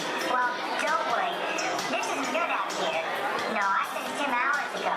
But thanks for trying to help me out. You have a nice flight. I'll figure this out. Eventually. Disruption in the labor output of Troy Sector 2. All workers to resume immediately, or power disconnect will be initiated. I've got to get back to work. Just keep the line moving, folks. I've got programs that I can teach at. You know, it's not polite to stare. Now, was I supposed to run that logic margin positive to positive or negative to negative? No. Positive, it was negative positive. Absolutely positive. Hey, what are y'all staring at? Oh, me. Well, you got cameras. Why don't you take a picture? It'll last longer.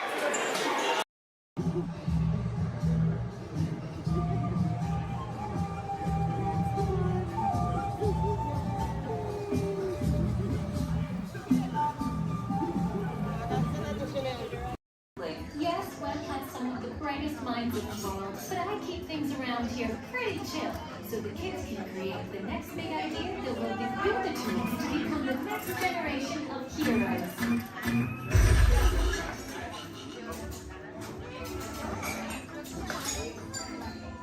We hope you have a great time on your visit to the Worldwide Engineering Brigade Open House.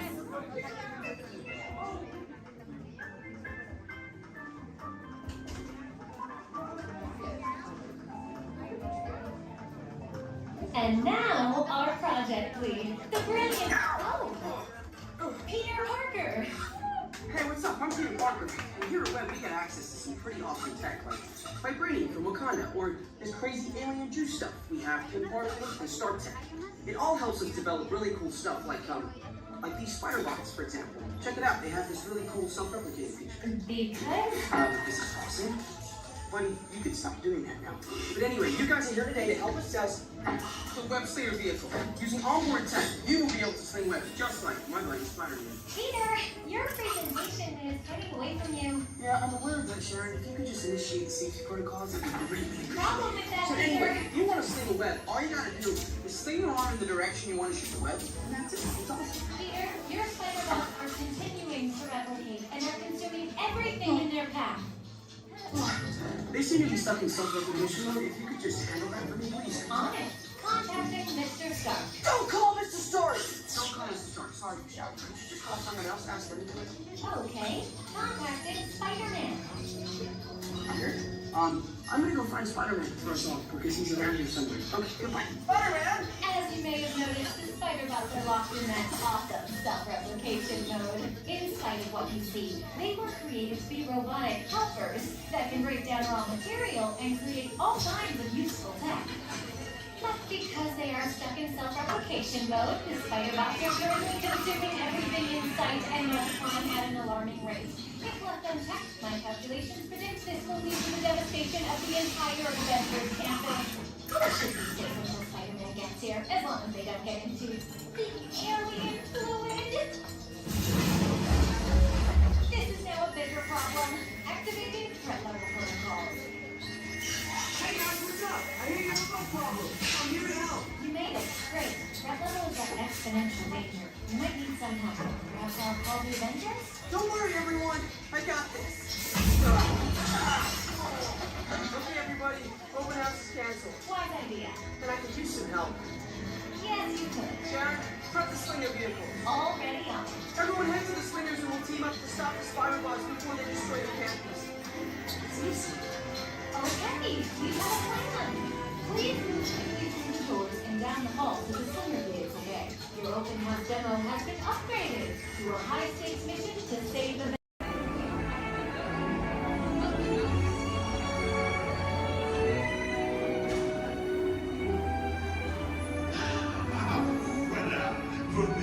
Venez, suivez-moi,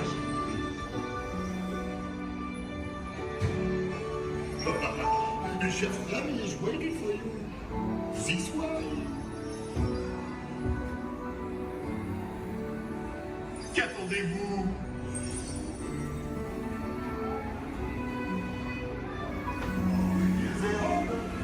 Des invités pour le dîner. Yes, put here. Vous n'aurez pas idée à Cocola? No. A simple omelet? Too simple. What? Mais oui, that's it.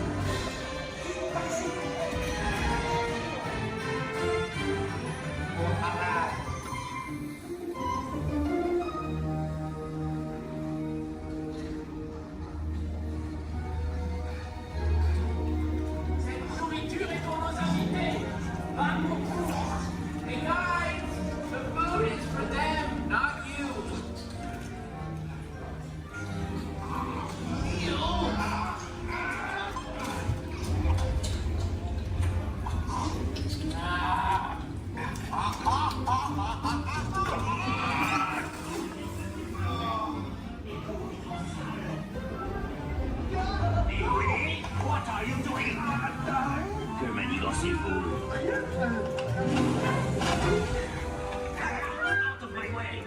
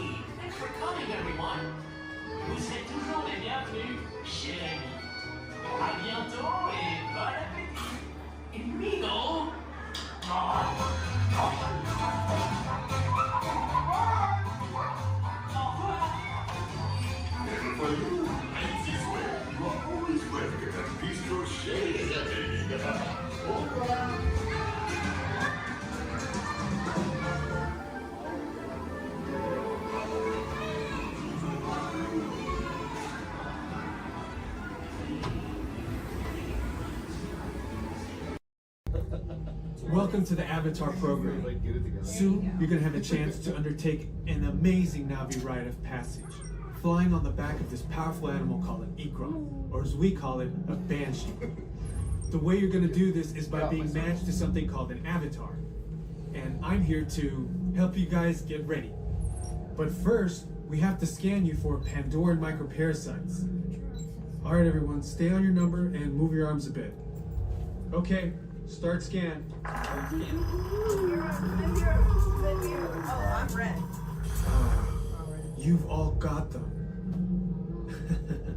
But don't worry, they're very common around these parts. Let's start the decon. Initiating GMR decon. Stay still over your number, you're not gonna feel a thing. You're doing great. You're almost done here. They're all clear. Great. Now let's go over how all this works. Like I said before, you're going to be matched to these things called avatars, which look a lot like the Navi. They're created by blending human DNA and Navi DNA. Once we match you to an avatar, thanks to a special link chair, your mind will be able to control that avatar. Using avatars to fly this way was all figured out by my boss, Dr. Jackie Ogden. She leads our science team, which is part of the Pandora Conservation Initiative, and we're here in the Valley of Moara studying banshees and their environment. Over a generation ago, this enormous company called the RDA created a lot of damage to the area through their bad mining practices and conflicts with the Navi. Just like on Earth, it can take decades for ecosystems to recover. One way to understand what's going on with an ecosystem is to study what are called keystone species. These are animals like tigers, jaguars, seals. The banshee is one of these important animals. Okay, to get you flying on a banshee, we need to find each of you an avatar. Let's prep the genetic sampling. I'm on it.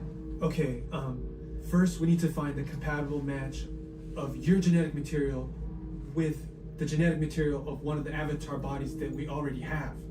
Once we do that, you'll be able to link to that avatar and fly. Help us out and move around a bit. Almost. Yes, got him. Now, let's find you your avatar matches.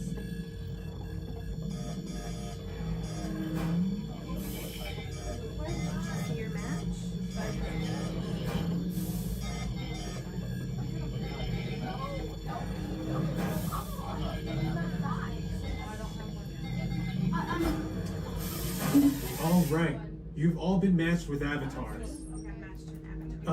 Looks like they're ready for you in the next room.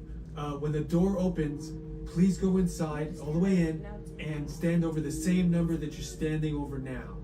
And I'll see you in there. Gracias. Now, Casey, let's get this show on the road, or track. All aboard! All aboard! All aboard! Let's go!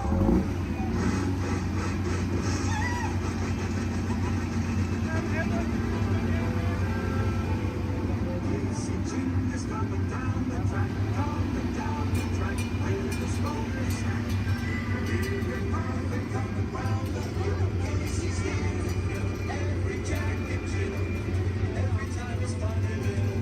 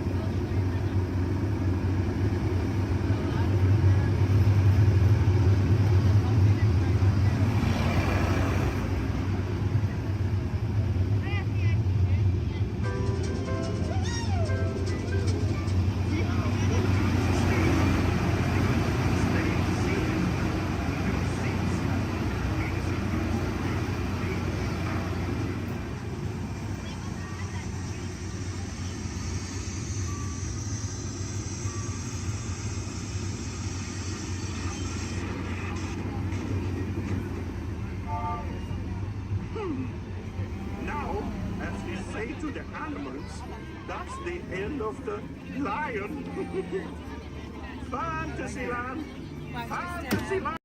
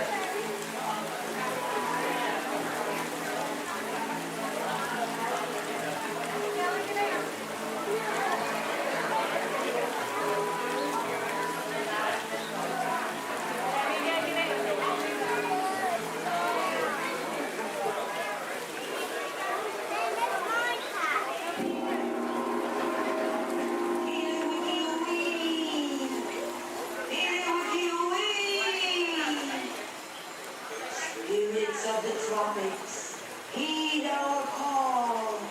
Descend with your rhythms for one and for all.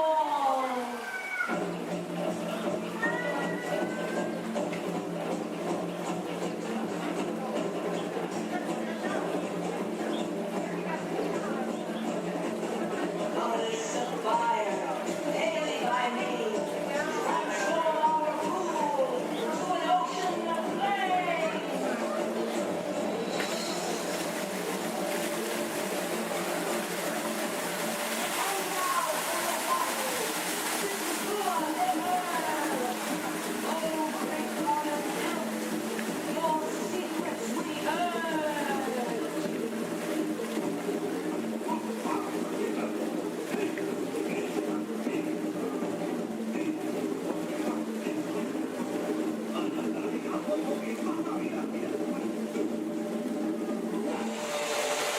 Wowee!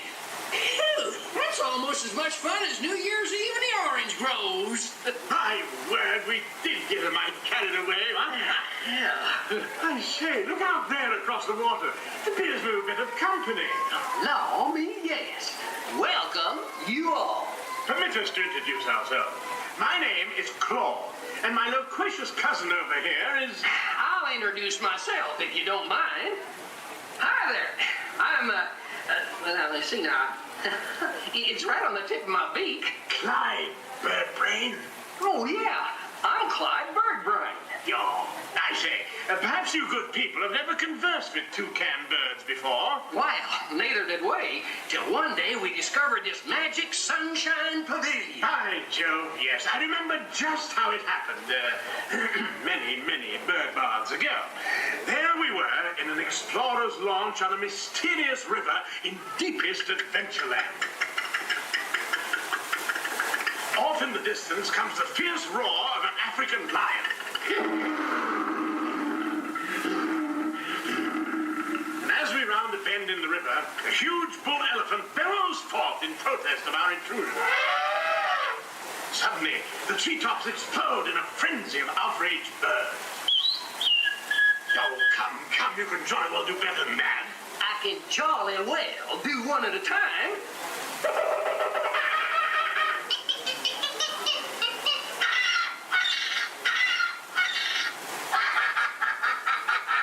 Meanwhile, shifty-eyed crocodiles lurk by the water's edge. Lurk, lurk, lurk. And the giant python slithers down from an overhanging limb. What's happened? What's wrong? I can't stand snakes. Don't be ridiculous. I'm only relating a story. All right, Clyde, enough is enough. That wasn't me. I never even opened my beak. Huh? Excuse me, I hate to interrupt such an exciting story, but they're calling us to the show. Land's sakes, it's already showtime? Land's sakes, yes, it's already time for the show. And Claude, I do believe it's your turn to make the announcement. Righto. Ladies and gentlemen, boys and girls, gather up all your cameras, dresses and other articles, and now turn to your left towards the tall doors. When the drums begin, they'll open magically to lead you right into the Sunshine Pavilion. Is everybody ready? For those of you just joining us, welcome aboard Excursion 3 on the Disneyland Railroad. For your safety, please remain seated at all times, keeping your hands off the legs inside the train. Please supervise all children, making sure they are seated away from the train openings, either fully on a lap or on a bench. Our next stop will be the Kitchen Town Depot, your gateway to all Fantasyland attractions. We'll meet you at the front. We're taking the train to the front. Oh, perfect. Okay, bye. To those just joining us, welcome aboard the Disneyland Railroad. To ensure a safe ride, stay seated with your hands, arms, feet, and legs inside the train. And please watch your kids. Para su seguridad, permanezca sentado firmemente las manos, brazos, pies y piernas dentro del tren y cuide a los pequeños. We're now entering Splash Mountain, rumored to be the location of a one-and-only rabbit place. If you look real hard, just for a drink, it's where the critters are celebrating a zippity-doo-dah day.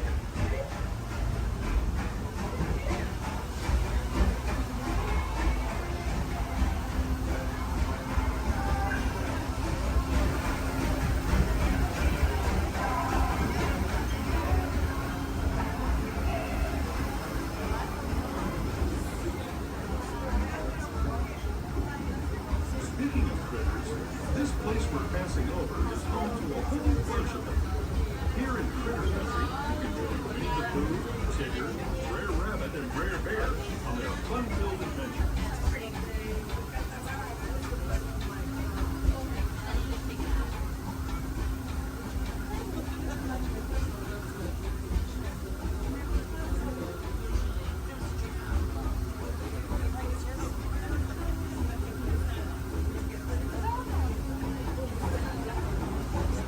As we steam past Hungry Bear Restaurant, last outpost in these parts, we're now joining up with the Rivers of America and entering the frontier as it looked more than a century and a half ago.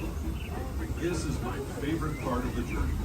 Around every bend, there's natural beauty as far as the eye can see.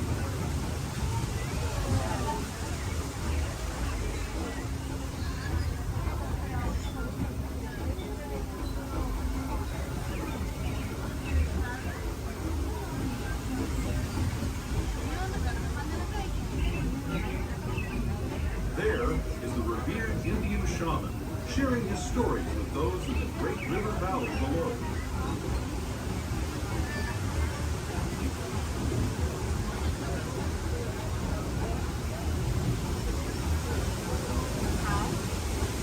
People like these and riding these rails since the 1800s, traveling through nature's wonderland in a matter of days, rather than the months it used to take by mule or stagecoach. Steam power not only fueled these iron horses, but the dreams of a whole new generation as it moved west into this great frontier. Of course, some of those dreams and the stories that went with them were pretty darn wild and downright unbelievable, like on Big Thunder Mountain, where I hear that mysterious spirits have grabbed hold of those mining trains and turned them into the wildest ride in the wilderness.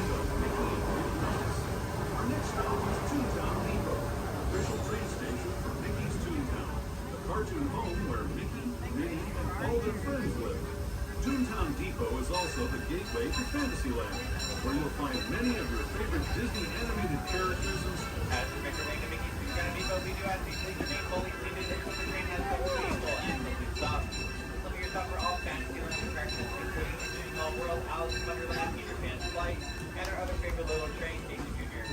Once again, please remain fully seated until we have come to vehicle and complete stop. Home Depot, Mickey's Toontown.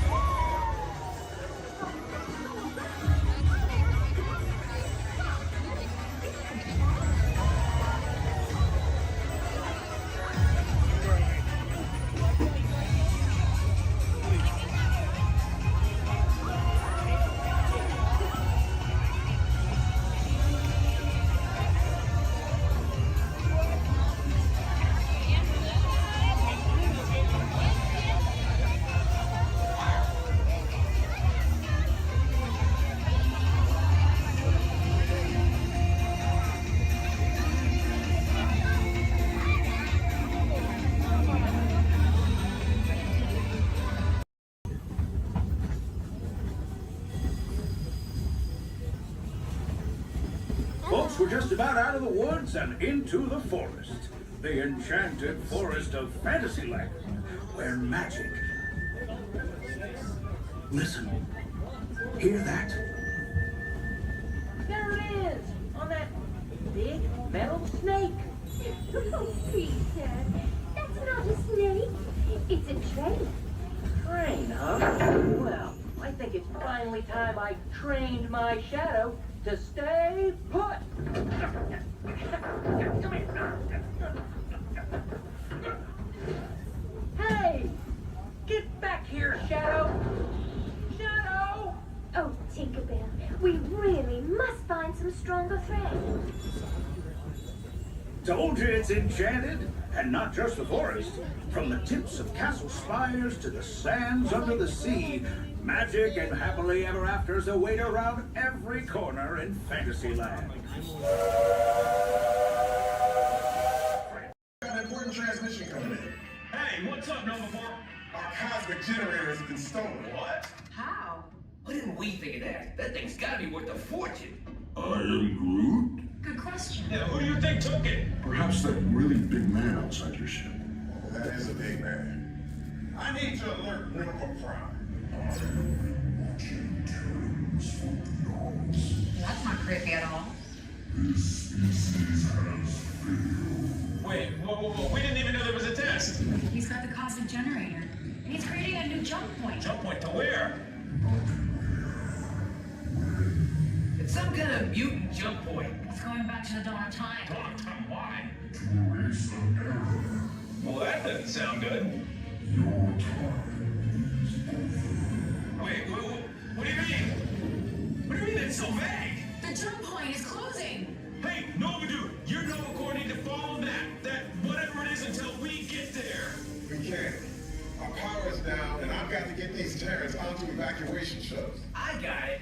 I reprogrammed the shuttles to follow them through the jump point. Wait, What? Look, they're our only chance of keeping track of that whack job until we get the cosmic generator back. Piece of cake. Wait! There's King. Where's this King? the odds are impossible, Yep. but it's our only shot. Good luck. Are you sure you can control it? Come on, it's me. I got this. We're all toast. First there was cake, now there is toast. This plan is making me so hungry. Terrence, listen up. You need to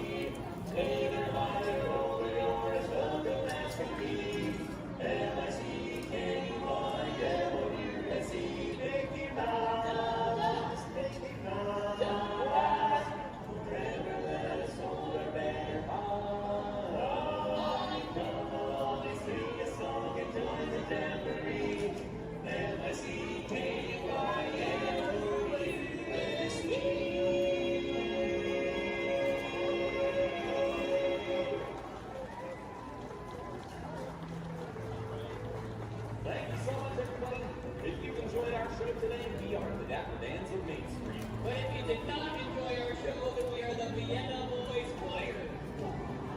Oh, we'll sing a song and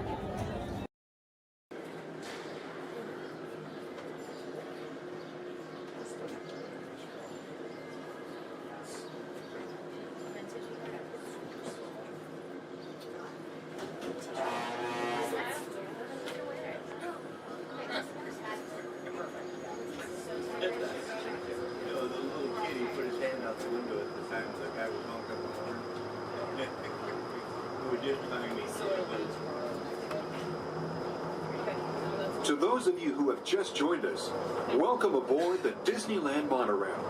For your safety, please remain seated, keeping your hands, arms, feet, and legs inside the train.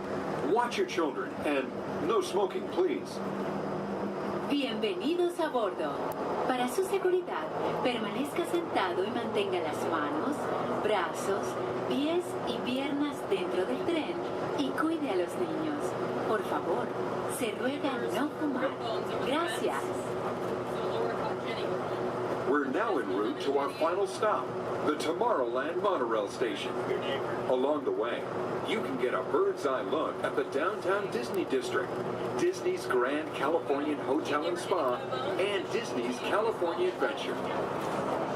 To the left of the monorail is the main entrance of Disneyland, the happiest place on earth. Disneyland is truly an American origin. Since its opening in 1955, it has hosted more than 500 million guests from around the world, including presidents, kings, and celebrities. It is the original Disney theme park, created and enjoyed by Walt Disney himself.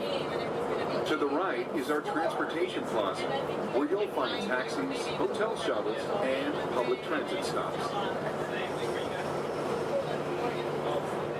We're about to enter Disneyland. Some of the clearances are pretty tight up ahead, so be sure to remain seated, keeping your hands and arms inside the cabin.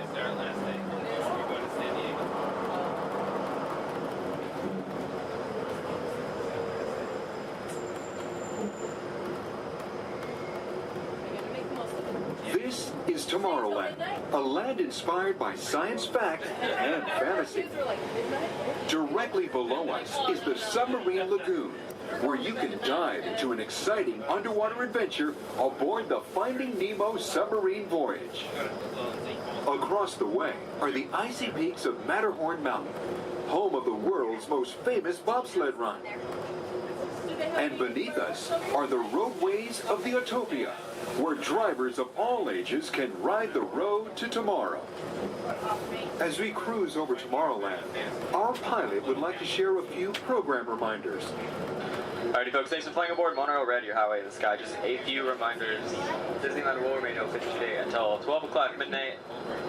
All passengers are required to be on board this monorail at approximately 12 o'clock midnight to catch that final flight. Well, it's going to be having Celebrate a Street Party along Main Street at 6:30 p.m. today. Fantastic along the Rivers of America at 9:05 and 10:30 p.m. and then Magical Our Fireworks Spectacular at approximately 9:30 p.m. So once again, for all passengers wishing to exit Disneyland via the monorail, please remember that the last flight will be at approximately 12 o'clock midnight. We thank you for flying aboard your highway in the sky and enjoy the rest of your stay here at Disneyland. Thank you.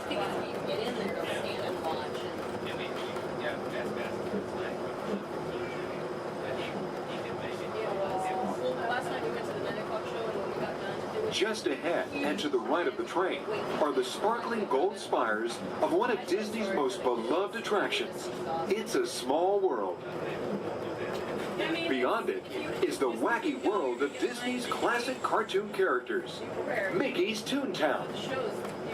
We're now riding alongside the happiest kingdom of them all, Fantasyland, home to Pinocchio, Snow White, Peter Pan, and other storybook characters.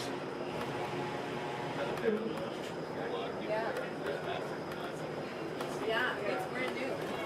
Supposedly it said you're going to try it, but so many people interested in it, it's so popular, I'm sure that We're now approaching the Tomorrowland monorail station, our final destination. Please remain seated until the monorail comes to a complete stop. Then, collect your belongings, watch your head, and step carefully from the train. On behalf of all of our crew, thanks for traveling with us, and we hope you'll have a happy and memorable visit here at Disneyland. This is the Tomorrowland monorail station.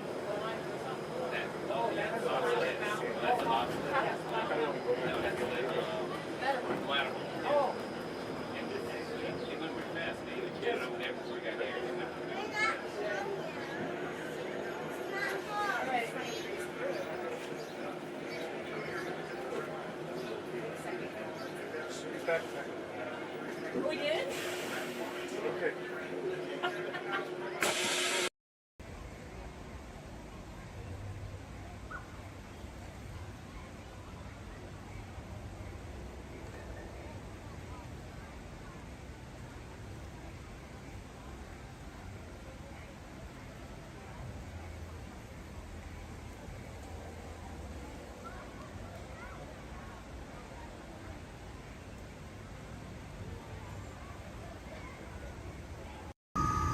Welcome aboard the Walt Disney World monorail to Epcot.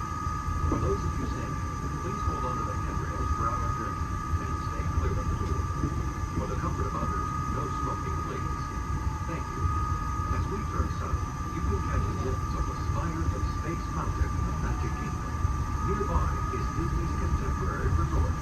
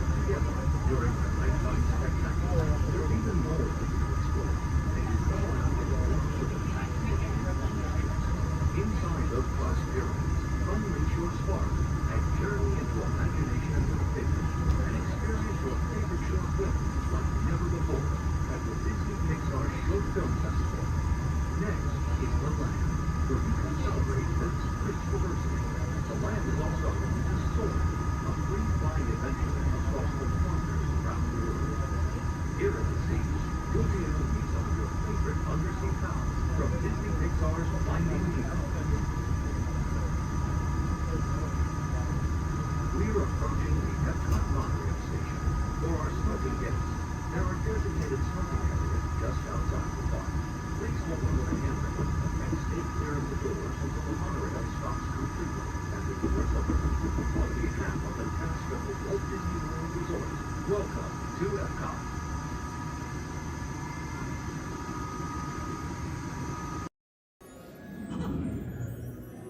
Oh boy! Oh, steady! Whoa! Hi, Mouseketeers! Well, here we go again, so hang on! Anything goes! You ready? And let the show begin! Here's my pal Walt to tell you how the magic is made.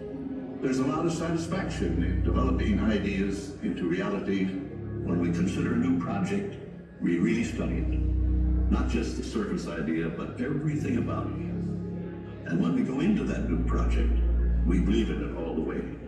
We have confidence in our ability to do it right, and we work hard to do the best possible job. There's really no secret about our approach.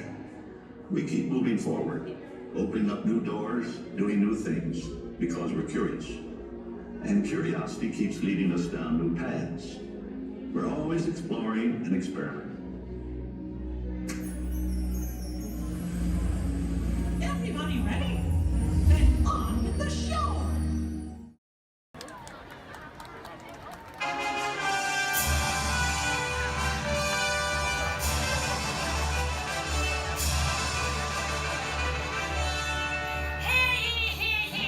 Come, gather round! Everyone gather round! Welcome to this magical kingdom! My name is Lady Llewellyn, one of Cinderella's royal majesty makers here in the beautiful fantasy land, and oh my goodness, did you see the time? We've got to get started! Ahem. It is hereby decreed that all are welcome in this happy place, where the young and the young at heart can explore and laugh and play together. Here, where magic awaits you around every corner, just bursting with joy and inspiration to make your dreams come true. And to officially welcome you, the one, the only, Mickey Mouse!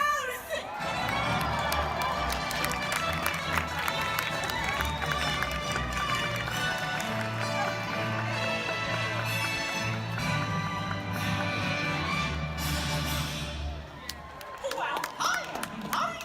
Oh gosh, it sure is great to see so many good friends. So, are you excited to be here today? Well, I thought so. Oh, hey pal, thanks for getting things started. And now that we're all together, I've got a surprise for you.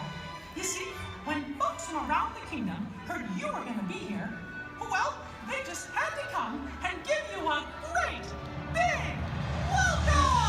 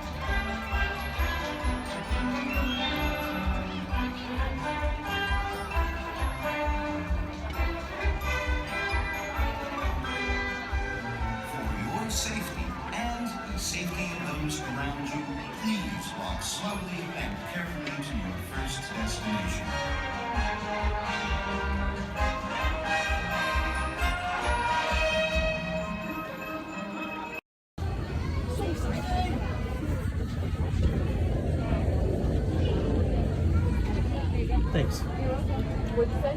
Yeah, 33. You did? Oh. So I said like no. I knew though. I'm like, Motion tracking, assigning individualized color profiles, web shooters calibrating. woo! You there, Spider-Man? I'm here. Where are you? On our way. Okay, please sit back and enjoy your ride until we reach the intimidating disaster. Wait, I thought the level was still exponential. Yeah, disaster sounds right. I'm not here today. Little help here! Guys! I'm glad to see you guys.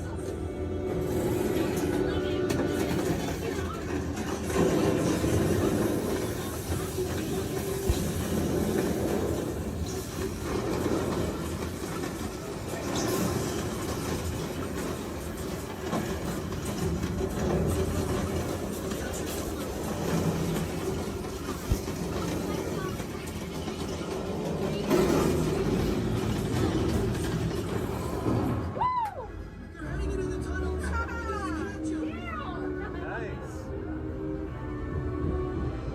Elevating threat level to out of control. Should I call for more help now? No. We can handle it. It's our slow down. Actually, we got him.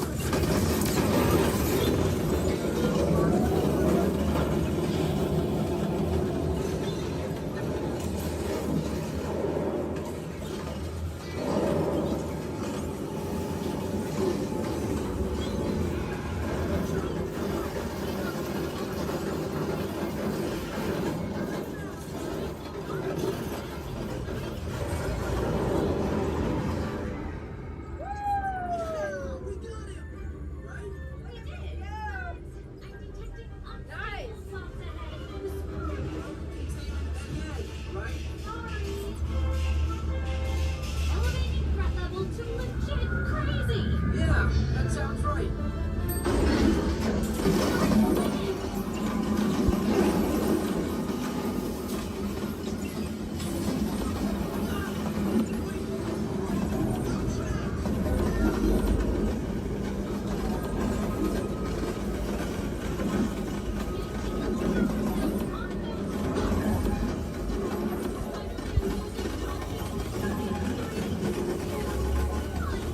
Whoa, that was close.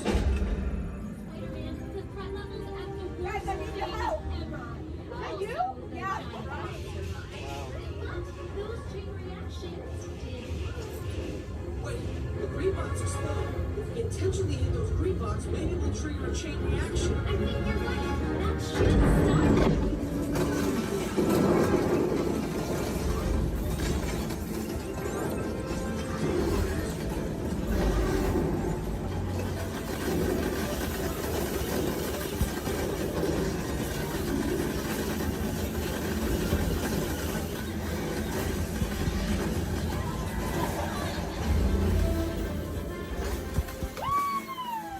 We did it! I can't believe the chain reaction thing worked. You guys were amazing. I'm very impressed, Spider-Man.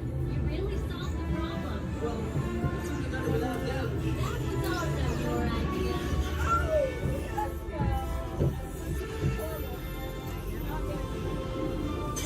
Dang it!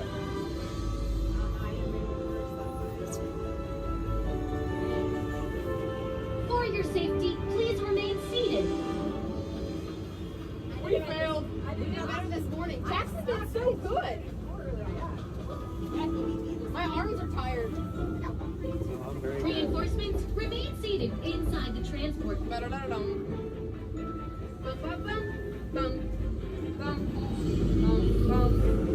Hey, thanks for attending our open house presentation and preventing the destruction of the world as we know it. Please collect your wits and any personal belongings as you exit the vehicle. See you later.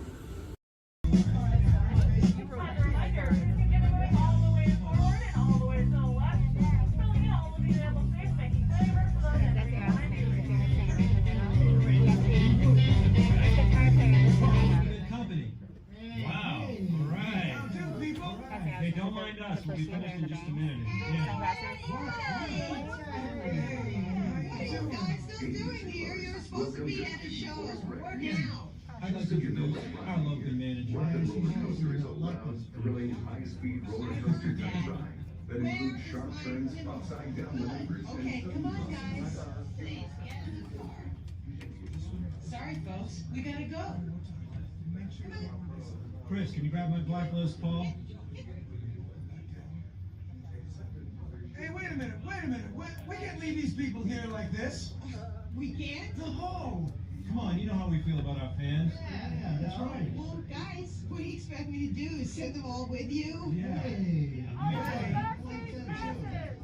Wait a minute. I love that idea.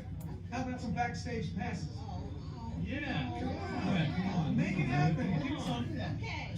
Okay, I'll make it happen. Now get out of here. I hate all of you. Have a nice ride. Hi, Sal, it's me. Listen, I'm gonna need a bigger car. Make it a stretch. In fact, make it a super stretch. Right. Okay, folks, the show is all the way across town, but I got you a really fast car. Okay, wait, it's out in the alley.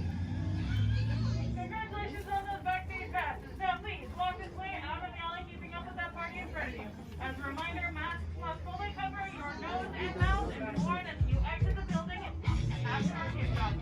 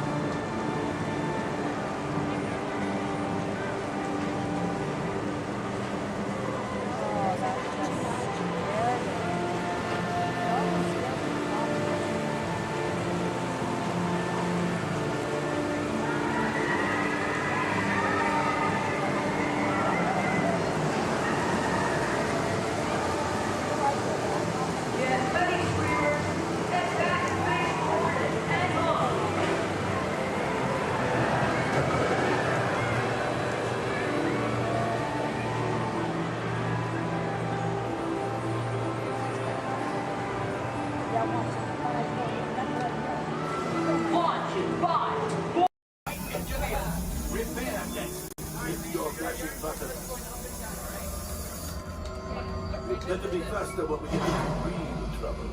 Right, pilot? Push the flashing button to take off. Pilot on the left. Move your stick to fly right and left. Pilot on the right. Pull back on the stick to fly up. And push forward. Weapons are online.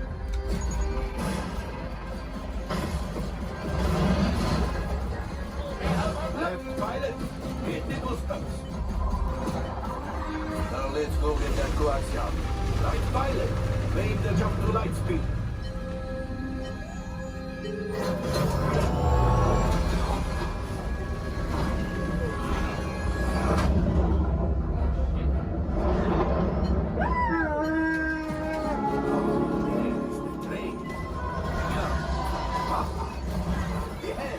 Yes, keep shooting.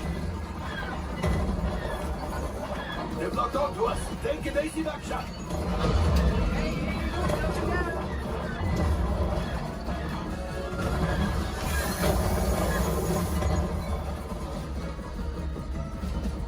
Ah, there it is. After that plane. Flight engineers, fire the harpoon. Now, shoot the cargo free. Let's pilot brakes. Well, my friends, that could have been much worse. Okay, it's much worse.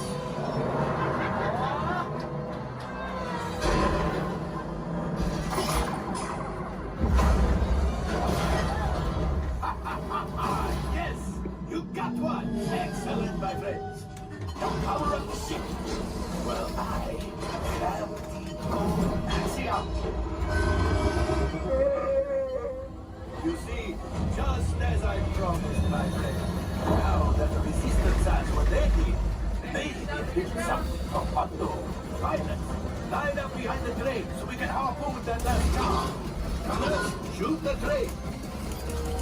Yes, keep mashing those controls. The cargo is breaking. Keep shooting. Good job, my friends. Yes. We got the coaxium. I will grab it. You keep up to the train.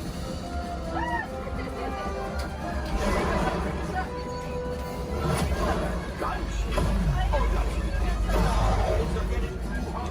We're going to get out of here. Yes, a distraction. Fire the missiles at the train. Hurry.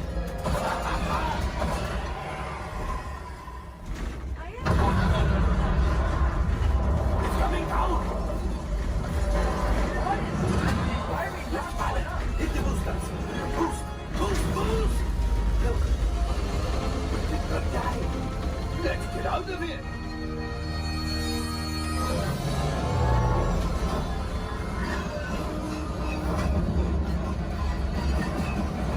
Your hyperdrive has failed. Pilots, evasive maneuvers. We've got company. Chu is right. If we leave them back, they may find the resistance. You did it. Watch out! Oh, that's going to be a lot.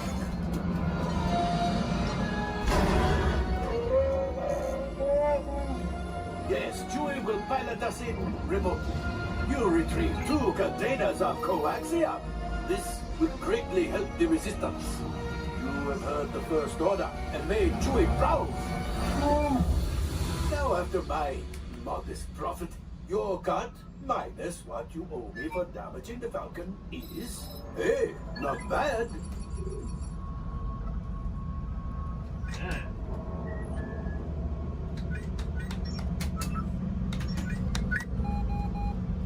R5, damage report. Engine failure, all right. Hyperdrive leak, that is not too good. Have a fire over here. Multiple hull ruptures, well, it could be worse. Life support failure, okay, that's something. I'm just going to cut you off there. It might be Mr. Stefan. Time for you to go. And don't worry, the payment is on the way.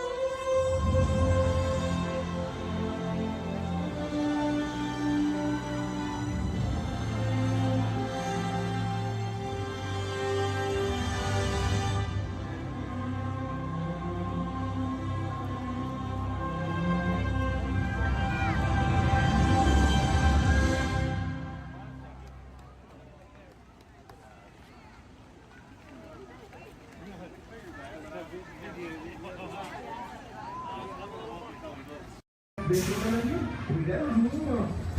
we go!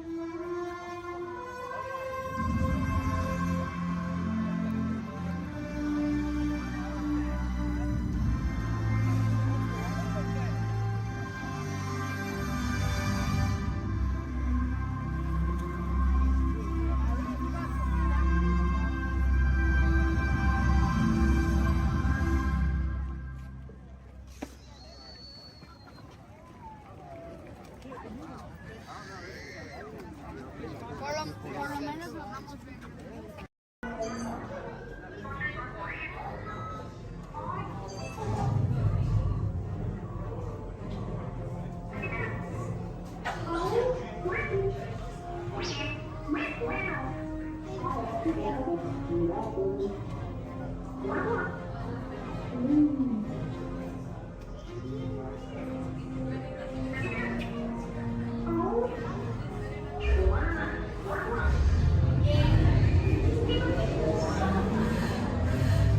Incoming transmission from Ray.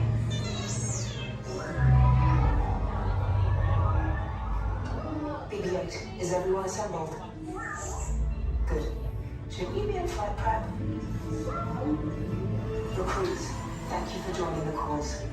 A covert resistance team led by my friend Finn has infiltrated a First-Order Star Destroyer that is now headed to this system. Your outpost on Batu is no longer safe. We have transports waiting to take you to General Organa's secret base on Pucara. I'll regroup with you there. The Resistance desperately needs your help in our fight against Kylo Ren and the First Order. Remember, it is vital that you keep the location of the Pucara base secret. Lieutenant Beck, one of our top commanders, will lead you. Affirmative. Transport is ready. 9 and I shall personally see him delivered. Thank you, Lieutenant. Welcome to the cause. May the Force be with us. Commander Poltam and a squadron of X-Wings shall escort us to the rendezvous point on Pucara. Roger, this is Black Leader. I hear you're a fine-looking group of recruits.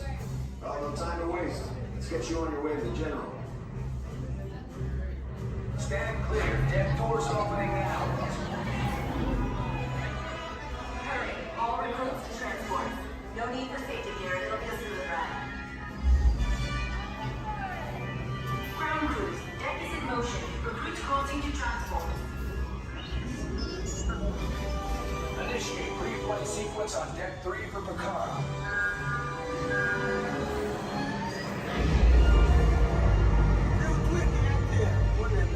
Affirmative. Deck 3, you are clear for launch.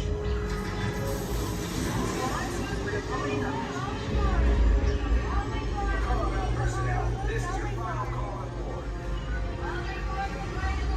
Transport away from the blast doors. All the way forward.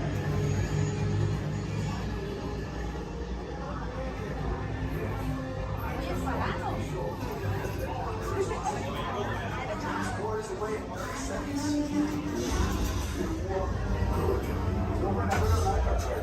Yes, check the hyperdrive also. Transport takes off in 20 seconds. Good. Airspeed sensor. Thank you, Nina. Black Leader, are you and your team ready? Affirmative. Engines are hot. Red 2, blue 5 reporting. Red 2, check. Blue 5 standing by. Engage propulsors and hold on, recruits. More ships. Launch.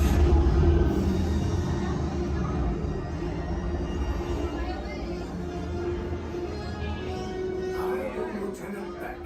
As you heard from Ray, I have been tasked with getting you to Vakara.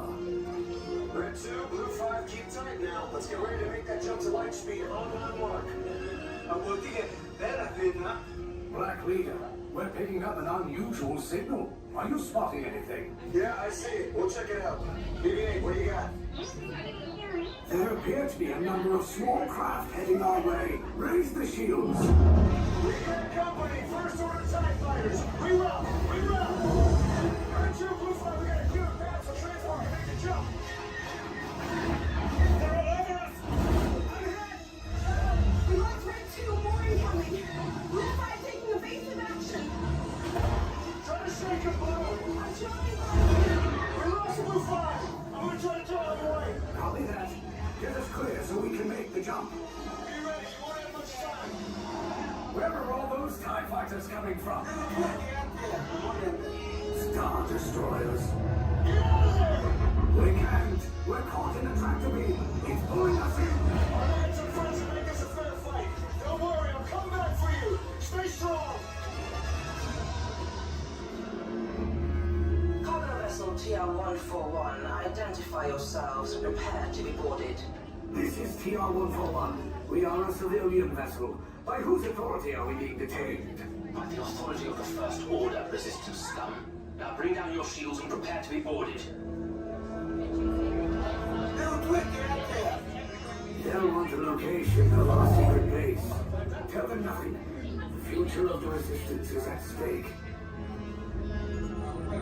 I have a bad feeling about this. Stand back from those doors. Attention, passengers of the TR-141. You have been identified as enemies of the First Order. You will disembark immediately and prepare yourself for interrogation. Proceed forward, now.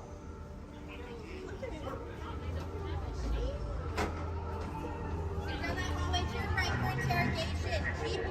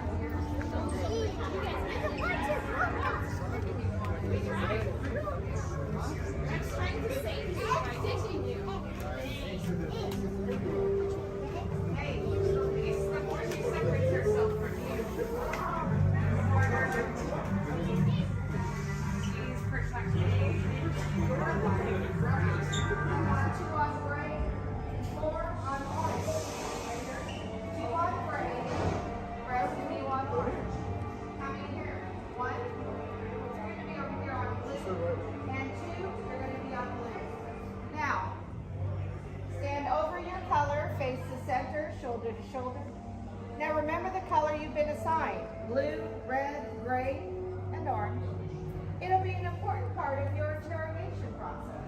You're going to need to know that color at the end of your interrogation and possible long-term motive. How many? Let me assign blue. Quickly to the end of the hallway. How many? 4. Let me assign red. How many? Let me assign gray. Yeah. This cell door opens, so we'll call you in by your assigned color. And you will tell us everything. No, oh, you're going to have a tough time in interrogation. Get on your color. There you go. Scoot over, blue. Make a little room. Get on your color. Not the lights, on the color. Ready to go.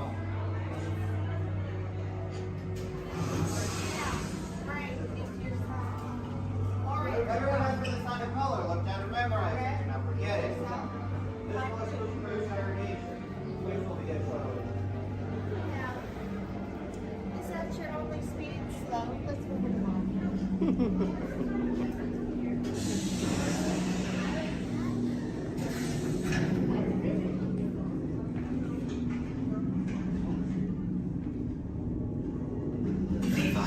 Yes, General.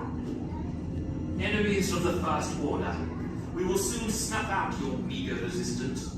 You chose the wrong side, and now you will pay. The Resistance prisoners. You have what I want. You know the location of the secret base, and I will take it from you. We are needed on the bridge. Keep the prisoners here. I will return to finish this personally.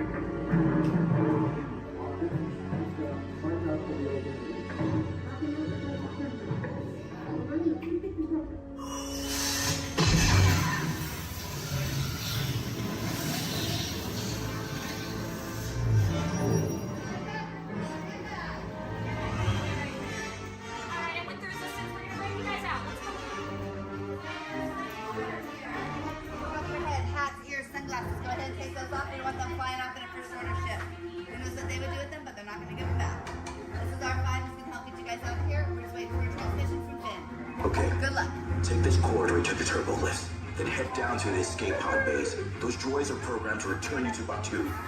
Hurry and don't get caught.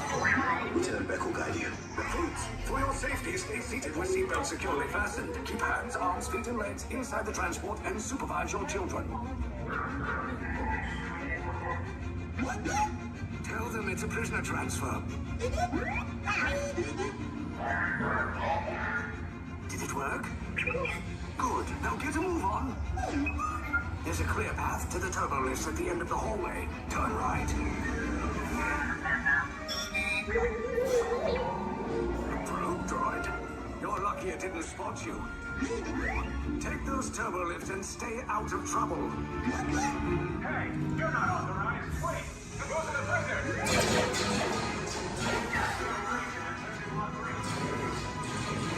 Cover is blown. Find an alternate route. Who picked these two droids anyway? Detention coverage. Prisoners not seen on their team.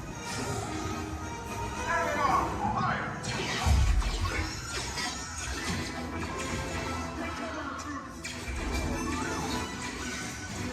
The escape pod just below us. Take those down. Copy. Hurry. No, not up. I said down.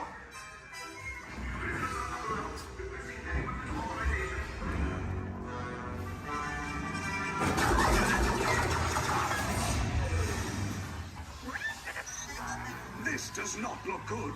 Try to find another way down to the escape pods. The Resistance will attempt to rescue the prisoners. They have neither the resources nor the courage to engage us. You underestimate their conviction. Raise the shields. Shields?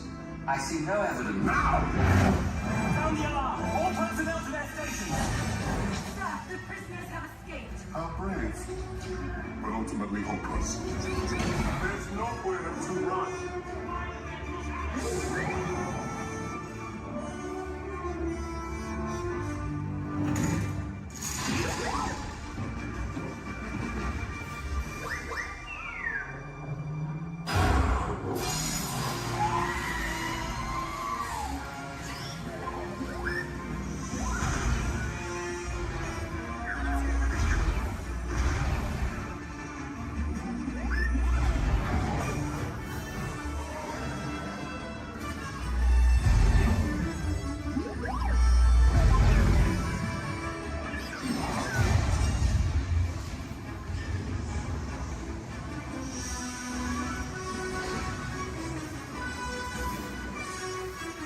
Attention, all resistance personnel. Abandon ship. I repeat, abandon ship. This destroyer is about. There's no escape. You will tell me the location of the secret base, and then I will destroy you and the resistance.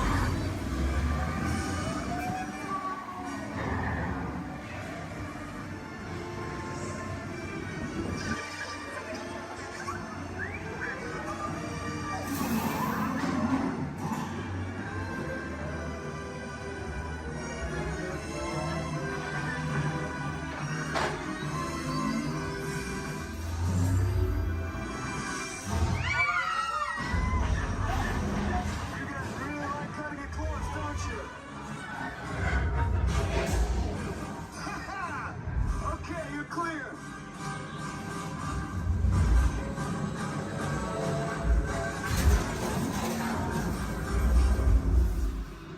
Your escape pods came in a little off target. Ground crews will meet you outside the wreck.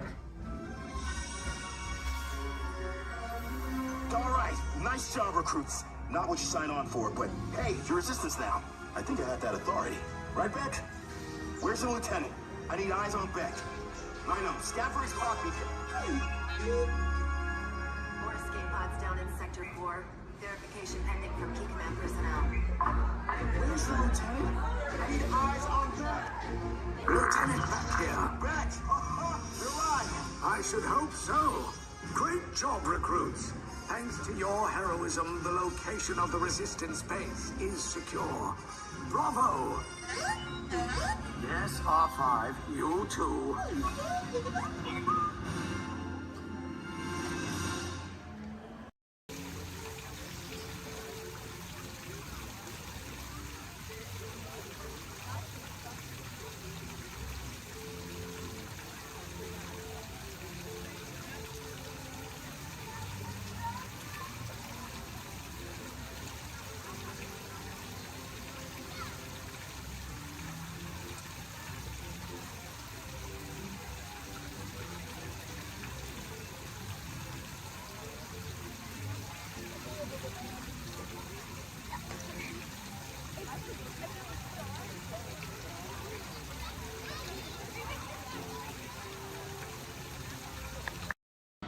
Y mantenga sus manos, brazos, pies y piernas dentro del tren.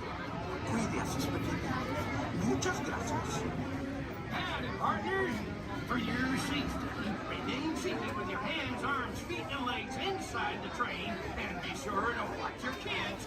If any of you folks are wearing hats or glasses, best remove them, because this here's the wildest ride in the wilderness.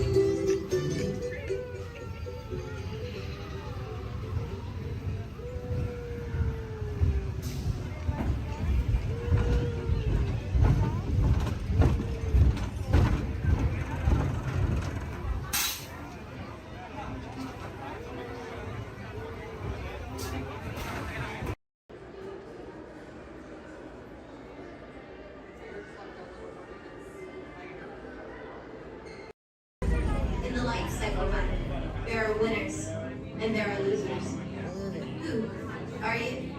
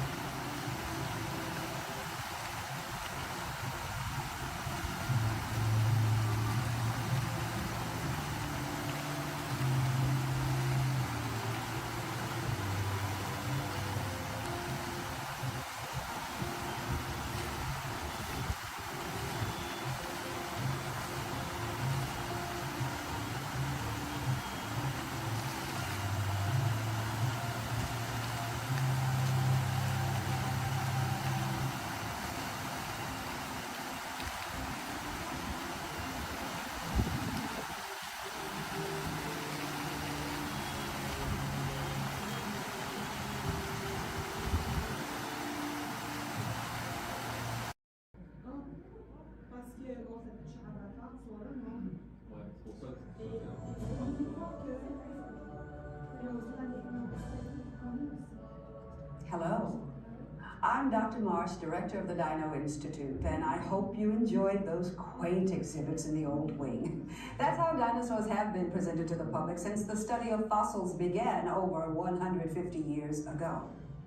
Today, that bare bones approach is about to become extinct. In a perfect blending of science and technology, the Dino Institute has created the Time Rover, an amazing vehicle that will literally transport you to the age of the dinosaurs. How? That's proprietary. But the result is a breathtaking journey through a prehistoric world where you will witness the most spectacular creatures to ever walk the earth. In a moment, you'll be going live to our control center for a comprehensive safety briefing, and then it's on to the tour that will convince you forever that the future is truly in the past.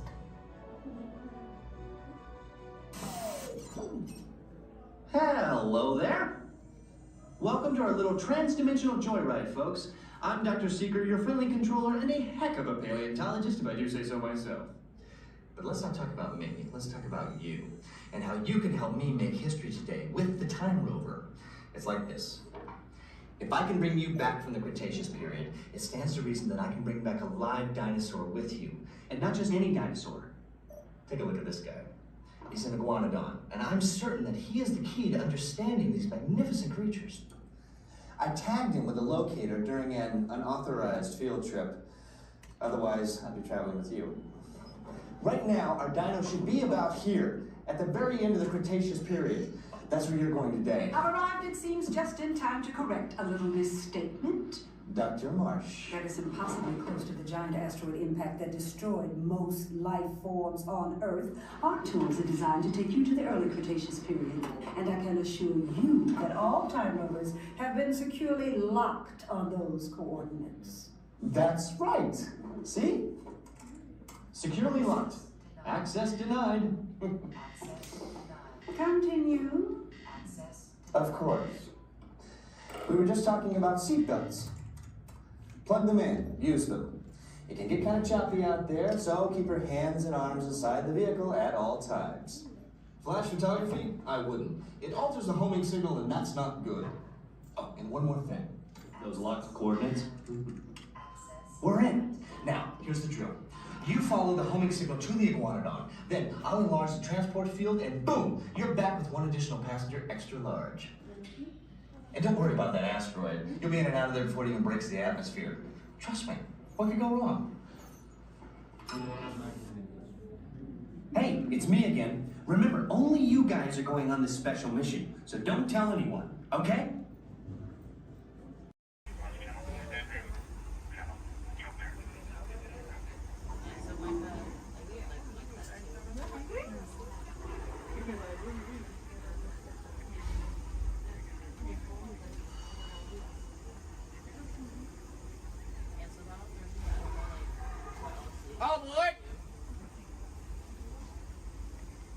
For those of you just joining us, welcome aboard Excursion 3 on the Disneyland Railroad. For your safety, please remain seated at all times, keeping your hands, arms, feet, and legs inside the train. Please supervise all children, making sure they are seated away from the train openings, either fully on a lap or on a bench. Our next stop will be the Land of the Future Tomorrowland Station. Oh, they're doing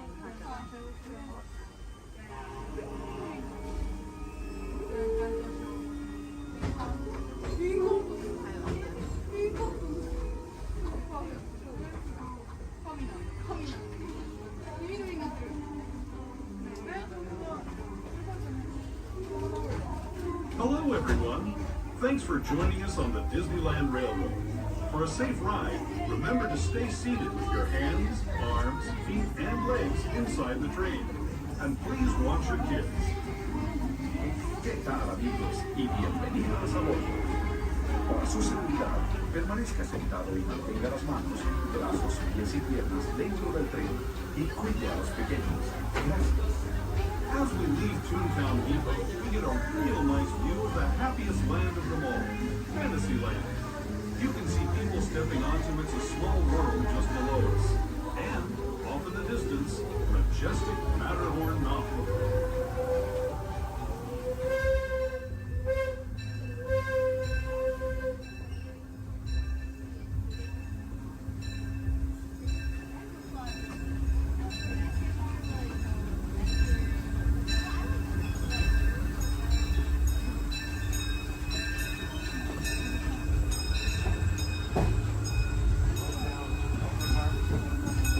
Steaming forward into the future to a land inspired by visions of tomorrow, both practical and imagined. Here you'll find rocket ships and star speeders, submarines and astroblasters, and, if you look overhead, maybe a glimpse of a Mark 7 monorail. This is the latest version of the first daily operating monorail system in the entire Western Hemisphere, gliding above Disneyland since 1959. Below the monorail, and us, are the fun-filled roadways of the Autopia.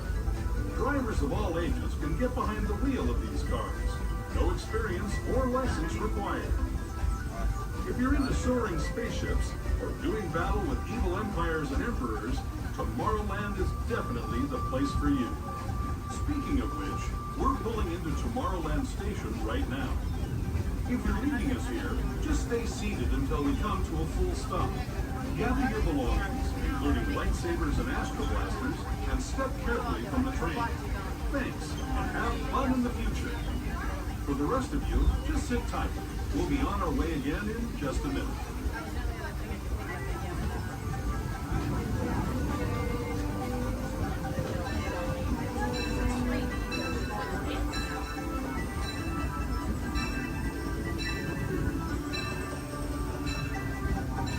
As we make our way into Tomorrowland Station, we do ask that you please remain fully seated until the train has come to a full and complete stop. This will be a stop for all Tomorrowland attractions, including Space Mountain, Star Tours, the adventure continues. Finding out about submarine voyage, the monorail, the Autopia, and many more.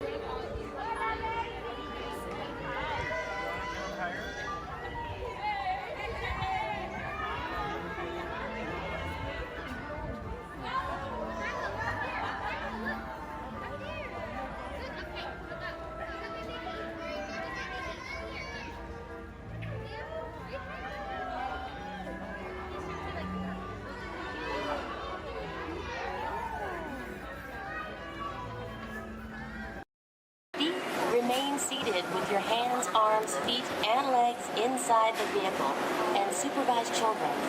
Thank you. La estación de control de cinturones de seguridad está a la vuelta de la esquina. Por su seguridad, mantenga sus manos, brazos, pies y piernas dentro del vehículo y cuida a los niños. Vehicle 3 is clear for your flight. Okay, here we go.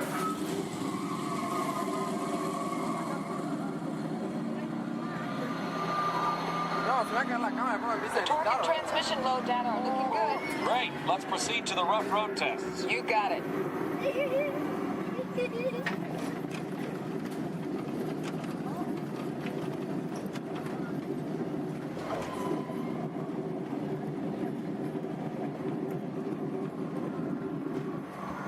Okay, I'm gonna take you right up to the cones, hit the brakes, and see if I can steer you through. Hold on.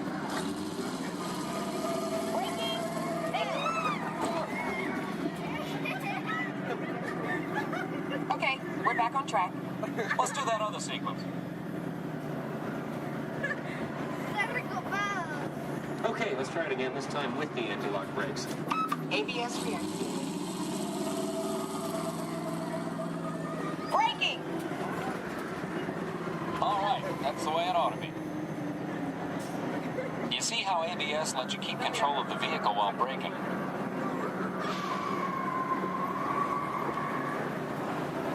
Let's demonstrate some extreme test conditions. Okay.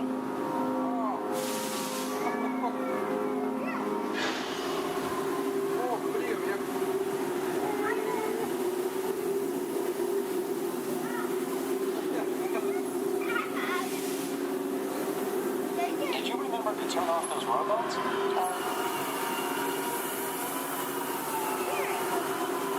Clear for track course A. All right, let's pick up the pace. Increasing speed. 10%.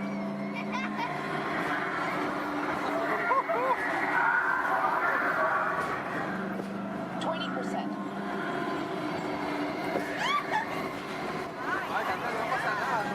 30%.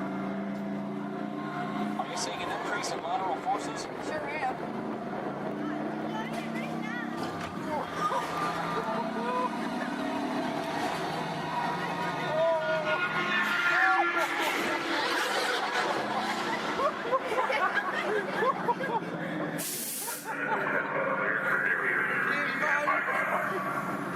Ready for the variant test.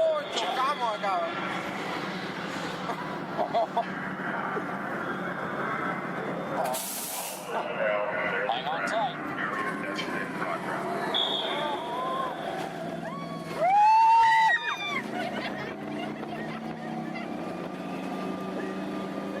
Increase speed.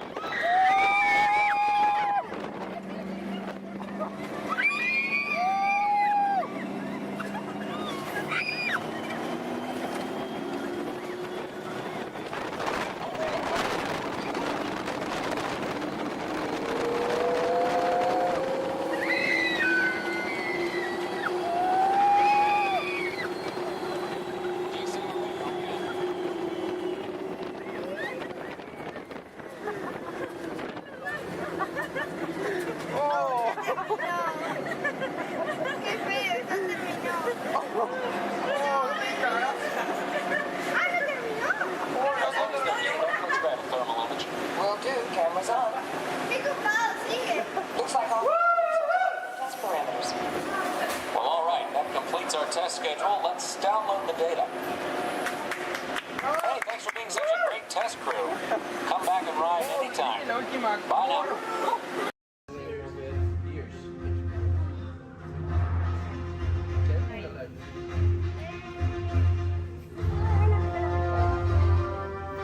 Okay, take this corridor to the turbo lift, then head down to the escape pod base. Those droids are programmed to return you to Batu.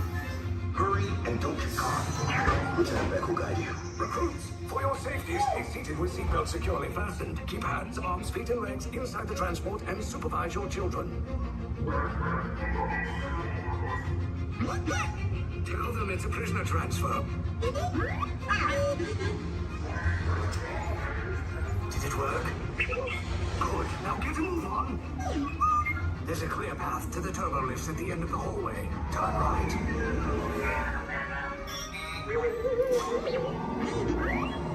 A probe droid. You're lucky it didn't spot you. Take those turbo lifts and stay out of trouble. You're not authorized. Wait. Those are the prisoners. The operation is touching block range. Cover is blown. Find an alternate route. Who picked these two droids anyway?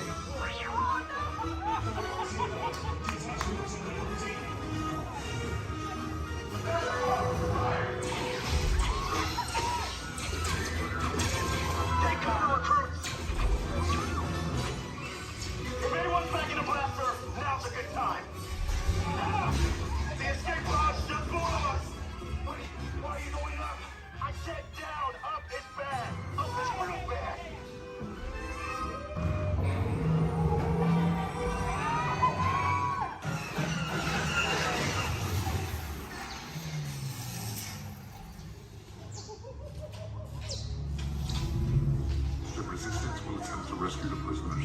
They have neither the resources nor the courage to engage us. You underestimate their conviction. Raise the shields. Shields? I see no evidence. Now! Sound the alarm! All personnel to their stations! Sir, the prisoners have escaped. How brave, but ultimately hopeless. There's nowhere to run.